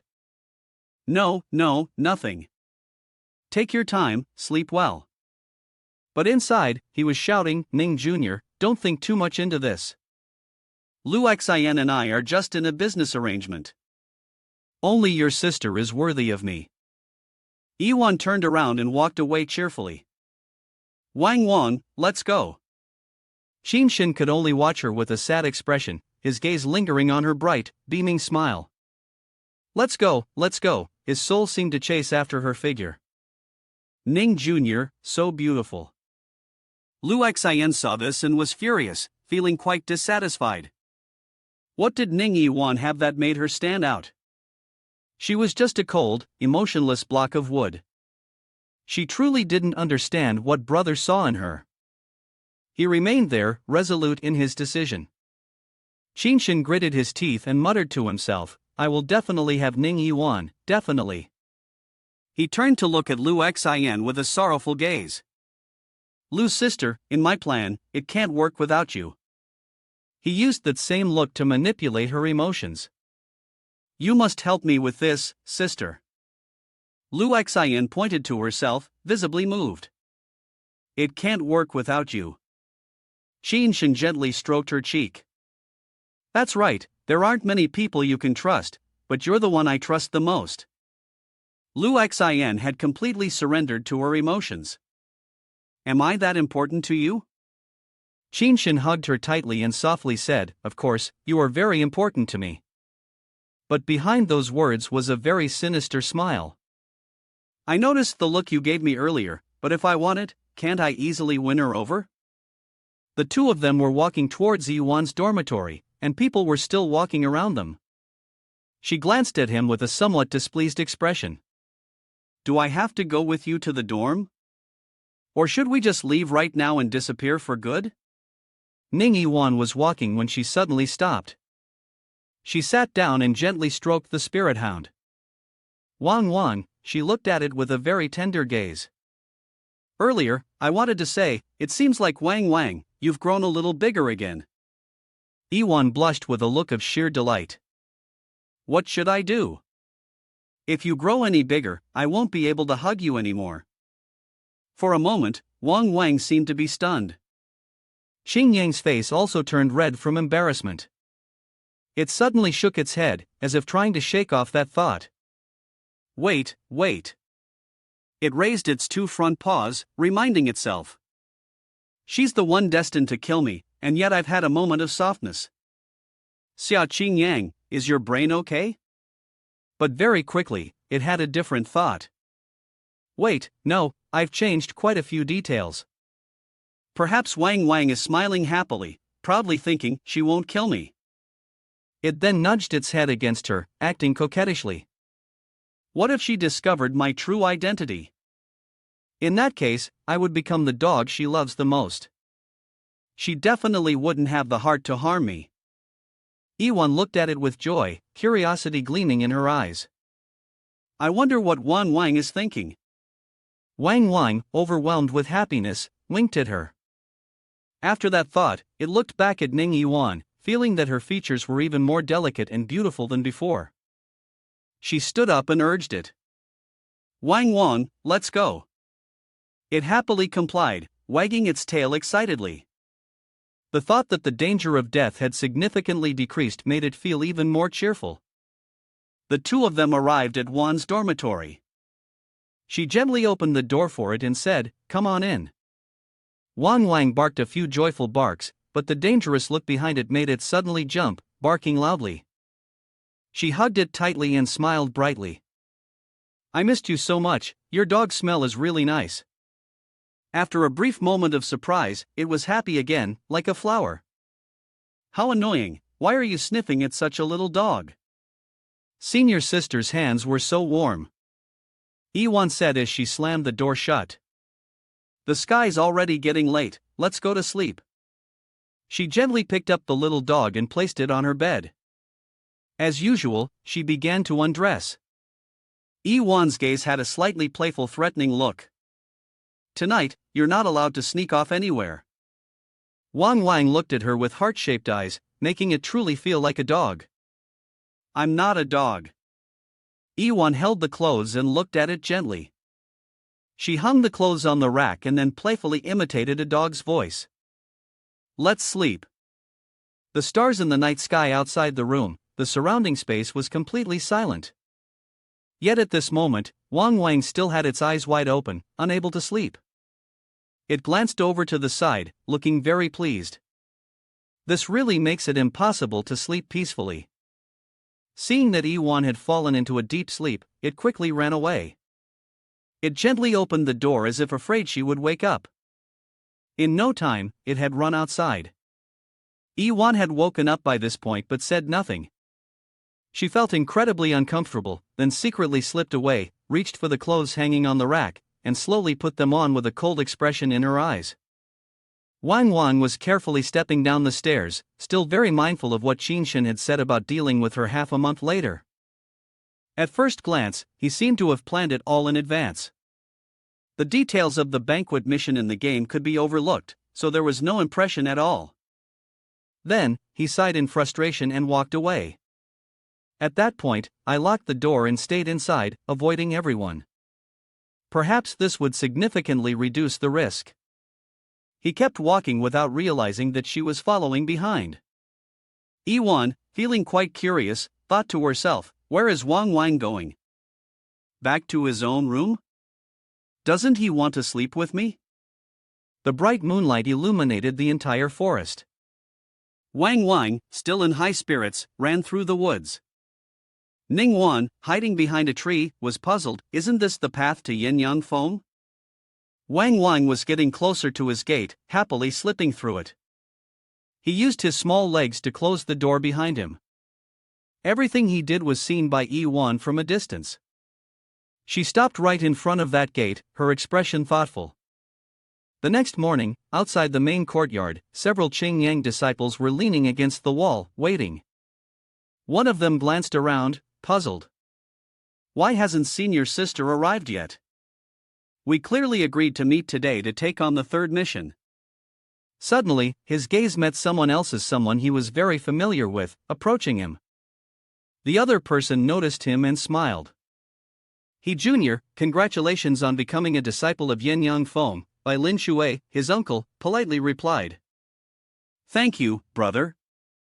He continued with his greeting, are you here to take on a mission? Qing Yang immediately responded, yes. Then he extended his hand and gently said, how about we go together?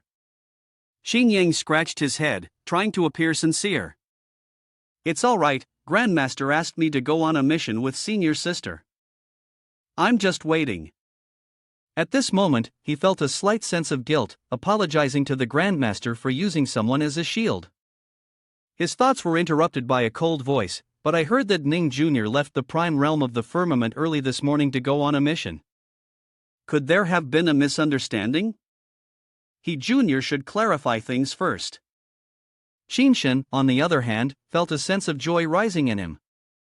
He had thought that Ning Yiwan might have some affection for this kid, but it turned out he was just an ordinary fellow disciple of hers. Thus, his chances of winning Ning Yiwan's favor were still very high. Qing Yang was also quite surprised. She left this morning? He stepped up the stairs. Well then, he Jr., you can keep waiting. I'll go in first. He obediently responded, yes, brother, I wish you smooth sailing on your mission. Qing Yang smiled awkwardly, the uncertainty clear in his expression. He now had his own questions. Why did senior sister leave without saying goodbye? It was so strange. Having left the chief overseer, perhaps he should go and ask the Grandmaster? Qinshan continued to watch him, secretly smiling with a sense of triumph. Xingyang finally arrived at Bai Lin Shui's residence. He swung the door open and called out loudly, Grandmaster, Grandmaster. Lin Shui immediately appeared, smiling. Young one, what's the matter? Xingyang asked her in a worried tone, Grandmaster, I was supposed to go on the third mission with senior sister, but this morning, she left on her own. Do you know where she went? Lin Shui also stepped closer, her expression full of worry. Without saying anything to her child, she left. He, too, was very polite and responded with, yes. She gently patted her hair, feeling puzzled. It was very rare for the child to leave without a word.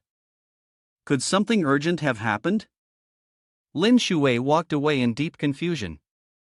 Even if there was something urgent, the child would always tell her before going down the mountain.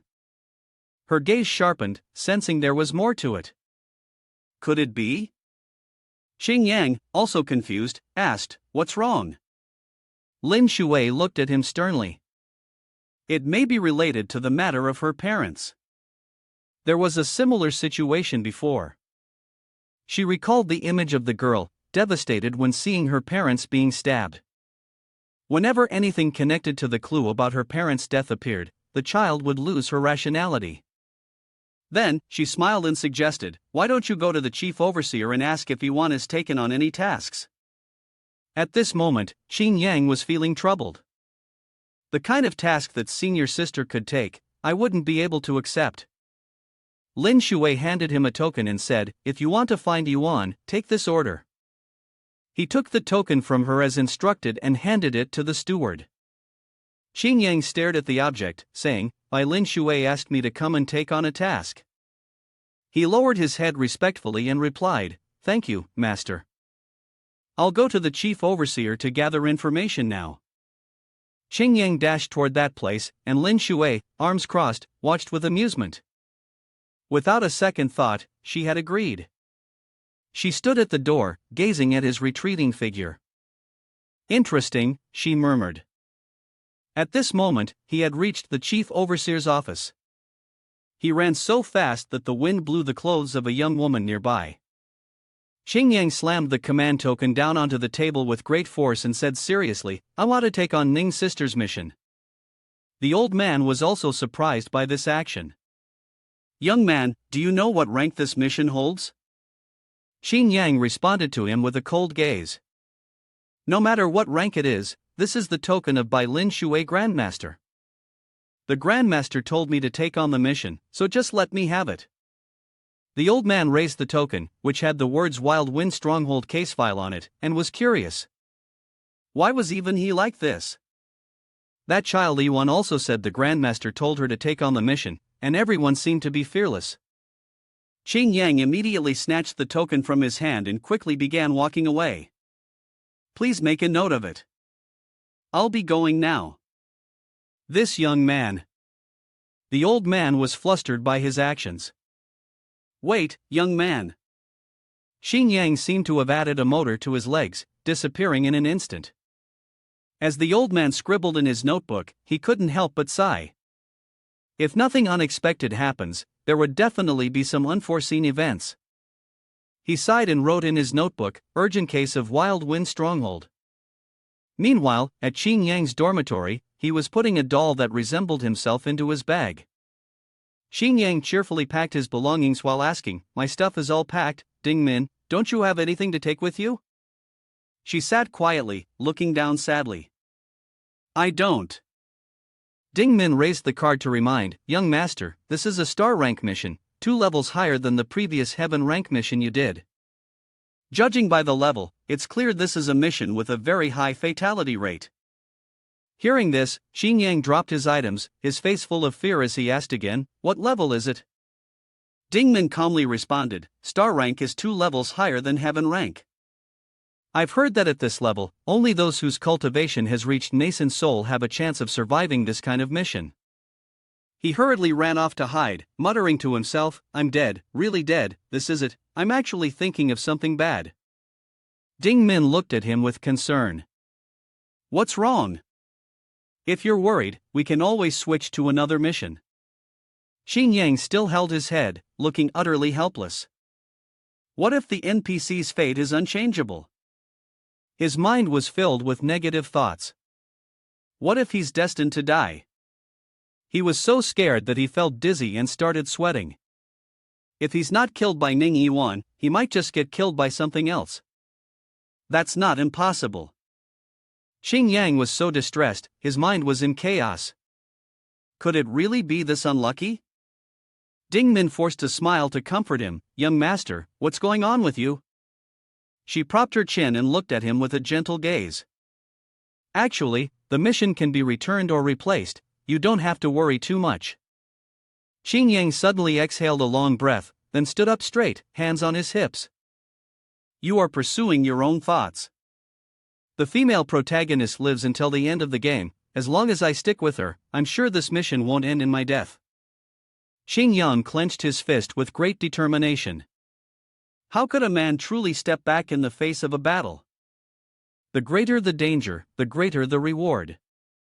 He appeared incredibly excited, surprising Ding Min. "Let's go, let's set off." Ning Yiwan had already reached the gates of Wild Peak Village. She stared inside, where the sign reading Wild Peak Village hung high. Yiwan immediately stepped inside. At this moment, in the prime realm of the firmament, Xing Qing was walking happily. "He Junior, are you planning to find Yu Hua Jun?" He looked back at her with a somewhat surprised expression. "How did you know?" Xing Qing didn't bother hiding and spoke directly. "This morning, the clash between you and Xin Master at the Chief Overseer's Gate was witnessed by my eyes. Some people said that after hearing your words, Xin Master immediately relaxed, his face showing relief. It's a pity I was standing too far away to clearly hear what the two of you said." Hearing this, Xin Yang didn't know how to respond. She turned toward the group and curiously asked, "Just what exactly did you say to him? Give me a little hint." Xin Yang responded with a tone that was rather displeased. "Not telling." After speaking, he immediately began to take off, preparing to fly away. He soared high into the sky and waved his farewell. "Zheng's sister, see you again." The girl could only wave in frustration. "He Junior, don't be so stingy." Xing Cheng was fuming with anger. "He Junior." Sunlight streamed through the trees in the forest, and Qingyang landed on a large branch. He stood there, observing everything. Ding Min has completed this mission. There's still one more left. I can leave the prime realm of the firmament now. She immediately responded from somewhere. That's right, young master, this time you must survive. Xingyang smiled, filled with a high level of determination, ready to give his best. Night had fallen, and the guest at Wild Peak Village. Ning Yiwan held a cup of tea, sitting quietly under the moonlight. She slowly lifted the cup and took a sip. Yiwan's eyes were somewhat sorrowful as she wiped her mouth. She painfully recalled the moment when her parents were killed, that demon had even strangled her, and laughed. Junior sister, do you still remember the cold, piercing gaze of that creature? Do you know what death truly feels like? She suddenly glanced to the side upon hearing a noise. Yiwan immediately drew her sword. Xingyang, with the sword pressed against his neck, screamed in fear and quickly stepped back. Senior sister, it's me. As Yiwan sheathed her sword, she coldly asked, "Why are you here?" Xingyang, being honest, replied sincerely. My mission is to be with you. She stared at him silently, not saying a word. Yiwan immediately jumped off the balcony, moving towards her junior. Do you know this is a star-ranked mission? Yiwan asked. Xingyang, quite innocent, replied, scratching his head awkwardly. I didn't know when I first accepted it. I only found out afterward. Her face cold, she said to Xia Qingyang, anyone below the golden core level must die. Above golden core, he also spoke seriously and continued her words, even senior sister would die, right? Yiwan turned away in anger. If you already know, then go ahead and leave. Xingyang smiled with his eyes narrowing, saying, senior sister hasn't taught me many cultivation techniques yet. I'm here to learn. But in his heart, he thought otherwise. Mainly, you are the main female character, you have the aura of the heroine. She looked at him with a very serious expression. Xia Qingyang, this is not a joke. The space around them fell silent. Yiwan turned to leave and said, Junior, you don't need to worry about me. Xingyang replied nonchalantly, I'm worried about you. He scratched the back of his head, answering very sincerely, I just want to hug senior sister's big thigh. With senior sister here, I always feel like the mission will be very easy to complete. She glanced back at him but said nothing. Yiwan coldly walked inside and said, Junior, go to sleep now, please. Xingyang, feeling very excited, replied respectfully, then for the next mission, I'll trouble senior sister. But in his heart, he felt very miserable and directly gave the order to chase him out. She slammed the door shut with great force, leaving him stunned. There's no need to be that angry. Xingyang walked alone down the quiet, deserted road. Ding Min hovered above, eyeing him curiously. Young master, don't you feel like something's off with Ning Yiwan's state? Xingyang didn't think much of it. Grandmaster said that this case might be linked to the massacre that wiped out her family during her childhood. She might just be reminiscing and feeling heartbroken over the past. Xingyang gently opened the door to his room. She was always calm, and it was only situations like this that could throw her off balance. Ding Min rested her hand on her chin, seemingly deep in thought. No wonder she overlooked it. I did say that I understand her situation, but it turns out her family was also wiped out. Hovering, she continued probing, thinking about it, I actually feel a bit luckier than her. At least my younger sibling is still alive. Xingyang collapsed onto his bed, exhausted. I'm tired from the journey, just let me sleep. She was furious and cursed under her breath.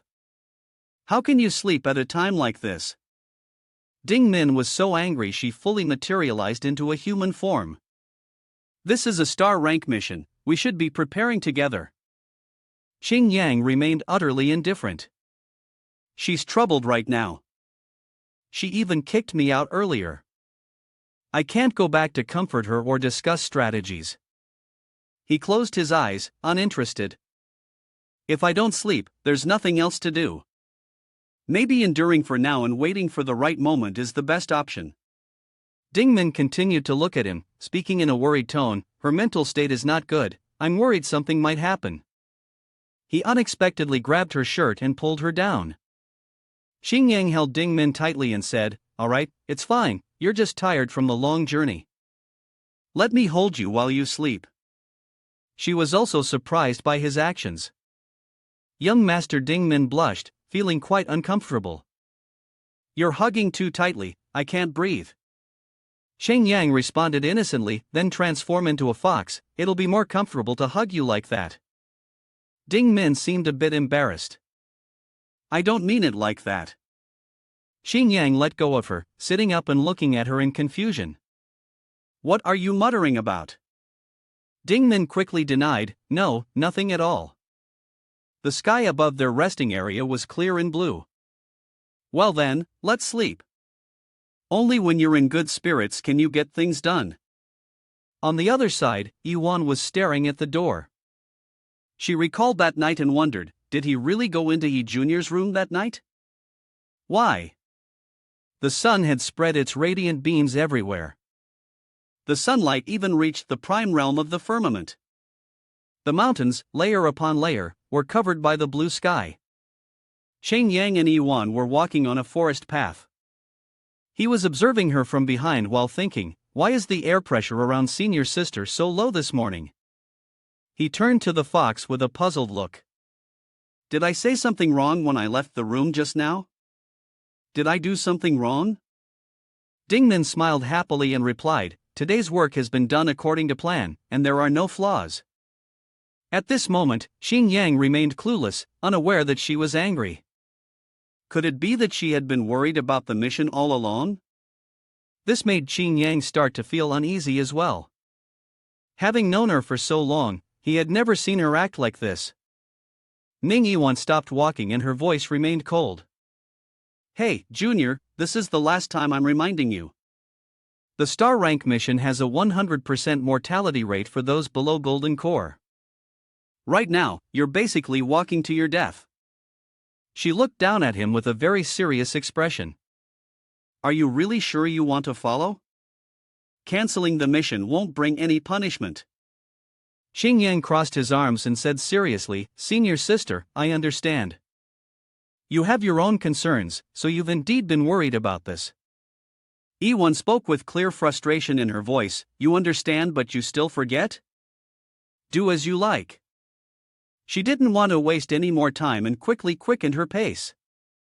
I need to get to Wild Peak Village, 5 miles from the outskirts. Let's go. Xingyang also ran alongside her, smiling eagerly. Alright, by now they had arrived at Wild Peak Village. The two decided to observe from a tree branch. Unable to hold back any longer, Xingyang asked, Senior sister, how are we going to search for the demon clan? Yiwan remained silent, observing the surroundings. The villagers' energy seemed fine, all were human, and the guards were all human as well. Strange. He looked up at Senior Sister, who also lowered her gaze to him and asked, Junior, can you sense the energy of the demon clan? Xingyang smiled brightly and raised his arms, I can't feel anything. Dingmin is from the demon clan, her senses are the sharpest. You should ask her. But inside, he was silently thinking, actually, I am the demon. I can't sense anything at all. Either the opponent is too strong and has completely concealed their energy, or the mission itself has some issues. After surveying the situation, Dingmin reported, there's nothing, not even a trace of demon clan energy, and there's no demonic presence around here either. Yiwan looked back at the mission card in surprise. But this mission clearly stated that there was demon clan activity here. A star-ranked mission would not make such a mistake. Xingyang was still confused, so who could have assigned this mission? Yiwan had already landed on the ground. Normally, Dragon Auspicious Serpent would investigate and then send the information, though some would also come from internal sect sources. Yiwan fell into deep thought. Could that person really be in Wild Peak Village? If they were there, there's no way I wouldn't sense them. No matter what form they take, I'd still recognize them. At this point, Qin Yang and Ding Min had also landed on the ground. Qin Yang thought to himself, Ning Yiwan must be really worried right now. He clenched his fists, feeling extremely determined. Let's head in first. We should try to get in. Maybe we'll hear something new inside. Ning Yiwan also tightly clenched her hand and nodded in agreement. The people in Wild Peak Village were still bustling about, walking back and forth in a lively manner. The three of them had already started to step inside. Within Wild Peak Village, both buyers and sellers were extremely crowded. The villagers were going about their business on the streets in a busy and hurried manner. Qin Yang ran over, holding an apple and a banana, looking quite cheerful. "Senior sister, you're smiling as brightly as a blooming flower," Qin Yang said as he approached. "I heard the fruit vendor over there say that nothing strange has happened in the village recently." Qin Yang spoke with a serious tone, as the village was not large, and if something had happened in any household, it would have spread everywhere by now. Yiwan still felt that something was quite strange. It was truly odd. Qin Yang, excited, suggested, "How about we ask the village chief? After all, I'm a cultivator of the prime realm of the firmament. If we introduce ourselves as disciples of a sect, he should cooperate, right?" Qin Yang held the banana up in front of her. "Eat some fruit, don't worry too much." Yiwan peeled the banana while saying seriously, "Alright, let's do that." Qin Yang handed the remaining apple to Ding Min, "This is for you." The three of them were walking together toward the village chief's residence. The villagers who had been chatting and laughing just moments ago suddenly changed their expressions. They turned to look at the three of them with a very dangerous glare. The group of Qin Yang had arrived at the village chief's house in Wild Peak Village, where a maid was leading them inside. "Three immortal venerables, please follow me," she said, guiding them into the guest room. The maid smiled warmly and very friendly. "Please have some tea first." She spoke honestly to them, "My master is of an advanced age and has difficulty moving, please wait a moment." Qin Yang, equally cheerful, responded, "All right, all right." Yiwan was carefully observing everything around her. The house of the village chief did not have the aura of the demon clan, everything seemed very normal, just a family that was well off. His house was indeed very large, but its sheer ordinariness created an odd sense of incongruity. The black fur on the roof glistened in the sunlight as the village chief, leaning on his cane, stood right at the door. He bowed to them respectfully. "The immortal venerable has arrived. I apologize for not being able to welcome you properly." Qin Yang looked at him and said to Ding Min, "This old man clearly has strong legs and arms, but he's deliberately leaning on the cane. He's probably trying to create an image." Ding Min, hearing this, found it strange. Create an image? What do you mean? He continued observing the village chief carefully, not too concerned, but he sensed there was something suspicious about this old man. Qin Yang watched him sit down and said, "Be cautious." Ding Min quickly replied, "Understood." The village chief appeared to be a very polite person. "Please, take a seat, the tea will be served shortly." The maid came forward, carrying a steaming tea tray. "Yes." 3 cups of hot tea were neatly arranged. Yiwan, as soon as she sat down, got straight to the point. "Has anything strange been happening in the village recently?" The village chief stroked his beard, appearing to ponder. "Actually, there have been a few strange things." "Immortal venerable, please enjoy some tea from our humble home. Let's talk while we drink." She stared intently at the cup of tea in front of her. "Is something strange happening?" Yiwan slowly picked up the teacup and took a sip. The ranch owner also recounted the strange story he knew. "This kind of odd story isn't worth mentioning, it's simply that Mr. Wang's cow gave birth to a calf that died. It had only been 2 days since it was born." Yiwan seemed very impatient and added, "Also, there are other strange occurrences from the past 6 months that can be recalled." The ranch owner stroked his beard, showing little interest. Suddenly, he knocked the teacup away. The three of them were greatly surprised at his actions. Yiwan immediately stood up and asked, "Ranch owner, what are you doing?" Xing Yang quickly turned to Ding Min and said, "Ding Min, hurry up, go find her, tell her I'm in trouble, I'm not pretending at all." Ding Min immediately exuded a burst of energy and quickly disappeared. Yiwan, at this point, had already drawn her sword, her gaze wary. "Who are you?" The ranch owner suddenly flashed a wicked smile. "Little girl, didn't you come looking for me?"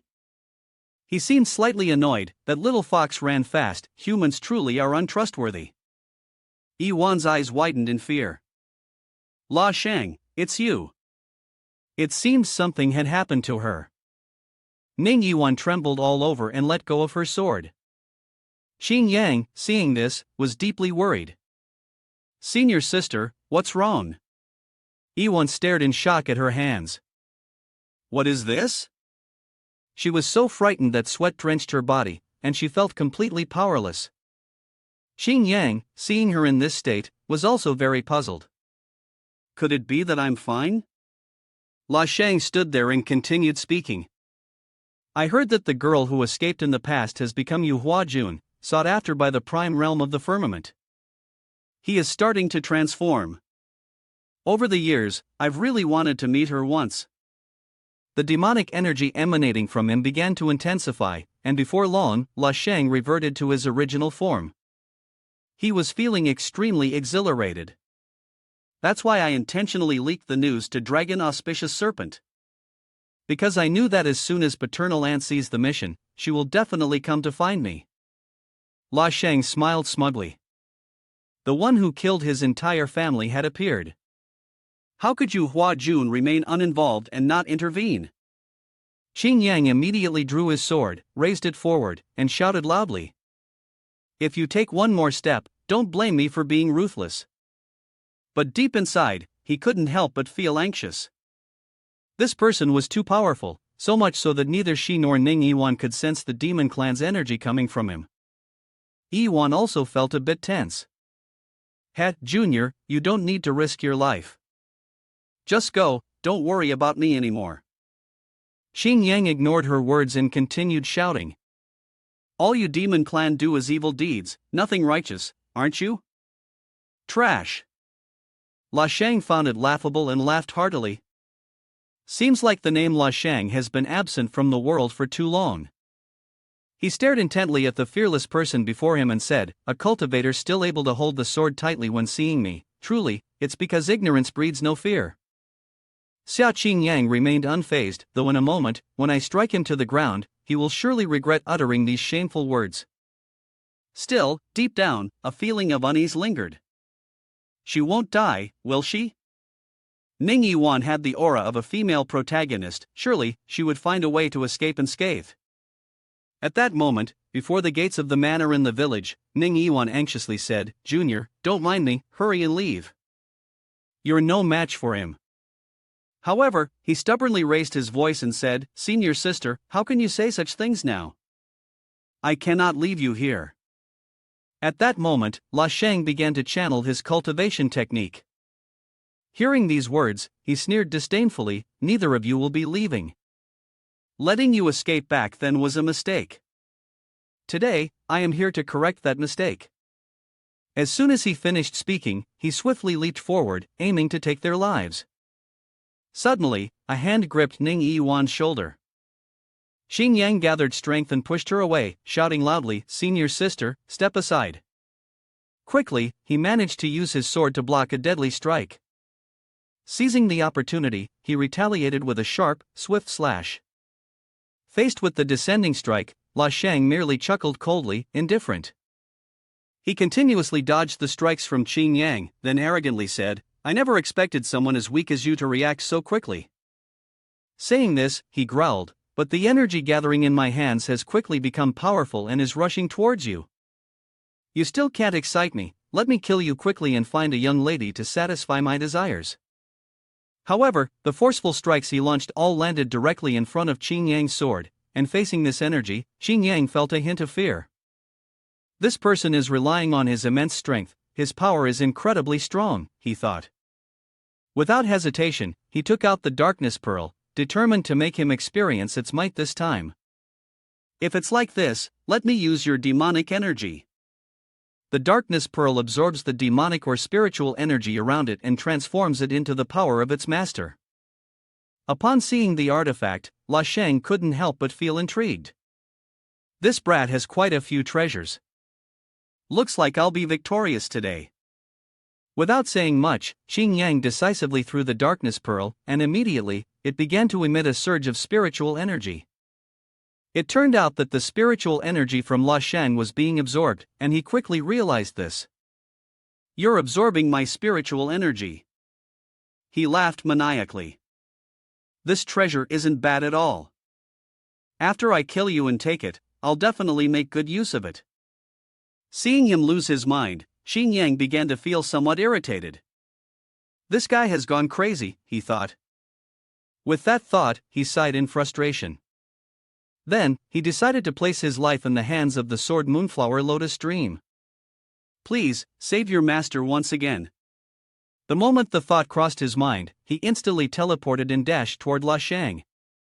His speed was incredibly fast, swinging his sword in one swift motion to deal the finishing blow.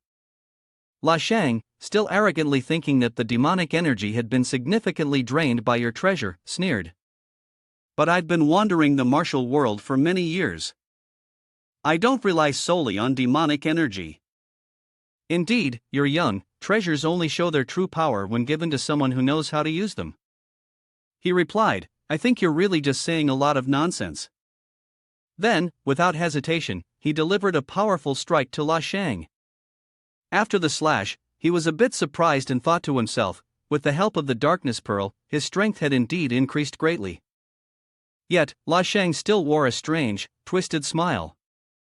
At that moment, Ning Yiwan suddenly shouted, "Xia Qing Yang, be careful of his hands." I didn't expect that a strange hand would emerge from his chest. Before the demonic hand could reach him, Ning Yiwan quickly pushed Xing Yang away. In the end, the demonic hand pierced through her body effortlessly. Witnessing this, Xing Yang was horrified and cried out, "Senior sister!"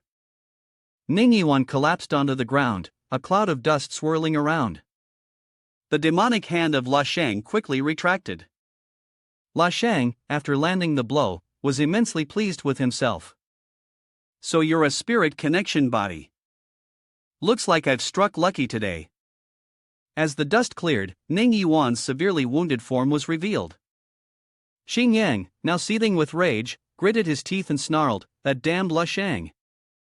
Suddenly, the darkness pearl began to gather an enormous amount of spiritual energy, launching a powerful strike directly at Xing Yang. The pain was unbearable, and he screamed in agony as his body was overwhelmed with a torrent of spiritual energy, causing him to immediately shoot forward at an incredible speed. The stream of spiritual energy swept past La Shang's face in an instant, followed by a series of energy waves that swiftly passed through him like a gust of wind.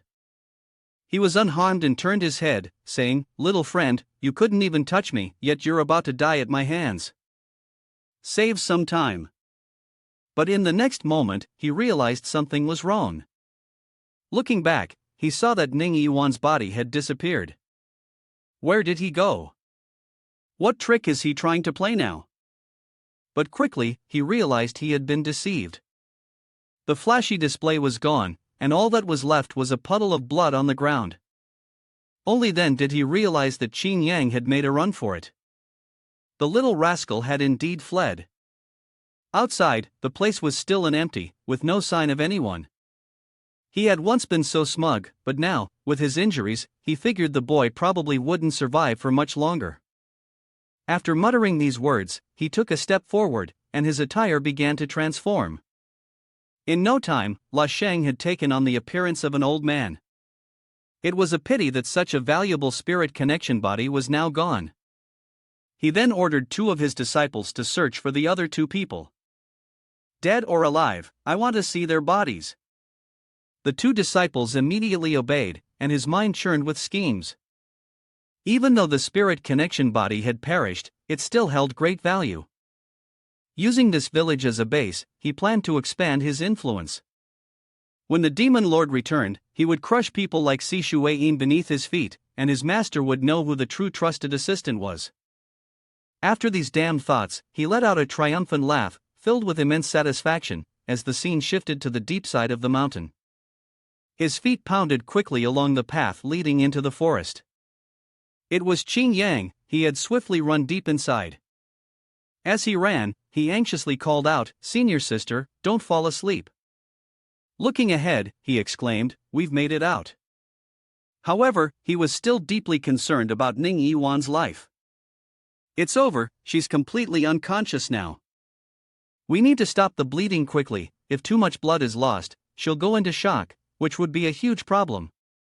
When facing La Shang, in fact, I had no confidence at all in winning.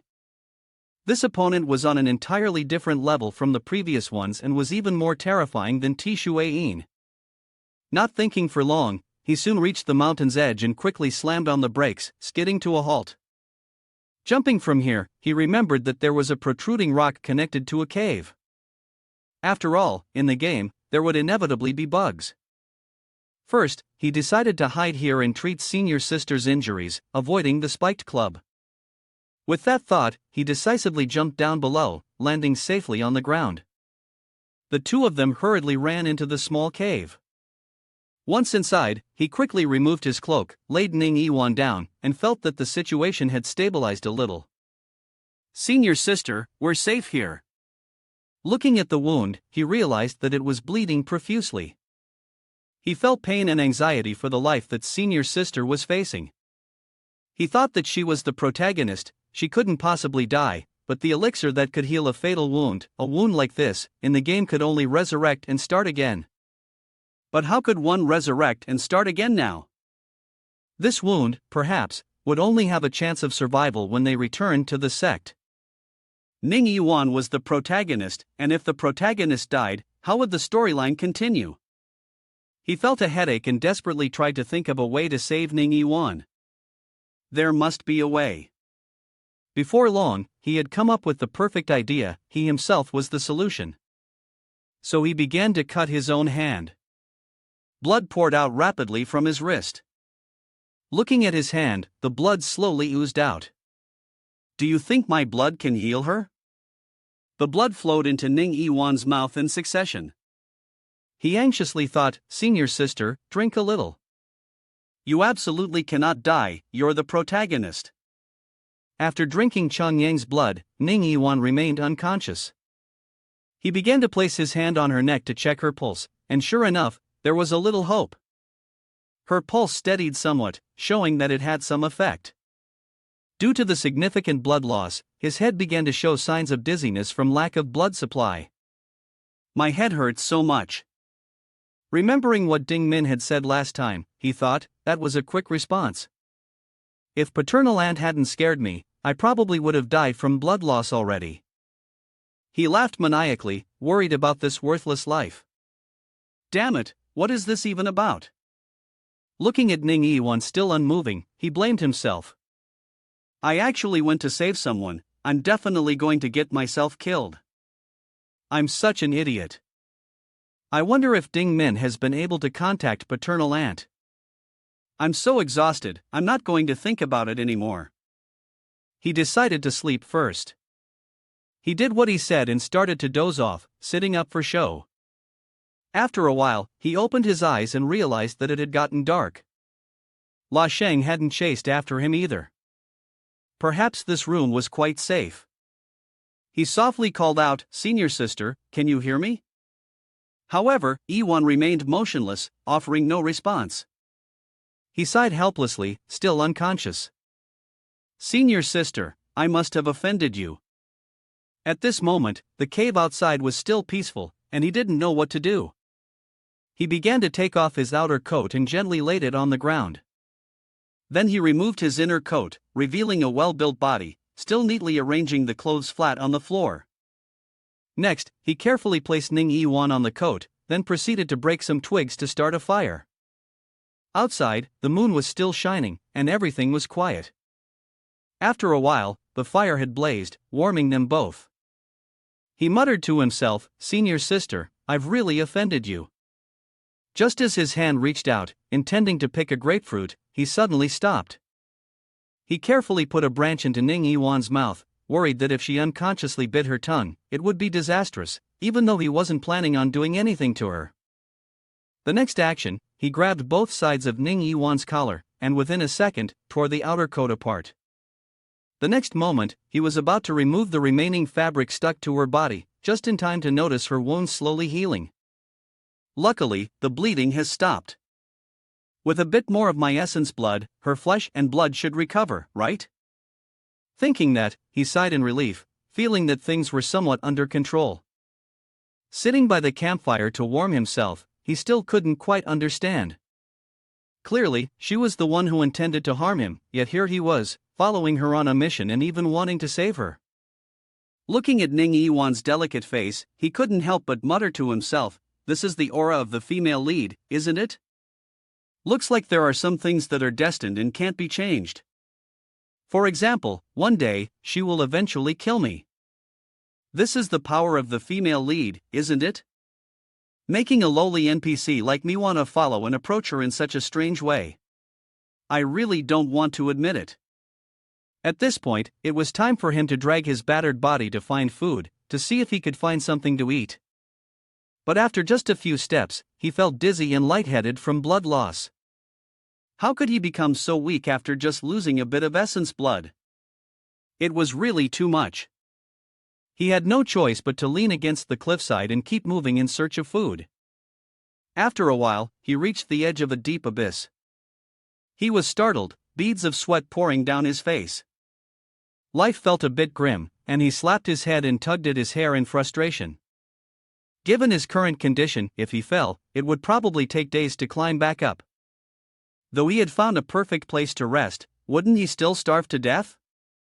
Looking at Ning Yiwan, who was still unconscious, he muttered, "If I leave you here, then I'll survive." Finally, the sky began to brighten, and the mountainside outside remained peaceful, nothing unusual happening. He didn't abandon her, instead, he fed her his blood bit by bit to sustain Ning Yiwan's body. The drops of blood flowed into her mouth. After a night of giving her blood, he was now completely dizzy. After a whole night, her complexion had improved somewhat, and he could clearly feel the wound on her waist healing. But how could I just leave you behind and run away? Exhausted, his body had become extremely frail. Ugh, I feel so dizzy. He recalled Ding Min's words, "Losing too much blood will kill you." He stared blankly, thinking, is this considered too much? There's no saving me now. I'll leave it to fate. Why hasn't Ding Min come back to find me? Why hasn't he returned yet? Your young master is about to die. Looking back at Ning Yiwan still lying there, as if dead, left him speechless. Then, his eyes wandered to her delicate white neck, and he couldn't suppress his feelings. His gaze began to waver lightly due to his growing hunger. He told himself that it would only be one sip of her blood, but then his rationality pulled him back, trying to suppress the craving. This is bad. At first, it was dizziness, now I can't resist the temptation. Staying here with the spirit connection body wasn't really a good choice. So, he decided to step outside to get some fresh air to calm down. He had to drag his weak legs outside. As a result, after taking a few steps, her legs turned to jelly, dizziness hit her again, and she was completely out of breath. She felt helpless, thinking it was better to just give up. Without hesitation, she plopped down on the ground, lying flat and deciding to rest, falling asleep right there on the cold earth. Soon, the sky darkened, and the two of them were still lying there, waiting for death inside the cave. Unexpectedly, at this moment, Ning Yiwan showed signs of waking up. Her eyes slowly cracked open, regaining some clarity. She wondered, where am I, and who am I? Summoning all her strength, she forced her injured body to sit up. Ning Yiwan was somewhat puzzled by her wounds that seemed to heal on their own. Just then, Xing Yang's voice rang out, calling her senior sister. At this point, he was exhausted, his dogtail starting to show. "Senior sister, you're awake?" Ning Yiwan anxiously called out to him, "Junior." His whole body trembled as he tried to reassure her, "Don't be afraid, I won't let you die. The female lead can't die." Ning Yiwan's body collapsed once more due to her inability to fully recover. He stretched out his bloodied arm, offering, "Drink a little more, just a little, and you'll have some strength." Then, he moved closer, ready to feed her his blood. Without hesitation, Ning Yiwan began drinking the blood. Her tongue quickly tasted the remnants of the old blood. After finishing, she felt an overwhelming warmth. What is this? It tastes so sweet and fragrant. Xing Yang, though his eyes were nearly all white, mumbled, I won't let you die. You're the female lead, after all. I think I'm talking nonsense, but once I say it, I forget what I've said. Right? Hearing these words, Ning Yiwan suddenly fell into silence, and then became confused. At this moment, he had completely lost control. His two ears had also clearly revealed themselves. Senior sister, I am not your dog. After everything that has happened, you still joke with me. Ning Yiwan weakly expressed his gratitude, thank you, Junior. Gradually losing his consciousness, he lowered his head, and once again fell into a coma, drifting off to sleep. The scene shifted to a tall mansion. Ding Nin quickly flew toward the mansion. From outside, Ding Nin called out loudly, Miss, I must meet with the master, it's extremely urgent. A girl hurriedly came out and asked, what is it? Ding Min gritted his teeth and said loudly, just tell her it's about Xia Qing Yang. The girl quickly opened the door to welcome him, please follow me. Paternal aunt has instructed that anyone with matters related to the young master should be brought to see her. Inside the mansion, as soon as they arrived, the girl announced, paternal aunt, Miss Ding Min is here. A voice from inside responded, let her in. Ding Min couldn't help but push open the door and, upon entering, shouted in panic, paternal aunt. Mo Xing inside remained calm, looking out at Ding Min. She hurriedly pleaded, paternal aunt, please save him. The young master is in danger. Mo Xing stepped forward and asked, what happened? Young master and Ning Yiwan were ambushed while on a mission. Sensing something was wrong, young master immediately told me to go get help. Right now, I don't know what their situation is. Mo Xing gently asked, what rank is the mission? Ding Min immediately answered, it's a star rank mission. Upon hearing the word star rank, Mo Xing was horrified and exclaimed, what? What is his level that he dares to take on a star rank mission? As soon as she finished speaking, Mo Xing immediately adjusted her spiritual energy, then opened a time-space portal. Bai Lin Shuwei appeared within the portal and said, finally, you're contacting me. As soon as Mo Xing saw her face, she gritted her teeth in frustration and couldn't help but yell, Bai Lin Shuwei, how could your disciples take on a star rank mission? What kind of master are you? My grandson's spirit beast came to me, begging me to save its life. Upon hearing this, Bai Lin Shuwei was greatly alarmed. What? A star rank mission? Mo Xing continued to question, how could you not know what mission your disciples are taking on? Now I'm going to find my grandson, and you better do something about this. These words left Bai Lin Shuwei speechless, unable to respond. After speaking, Mo Xing decisively destroyed the time-space portal, her face serious as she gave an order. Ding Min led the way, transitioning to the mountainside near Chungyang. Ning Yiwan, who had been in a deep sleep, slowly woke up. She cracked her eyes open, only thinking of needing a drink of water. At that moment, Chang Yang had almost fully turned into a dog. As soon as he heard her speak, he jumped up, exclaiming, what? What? Ning Yiwan, still murmuring that she needed water, looked weak, causing Qing Yang to feel deeply worried. Just a moment later, he noticed his tail wagging. When did this grow? Immediately, he chanted the incantation and his animal form vanished. Ning Yiwan muttered to herself, Junior, I'm so thirsty. He stupidly asked again, Senior sister, are you awake? Just as he finished speaking, his stomach growled because he hadn't eaten anything. Ning Yiwan sat up abruptly and said softly, I'm hungry too. I don't look well, do I? Seeing this charming beauty, you can't help but feel your heart stir, oh, it's just so beautiful. Suddenly, he placed his hand on her head and rubbed it, which confused her. Junior, what's this about? He quickly regained his composure and replied, it's fine, no fever. Senior sister, I'll go fetch some water for you. There's a spring in this mountain cave. It seems we haven't completely run out of luck. But before I could even act, your head started to feel lightheaded from lack of blood. Damn, I'm so dizzy. But this little inconvenience won't stop my medical prowess, I rushed out with all my might. Just wait for me. These words were enough to make Ning Yiwan smile secretly. Sitting by the fire, she felt the warmth spread through her. She reached up to touch her wound and suddenly realized something wonderful. The wound had healed completely, just like before. She wondered why this was the case. After a while, Xing Yang obediently returned with the water. "Senior sister, I'm back," he said excitedly. "Luckily, we still have water to drink, or we'd definitely die here." Suddenly, Ning Yiwan's attitude changed. She abruptly refused to take the water and began questioning him. "Did you heal my wound?" He had no choice but to reply, "If I lied to you now, you wouldn't believe me, would you?" Hearing that, she nodded slightly. He extended his arm in front of her, looking at the wound on her wrist. He said, "You drank my blood." Upon hearing that, she vaguely realized it was true. He continued, "I know I can't hide it anymore." She quietly listened to his words. He still carefully took care of her every little need. "Senior sister, you should rest for another 2 days, and you'll be completely fine." He leaned helplessly against the wall and said, "I feel a little tired. From here on out, I might not be able to take care of you as well."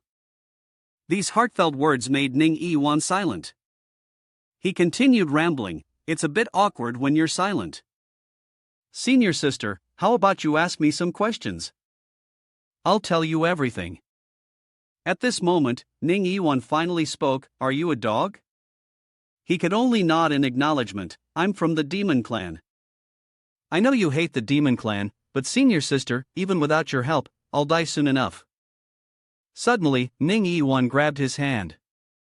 He turned to speak to her, but his words were full of sincerity. "I am willing." For some reason, a voice in his mind kept saying, "Tell me that I must save her, that I mustn't let her die. Wait for me to recover, I've lost too much blood. Paternal aunt said my constitution is special, and losing a little blood will affect my health. I can feel that I'm about to die. But luckily, she's alive. The female lead, who exorcises demons to protect righteousness, cannot die. I am just an NPC, a bullet sponge, born to serve the female lead. If I die, then so be it." These words, once spoken, remained deeply engraved in Ning Yiwan's heart, and soon, tears streamed down her face in 2 lines, ending with a phrase, "I don't understand what you said." Tears kept flowing, her gaze fixed on him as she reached out to wipe away the tears from her eyes. He softly muttered, "Yu Hua Jun cries for me." She, unable to hold back her own sorrow, firmly said, "I can't let you die." Having poured out her heart, the two of them shared a passionate kiss. The intensity of their kiss was so fiery that even onlookers could feel the burn. In his final thoughts, he believed that before his death, receiving a kiss from the female lead was perhaps the greatest wish of any NPC. One sentence lingered in his heart, "Did I come into this world just to help you fulfill this wish?" Inside the cave, Xing Yang and Ning Yiwan exchanged a heated kiss, the flames beside them flickering red, causing the air around them to grow warmer. After a long while, Xing Yang and Ning Yiwan reluctantly parted their lips.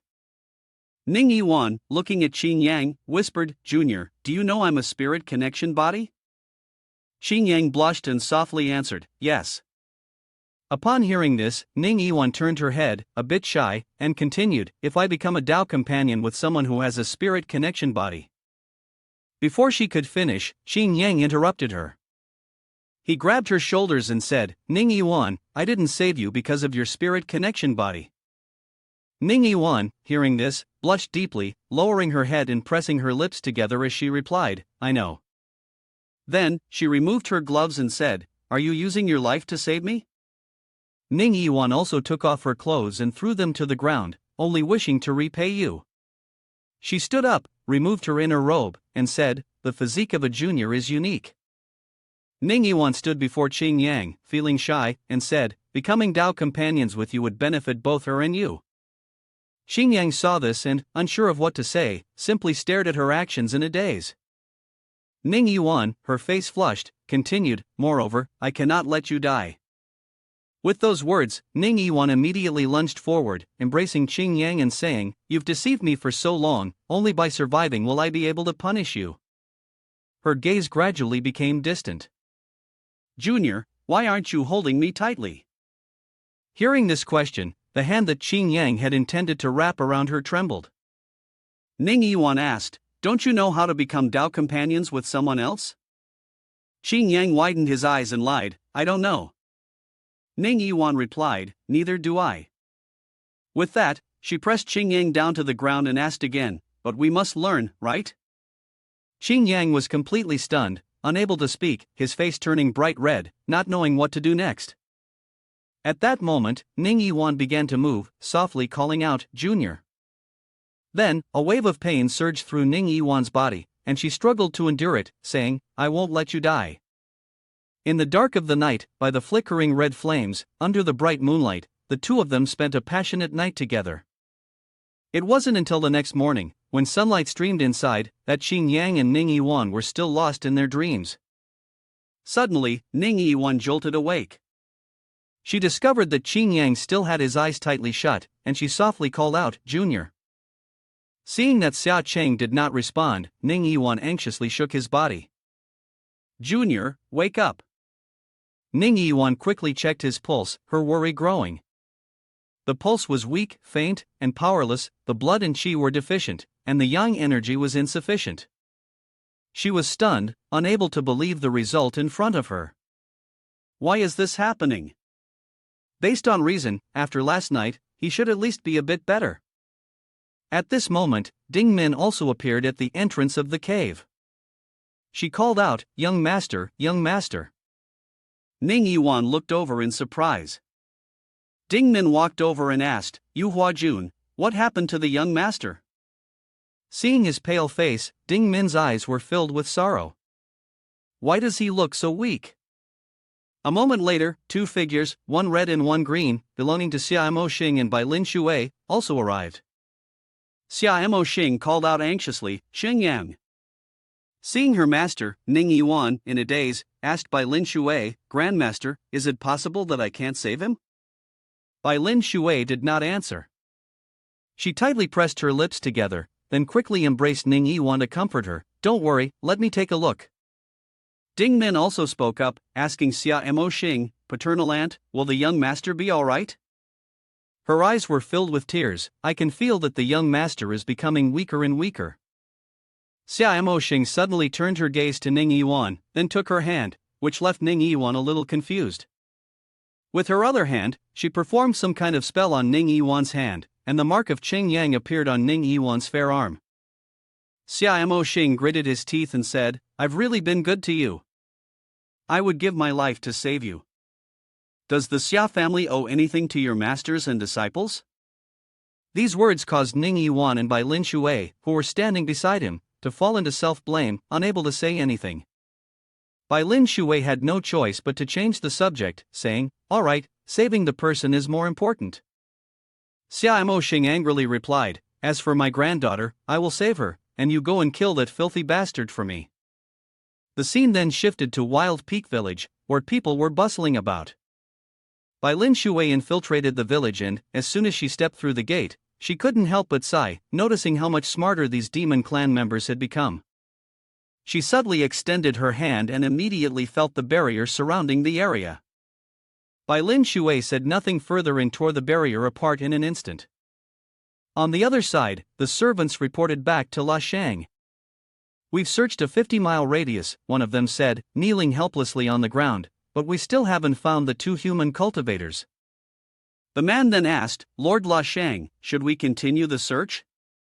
La Shang, in his old man form, heard this and closed his eyes, responding calmly, "The girl is severely injured, she probably won't last much longer." After saying this, he turned around, while the young man hopped around excitedly, clearly having led her to escape. A moment later, La Shang issued his order, "Forget it, though it's a pity," he said as he sat down in his chair with a regretful tone, "but the spirit connection body is only one part of its usefulness, it's not as valuable once dead."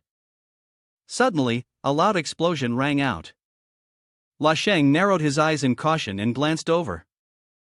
The servants also panicked, shouting, "What? An ambush?" The fake skin of La Sheng gradually faded away, revealing a youthful face. He was stunned. The disguise has been removed? La Sheng silently assessed, the one who came is a formidable character. He quickly ordered the demon clan under his command to prepare for battle. His subordinates shouted loudly in response. Through the smoke, the figure of Bai Lin Shui gradually emerged. She walked delicately, taking small steps, holding a sharp sword that seemed ready to take a life. Upon seeing her, La Shang was horrified, stammering, "Bai Lin Shui?" He cautiously entered a combat stance and sighed, "I never expected it would be you." Bai Lin Shui spoke, "My disciple was gravely injured, almost losing her life." Her gaze was ice cold as she declared, "I've come for revenge." La Shang cursed inwardly, realizing that Bai Lin Shui, the renowned swordswoman from the prime realm of the firmament, had come in person. Bai Lin Shui gave him no time to react. Her figure moved swiftly and eerily, cutting the demon clan soldiers under La Shang's command into countless pieces. She then directly charged toward La Shang, grabbing him by the throat. La Shang grimaced in pain, easily subdued by Bai Lin Shui. She narrowed her eyes and said, "I remember you." Her voice was icy as it rang out, "You were Wu Ming's subordinate." La Shang gritted his teeth and said, "Bai Lin Shui, meeting you is my misfortune, but I'll tell you this." Before he could finish his sentence, the sharp blade in Bai Lin Shui's hand ended his life in an instant. Bai Lin Shui coldly remarked, "Who has the time to listen to your nonsense?" Then she casually tossed his body aside. Bai Lin Shui let out a deep sigh, feeling a mix of helplessness. She hoped that Qing Yang wouldn't encounter any more trouble. She tilted her head upward, thinking that if not, Mo Xing would never forgive her. On the mountain cave side, in a small gesture, Xia Mo Xing was still trying to heal Qing Yang. She lightly pressed her fingers against his forehead. In the next moment, Qing Yang transformed back into his demonic hound form. She cradled him in her arms and said to Ning Yiwan, "Miss Ning, as you can see, Qing Yang is from the demon clan." Xia Mo Xing's tone was emotionless as she continued, "Whether humans and demons can be together, I hope you understand."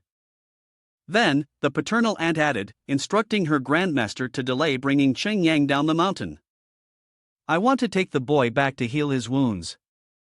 Ding Min anxiously asked, "Paternal aunt, will he die?" Xia Mo Xing closed her eyes and replied, "I don't know, Ding Min, let's go." She reluctantly agreed, nodding, and soon after, Xia Mo Xing's figure gradually faded away. A moment later, Ning Yiwan was left alone, lost and unsure how to respond. At Tuagu, everything had been lit up for the night. Ding Min was wiping Chung Yang down with a cloth, looking sorrowfully at Xia Mo Xing. "Paternal aunt, it's been 5 days." Ding Min's gaze was filled with worry as she lowered her eyes to look at Qing Yang. The young master still showed no sign of awakening. Hearing this, Xia Mo Xing scolded, "Isn't it because of his own doing? If we hadn't arrived in time, he would have been dead by now. I warned him, but he treated my words like the wind blowing by his ears." Ding Min hurriedly asked Xia Mo Xing, "Now that Ning Yiwan knows the young master's demon clan identity, I wonder if there will be any bloodshed or trouble when we return to the prime realm of the firmament?" Xia Mo Xing gently reassured her, "Don't worry, Ning Yiwan won't harm the boy." She then added, "People often say that Hu Yao like you are naturally gifted in charm and know best how to handle relationships." At this point, Xia Mo Xing paused slightly before continuing, "But a girl like you seems to not understand anything, does she?" Upon hearing this, Ding Min just let out a confused "eh?" Xia Mo Xing turned to leave, only saying, "Call me when the boy wakes up. I have some things to take care of at the shop." Over at the prime realm of the firmament, Bai Lin Shui and Ning Yiwan were also sitting cross-legged on the bed. Bai Lin Shui gently touched Ning Yiwan's waist with some bandages and spoke, "Yiwan, I won't ask you anything. You are a person with strong convictions, and I know that you've carefully considered your decision." She smiled faintly, sighing, "But a union between humans and demons is not something that society can accept, so you must prepare yourself mentally." Ning Yiwan obediently replied, "Grandmaster, I understand." She gently stroked her hair and added, "I will take responsibility for him." Seeing her serious expression, Bai Lin Shui couldn't help but chuckle, which made Ning Yiwan confused. Ning Yiwan then asked, "Grandmaster, what are you laughing about? Don't you believe me?" Bai Lin Shui quickly explained, "No, it's not that. I said the same thing to your master's wife before." With that, she raised her head, sighing deeply, "It's just a pity that I failed to return her sincere feelings." Her eyes were filled with sadness as she asked, "Now it was too late to salvage anything." Then, she looked at Ning Yiwan with deep meaning in the dark of the night and suddenly said, "You are much stronger than I was back then, you will definitely succeed." The scene shifted to Qinshan, who was talking with Lu Xianbai. Lin Shui and Ning Yiwan had returned, but Cheng Yang hadn't come back yet, and no one knew what had happened. Lu Xianbai gave a cold laugh, "Don't tell me he's dead outside." She then added, "If he really did die out there, I won't be able to take his blood for Qin Master, and all the efforts I put in before would have been in vain." Qinshan countered, "If a disciple of the prime realm of the firmament dies, the news would spread throughout the entire sect. But Ning Yiwan has been back for a few days, and there has been no word of anything happening." His gaze flickered, perhaps there was more to the situation. Lu Xianbai also fell silent, reflecting on this. Qinshan rubbed his temple and said, "Moreover, a few days ago Bai Lin Shui hurriedly left the mountain. It must have been because Ning Yiwan was in danger." He then spoke, "I'll go find the chief overseer to inquire about the mission situation." On the other side, they remained silent, and Bai Lin Shui had probably already gone to make arrangements. After saying that, he looked up and told Lu Xianbai, "Sister Lu, you should go ahead. I'll think this through." Ning Yiwan had no choice but to obey, silently wishing in her heart, "Brother, I'll go ahead." Seeing her figure leaving, Qinshan stood up. He rushed forward and suddenly hugged her waist, causing Lu Xianbai to cry out, "Sister Lu, wait, I still have something to tell you." She feigned modesty and asked, "Brother?" He whispered in her ear, "During this period, I have been completely indifferent to you to avoid suspicion. Ning Yiwan and Qin Yang are just stepping stones for our better life in the future." Lu Xian immediately blushed, "Brother, I understand." Then, she pushed the door open and as she left, she turned back and said, "If you need me, brother, I will always be there for you anytime." She smiled brightly and said, "Good night, brother." Qinshan also displayed a deep affection, "Good night." After the door to the room was closed, Qinshan opened the outer door. He cautiously checked his surroundings before walking off calmly. At that moment, Bai Lin Shui was perched on a tree, watching him. In the dead of night, secretly meeting with a female disciple. Bai Lin Shui, crossing her legs gracefully, and even acting secretly, this was indeed suspicious. She then summoned a small paper figure, threw it to the ground. Afterward, she instructed, "Be careful in your actions." The paper figure flew with the wind to Qinshan's shoulder, perched firmly on his shoulder, then disappeared into the void. Bai Lin Shui then nervously said, "Sect leader senior sister, I hope you stay safe and are not controlled."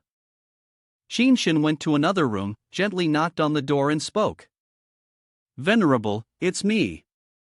The voice inside commanded, "Come in." Qinshan entered upon receiving the order, and the door closed tightly behind him. When night had fallen and everything had settled into a deep sleep, Qinshan finally made his way to the sect leader's quarters. He knelt before her. She lifted a cup of tea to enjoy and said, "In the middle of the night, rushing here in such a hurry, do you have something urgent?"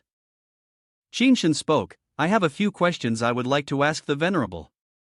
The sect leader guessed what he was about to say and asked, "Are you asking about the whereabouts of Qin Yan?" Feigning a very insincere expression, he replied, "Yes, that's right." She turned her gaze to the teacup in her hand and softly said, "I am gradually beginning to understand the deep affection humans have for the art of tea. Every time I focus on making tea, it feels like entering a realm where I cease to exist." Qinshan listened in silence, confused by her words. In that place, struggle and competition disappear, they no longer cast their shadows. The mundane comparisons of the world are also left behind. As she spoke, she lightly caressed the teacup in her hands. Her every movement, from selecting the tea leaves to the temperature of the water, was meticulous and unique. Each time I brew tea is an opportunity to converse with myself. Through the ritual of cleansing the mind, I connect with the deepest parts of my soul.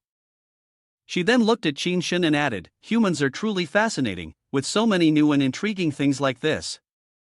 Qinshan merely lowered his head, listening without interrupting a single word. Then, the sect leader smiled faintly. You become too lost in it, having taken over a human body, it's inevitable that you're influenced by her. The sect leader returned to the topic Qinshan had brought up. As for Qin Yang, he received the same mission as Ning Yiwan. My subordinate injured him, a star rank. Qinshan's heart raced with worry. He didn't return. Could it be that he is dead? The sect leader reassured, on the contrary, it was my subordinate who died at the hands of Bai Lin Shui. She stood up and walked towards Qinshan, who was still kneeling, saying, I think Cheng Yang must have other matters to attend to. She stopped in her tracks, and he suddenly remembered something and exclaimed, That's right. Then, she patted Qinshan's shoulder and took out a paper figure from the spot where she had patted. From now on, you need to be more cautious. Small matters don't require you to come find me specially. Qinshan looked at it and asked, What is this? She held the paper figure up so he could see it clearly. I don't know who used the shadow technique to eavesdrop on our conversation. The sect leader furrowed his brows and speculated. Maybe it's Bai Lin Shui, she had suspected me before. He then said, Does that mean everything we just talked about has already been overheard by her? She had already anticipated this. Everything she let her hear was exactly what I wanted her to hear, don't worry. Qinshan furrowed his brows and asked her, Should we kill her? The sect leader has already arranged everything, just a few things are still not completely settled. Killing her is just a matter of time, but I haven't fully controlled this body yet. You also need to grow, so just be patient. On another side, Bai Lin Shui was lounging on a tree branch, observing their conversation. More cautious than I thought. From what she had overheard, she guessed that they hadn't yet gathered solid evidence to prove that sect leader's senior sister was the demon Lord Wu Ming. After that, Bai Lin Shui jumped down from the branch. She would have to look for another opportunity. The next morning, at the Zhuji estate, Ding Min was gloomily massaging Qin Yang, saying, Young master, please never be so foolish again. She appeared very distressed. He had no idea how long he had been unconscious. Qin Yang looked at her, grumbling before saying, Ding Min, how many times have you said that since I woke up? Seeing that he wasn't concerned about her health, she got angry and shouted, Even if I say it 10,000 times, it's not enough. She poured out all her feelings. I worry about you. I can't eat, I can't sleep, I watch you every day, afraid that if I'm not careful, you'll stop breathing. At that moment, he suddenly said, If I die, you won't have to be my servant anymore. Wouldn't it be better to have your freedom? She put the bowl of medicine down on the table, not wanting to hear him say this again in the future, then ran out feeling wronged. The good dragon was seen as heartless. Let him drink the medicine himself. As she reached the door, she met Mo Xing's paternal aunt. I'm going out. She watched Ding Min's back as he left and asked him, Did you make her angry? Qin Yang scratched his head and said, I guess so. She softly told him, Ding Min has deep feelings for you. Don't make her angry. Then she remembered something she needed to say. By the way, your sister wants to visit you. He was full of question marks, confused. My sister? Qin Yang secretly wondered, do I have a sister? This wasn't mentioned in the game's setup. Mo Xing, seeing his reaction, was suspicious. Why are you so surprised? You're back to normal now, though you don't know who it is. You still asked, what's your sister here for? She rubbed her temples and said, You almost died, of course, I had to inform the family. Your father is busy with many things. I told Qinshan to visit you. Qin Yang caught the key point, realizing that his sister's name was Qinshan. I remember now. Mo Xing noticed the sound of the girl's breath coming from below. Indeed, her younger sibling had arrived. She spoke to someone nearby. I'm looking for my paternal aunt. The other girl led her upstairs. Miss Qingshan, follow me. She glanced around the place. No wonder her paternal aunt hadn't come home. It turned out this was a place full of beautiful women. If I were her, I wouldn't go back either. Every day, I'd have to face my father's ugly face. I can hardly taste my meals anymore. Upon reaching the top, the girl said, Miss Qingshan, please come in. She politely expressed her gratitude. The girl had red hair and a pair of short horns sticking out from her forehead. As soon as they arrived, she hurriedly asked for Qing Yang. Paternal aunt, where is my senior brother? Mo Xing saw her and said, You're still as cheerful and open as ever. Mo Xing opened the curtain and led her into another room. Come this way. As soon as they entered, she eagerly called for her senior brother. Qing Yang's face stiffened, and he thought, why is it her? As night fell, the lights inside the mansion began to glow. A girl with red hair, identical to Qing Yang's, ran inside. Senior brother, you nearly jumped out of your skin from the loud call of hers. She ran over and lifted his face to examine it. Let me see. The handsome face of the senior brother must not have any flaws. This girl was named Xia Qingshan, the princess of the demonic Han clan, the boss in the most difficult dungeon that Ning Yiwan had encountered, and also the character from the weekly dungeon that players dreaded facing the most. Qing Yang was surprised, not expecting that she was his sister. He recalled the time when he was so absorbed in the game. Back then, when playing dungeons, he would only listen to the voice chat of the commander, not caring about the storyline. He never imagined that Henry would be the hardest dungeon boss. After all, there was a vendetta with Ning Yiwan for killing his brother. He responded to Xia Qingshan's earlier words, I'm fine now. She frowned, placing her hand on her hip and said, Listen to me, you gave blood to humanity, and now I want to crack open your head and see what's inside. Qing Yang explained that the situation was urgent, and if he hadn't saved her, she would have died. For someone who hated humans as much as this divine being, she naturally didn't care.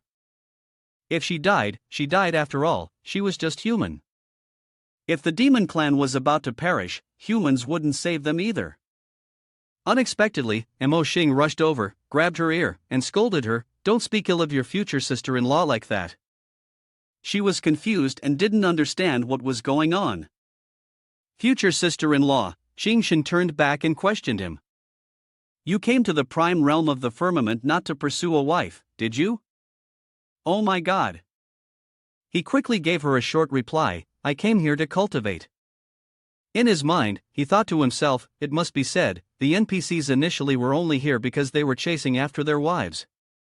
The thoughts of a few young girls and an older brother arose, and Qingshan couldn't bear it and screamed, Senior brother, I won't let you marry someone else. I heard it, sister-in-law doesn't like her sister-in-law, I don't want you to be so helpless and indescribable. Where did you hear that? She said firmly, the novels of humans all say that. Qing Yang must comfort her to calm her down, that's just to attract readers to continue reading, it's intentionally written.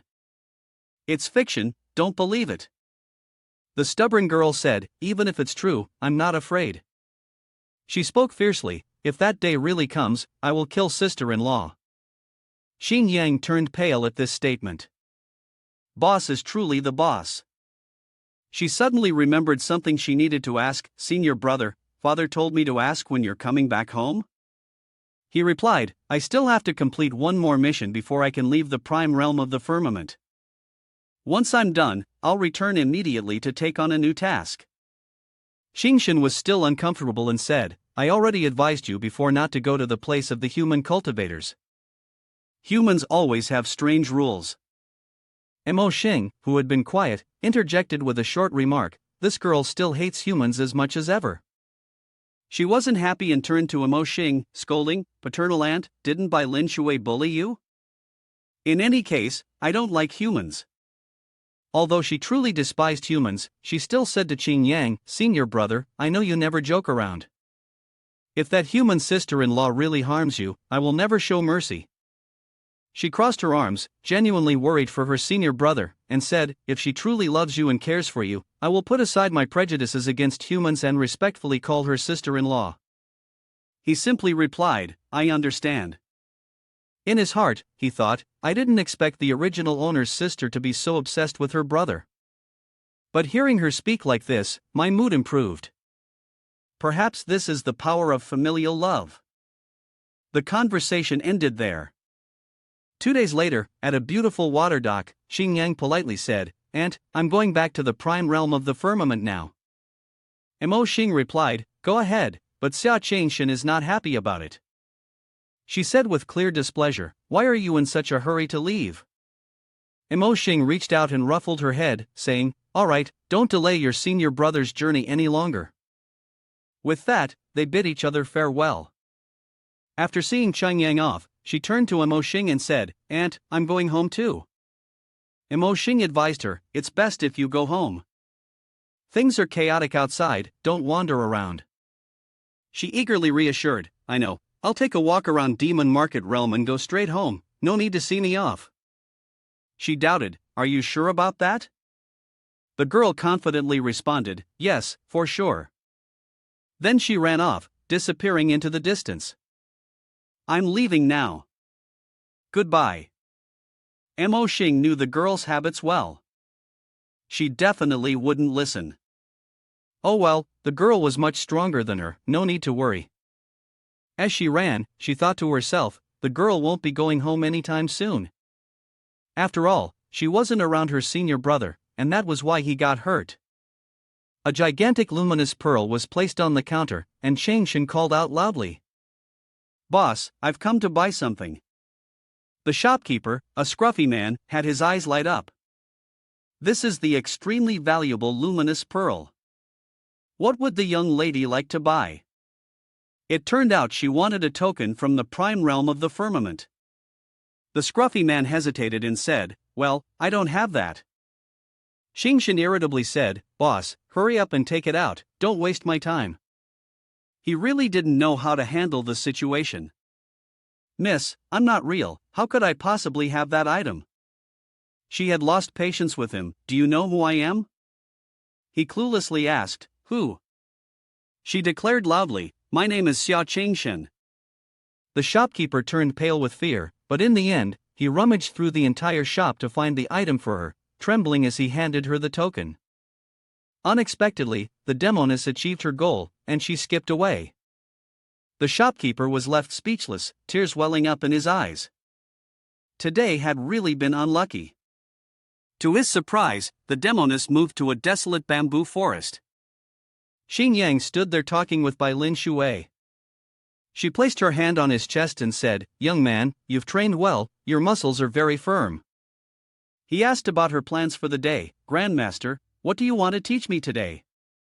Before the lesson, if you have something to do, let me check first.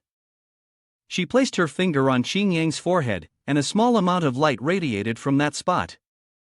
She sensed something.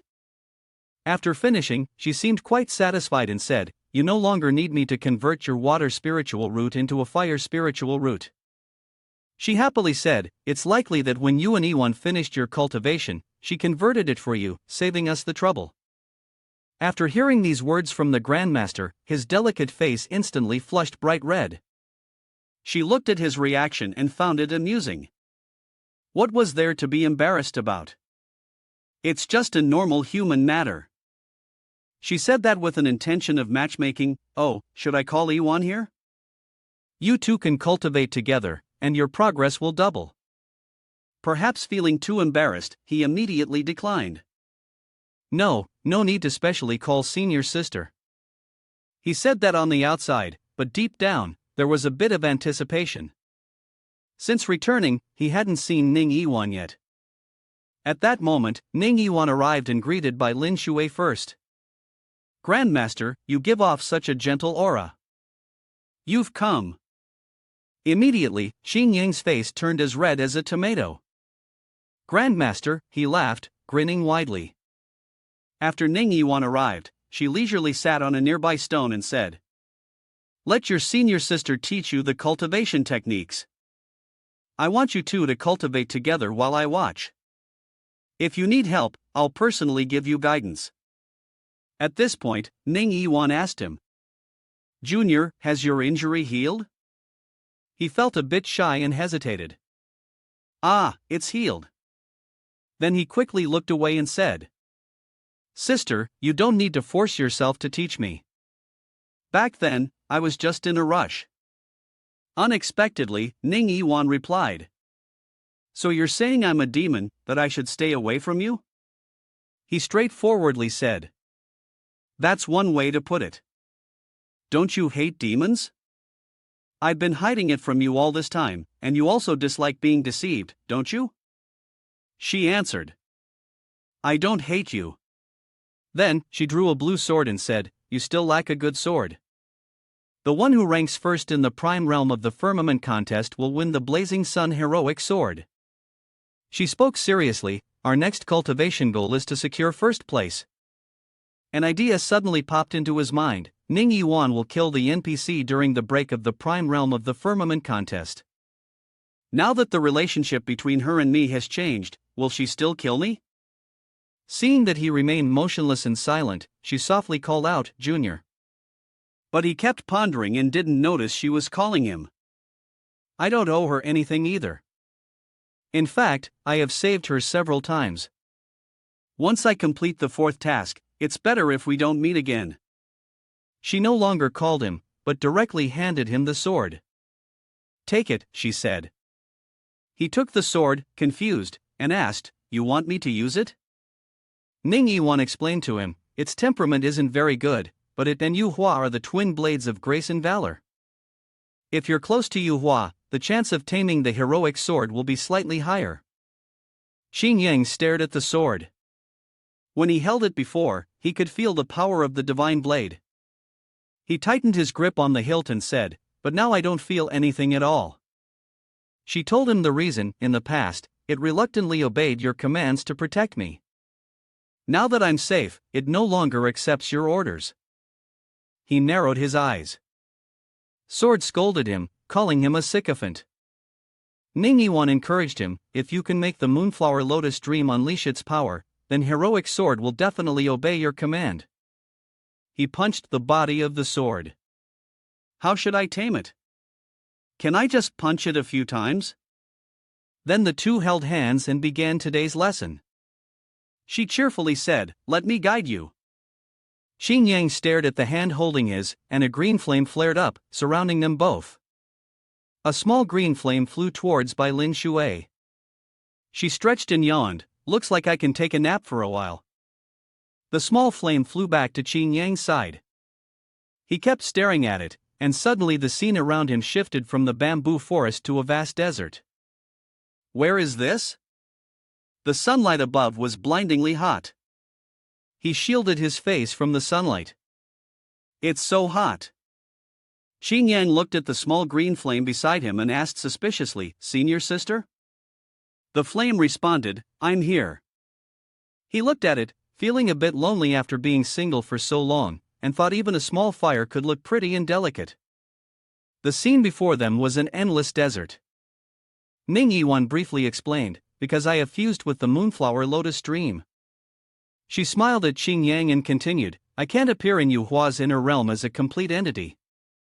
From here on, you just need to pass Yu Hua's trial, and she will accept you. Xing Yang looked around, only seeing sand, feeling a bit bewildered. However, even so, Xing Yang glanced into the distance and asked, What should we do? There must be some goal, after all. Ning Yiwan smiled and replied, I don't know either. When I took on the challenge of the sword, I was in a different world. She said gently, Right now, all I can do is stay by your side, there's nothing else I can do.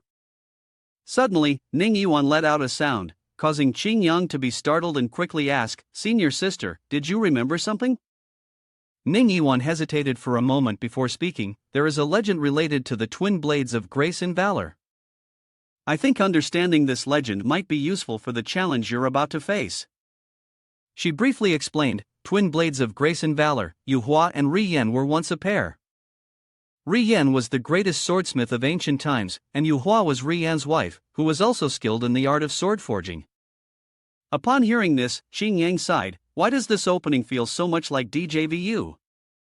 Ning Yiwan's voice continued. The ancient human emperor, in his struggle for dominance against the demon clan, specifically sought out Ri Yan to forge a Qingshan sword. At the command of the human emperor, Ri Yan, being human, could not refuse and accepted the task. But an unfortunate event occurred. After many attempts to forge the sword, it still ended in failure. Hearing this, Xing Yang couldn't help but feel discouraged and muttered, I know what story this is. The lore in this game is so lazy. Ning Yiwan continued. After failing multiple times, Yu Hua advised Ri Yan to sacrifice someone in order to forge a legendary divine weapon. But unexpectedly, during one of the sword forging sessions, Yu Hua jumped straight into the furnace.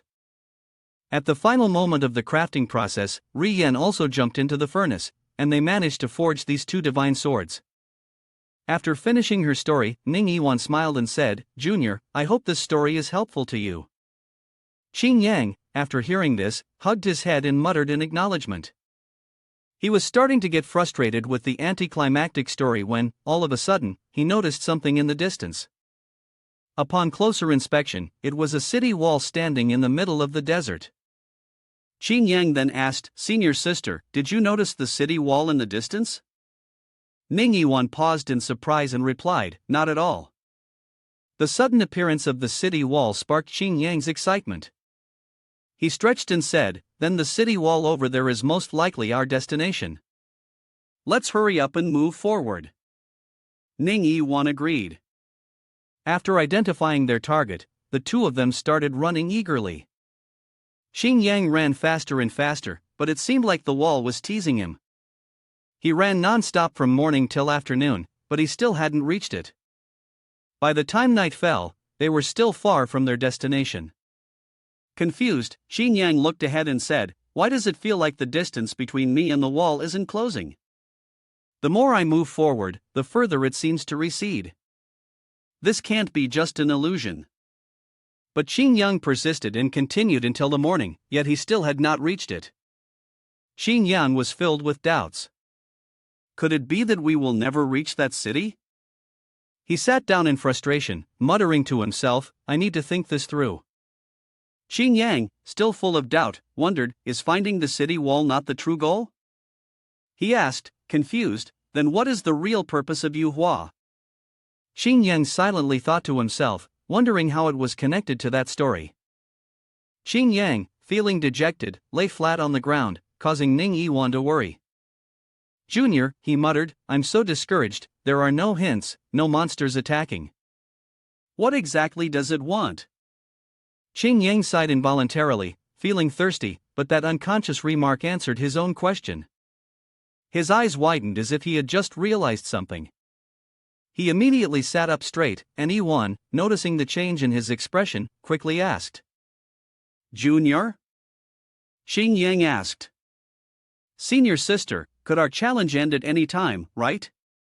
Ning Yiwan nodded. Yes, that's right. Suddenly, Xing Yang's face lit up with a bright smile as he spoke. I think I know now. Ning Yiwan, surprised, asked. Know what? Xing Yang eagerly explained. Yu Hua wants to test my determination. In a desert, lacking water, food, and with the harsh environment, how long can I persist? He pointed toward the city wall ahead, and not only that, he wants me to keep moving toward the city wall, without stopping. Xing Yang stood up, stretched, and continued. A challenge like this is much harder than facing an enemy in battle. I can't predict what will satisfy Yu Hua. His eyes were filled with resolve. Back then, Yu Hua had forged a sword with his own body, even discarding death. As he said this, Xing Yang's expression grew firm, and he began walking forward, his mind now clear. I also want to see how much willpower I have now. He silently thought, even if it weren't for the heroic sword, he would treat it as a challenge. At this moment, a smile gently curled on a pair of lips as she observed Xing Yang's expression. It was Yu Hua. She smiled with great satisfaction, evaluating him. Quite clever. Let me see if you're worthy of Yiwan. After days in the desert with no water, no food, Qing Yang had completely exhausted his strength. He trembled as he crawled forward, his face gaunt, constantly muttering, thirsty. Qing Yang continued to drag himself across the desert sands, lamenting, thirsty, so thirsty. But he remained resolute, pushing forward. So thirsty. Ning Yiwan, seeing him like this, felt pity and spoke up. Junior, you don't have to go that far. She advised Qing Yang, if it doesn't work this time, you can try again next time. But Qing Yang didn't think so, responding. Even if I try again, I'd still have to endure this suffering. I might as well push on a little more. Ning Yiwan lost her composure and shouted. 3 days without water is already the limit, let alone being in the desert. Qing Yang anxiously replied. Senior sister, if I give up now, I think Yu Hua won't accept me. Ning Yiwan, feeling sorrow for him, said. She's intentionally making things difficult for you. When I went through the trial, I remember it wasn't as harsh as this. Suddenly, at that moment, a beautiful figure walked toward Qing Yang. It was none other than Yu Hua. She spoke. Ning Yiwan was quite surprised when she appeared, unable to help exclaiming, Yu Hua. Yu Hua poked Ning Yiwan's cheek and said, I'm doing this for your own good. Yu Hua was a bit angry, saying, when you're backed into a corner, you must become Dao companion with this brat. It was originally him who was taking advantage of her, and Yu Hua, feeling displeased, continued, you are a rare spirit connection body, and he is so lucky to cultivate with you. Ning Yiwan quickly defended Qing Yang, if it weren't for him saving me, I would have died already. She hurriedly clarified, I'm the one who's benefiting. Qing Yang was not happy with Yu Hua's words, harboring this grudge deep in his heart. Wait until I conquer her. Let's see how I'll trample on sword. He imagined the scene of wielding a sword to cut fruits, humiliating Yu Hua. This would be the end result of offending him. At that moment, Yu Hua glanced at Qing Yang and said, see, the spirit of that little brat is still fine. I think he can hang on for a few more days. Upon hearing this, Qing Yang's face darkened, and he thought, a few days? He quickly pretended to die in order to win sympathy. I'm dead. Ning Yiwan, seeing this, anxiously said, you're scaring him to death, Yu Hua. Hurry up and end the trial, take him in already. Yu Hua coldly asked Qing Yang, are you dead yet? Qing Yang did not respond. Seeing this, Yu Hua was displeased and said, fine, I've never liked anyone this much before. I'll consider you passed this time. Ning Yiwan, upon hearing this, shyly said, what do you mean by like? I'm just worried that something might happen to her. Seeing her anxious, Yu Hua hurriedly took her face in her hands to comfort her. All right, you don't like her, you're just fooling yourself. Yu Hua helplessly promised Ning Yiwan, don't worry, as long as he has the chance to win Ri Yen during the trial in the prime realm of the firmament, I will definitely ensure that Ri Yen chooses him as her master. Ning Yiwan happily responded with a soft Yu Hua immediately turned to Qing Yang, her voice filled with dissatisfaction, little mutt, you're really lucky, better treat me well from now on, or else I'll swing my sword and you'll be left with 2 holes. Qing Yang, not knowing how to respond, stood frozen. Seeing this, Yu Hua raised the stakes, if you dare cheat, I'll use a file to grind down your little Qing Yang. Upon hearing this, Qing Yang was startled. Only then did Yu Hua seem satisfied, good, no fear, that's a relief. She then opened the barrier. Qing Yang was immediately thrown back into the real world. Bai Lin Shui, upon seeing this, happily said, you two are out already? However, upon noticing the haggard and worn-out face of Qing Yang, she couldn't help but be surprised. How did it end up like this? Qing Yang, feeling wronged, said, Grandmaster, give me some water. Soon, Qing Yang was brought back to the prime realm of the firmament. The moment he saw a water basin, he immediately buried his face in it and drank heavily. Ning Yiwan gently stroked his back, advising him, take it slow, be careful not to drown yourself. But Qing Yang continued drinking with reckless abandon, causing Ning Yiwan to worry, take it easy. All of this was witnessed by Zheng Qingcheng. She smiled secretly, this was big news. After finishing his drink, Chang Yang stood up. He awkwardly said, "Senior sister, I thought I was about to die from the game." Ning Yiwan handed him a towel to wipe off the water. Xing Yang was touched. "Thank you, senior sister." She then said, "If Sinful Lotus Dream accepts you, then our next goal will be to aim for first place in the prime realm of the firmament's trial competition and strive for it." Xing Yang shyly scratched his head. "Yes, senior sister," she responded with a bright smile. But looking at that smile, Xing Yang felt a deep sense of contemplation. He hoped that his sister wouldn't hate him later. After all, it was hard to accept the love of someone who didn't love you back. Soon, the celebration of Prime Realm of the Firmament arrived. Today, Prime Realm of the Firmament was incredibly lively, with fireworks lighting up the sky. Below, everyone was excited as if it were a festival. At the dormitory of the disciples, Zheng Qingcheng went to find Xing Yang and called out, "Hey Junior, want to come to the square?" But Xing Yang refused. "I'm not going, I don't feel well." Zheng Qingcheng suggested, "Do you need me to find a doctor for you?" Xing Yang, wrapped under the blanket, declined, "No need, I'll feel better after a nap." "Zheng sister, you go ahead and have fun." Zheng Qingcheng heard this and didn't bother Xing Yang anymore. "All right, let me know if you need anything." Once she left, Xing Yang immediately peeked out. Ding Min emerged from under Xing Yang's blanket and asked, "Has she gone far?" Xing Yang, filled with unease, said, "Something's bound to happen at tonight's celebration." He recalled the words Qinshan once said, "For now, it's not necessary. Wait until half a month later when the celebration of the prime realm of the firmament takes place, I will handle it myself. By then, you will follow my arrangements." Xing Yang couldn't help but feel anxious. Previously, Qinshan and Lu Xian had warned that something would happen during the ceremony. Now, they had closed the doors and were staying inside. Let's see if they dare to barge into my room and cause trouble. Ding Min, hearing this, curiously asked, "Currently, Qinshan's cultivation is not on par with the young masters, why don't we take action first?" However, Xing Yang rebutted, "Qinshan and Demon Lord Nameless are closely connected. I want to understand the true purpose of Wu Ming hiding in the firmament. What exactly is the primordial world?"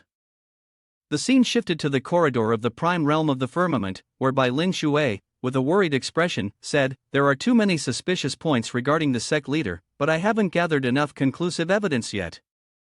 Ning Yiwan, also filled with unease, said, "Master, tonight I feel very unsettled." Bai Lin Shui frowned and replied, "Master feels the same way."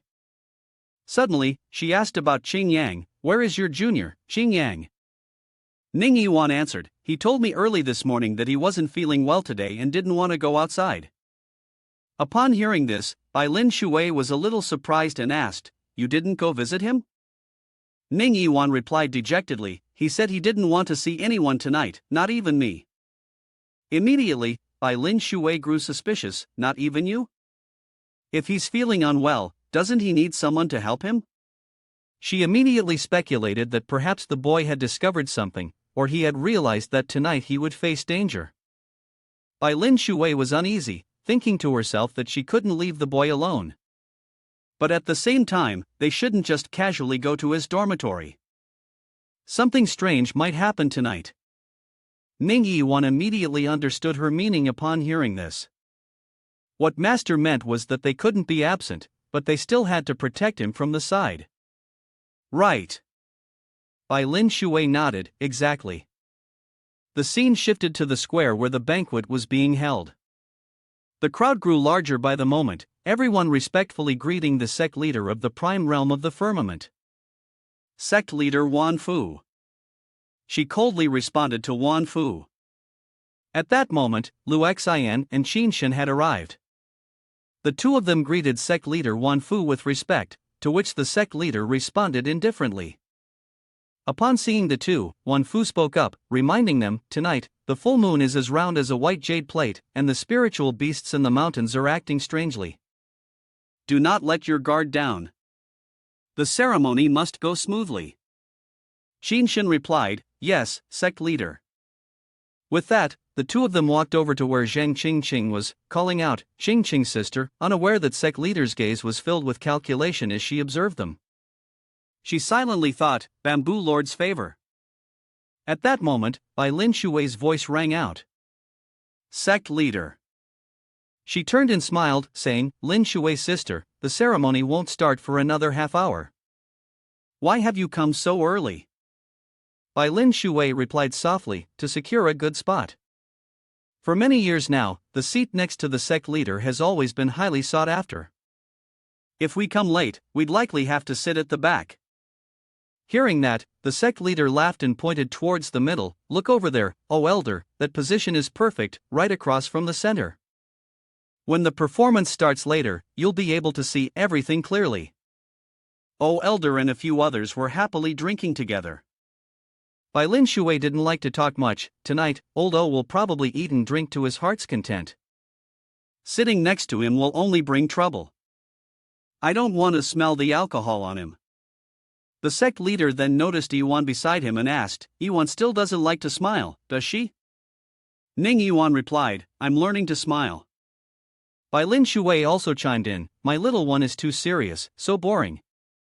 At this moment, the street became lively, and voices calling out echoed, everyone hurry up, no one lag behind, head towards the square. The ceremony is about to start. Amid the crowd, a young woman with braided hair walked against the flow of people. She quickly made her way to the dormitory and knocked on Qing Yang's door. Qing Yang warily asked, who's there? It's no one else but Ning Yiwan. She barked a few times to signal, and Qing Yang immediately opened the door for her. Ning Yiwan quickly entered and slammed the door shut behind her. Qing Yang, a bit surprised, asked, Senior sister, why have you come here? But when he looked closely, he was taken aback. With her makeup, Ning Yiwan now appeared like a gentle village girl. She shyly replied, I came to protect you. At that moment, as Qing Yang softly called out senior sister, Ning Yiwan blushed deeply. Witnessing this, Ding Min awkwardly coughed a few times, I'll go outside and keep watch. After speaking, she immediately left. It was only then that Ning Yiwan spoke up. I will send the puppet to follow the master. Tonight, I will protect you alone. The master only needs to observe the sect leader. The ceremony is crowded and complicated, which makes it the most likely place for something to happen. With me here, you can rest assured. Qing Yang hesitated before replying. Senior sister, do you think that my decision not to attend the ceremony is because I have other intentions? Yiwan nodded and said, my intuition is very accurate, or perhaps you have uncovered some clue. Don't worry, I won't force you to tell me everything. I trust you. These words left Qing Yang speechless.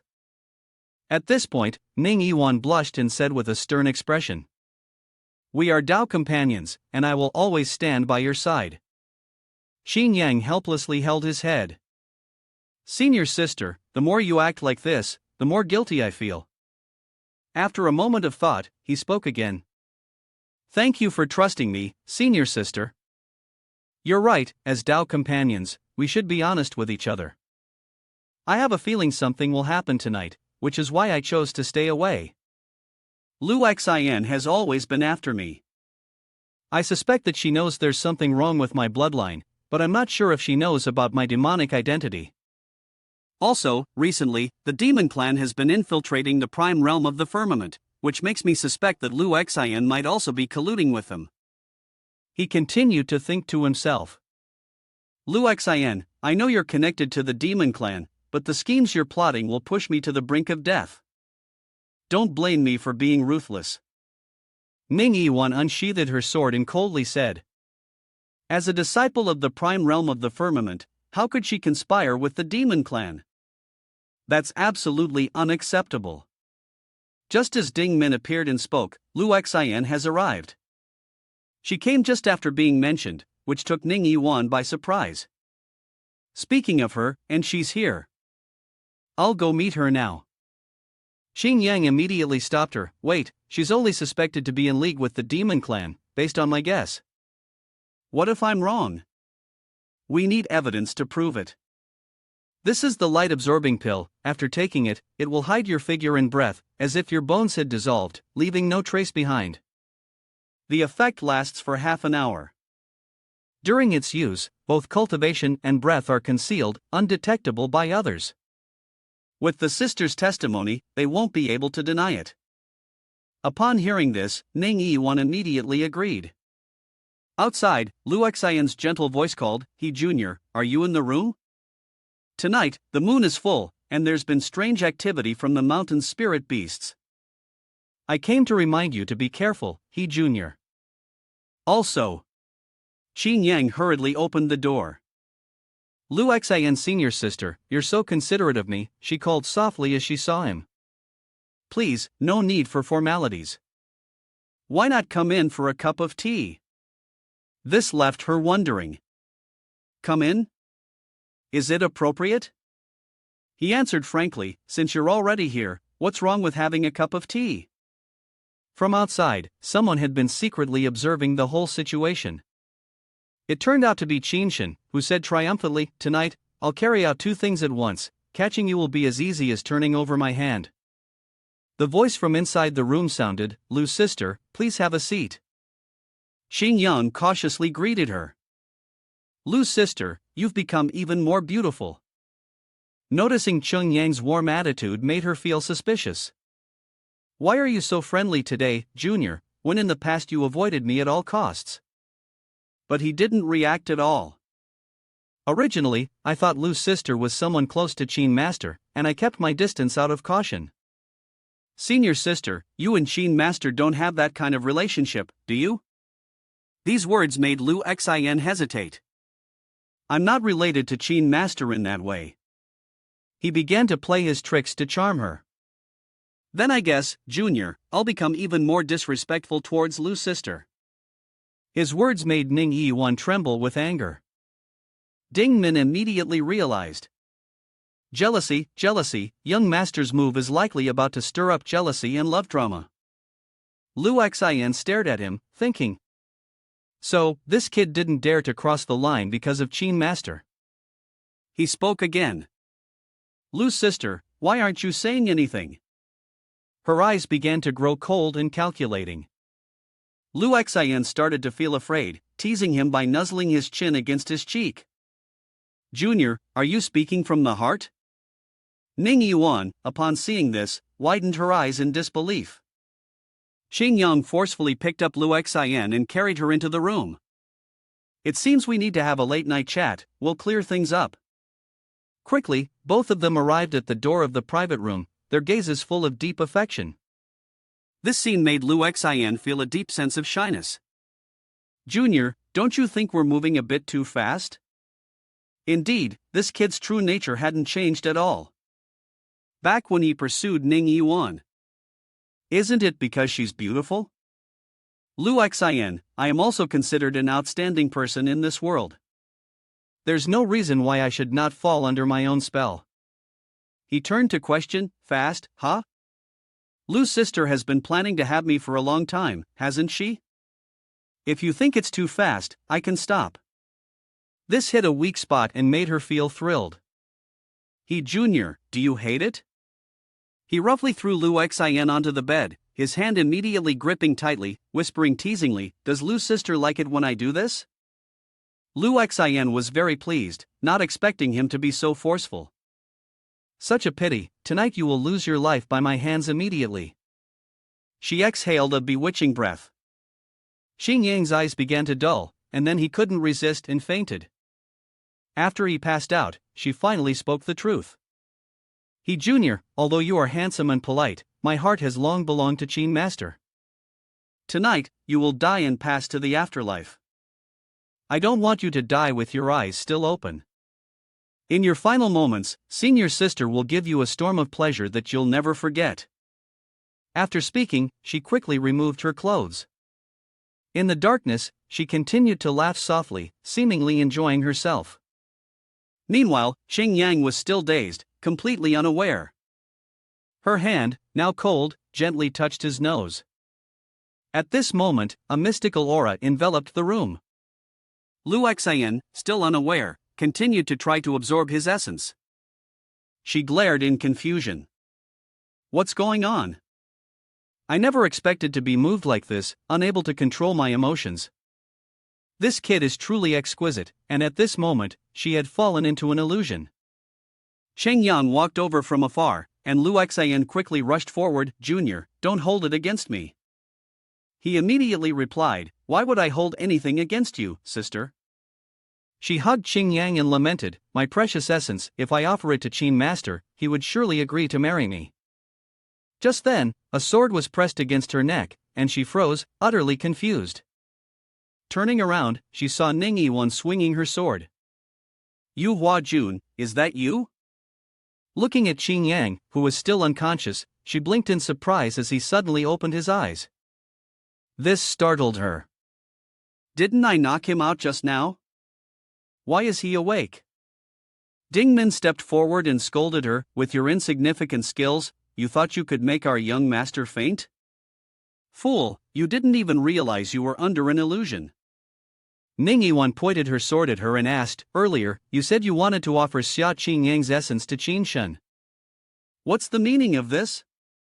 Lu Xian immediately denied, I didn't say that, Yu Hua Jun. You must have misunderstood. Ning Yiwan continued, Lu Xian, I don't want to say much.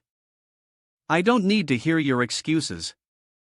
Whether you admit it or deny it, the result will be the same. Dingmin added, even if Yu Hua Jun misunderstood, so what? She clearly heard you say it. Who would doubt that? Lu Xian, in shock, exclaimed, you dare use the word punishment. Yu Hua Jun, you better think carefully.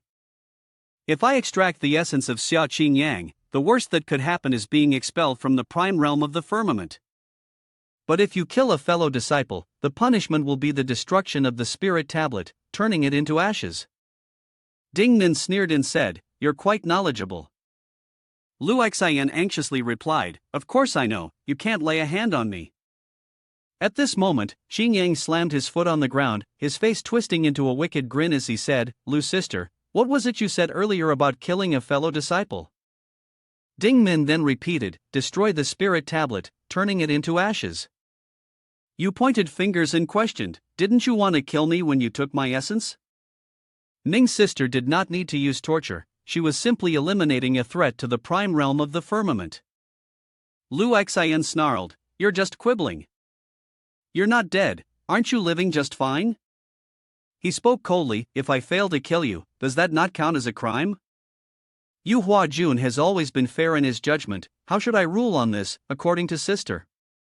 Ning Yiwan spoke up, the death penalty can be commuted.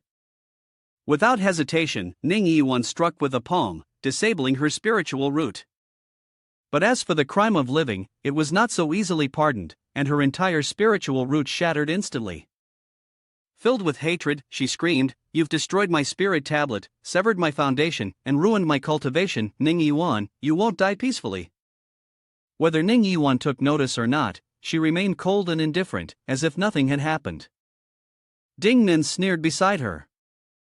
Whether you die decently or horribly, it's still death. You are bound to die, so why worry about how it happens? Lu Xian, you are indeed cruel, but you're also foolish. Lu Xian, filled with resentment, shouted loudly. I will definitely report you to the sect leader. Ning Yiwan spoke softly. I will let you go, but you need to wait. Every word she spoke was filled with indignation and a resolve for vengeance. Qin Master will avenge me. Ning Yiwan replied. He had sent her to retrieve the essence of Xia Qing Yang, surely leaving a way out. But the suspicion still hadn't dissipated. Why should I tell you? Yiwan's voice rose, offering no explanations, no need for her to speak. The call for Qing Yang echoed. Dingmin, it's time for you to step onto the stage. Dingmin eagerly followed. In that moment, Dingmin had transformed, using a technique to take on Lu Xian's appearance. The original Lu Xian, full of shock and anger, exclaimed. A demon? You are so bold, daring to collude with the demon clan to harm me. Why have you taken on my form? Xing Yang's voice was cold, his eyes piercing as if seeing through her very soul. With Qin Shen's suspicious nature, if he discovered this but didn't return right away, what would he think?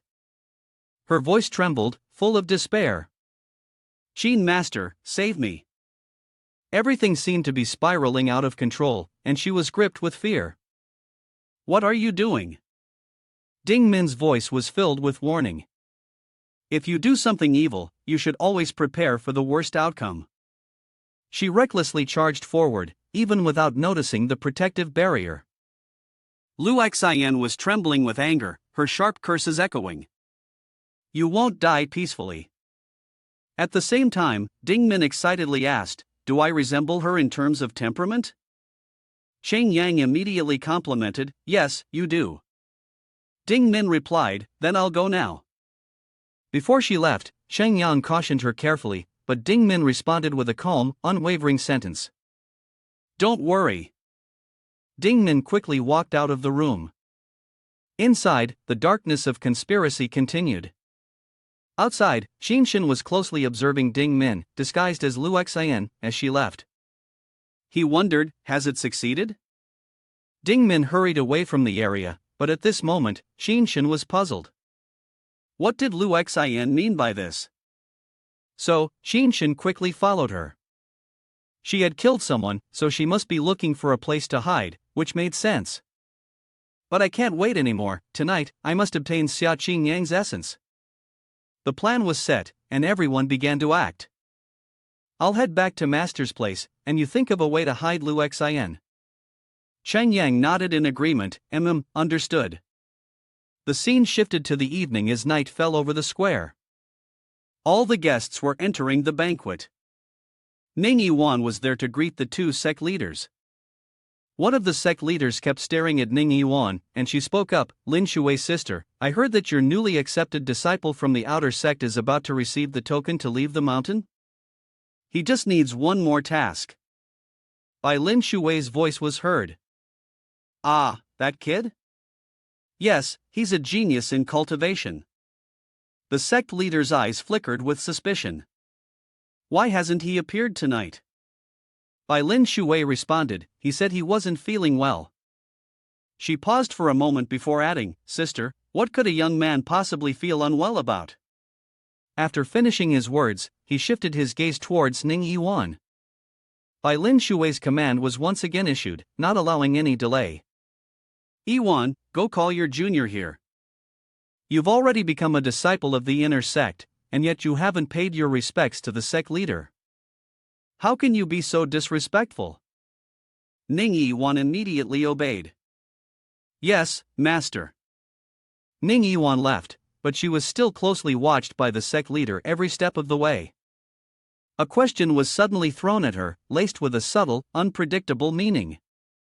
Lin Shui's sister, has Yiwan already found someone she cares about? Bai Lin Shui responded with a faint smile. She's grown up, can't keep her at home anymore. Could it be that the sect leader has someone in mind that she'd like to introduce to Yiwan? The sect leader smiled casually and replied. Yiwan is your disciple, I wouldn't dare, I was just making small talk. Bai Lin Shui's gaze turned cold as she remarked. That brat is lucky then. The banquet began, with performances of singing and dancing. Bai Lin Shui continued. Becoming Dao companions with Yiwan, who knows, she might even ascend faster than both of us in cultivation. The sect leader agreed. That's true, she's quite fortunate, no doubt about it. The scene shifted to the forest, where Qin Shen was tirelessly chasing after Ding Min. He still hadn't realized anything, and wondered. Where could Lu Xian be going? Ding Min glanced back, muttering curses under his breath. This kid's surprisingly quick on his feet. Soon, the two reached the edge of a deep chasm, exactly what Ding Min had been planning for. There it was, a bottomless abyss, and just as Qin Shen caught up. Lu Xian, didn't we agree on a meeting place? What are you doing here? Ding Min continued to pretend to speak, Qin Master, the essence of Xia Qing Yang is truly exquisite, why didn't you tell me earlier? He questioned, didn't we agree on this? You give me the essence, and I'll marry you. Ding Min replied, with this essence, why would I still want someone like you, with all your flaws? These words sent him into a rage. What did she just say? Without hesitation, Ding Min immediately jumped up and decisively said, Xin Shen, we shall never meet again. He angrily screamed, Lu Xin, you're really bold, stop right there. But Ding Min had already jumped down, if you have the guts, come and catch me. Xin Shen's face twisted in frustration. He was foolish, without completing the task, if he descended the mountain, she would never escape from the prime realm of the firmament. Vile person, daring to steal my opportunity, once I catch you, I will make you wish you were never born. At this moment, Xin Yang was fumbling to open the door, and a hand grabbed his. Quick, follow me, the enemy is still suspicious. Xin Yang asked, is it the puppet? Ning Yiwan urged, it's been replaced, it's really me. Follow me to find the master. Senior sister, I originally planned to take Lu Xin away from here, but unexpectedly, she hasn't even completed the basic mission of descending the mountain. So, I had to temporarily arrange for her to stay at the master's place. Ning Yiwan responded with a hum, the master's place is temporarily safe. Once the banquet is over, the master will help us handle it. She was about to tell him to take the opportunity to pretend to be dead and escape, but as they traveled, she had figured things out. If you appear at the banquet, perhaps you can probe Qin Shen and the sect leader's true intentions. At this moment, Ding Min returned in front of the two. She appeared and said, Young master, Yu Hua Jun, I have returned. Ning Yiwan hurriedly called out, was everything smooth? Ding Min smiled lightly and replied, Don't worry, Qin Shen took the bait. He saw me jump off the cliff and gritted his teeth, vowing to find Lu Xin and settle the score. Ning Yiwan ordered, you stay at master's house to monitor Lu Xin. Xia Qing Yang and I will attend the banquet to meet him. Yes, Ding Min responded.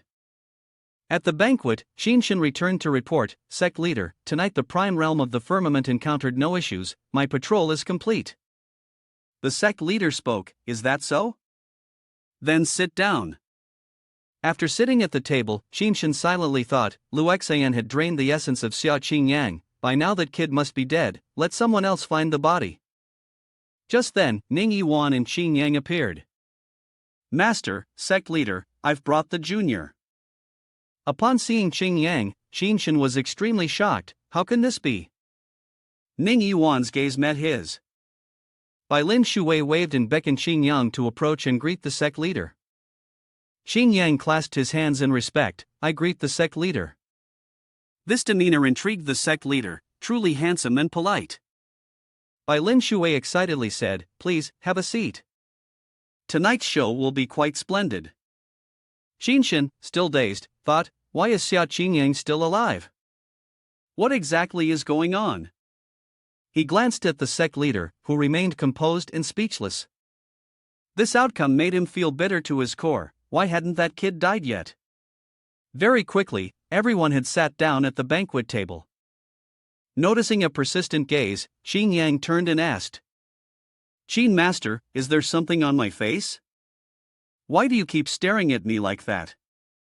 He forced a smile and replied, Junior is handsome, courteous, youthful, and talented. I admire you. Qin Yang also smiled and responded, How can I compare to Qin master? I've heard that you have many fortuitous encounters and have been personally guided by the sect leader. If anyone should admire anyone, it should be me admiring you. He pointed at himself and said, The sect leader guided me? Who told you that? He replied with a dark expression. Everyone says so. I've heard many junior brothers discussing it, and they all said you often go to see the sect leader at night. His gaze turned cold as he continued, I've seen you going to find the sect leader at night quite often. Bai Lin Shui, who had been listening, suddenly laughed out loud. Could it be that sister wants to take Qin Shen as her personal disciple? That would be a huge matter. Deep in her heart, the sect leader thought coldly that Qin Shen is reckless, letting so many people see him and still claiming that no one noticed. After a moment, she brightened and said, Indeed, there have been a few instances of guidance, but whether or not the sect leader will take you as a personal disciple will take careful consideration. Don't listen to rumors. She continued to think to herself, moreover, the opportunity to strike at Xia Qingyang tonight has failed. This person is not of much use. Bai Lin Shui then turned to ask, Qingyang, when will you begin your fourth mission? Qingyang promptly replied, It's scheduled for 3 days from now. I don't know the specific details of the mission yet. Bai Lin Shui spoke ominously. The prime realm of the firmament's great assembly is about to begin. You need to complete 4 missions before you can sign up to participate. The difficulty of the fourth task is higher than the previous 3, and the usual time required is about 1 month. Having said that, the sect leader ordered Ning Yiwan, go and complete the task with your junior. Yes, master.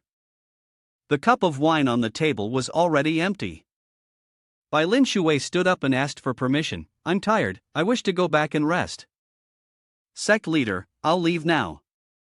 The sect leader hurriedly replied, All right, go ahead. The 3 of them left, under the watchful gaze of the sect leader. As soon as they departed, one knee dropped to the ground. Qinshan, fearful, said respectfully, Master, Lu Xian has escaped. The sect leader's face darkened, and he said coldly, What else do you want to reveal? Qinshan, dissatisfied, said, Sorry, I was careless. She turned and said, Come to see me later, it must be kept secret. Understood. On the way back to the sect, Ning Yiwan spoke up, Master, the sect leader has bad intentions. Bai Lin Shui replied, She is no longer your sect leader's protege.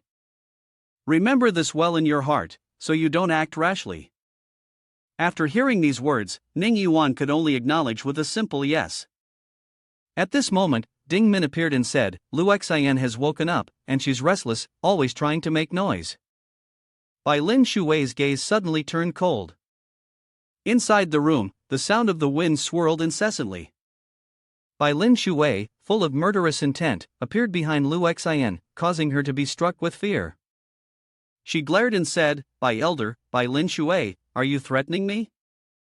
Will you admit it yourself, or should I help you admit it?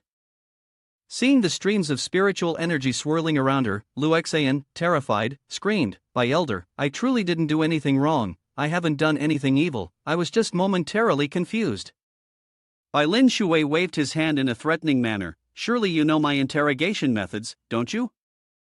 This sentence made Lu Xian feel as if he had fallen into a trap of death, and he immediately kneeled on the ground, begging for mercy. I will tell you everything, I will tell you all. It was Qinshan who told me to seduce Yi Jr. and steal her essence for him to use. Bai Elder, my spiritual root has shattered, I have become crippled, can you spare me? Seeing the sincerity in his attitude, Bai Lin Shui gave him a chance. You have made a mistake, but you are sincerely repenting. You shouldn't beg for mercy from others. I think you should reflect some more, once you've thought it through, I will let it go. With that, Bai Lin Shui turned and left. As she reached the door of the room, she raised her hand and applied a forceful seal, then ordered her subordinates, No one, except me, is to open this door. Today, I purposely mentioned the mission and sent a signal to the demon clan. Mo Xing will secretly protect the 2, but they must also be cautious. Qin Yang and Ning Yiwan respectfully obeyed the order. In a distant place, Xia Qingshan was still searching for the whereabouts of Qin Yang. I've been searching for so long, why haven't I found him yet? Coincidentally, he met Qinshan, who was walking in a hurry with someone chasing him. Xia Qingshan smiled with satisfaction. Without hesitation, he went up and grabbed Qinshan's shoulder. Brother, may I ask if you know Xia Qingyang? Qinshan forced a smile and replied, I know him, he's been bored with life, and now he's met someone disturbing him, making him unhappy. Looking at his expression, Xia Qingshan grew suspicious. You seem to have some conflict with him, brother. That's good then, let's first see what he's planning to do next. If he harms brother, kill him. Could you trouble brother to take me to find Xia Qingyang? This sentence made Qingshan feel even more puzzled. Why are you looking for him? Qingshan eagerly explained, I heard that he's become by Grandmaster's personal disciple, and I was planning to find him at the experience sharing event, but I couldn't find him anywhere. Who wouldn't admire him? From being a disciple of the outer sect to becoming a personal disciple of a venerable. However, her words directly made Qingshan feel angry. Another woman charmed by Xia Chengyang. Keeping her alive would only bring trouble. But he still pretended to deceive her. Follow me. Yes. It turned out that Qing Yang was the one deceiving him. She thought to herself, whether she lived or died, it all depended on what choice he made. The scene shifts deep inside the forest at night, both of them still quietly advancing further into the woods. Qingshan, feeling triumphant, thought to himself, if a female disciple from the outer sect has gone missing, it's probably nothing too serious, right? He didn't realize that Qingshan's smile was even more cunning than before. Qingshan laughed loudly and said, Brother, where are we going? This place seems to be rarely visited by anyone. Qingshan glanced at her and replied, Xia Qingyang likes to practice his martial arts in the wilderness at night. Just follow me. Qingshan continued to pretend, is that so, Hebro? No wonder he became a disciple of Bai Grandmaster. Qingshan couldn't hold back any longer and gritted his teeth in anger, saying, sometimes, even trying hard doesn't pay off. It's only by luck that someone can make a sudden rise. Qingshan then asked, so you're saying Hebro made it by luck? Qingshan muttered angrily, he is nothing but a dog. Not hearing what he said, Qingshan asked again, what did you just say, brother? I didn't hear it clearly. He quickly replied, nothing, we're almost there. He's deep inside this cave, don't be afraid. There's no light outside, but it's bright inside. Let's go. Qingshan then coaxed him, I'm afraid of the dark, please lead me inside with you. Qingshan, pleased, agreed, alright, then follow me. But remember, you're walking straight into the tiger's den, don't blame me later. The two quickly entered the cave, stepping forward with each step. Qingshan's eyes were burning with fury. Qingshan, still unaware of what was happening, asked in confusion, Sister, why did you stop? Qingshan, now furious, said through gritted teeth, so you lied when you said it would be bright deep inside, huh? After having your fun, now you want me to go back? How could he just let me leave? Would he release me if I used my power? He rushed forward, trying to sneak an attack. You're not going anywhere. A woman like you should have been chasing after me, Qingshan. It's only after going blind that you ended up liking that useless Xia Qingyang. As his hand got close, Qingshan's body was engulfed in flames. With a swift movement, she vanished from her spot, leaving Qingshan in disbelief. She's gone? Qingshan appeared, flames blazing around her. I thought you were good at pretending, but it seems you don't have much patience. At this point, Qingshan realized what had happened and swung his hand. You knew from the start, didn't you? But Qingshan easily dodged the attack. If you want to do something bad, you have to learn how to hide the excitement on your face. Stupid. He threatened, anyway, you're about to die. Let me give you a few more moments to spout nonsense. Am I going to die? As soon as the words left her mouth, he was sent flying 10 meters by a powerful kick from Qingshan, the force strong enough to blast the area around him. His body took internal injuries, and he coughed up blood. Qingshan laughed joyously, in this world, you could probably kill no more than 5 people like me. Stepping forward to threaten me, it seems you're the one who wants to die. How pathetic. I haven't even used my full strength and you've already collapsed. Are all the disciples of the prime realm of the firmament this useless? Qingshan trembled, stuttering, aren't you a disciple of the prime realm of the firmament? Qingshan softly replied, yes. Qingshan screamed, who exactly are you? Qingshan gave a decisive answer, well, you know, I'm pretty famous, it seems. Me? My name is Xia Qingshan. Not sure if you've heard of it? Upon hearing the familiar name, he froze, then realized and asked, Xia Qingshan? Xing replied, looks like you've heard of it. Anyone who roams the martial world must have heard the name Xia Qingxin. She's the daughter of heaven, a member of the demonic Hound royal family, and even the female demon lord who kills without hesitation. Finally, he began to make the connection. Xia Qingxin, huh? Xia Qingyang stared in shock and asked, what's the relationship between you two? Xingxin proudly said, he is the brother I like the most. Xingxin quickly approached, knelt down, gently lifted his chin, and said, then you must know the relationship between me and Xia Qingyang, and it's highly likely that I won't survive, right? This immediately made him widen his eyes in fear. Then he shouted, dare you kill someone in the prime realm of the firmament? The only response he received was a smile from Qingxin, as if nothing were wrong. Earlier, on the way here, did you think that the death of a female disciple from the outer sect wouldn't be a big deal?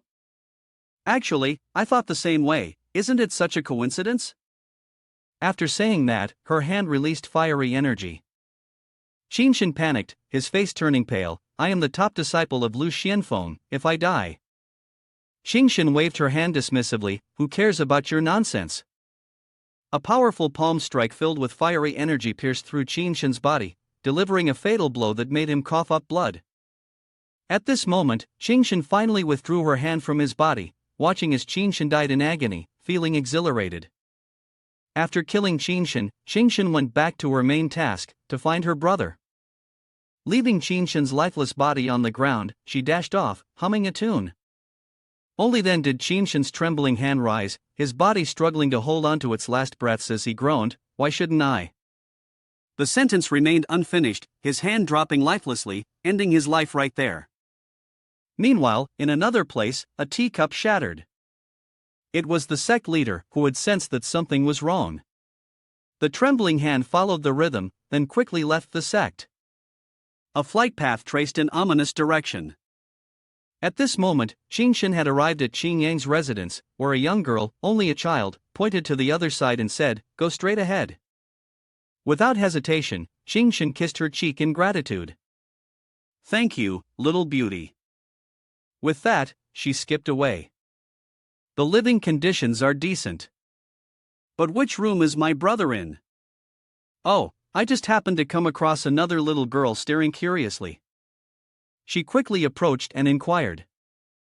Fellow disciple, who are you looking for? Qingxin called out loudly. I'm looking for Xia Qingyang. At the mention of the name Qingyang, the girl's head filled with question marks. You look very much like he Jr. Don't tell me you're related. Qingxin responded, is that so? It's a blessing to resemble senior brother a bit. Zheng Qingqing replied, so you are his sister. I've never heard him mention that you also cultivate in the prime realm of the firmament. Oh, I forgot to introduce myself. My name is Zheng Cheng. Qingxin quickly replied, greetings, Zheng's sister.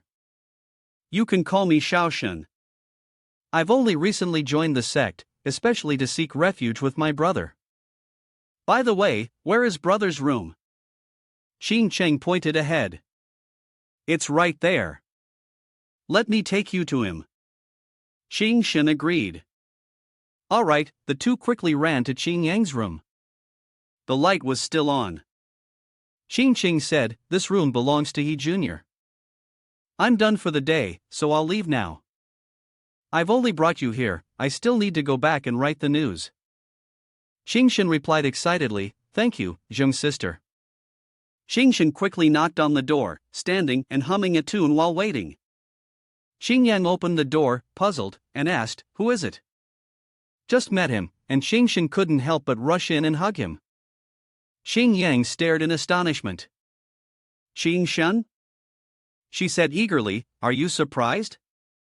He brought Qingxin inside, quickly closing the door. Come in here to me. As soon as the door slammed shut, he awkwardly laughed and asked, why did you run all the way here? However, Qingxin was already bouncing around, running from one place to another, rolling here and there. With all the commotion, his head was pounding like crazy. Suddenly, Qingxin threw herself back into his arms again. She laughed loudly and said, the demon clan out there is stirring. I can't leave you alone, so I came all the way here to be your guard. This made Qin Yang roll his eyes. Has your identity been exposed? Qingshan reassured him, don't worry, I've always handled things cleanly and efficiently. Besides, I've helped you eliminate an enemy. Qin Yang was left dumbfounded. You helped me eliminate an enemy?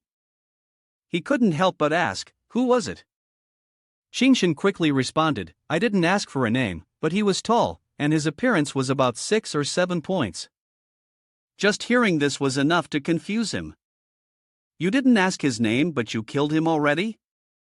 Qingshan fumed with frustration, I never intended to make a move, but that guy had a vicious heart. I heard you were looking for me, so he tried to corner me. Qin Yang held his head helplessly and asked, where did you kill him? Seeing his unusual expression, Qingshan leaned in closer and asked, brother, are you angry? Shang Yang exclaimed in shock, answer me first. Where did you kill someone? When did it happen? Qingshan replied, in the mountain cave behind the mountain, 15 minutes ago. Qin Yang was stunned to the core. 15 minutes ago? In the mountain cave behind the mountain? Could it be that Ning Yi still couldn't kill me at the prime realm of the firmament event? It seemed like NPCs were predetermined to die, or else the game world would fall out of control. Was it to ensure the smooth progression of the game that they changed the way he was supposed to die? Perhaps they had his younger sibling set him up? Or, on the other hand, while Qin Yang was still trying to figure it out, Qingshan was also in a muddled state. He clenched his fists, thinking hard. No, he had to quickly complete the 4th task. Burying him was the best option. He figured it out, then grabbed Qingshan's hand before asking, how did you handle the body? Did you clean it up properly? Qingshan innocently responded, I haven't handled it yet. This sentence shattered him. Just kill me already, I don't want to live anymore. Are you leaving the body to rot in the suburbs? Qingshan angrily turned away, after killing someone, do I also have to clean up the body?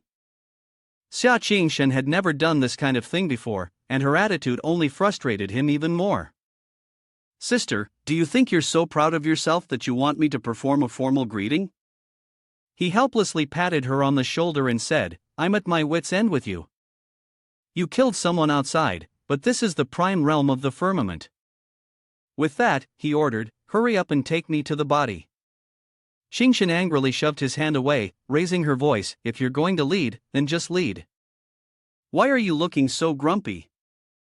Brother, are you blinded now? I won't hold it against you. After saying that, she stormed off in frustration. Qin Yang rubbed his forehead, unable to keep up. In this world, is there really anyone or anything that can make this girl scared? The scene shifted from the sect to the forest. The two quickly arrived at the scene. After walking for a while, Qingshan pointed ahead and said, that's the place. Qin Yang took out a self-made torch, lit it with a blow, and stepped into the cave. As they walked, Qingshan asked, how much longer until you come home? Qin Yang replied gloomily, if I survive, I'll come back. Qingshan snapped, that person clearly wants to kill you. It's just a matter of when, not if. What I've done is to protect you properly. Who would have thought that my kindness would be seen as cruelty? But Qin Yang interrupted, let's find the body first, then we'll think about it. Qingshan followed, we're almost there, it's right ahead. But what struck her now was utterly shocking. The cracked rock wall ahead no longer had Qingshan's body, but the bloodstains left behind were still fresh. Qingshan was extremely confused, how is this possible? It's gone, why is it gone? He clearly died right here. Qin Yang's voice turned grim, trying to comfort her, remaining calm. At this moment, Qingshan was filled with worry, but brother, this. Brother, I know I was wrong. It would have been better if we had made him turn to dust right from the start. Qin Yang quickly responded, now that it's come to this, don't panic. He first tried to assess if there was a chance that the person was not dead.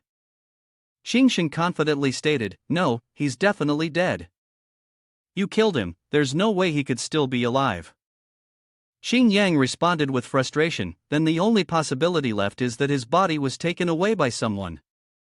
If that's the case, the more complicated things get, the better it is for us. These words were hard for Qing Shen to understand. She hesitated. I don't understand.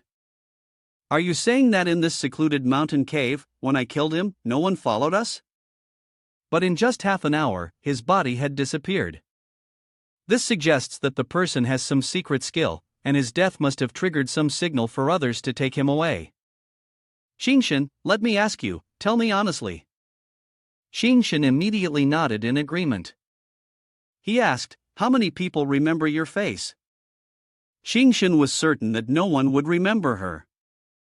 I used a secret technique, so anyone who's ever spoken to me or slept for a while would forget me completely once they wake up. The two young girls they had just met in the sect were proof of this, and the answer gave Qing Yang some reassurance. Good, then now you should leave the prime realm of the firmament. You've been kicked out the moment you arrived. Xingshen shouted loudly, I won't go. She shook his body, saying, Brother, I specially came here to find you. I've caused you more trouble than visiting, and it's really giving you a headache. He waved his hand in reproach, you've caused a major disaster, and if I make even one wrong move now, the whole game will be lost. Xingshen pointed at himself, indicating, but as long as you're by my side, no one can harm us. It sounded a bit off, but he still found it quite reasonable. He turned and spoke, we're about to take on our fourth mission. If you want to protect me, the opportunity is right before us. Xingshen eagerly asked, can I be your bodyguard? He was just as pleased. With you as my bodyguard, I wouldn't have to worry about anything. Makes perfect sense. Both were overjoyed.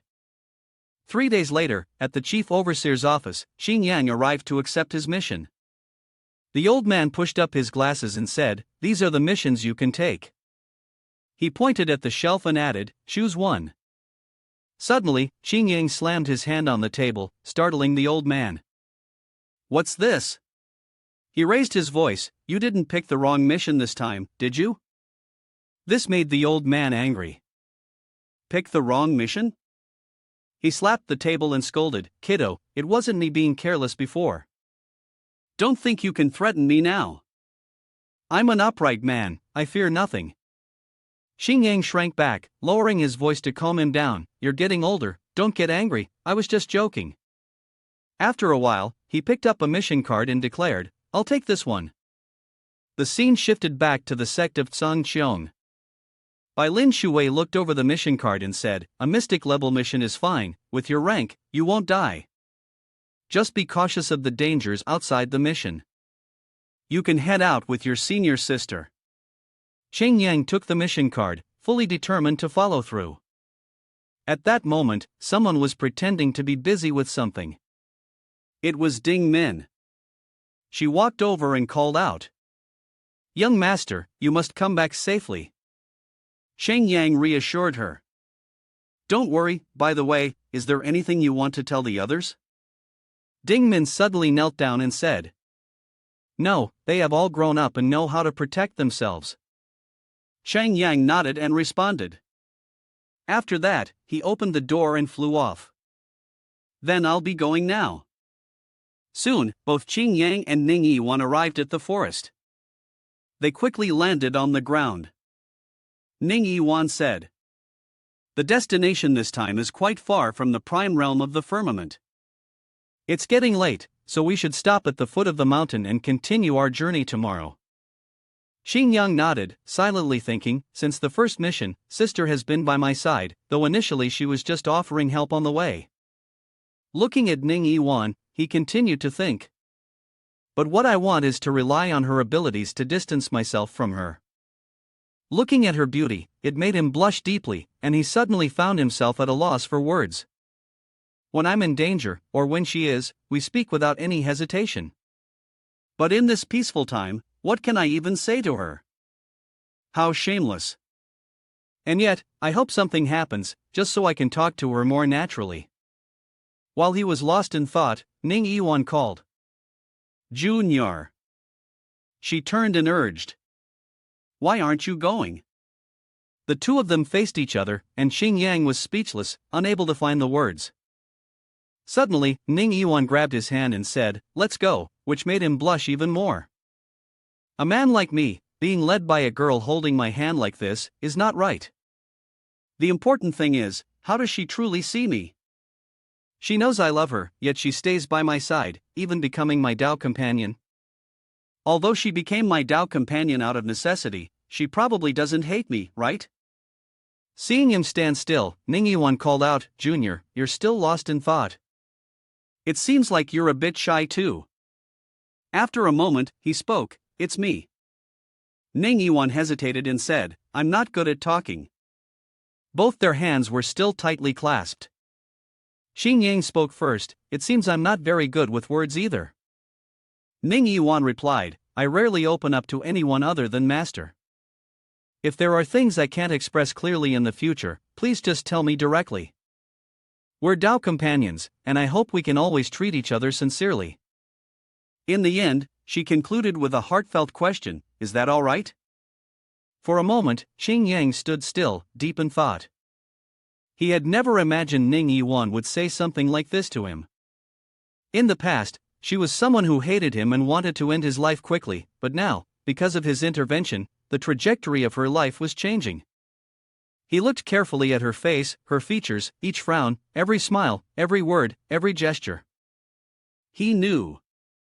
After thinking for a long time, he told himself that she wouldn't kill him anymore. So, did that mean he no longer needed to leave her side? The scene then shifted to a bamboo forest, where in the distance, houses in a village could be seen. Both of them finally arrived here to carry out their mission. As they were walking, a voice suddenly called out, "Immortal Venerable." It turned out that a group of villagers had been waiting for them. At last, they had been waiting for Immortal Venerable to arrive. The village chief, his eyes filled with tears, said, "Juyuan village is saved now." The villagers around them were wide-eyed in greeting, and the words "Juyuan village is saved now" echoed in the air. It was then that Ning Yiwan asked, "Village chief, how many girls have gone missing in total? What is the relationship between them?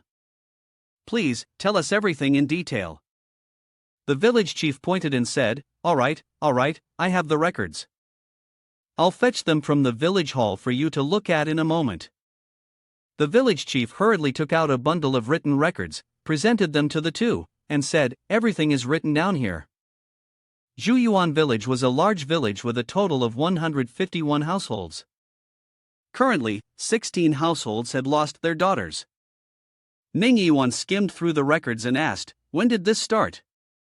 The village chief replied, 3 households went missing half a month ago, and before the 5th day of the month, the disappearances started happening one after another, which is why I reported it to you. At this point, Ning Yiwan quickly set the record down. She reassured, "Village chief, do not worry. My junior and I will do everything we can to handle this matter." From the records, it was clear that there was no obvious connection between the families who had lost their daughters, suggesting the target selection might have been random. "We will stay at the inn tonight and begin the investigation."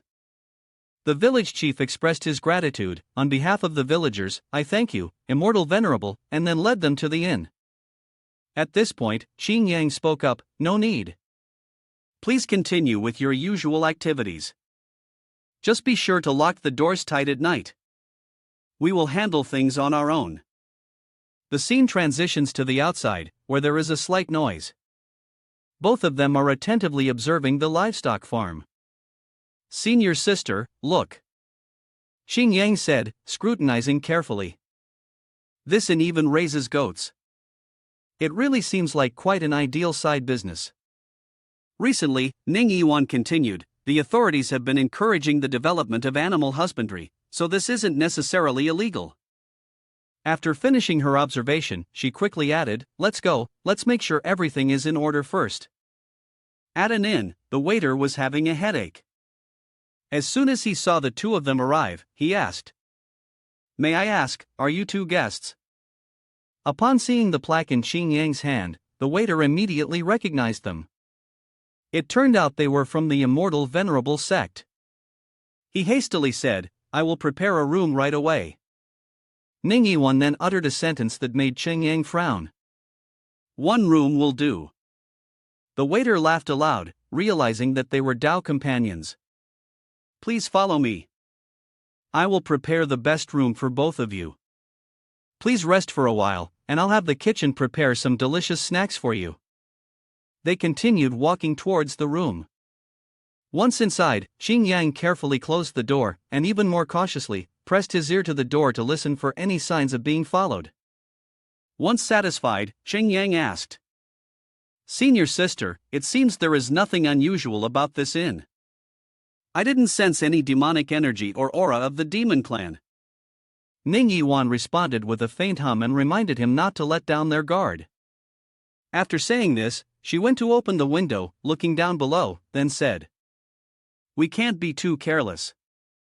Let's rest for a while and then we'll go familiarize ourselves with the layout of the village." The scene in the village was gradually growing late, and as Cheng Yang watched the horses grazing, he felt a pang of sympathy. These horses seemed to have traveled a great distance, grazing continuously without a break. Suddenly, he noticed something strange. It wasn't just that the horses were crying. Realizing something was wrong, he quickly reported, "Senior sister, I keep feeling like the horses are crying to me." Ning Yiwan calmly responded, "Your senses have become increasingly sharp, this is definitely not an illusion." After saying that, she stepped forward, took his hand, and instructed, "Keep an eye on those 3 horses, perhaps we can discover something." He called out to her in confusion, "Senior sister." It turned out that Ning Yiwan had rolled up her sleeve to check the scar, but she had never had the chance to inspect his wound until now. Now that it had finally healed, her actions made him feel quite embarrassed. "Senior sister, holding my hand, you reminded me of the past. At that time, I was so afraid you would die. From now on, don't throw yourself into danger to save me like that." Yet hearing those words made Cheng Yang feel much more at ease. He then placed his hand on her cheek and shyly said, "If you risked your life for me, then from now on, I will also give my life to protect you." The scene changed, and the sky had gradually darkened. Cheng Yang inspected the horse stable and said, "Senior sister, look, there's now another horse in the stable. I thought someone had moved in, so I assumed people must be staying at the inn." Ning Yiwan added, "Zhuyuan village has always been prosperous and densely populated. I just heard that the livestock farming industry is thriving, so it's likely that many people have come to do business here." After saying that, they left. Cheng Yang also realized, so that's how it is? When the 2 of them left, the eerie gazes appeared from the 9-tailed foxes. They intently followed every step of their way. Noticing something strange, Cheng Yang turned to say, "Every house keeps their lights on all night, it's really quite scary." Ning Yiwan explained, "In the information that the village chief gave us, it was stated that the women disappear in the blink of an eye. I am sure this is not caused by ordinary people." After hearing this, he thought it made sense, and suddenly a loud call echoed, "Su Xian." The voice grew louder and louder, catching their attention. "Su Xian?" Cheng Yang turned to wait for senior sister's orders. Ning Yiwan immediately went to check, and without another word, she swiftly flew off. The 2 of them quickly darted across rooftops, following the sound of the scream. Finally, they arrived and discovered 2 elderly couples crying, holding their faces. The scene before their eyes left both of them confused. The old woman, her eyes brimming with tears, said, "The young lady has disappeared." The old man beside her was no less sorrowful, "Our young lady has disappeared too." Cheng Yang stepped forward, pressing for answers. "When did she disappear?" The old man, holding his head in despair, said, "I shouldn't have let her go out to fetch water. It's all my fault, all my fault." Ning Yiwan, struggling to get closer, asked, "When did this happen?" At that very moment, a voice echoed, "Half a moment ago, just a brief instant," and she vanished without a trace. Both turned their heads to look. Long, in doubt, asked, "Half a moment ago?" Looking toward the deep well, Ning Yiwan exclaimed, "She never even reached the well's mouth." Xing Yang added, where the basin fell, in the blind spot of the house, surely her parents didn't notice how she vanished. Ning Yiwan was skeptical. Could a person really disappear silently, in just a moment? Xing Yang suddenly fell silent as he sensed the demonic aura. After a while, his face darkened, and he said, "There's still no trace of the demon clan or any demons." Ning Yiwan concluded that if it wasn't the use of magic artifacts, it must mean the person's power was far superior to hers. First, comfort the family. Don't let the situation worsen. Xing Yang responded, there's probably nothing left to escalate. Everyone has reached their limits. Seeing the painful scene of a family grieving over their lost child, Ning Yiwan felt a lump in her throat. She stepped forward to support the elderly woman and comforted her. "Sister, my junior and I are here to help everyone find your daughter. Before Su Xian returns, you and your husband must hold on." This deeply emotional scene was clearly captured in Xing Yang's eyes. The elderly woman turned to a mortal venerable and asked, "Is my daughter still alive?" Ning Yiwan continued to reassure her, "We must not give up until the very last moment. My junior and I will definitely investigate this thoroughly and provide you with an answer." Such a devoted daughter was enough to deeply impress Xing Yang. Once the matter was settled, the two of them returned to the inn. Suddenly, Ning Yiwan realized something. Xing Yang immediately asked, "What's wrong, senior sister?" She quickly replied, "Earlier, you mentioned there was a horse that seemed to be watching, almost crying." Looking at the several horses sleeping soundly, Xing Yang responded, "Yes, that's right." Seeing her approach to investigate, Xing Yang, confused, called out, "Senior sister, please, ask me what's going on." Just then, a stranger appeared and asked, "Immortal venerables, have you just finished your work?" Xing Yang immediately glared at the stranger. Ning Yiwan inquired, "Sir, are you an official at the inn?" He replied, "Yes, I am." "Let me also respectfully introduce myself. My name is Du, Yu." Ning Yiwan pointed at the newly arrived horse and asked, "Mr. Du, has anyone checked into the inn this afternoon?" Du rubbed his chin, deep in thought, then uttered, "No one." Ning Yiwan followed up with, "Then what about this horse?" Du fixed his gaze on the horse, his eyes flashing with a suppressive energy from the demon clan, before quickly feigning a cheerful smile. "This is the inn's horse, probably brought here from the back." The atmosphere began to grow silent, and no one said anything. Ning Yiwan stared intently at Du Yu, whose face remained as bright as ever. It was no surprise. Ning Yiwan then asked, "Mr. Du, is it really so late, and yet you plan to go outside?" Du Yu quickly responded, "Oh, no. I was just going out for a late snack, to take a stroll, and to feed the horse." Ning Yiwan cupped his hands respectfully. "I see. In that case, I won't disturb you further. We will retire to our room now." With that, they left, leaving Du Yu behind. Soon, the two of them had returned to their resting room. Xing Yang, deep in thought, spoke. "Today I noticed the people at the inn. The villagers all had frowns on their faces. It must be because of the missing girl. Everyone seemed downcast, but Du Yu, his face was all smiles, as if nothing had happened." Ning Yiwan also agreed. "I was thinking the same thing earlier, he seems a bit too comfortable." Xing Yang added, "Then there are those horses. They look normal at first glance, but I always feel like something's off. Many animals understand human nature, but those horses, especially the one that looked at me while I was crying, are just like humans." At this point, Ning Yiwan raised a question, "Humans? What do you mean? Is this your first feeling? Does sister have any intuition about this?" Ning Yiwan pondered for a long while, then said, "One person is missing from the village, and a horse has been added to the stable. Do you mention that the horse was brought in from behind? But apart from the two of us, no one else has moved in today. I feel like the horse is more human-like." Xing Yang responded with a simple, "Yes," then added, "What sister is saying is all known information. Wait a minute. You're not suspecting that the horse is actually a person in disguise, are you? Ning Yiwan thought that the world was vast, and nothing was impossible.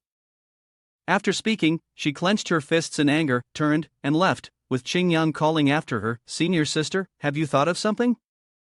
Ning Yiwan sat down on the bed and said, "There must be connections between the clues, but until something new happens, I can't piece them together. It's already late." Her face suddenly turned red, and she called out, "Junior, you really scared me there. Why did you suddenly go from serious to embarrassed like that? What exactly has sister been going through mentally?" Deep down, he was quite excited, but it really felt like something senior sister would pull off. The great river of emotions inside him surged, but then it quickly shifted states. Only those around him would find it strange.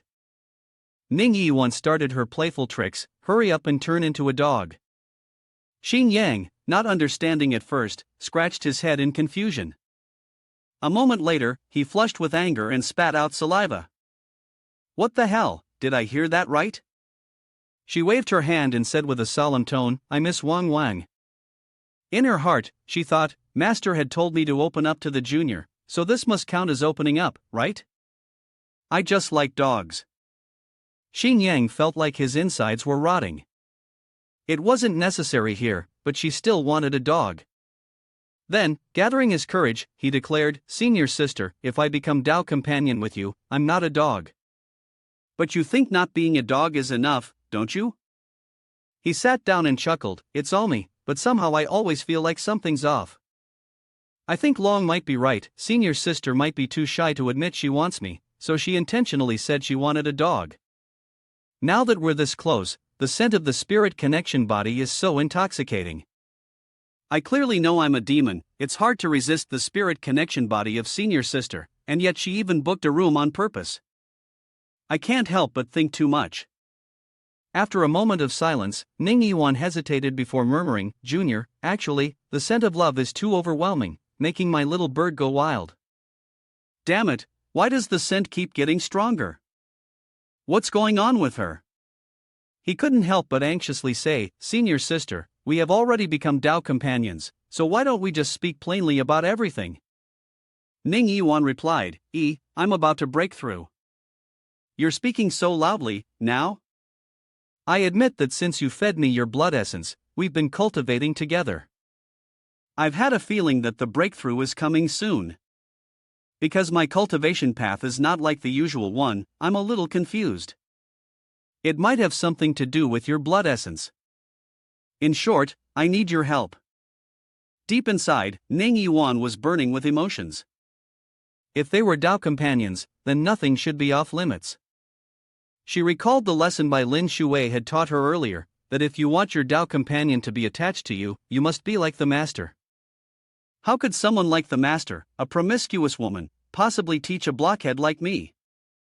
Ning Yiwan retorted, Master, a promiscuous woman isn't supposed to behave like that.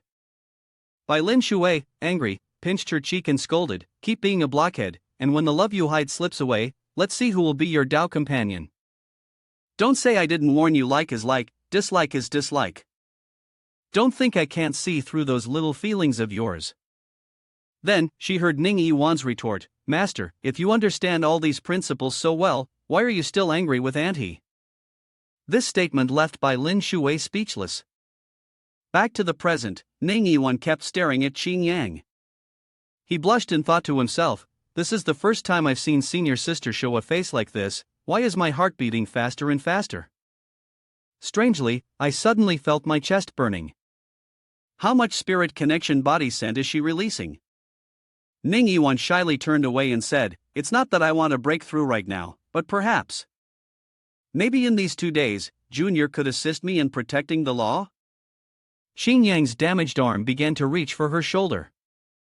Ning Yiwan became even more embarrassed and exclaimed, Junior, the tension in the air is rising. He nervously said, Senior sister, do you know how dangerous you look right now? The fragrance of the spirit connection body is filling the room, I can barely stand it. His emotions overwhelmed him as he moved closer. Ning Yiwan also began to take more initiative, and he softly whispered, Senior sister, something feels very wrong. He shook her and shouted, "Wake up! Something's not right." At that moment, Ning Yiwan finally snapped to attention, clutching her head, her eyes lighting up as she realized something. Her body began to dissipate the spiritual energy. Xingyang anxiously asked, "Senior sister, are you okay?"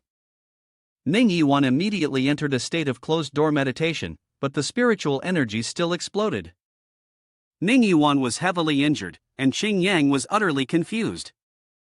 He asked, "Has the spiritual energy dissipated?" At this point, Ning Yiwan realized she had been schemed against. Xingyang was stunned upon hearing this. He stood up, watching the spiritual energy disperse, and said, "The fragrance of the spirit connection body is starting to fade." Ning Yiwan responded, "This is a bit strange." Suddenly, he sensed something was off and quickly stood up, signaling for silence. Then, he transformed into a small canine beast and hurriedly ran to the door, seeking the source of the suspicious presence. Very quickly, he noticed the strange sight before him. Seeing someone, he skeptically thought, "What's going on? Didn't you say there was no one else living here?" "Do you was conversing with the strange woman?" "How fortunate." She responded, "I didn't expect a spirit connection body to come investigate the case, this works in my favor." She smiled wickedly and continued, "A rare sacred body, so hard to find." These words must be making Xingyang mad. "Are you really speaking so recklessly?"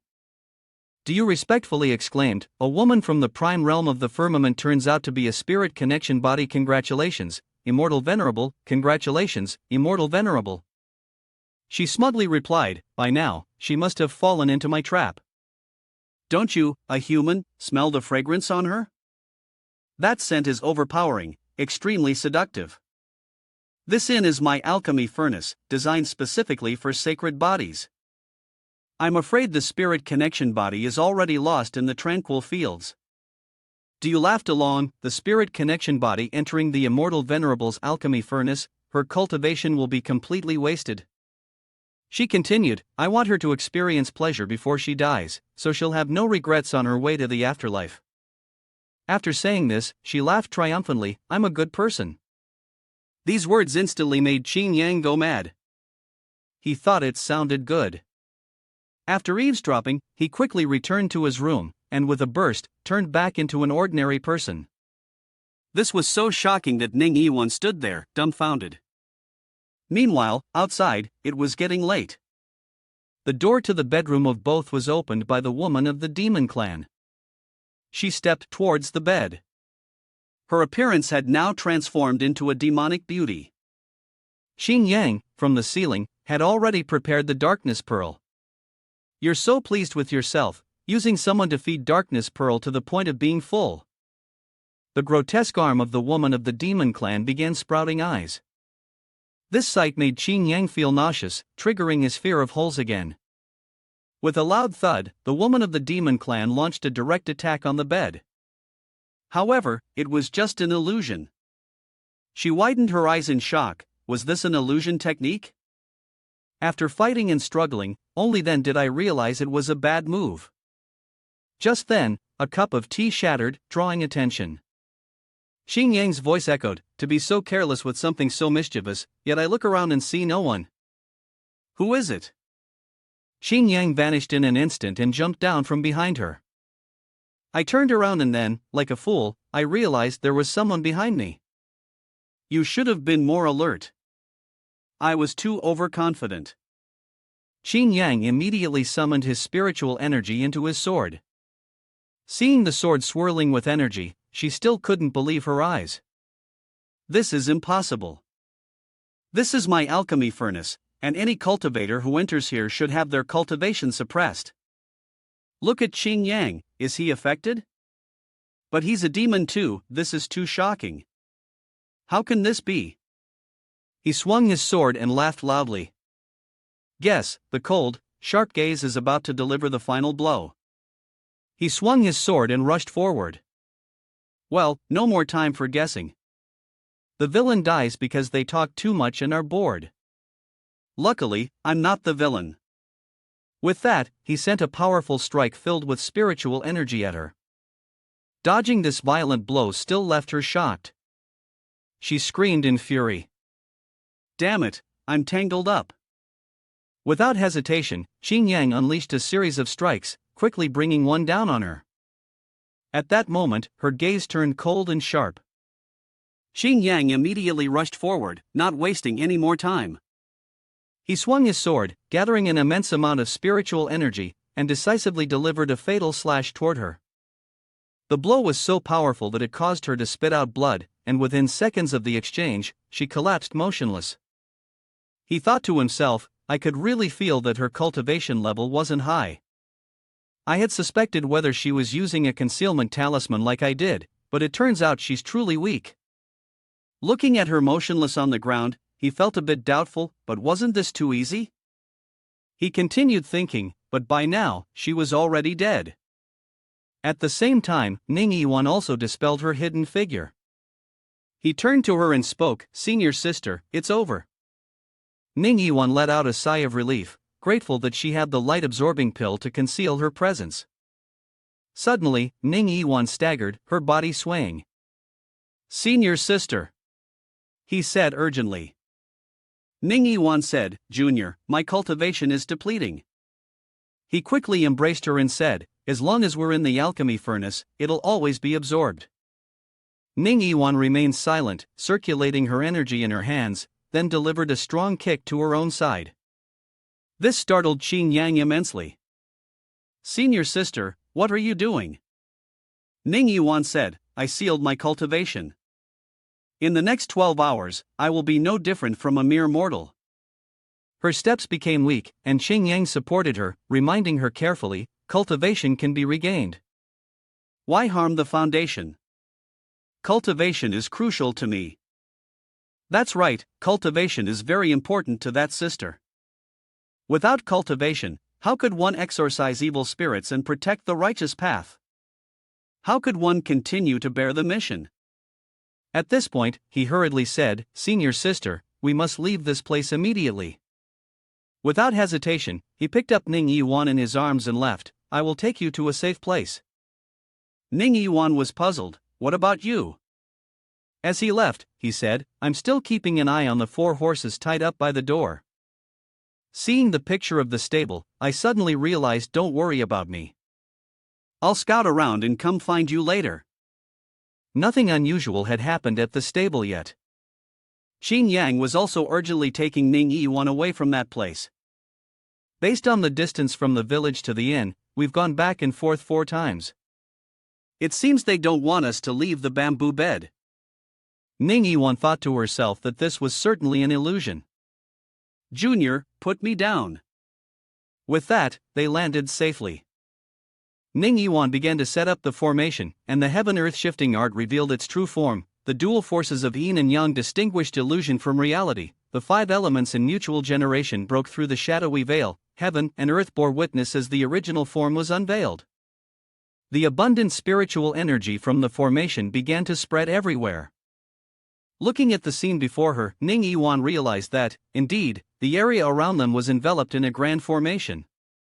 Qin Yang, feeling discouraged, said, That's the direction of the teleportation station. Do we still have to go back to the inn? Ning Yiwan, just as helpless, replied, The portal of the formation is within the teleportation station. Only by breaking the formation can we leave. Half a day passed, and the 2 of them arrived at the farm. Senior sister, look. Ning Yiwan turned to her and said, There are only 3 horses left, just like the old illusionary script. The waiter said, 2 esteemed guests, are you? Qin Yang answered, We are cultivators of the prime realm of the firmament passing through here. The waiter replied, Ah, so it is immortal venerable. I shall prepare 2 rooms immediately. It's the same as what Ning Yiwan had said before, 1 room will be enough. The waiter then said, Ah, so you are Dao companions. Just arrived with me. I will definitely prepare the best room for both of you. At this point, they whispered to each other, just like yesterday. They paid no attention to these illusions. All the countless illusory realms in the world would eventually be resolved, and finding the portal was the key. The waiter said, Please, 2 esteemed guests, come in and rest for a while. I will have the kitchen prepare a delicious breakfast for you. Xing Yang carefully closed the door. As they entered, both of them immediately focused on observing from the stable. Aside from the battle they had gone through, everything else was repeating as it had yesterday. They began to put their plan into action, looking for clues. Let's stay here and see when the fourth horse will appear. Xing Yang took out a bag of medicinal pills and handed it to Ning Yiwan. Senior sister, right now your cultivation is sealed, but on the contrary, this prevents the influence of the pill furnace. You must keep these light-absorbing pills safe. If anything unusual happens, use them immediately. She took it and said, I'm here to keep an eye on the horse tether. Xing Yang opened the door to leave, saying, I'll be back after a little while. He had just stepped down the stairs when he called out loudly. Xing Yang continued to speak loudly, is there any good wine? Suddenly, something caught his attention. Originally, there were 4 horses in the painting, but now there were only 3. The painting seemed to reflect reality. Could this be the position of the formation's gate? He quietly took a few steps toward the dining table. His expression darkened as he pondered. Someone was missing from the village, 1 horse had been added to the tether, and the timing and quantity all matched up. If the designs were correct, then the person who could transform into a horse could probably also transform into a sheep, right? How many sheep were there in the painting? It would be better to investigate this direction. If it couldn't be proven false, then it must be the truth. At that moment, the waiter brought food and drinks, about to serve the immortal venerable. Won't your Tao companion be joining you? He replied, she's resting. Is there a guest room available here? The waiter was surprised and said, Du Lord is in the small pavilion in the back courtyard. Do you want me to wake him? Xing Yang politely said, if he's still sleeping, don't wake him. I'll eat for a while and then go rest myself. The waiter smiled broadly and replied, understood, if you need anything, just call me. Recreating the alchemy furnace, he thought to himself. The Taoist said this is the furnace, so could it be that the missing women are all raw materials for her alchemy? As this thought crossed his mind, he suddenly realized. If that's the case, doesn't that mean sister and I are both inside the painting? I definitely need to try the painting. After clarifying his thoughts, he immediately stood up and walked towards the painting, carefully pulling out the small knife. The dagger Li Jin uncle gave me can come in handy here, he said, decisively slashing at the painting. However, the painting showed no signs of damage. At that moment, the sound had already awakened the waiter. Still groggy, he mumbled, what's that noise? He looked around, guessing. Probably just a rat. Whatever, I'm so sleepy. I'll go get 2 cats tomorrow to catch the rats. Xing Yang breathed a sigh of relief, glad he had quickly returned to his seat. He thought for a moment, realizing that even the dagger couldn't damage the painting. Indeed, this painting was strange. It must be destroyed by another method. Perhaps the materials used for the painting are afraid of water or fire? Though it seemed far-fetched to use water or fire to break the formation, who knew? After all, it was just a game, and the puzzles couldn't be too difficult. After thinking it through, he filled his cup with wine, then casually said to the waiter, I'm going to sleep. The waiter, yawning, quickly replied, Immortal Venerable, take your time. He then took the wine cup and approached the painting. The footsteps were slow and silent, directly tossing the wine cup forward. The wine splashed onto the painting, and immediately, a horrified scream echoed from outside. The waiter immediately snapped awake, shouting, What's going on? He pointed outside and said, It's coming from out there. The waiter hurriedly ran off, saying, Immortal Venerable, I'll go check it out. But before he could reach the door, you arrived first? It's fine, it's fine. The horse was startled. The waiter, astonished, asked, Do Lord, you're awake? I just heard someone calling. Do you scolded, you must have been dreaming. I came in from outside just now, do you think I wouldn't know? Xing Yang looked at him, disdain visible on his face, impressed by his acting skills. Without saying another word, he quietly turned and left, only to notice Diyu's eyes, which were red and filled with suppressed anger. As usual, Xing Yang returned to his room and locked the door tightly. Ning Yiwan spoke up, "Junior, the missing women are all around the tethering posts and sheep pens." "Did you do something just now?" The horse that was crying at us was startled. In the blink of an eye, it turned into a young maiden, and now it's back to being a horse. Xing Yang chuckled and replied, "The painting downstairs had an issue, so I splashed some wine on it." Ning Yiwan answered, "So that's what happened." Xing Yang stepped outside and looked down, saying, "There are 17 in total, sheep and horses, matching the number of missing girls. The earliest missing girls were used as materials by the alchemy furnace. I'm not sure if they can still be saved." The horse, no, the young lady was likely just recently missing, her mind still sharp. Ning Yiwan continued. "Right now, there is a way to break the formation, destroy the trap first, and then save the people. The sky is already turning dark." Suddenly, someone broke the door open with a loud crash, and the sound immediately drew their attention. The demon clan in its true form appeared, laughing mockingly. "You two are quite clever, discovering the way to break the formation so quickly." Her form had transformed into a demon mantis. "Unfortunately, I've spent 10 years setting up this formation. How could it be so easily destroyed by you? Tonight, I will take your lives and seize the spirit-linked body." Her appearance struck fear in both of them. She laughed wildly and lunged at them, aiming to take their lives. Xing Yang quickly drew his sword, but before he could strike, she had already launched an attack. Both quickly dodged.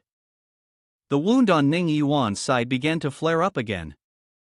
Xing Yang hurried to support her, his heart filled with worry. Right now, senior sister only has martial arts skills, no internal energy. It will take 9 hours for her to recover. If a battle occurs here, it will only be me fighting. At that moment, the Taoist pretended to be dead. Now, it seemed that despite having low cultivation, his heart was deep and scheming. At this point, with the situation of both me and sister about to break through, we still need to be more cautious. Thinking this, he rushed toward her. However, she turned her attack on him, shifting her target and charging toward Ning Yiwan to strike. First deal with the spirit connection body and seal her cultivation. But Ning Yiwan showed no fear. In an instant, her sword was summoned, knocking her away. She hesitated and then realized, sword, that was. At the same time, Xing Yang had ambushed from behind, striking with a sword that came too quickly for him to react, plunging into a deadly spot, receiving a blow. The claw had been severely wounded. In horror, she thought, what's going on? Could this boy, like me, be hiding his true cultivation? Meanwhile, Xing Yang had approached Ning Yiwan to ask, "Are you all right?" She quickly replied, "I'm fine." He urged, "Senior sister, take the light-absorbing pill and leave the station immediately. The painting is in your hands." Ning Yiwan took the pill and nodded, following his advice. Her gaze turned sharp as she looked at Xing Yang. She carefully instructed him, almost as if giving an order, "You must survive. If not, I won't be able to live on my own." After giving her instructions, she left. "Junior, take care." Lung silently thought, even if he stayed here, he would only be a burden to Junior. The demon clan, witnessing this scene, sneered in disdain. Here was Yu Hua Jun from the prime realm of the firmament, yet now a turtle retreating into its shell. Xing Yang pointed his sword and shouted, "If it weren't for your trickery, my senior sister would have torn you to pieces long ago." She replied, "In warfare, there is no need to discard cunning methods. The only thing that matters is victory." Xing Yang quickly thought of a plan, trying his best to distract her so that senior sister could act. Moreover, he had to break the formation quickly, otherwise, this demon woman might even regenerate. With that thought, he lunged again. He quickly channeled his spiritual energy into the dagger. She had already noticed the abnormality, and things weren't looking good. He had to strike fast and win quickly. The flow of spiritual energy roared around Xing Yang's body, sending a series of energy-infused slashes toward her. Each slash landed squarely on her body. She gritted her teeth and cursed, "Damn it." At this moment, she began to channel demonic energy in response. "You little bastard, die." All of her attacks were easily neutralized by Qing Yang. The sound of clashing and cutting echoed throughout the place. However, the insomniac waiter continued to sleep soundly as usual. Ning Yiwan slowly walked downstairs. Despite the loud noises upstairs, the lower floor remained eerily quiet. She happened to spot someone standing in front of her. It was Du Yu, observing the painting. Ning Yiwan, in a flash of shadow, summoned her sword. "Colluding with dark forces, you are not worth pity." Du Yu's eyes glowed a crimson red, as if he had sensed something. He whispered. The breath of the spirit connection body was already crushed by him the moment Ning Yiwan rushed at him. Even if the cultivation was sealed, it couldn't be hidden. Ning Yiwan choked and gasped, "You're not human?" He darkly replied, "Not anymore." Ning Yiwan trembled, "Did you kill Du Yu?" He admitted, "If I hadn't killed him, how else could you have underestimated your opponent so?" "No, it's more than that. Right now, you are like a mortal. Whether or not you underestimate your enemy doesn't matter to the outcome." Ning Yiwan pressed, "Who exactly are you?" He threatened, "You're about to die, and honestly, telling you doesn't matter. It's a pity, I just wanted you to die without understanding." On the side of Qing Yang, he was panting from the relentless battle. He wondered how senior sister was doing. He needed to finish quickly. Seeing the dark mist surge up, he was suddenly stunned. "That's not right, there's a strange aura downstairs." Seeing that he was distracted, the demon clan rushed forward. This kid was losing focus, a perfect opportunity. The sharp claws lunged. He thought, "This is it, I'm done for." Meanwhile, she was grinning with excitement. "You brat, you're done for now," about to get a nice slap to the face. A kick sent him flying 10 meters. It turned out Qing Shen had arrived just in time to rescue him, and Cheng Yang was left speechless by the scene. Qing Shen cheerfully said, "Brother, you made me search so hard. I couldn't even find the entrance to the illusion at first, but after your scream last night, I was able to locate it. Don't sulk, we'll catch up later after this. Thanks for the earlier help." Qing Shen immediately complied. "All right." Downstairs, Ning Yiwan was struggling to speak. "Well, knowing who you are doesn't matter, you're just a demon cultist." He cursed, "Your mouth reeks." Just in time, the two brothers, Qing Yang and Qing Shen, appeared. "Do you let go of senior sister?" Seeing the words as unnecessary, he tried to justify himself silently. "I know this statement is redundant. If the villain actually listens to it, then it truly goes against the laws of nature." Seeing the person from the demon clan approach, he felt doomed. Had Yuan Xiang been defeated? Just as he thought this, the person actually let Ning Yiwan go, which terrified him even more. Oh, could it be true?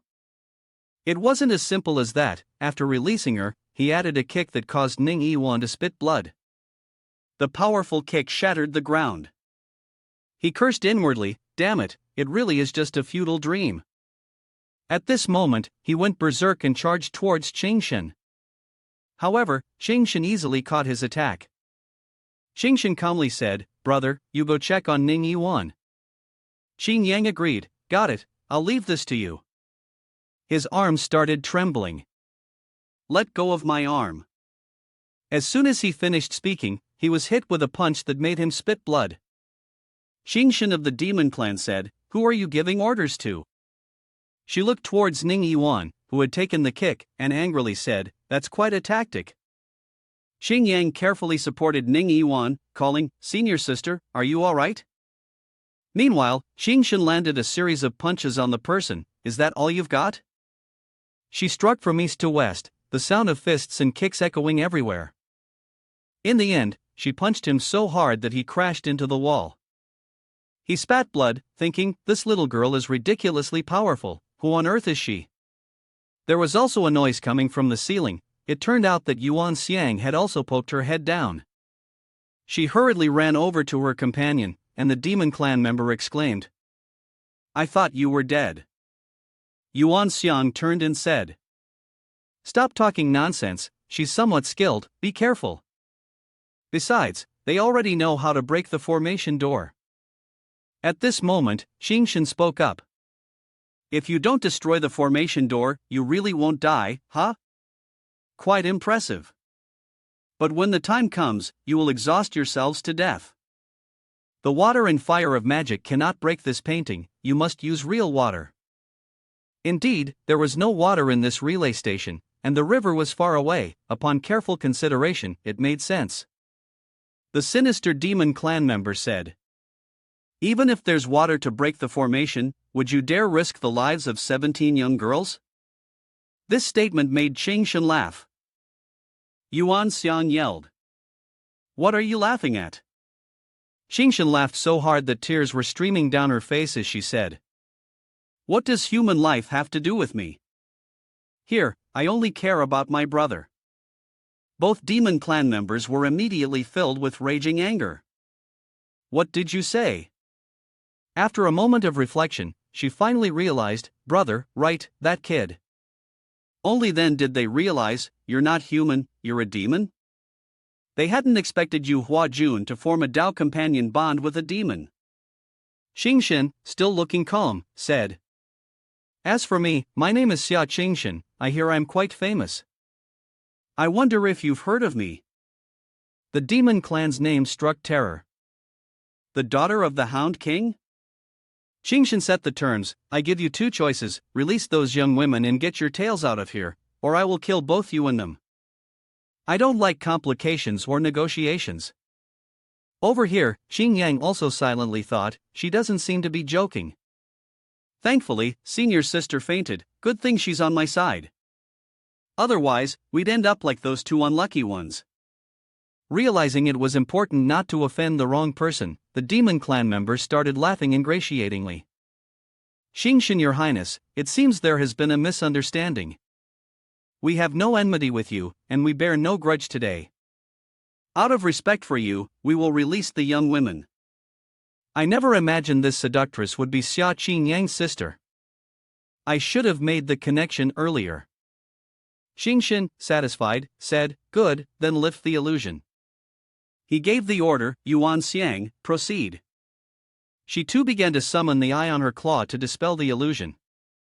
Her eerie eye started absorbing the demonic energy, and gradually, all the demonic energy in the village was dispelled. The demonic energy from the women's bodies was also sucked away, and one by one, everyone in the village was freed. After the task was done, he smiled and reported, I followed Xingshan Your Highness's instructions and lifted the illusion. If it's a misunderstanding, we won't disturb you further. Farewell. Xingshan questioned again, you are the second demon clan? The sentence immediately left both of them stunned and speechless. Xingshan had no intention of letting go, her hand had already summoned the demonic flames. Humans greatly despise the demon clan. And he furrowed his brows, shouting, what do you mean by that? Xingshan's entire body was ablaze with flames, coldly speaking. I don't mean anything else. I simply hope that my Tang brother can reach the peak without some stones in his path, like you demon clan causing trouble. Immediately, they set up a defensive magic formation. Xia Qingshan, are you being unreasonable despite me showing you respect? Xingshan began to rise, saying, I don't need your respect. As soon as she finished speaking, she dashed off, leaving only a trail of flames behind. In the next moment, she had seized their necks, lifting them high with killing intent, suppressing them. The demon clan member gritted his teeth, saying, You said one thing and did another. Yuan Xiang cursed angrily. Vile creature. Xingshan softly replied. Since when did the demon clan start talking about integrity? Don't make me laugh out loud. He growled. Canine tribe, do you want to declare war on the demon clan? Xingshan looked at him with contempt, answering. Even if we didn't want to, the demon clan would still invade like locusts passing through. Now, I'll kill whoever I can. If I do, it would be like fulfilling a righteous cause and accumulating merit. Xing Yang stood outside, watching quietly, thinking that what Qingshan said wasn't a lie. Even though he didn't know how things would unfold like a game, any person with a normal brain in this world would understand the sinister schemes at play. They wouldn't show mercy or tolerance just because the human race and demon clan were begging for peace. At this moment, Yuan Xiang could still smile provocatively, her station absorbing the essence of the group of women. If you kill me, they'll call me a fool, a madman, later on. Qingshan didn't care. Do you think I care? With that, she was engulfed in fiery anger, tightening her grip around their necks. In the blink of an eye, she ended the lives of two insignificant souls, then carelessly threw their corpses to the ground. After finishing the job, she went to find Xing Yang. Brother, everything's taken care of. He's secretly worried. Qingshan had no mercy for humanity, but luckily, the girl wouldn't harm humans without cause, or else. She glanced back, and Ning Yiwan was still unconscious. At that moment, the area around Qingshan suddenly brightened, as it seemed the divine mirror had started to move. Just moments later, harsh curses echoed from the mirror. Where has Xia Qingshan run off to now? Qingshan chuckled lightly, Father, I'm not running around aimlessly. I came to protect brother. The old man angrily yelled, Did you go to the demon market realm to threaten others? People have reported you to me. Qingshan muttered, annoying, that chatty bastard. Her words struck at the old man's pride. He bellowed, What did you say? Qingshan lowered her head dejectedly, Nothing, I was wrong. He interrogated her, Where's your brother? I want to speak with the boy. She obediently replied, Yes, father. After turning the mirror back, the old man asked Xing Yang, Who is the woman in your heart? Qingshan quickly replied, She is the wife of my brother, the human disciple of Bai Lin Shui. The old man shouted, What did you say? Xing Yang was also taken aback by this situation. The old man softly said, You've been away from home for almost 4 years. Xing Yang hesitated before answering, Father, I went to the prime realm of the firmament to cultivate. The old man scolded again, Cultivate? Do you think I'm a fool? He quickly said, I really went to cultivate, Father. I've already reached the soul-seeding realm, and soon I'll break through to the nether spirit realm. The old man, confused, asked, You? 4 years, and you're already at the soul-seeding realm? He then went into a wild rant, What's wrong with your brother's brain? Dreaming in the middle of the night and talking nonsense during the day. Qingshan interrupted him, Father, it's true, my brother really has reached the soul-seeding realm. I can prove it. The old man suddenly calmed down and said, All right, if that's the case, then it seems reasonable. Given what happened with your paternal aunt, I don't want you to be involved with humans, especially a disciple of Bai Lin Shui. Xing Yang could only agree, Yes, Father, I understand.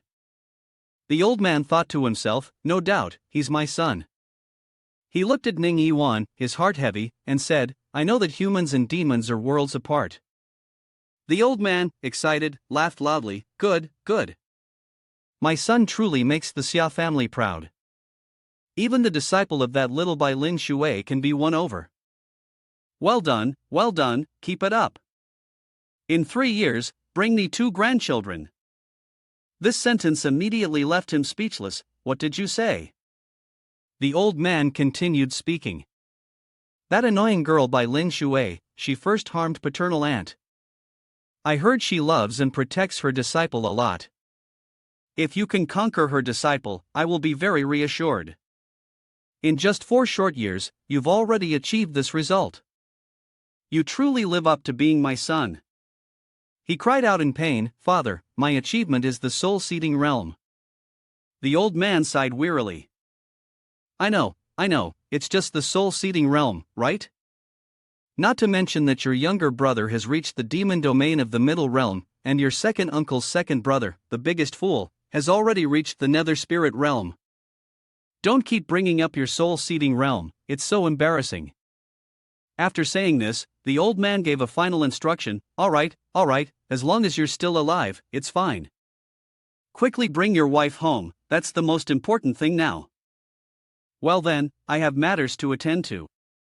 Goodbye. With that, the mirror turned off along with the old man.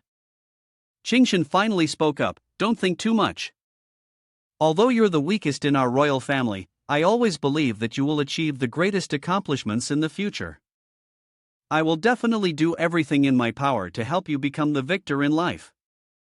Listening, his ears ringing, Qingshan was feeling hopeless. There was so much talk, but in the end, everyone left to go check on those women. At this moment, the corpse of the demon clan member had turned into mist and drifted away.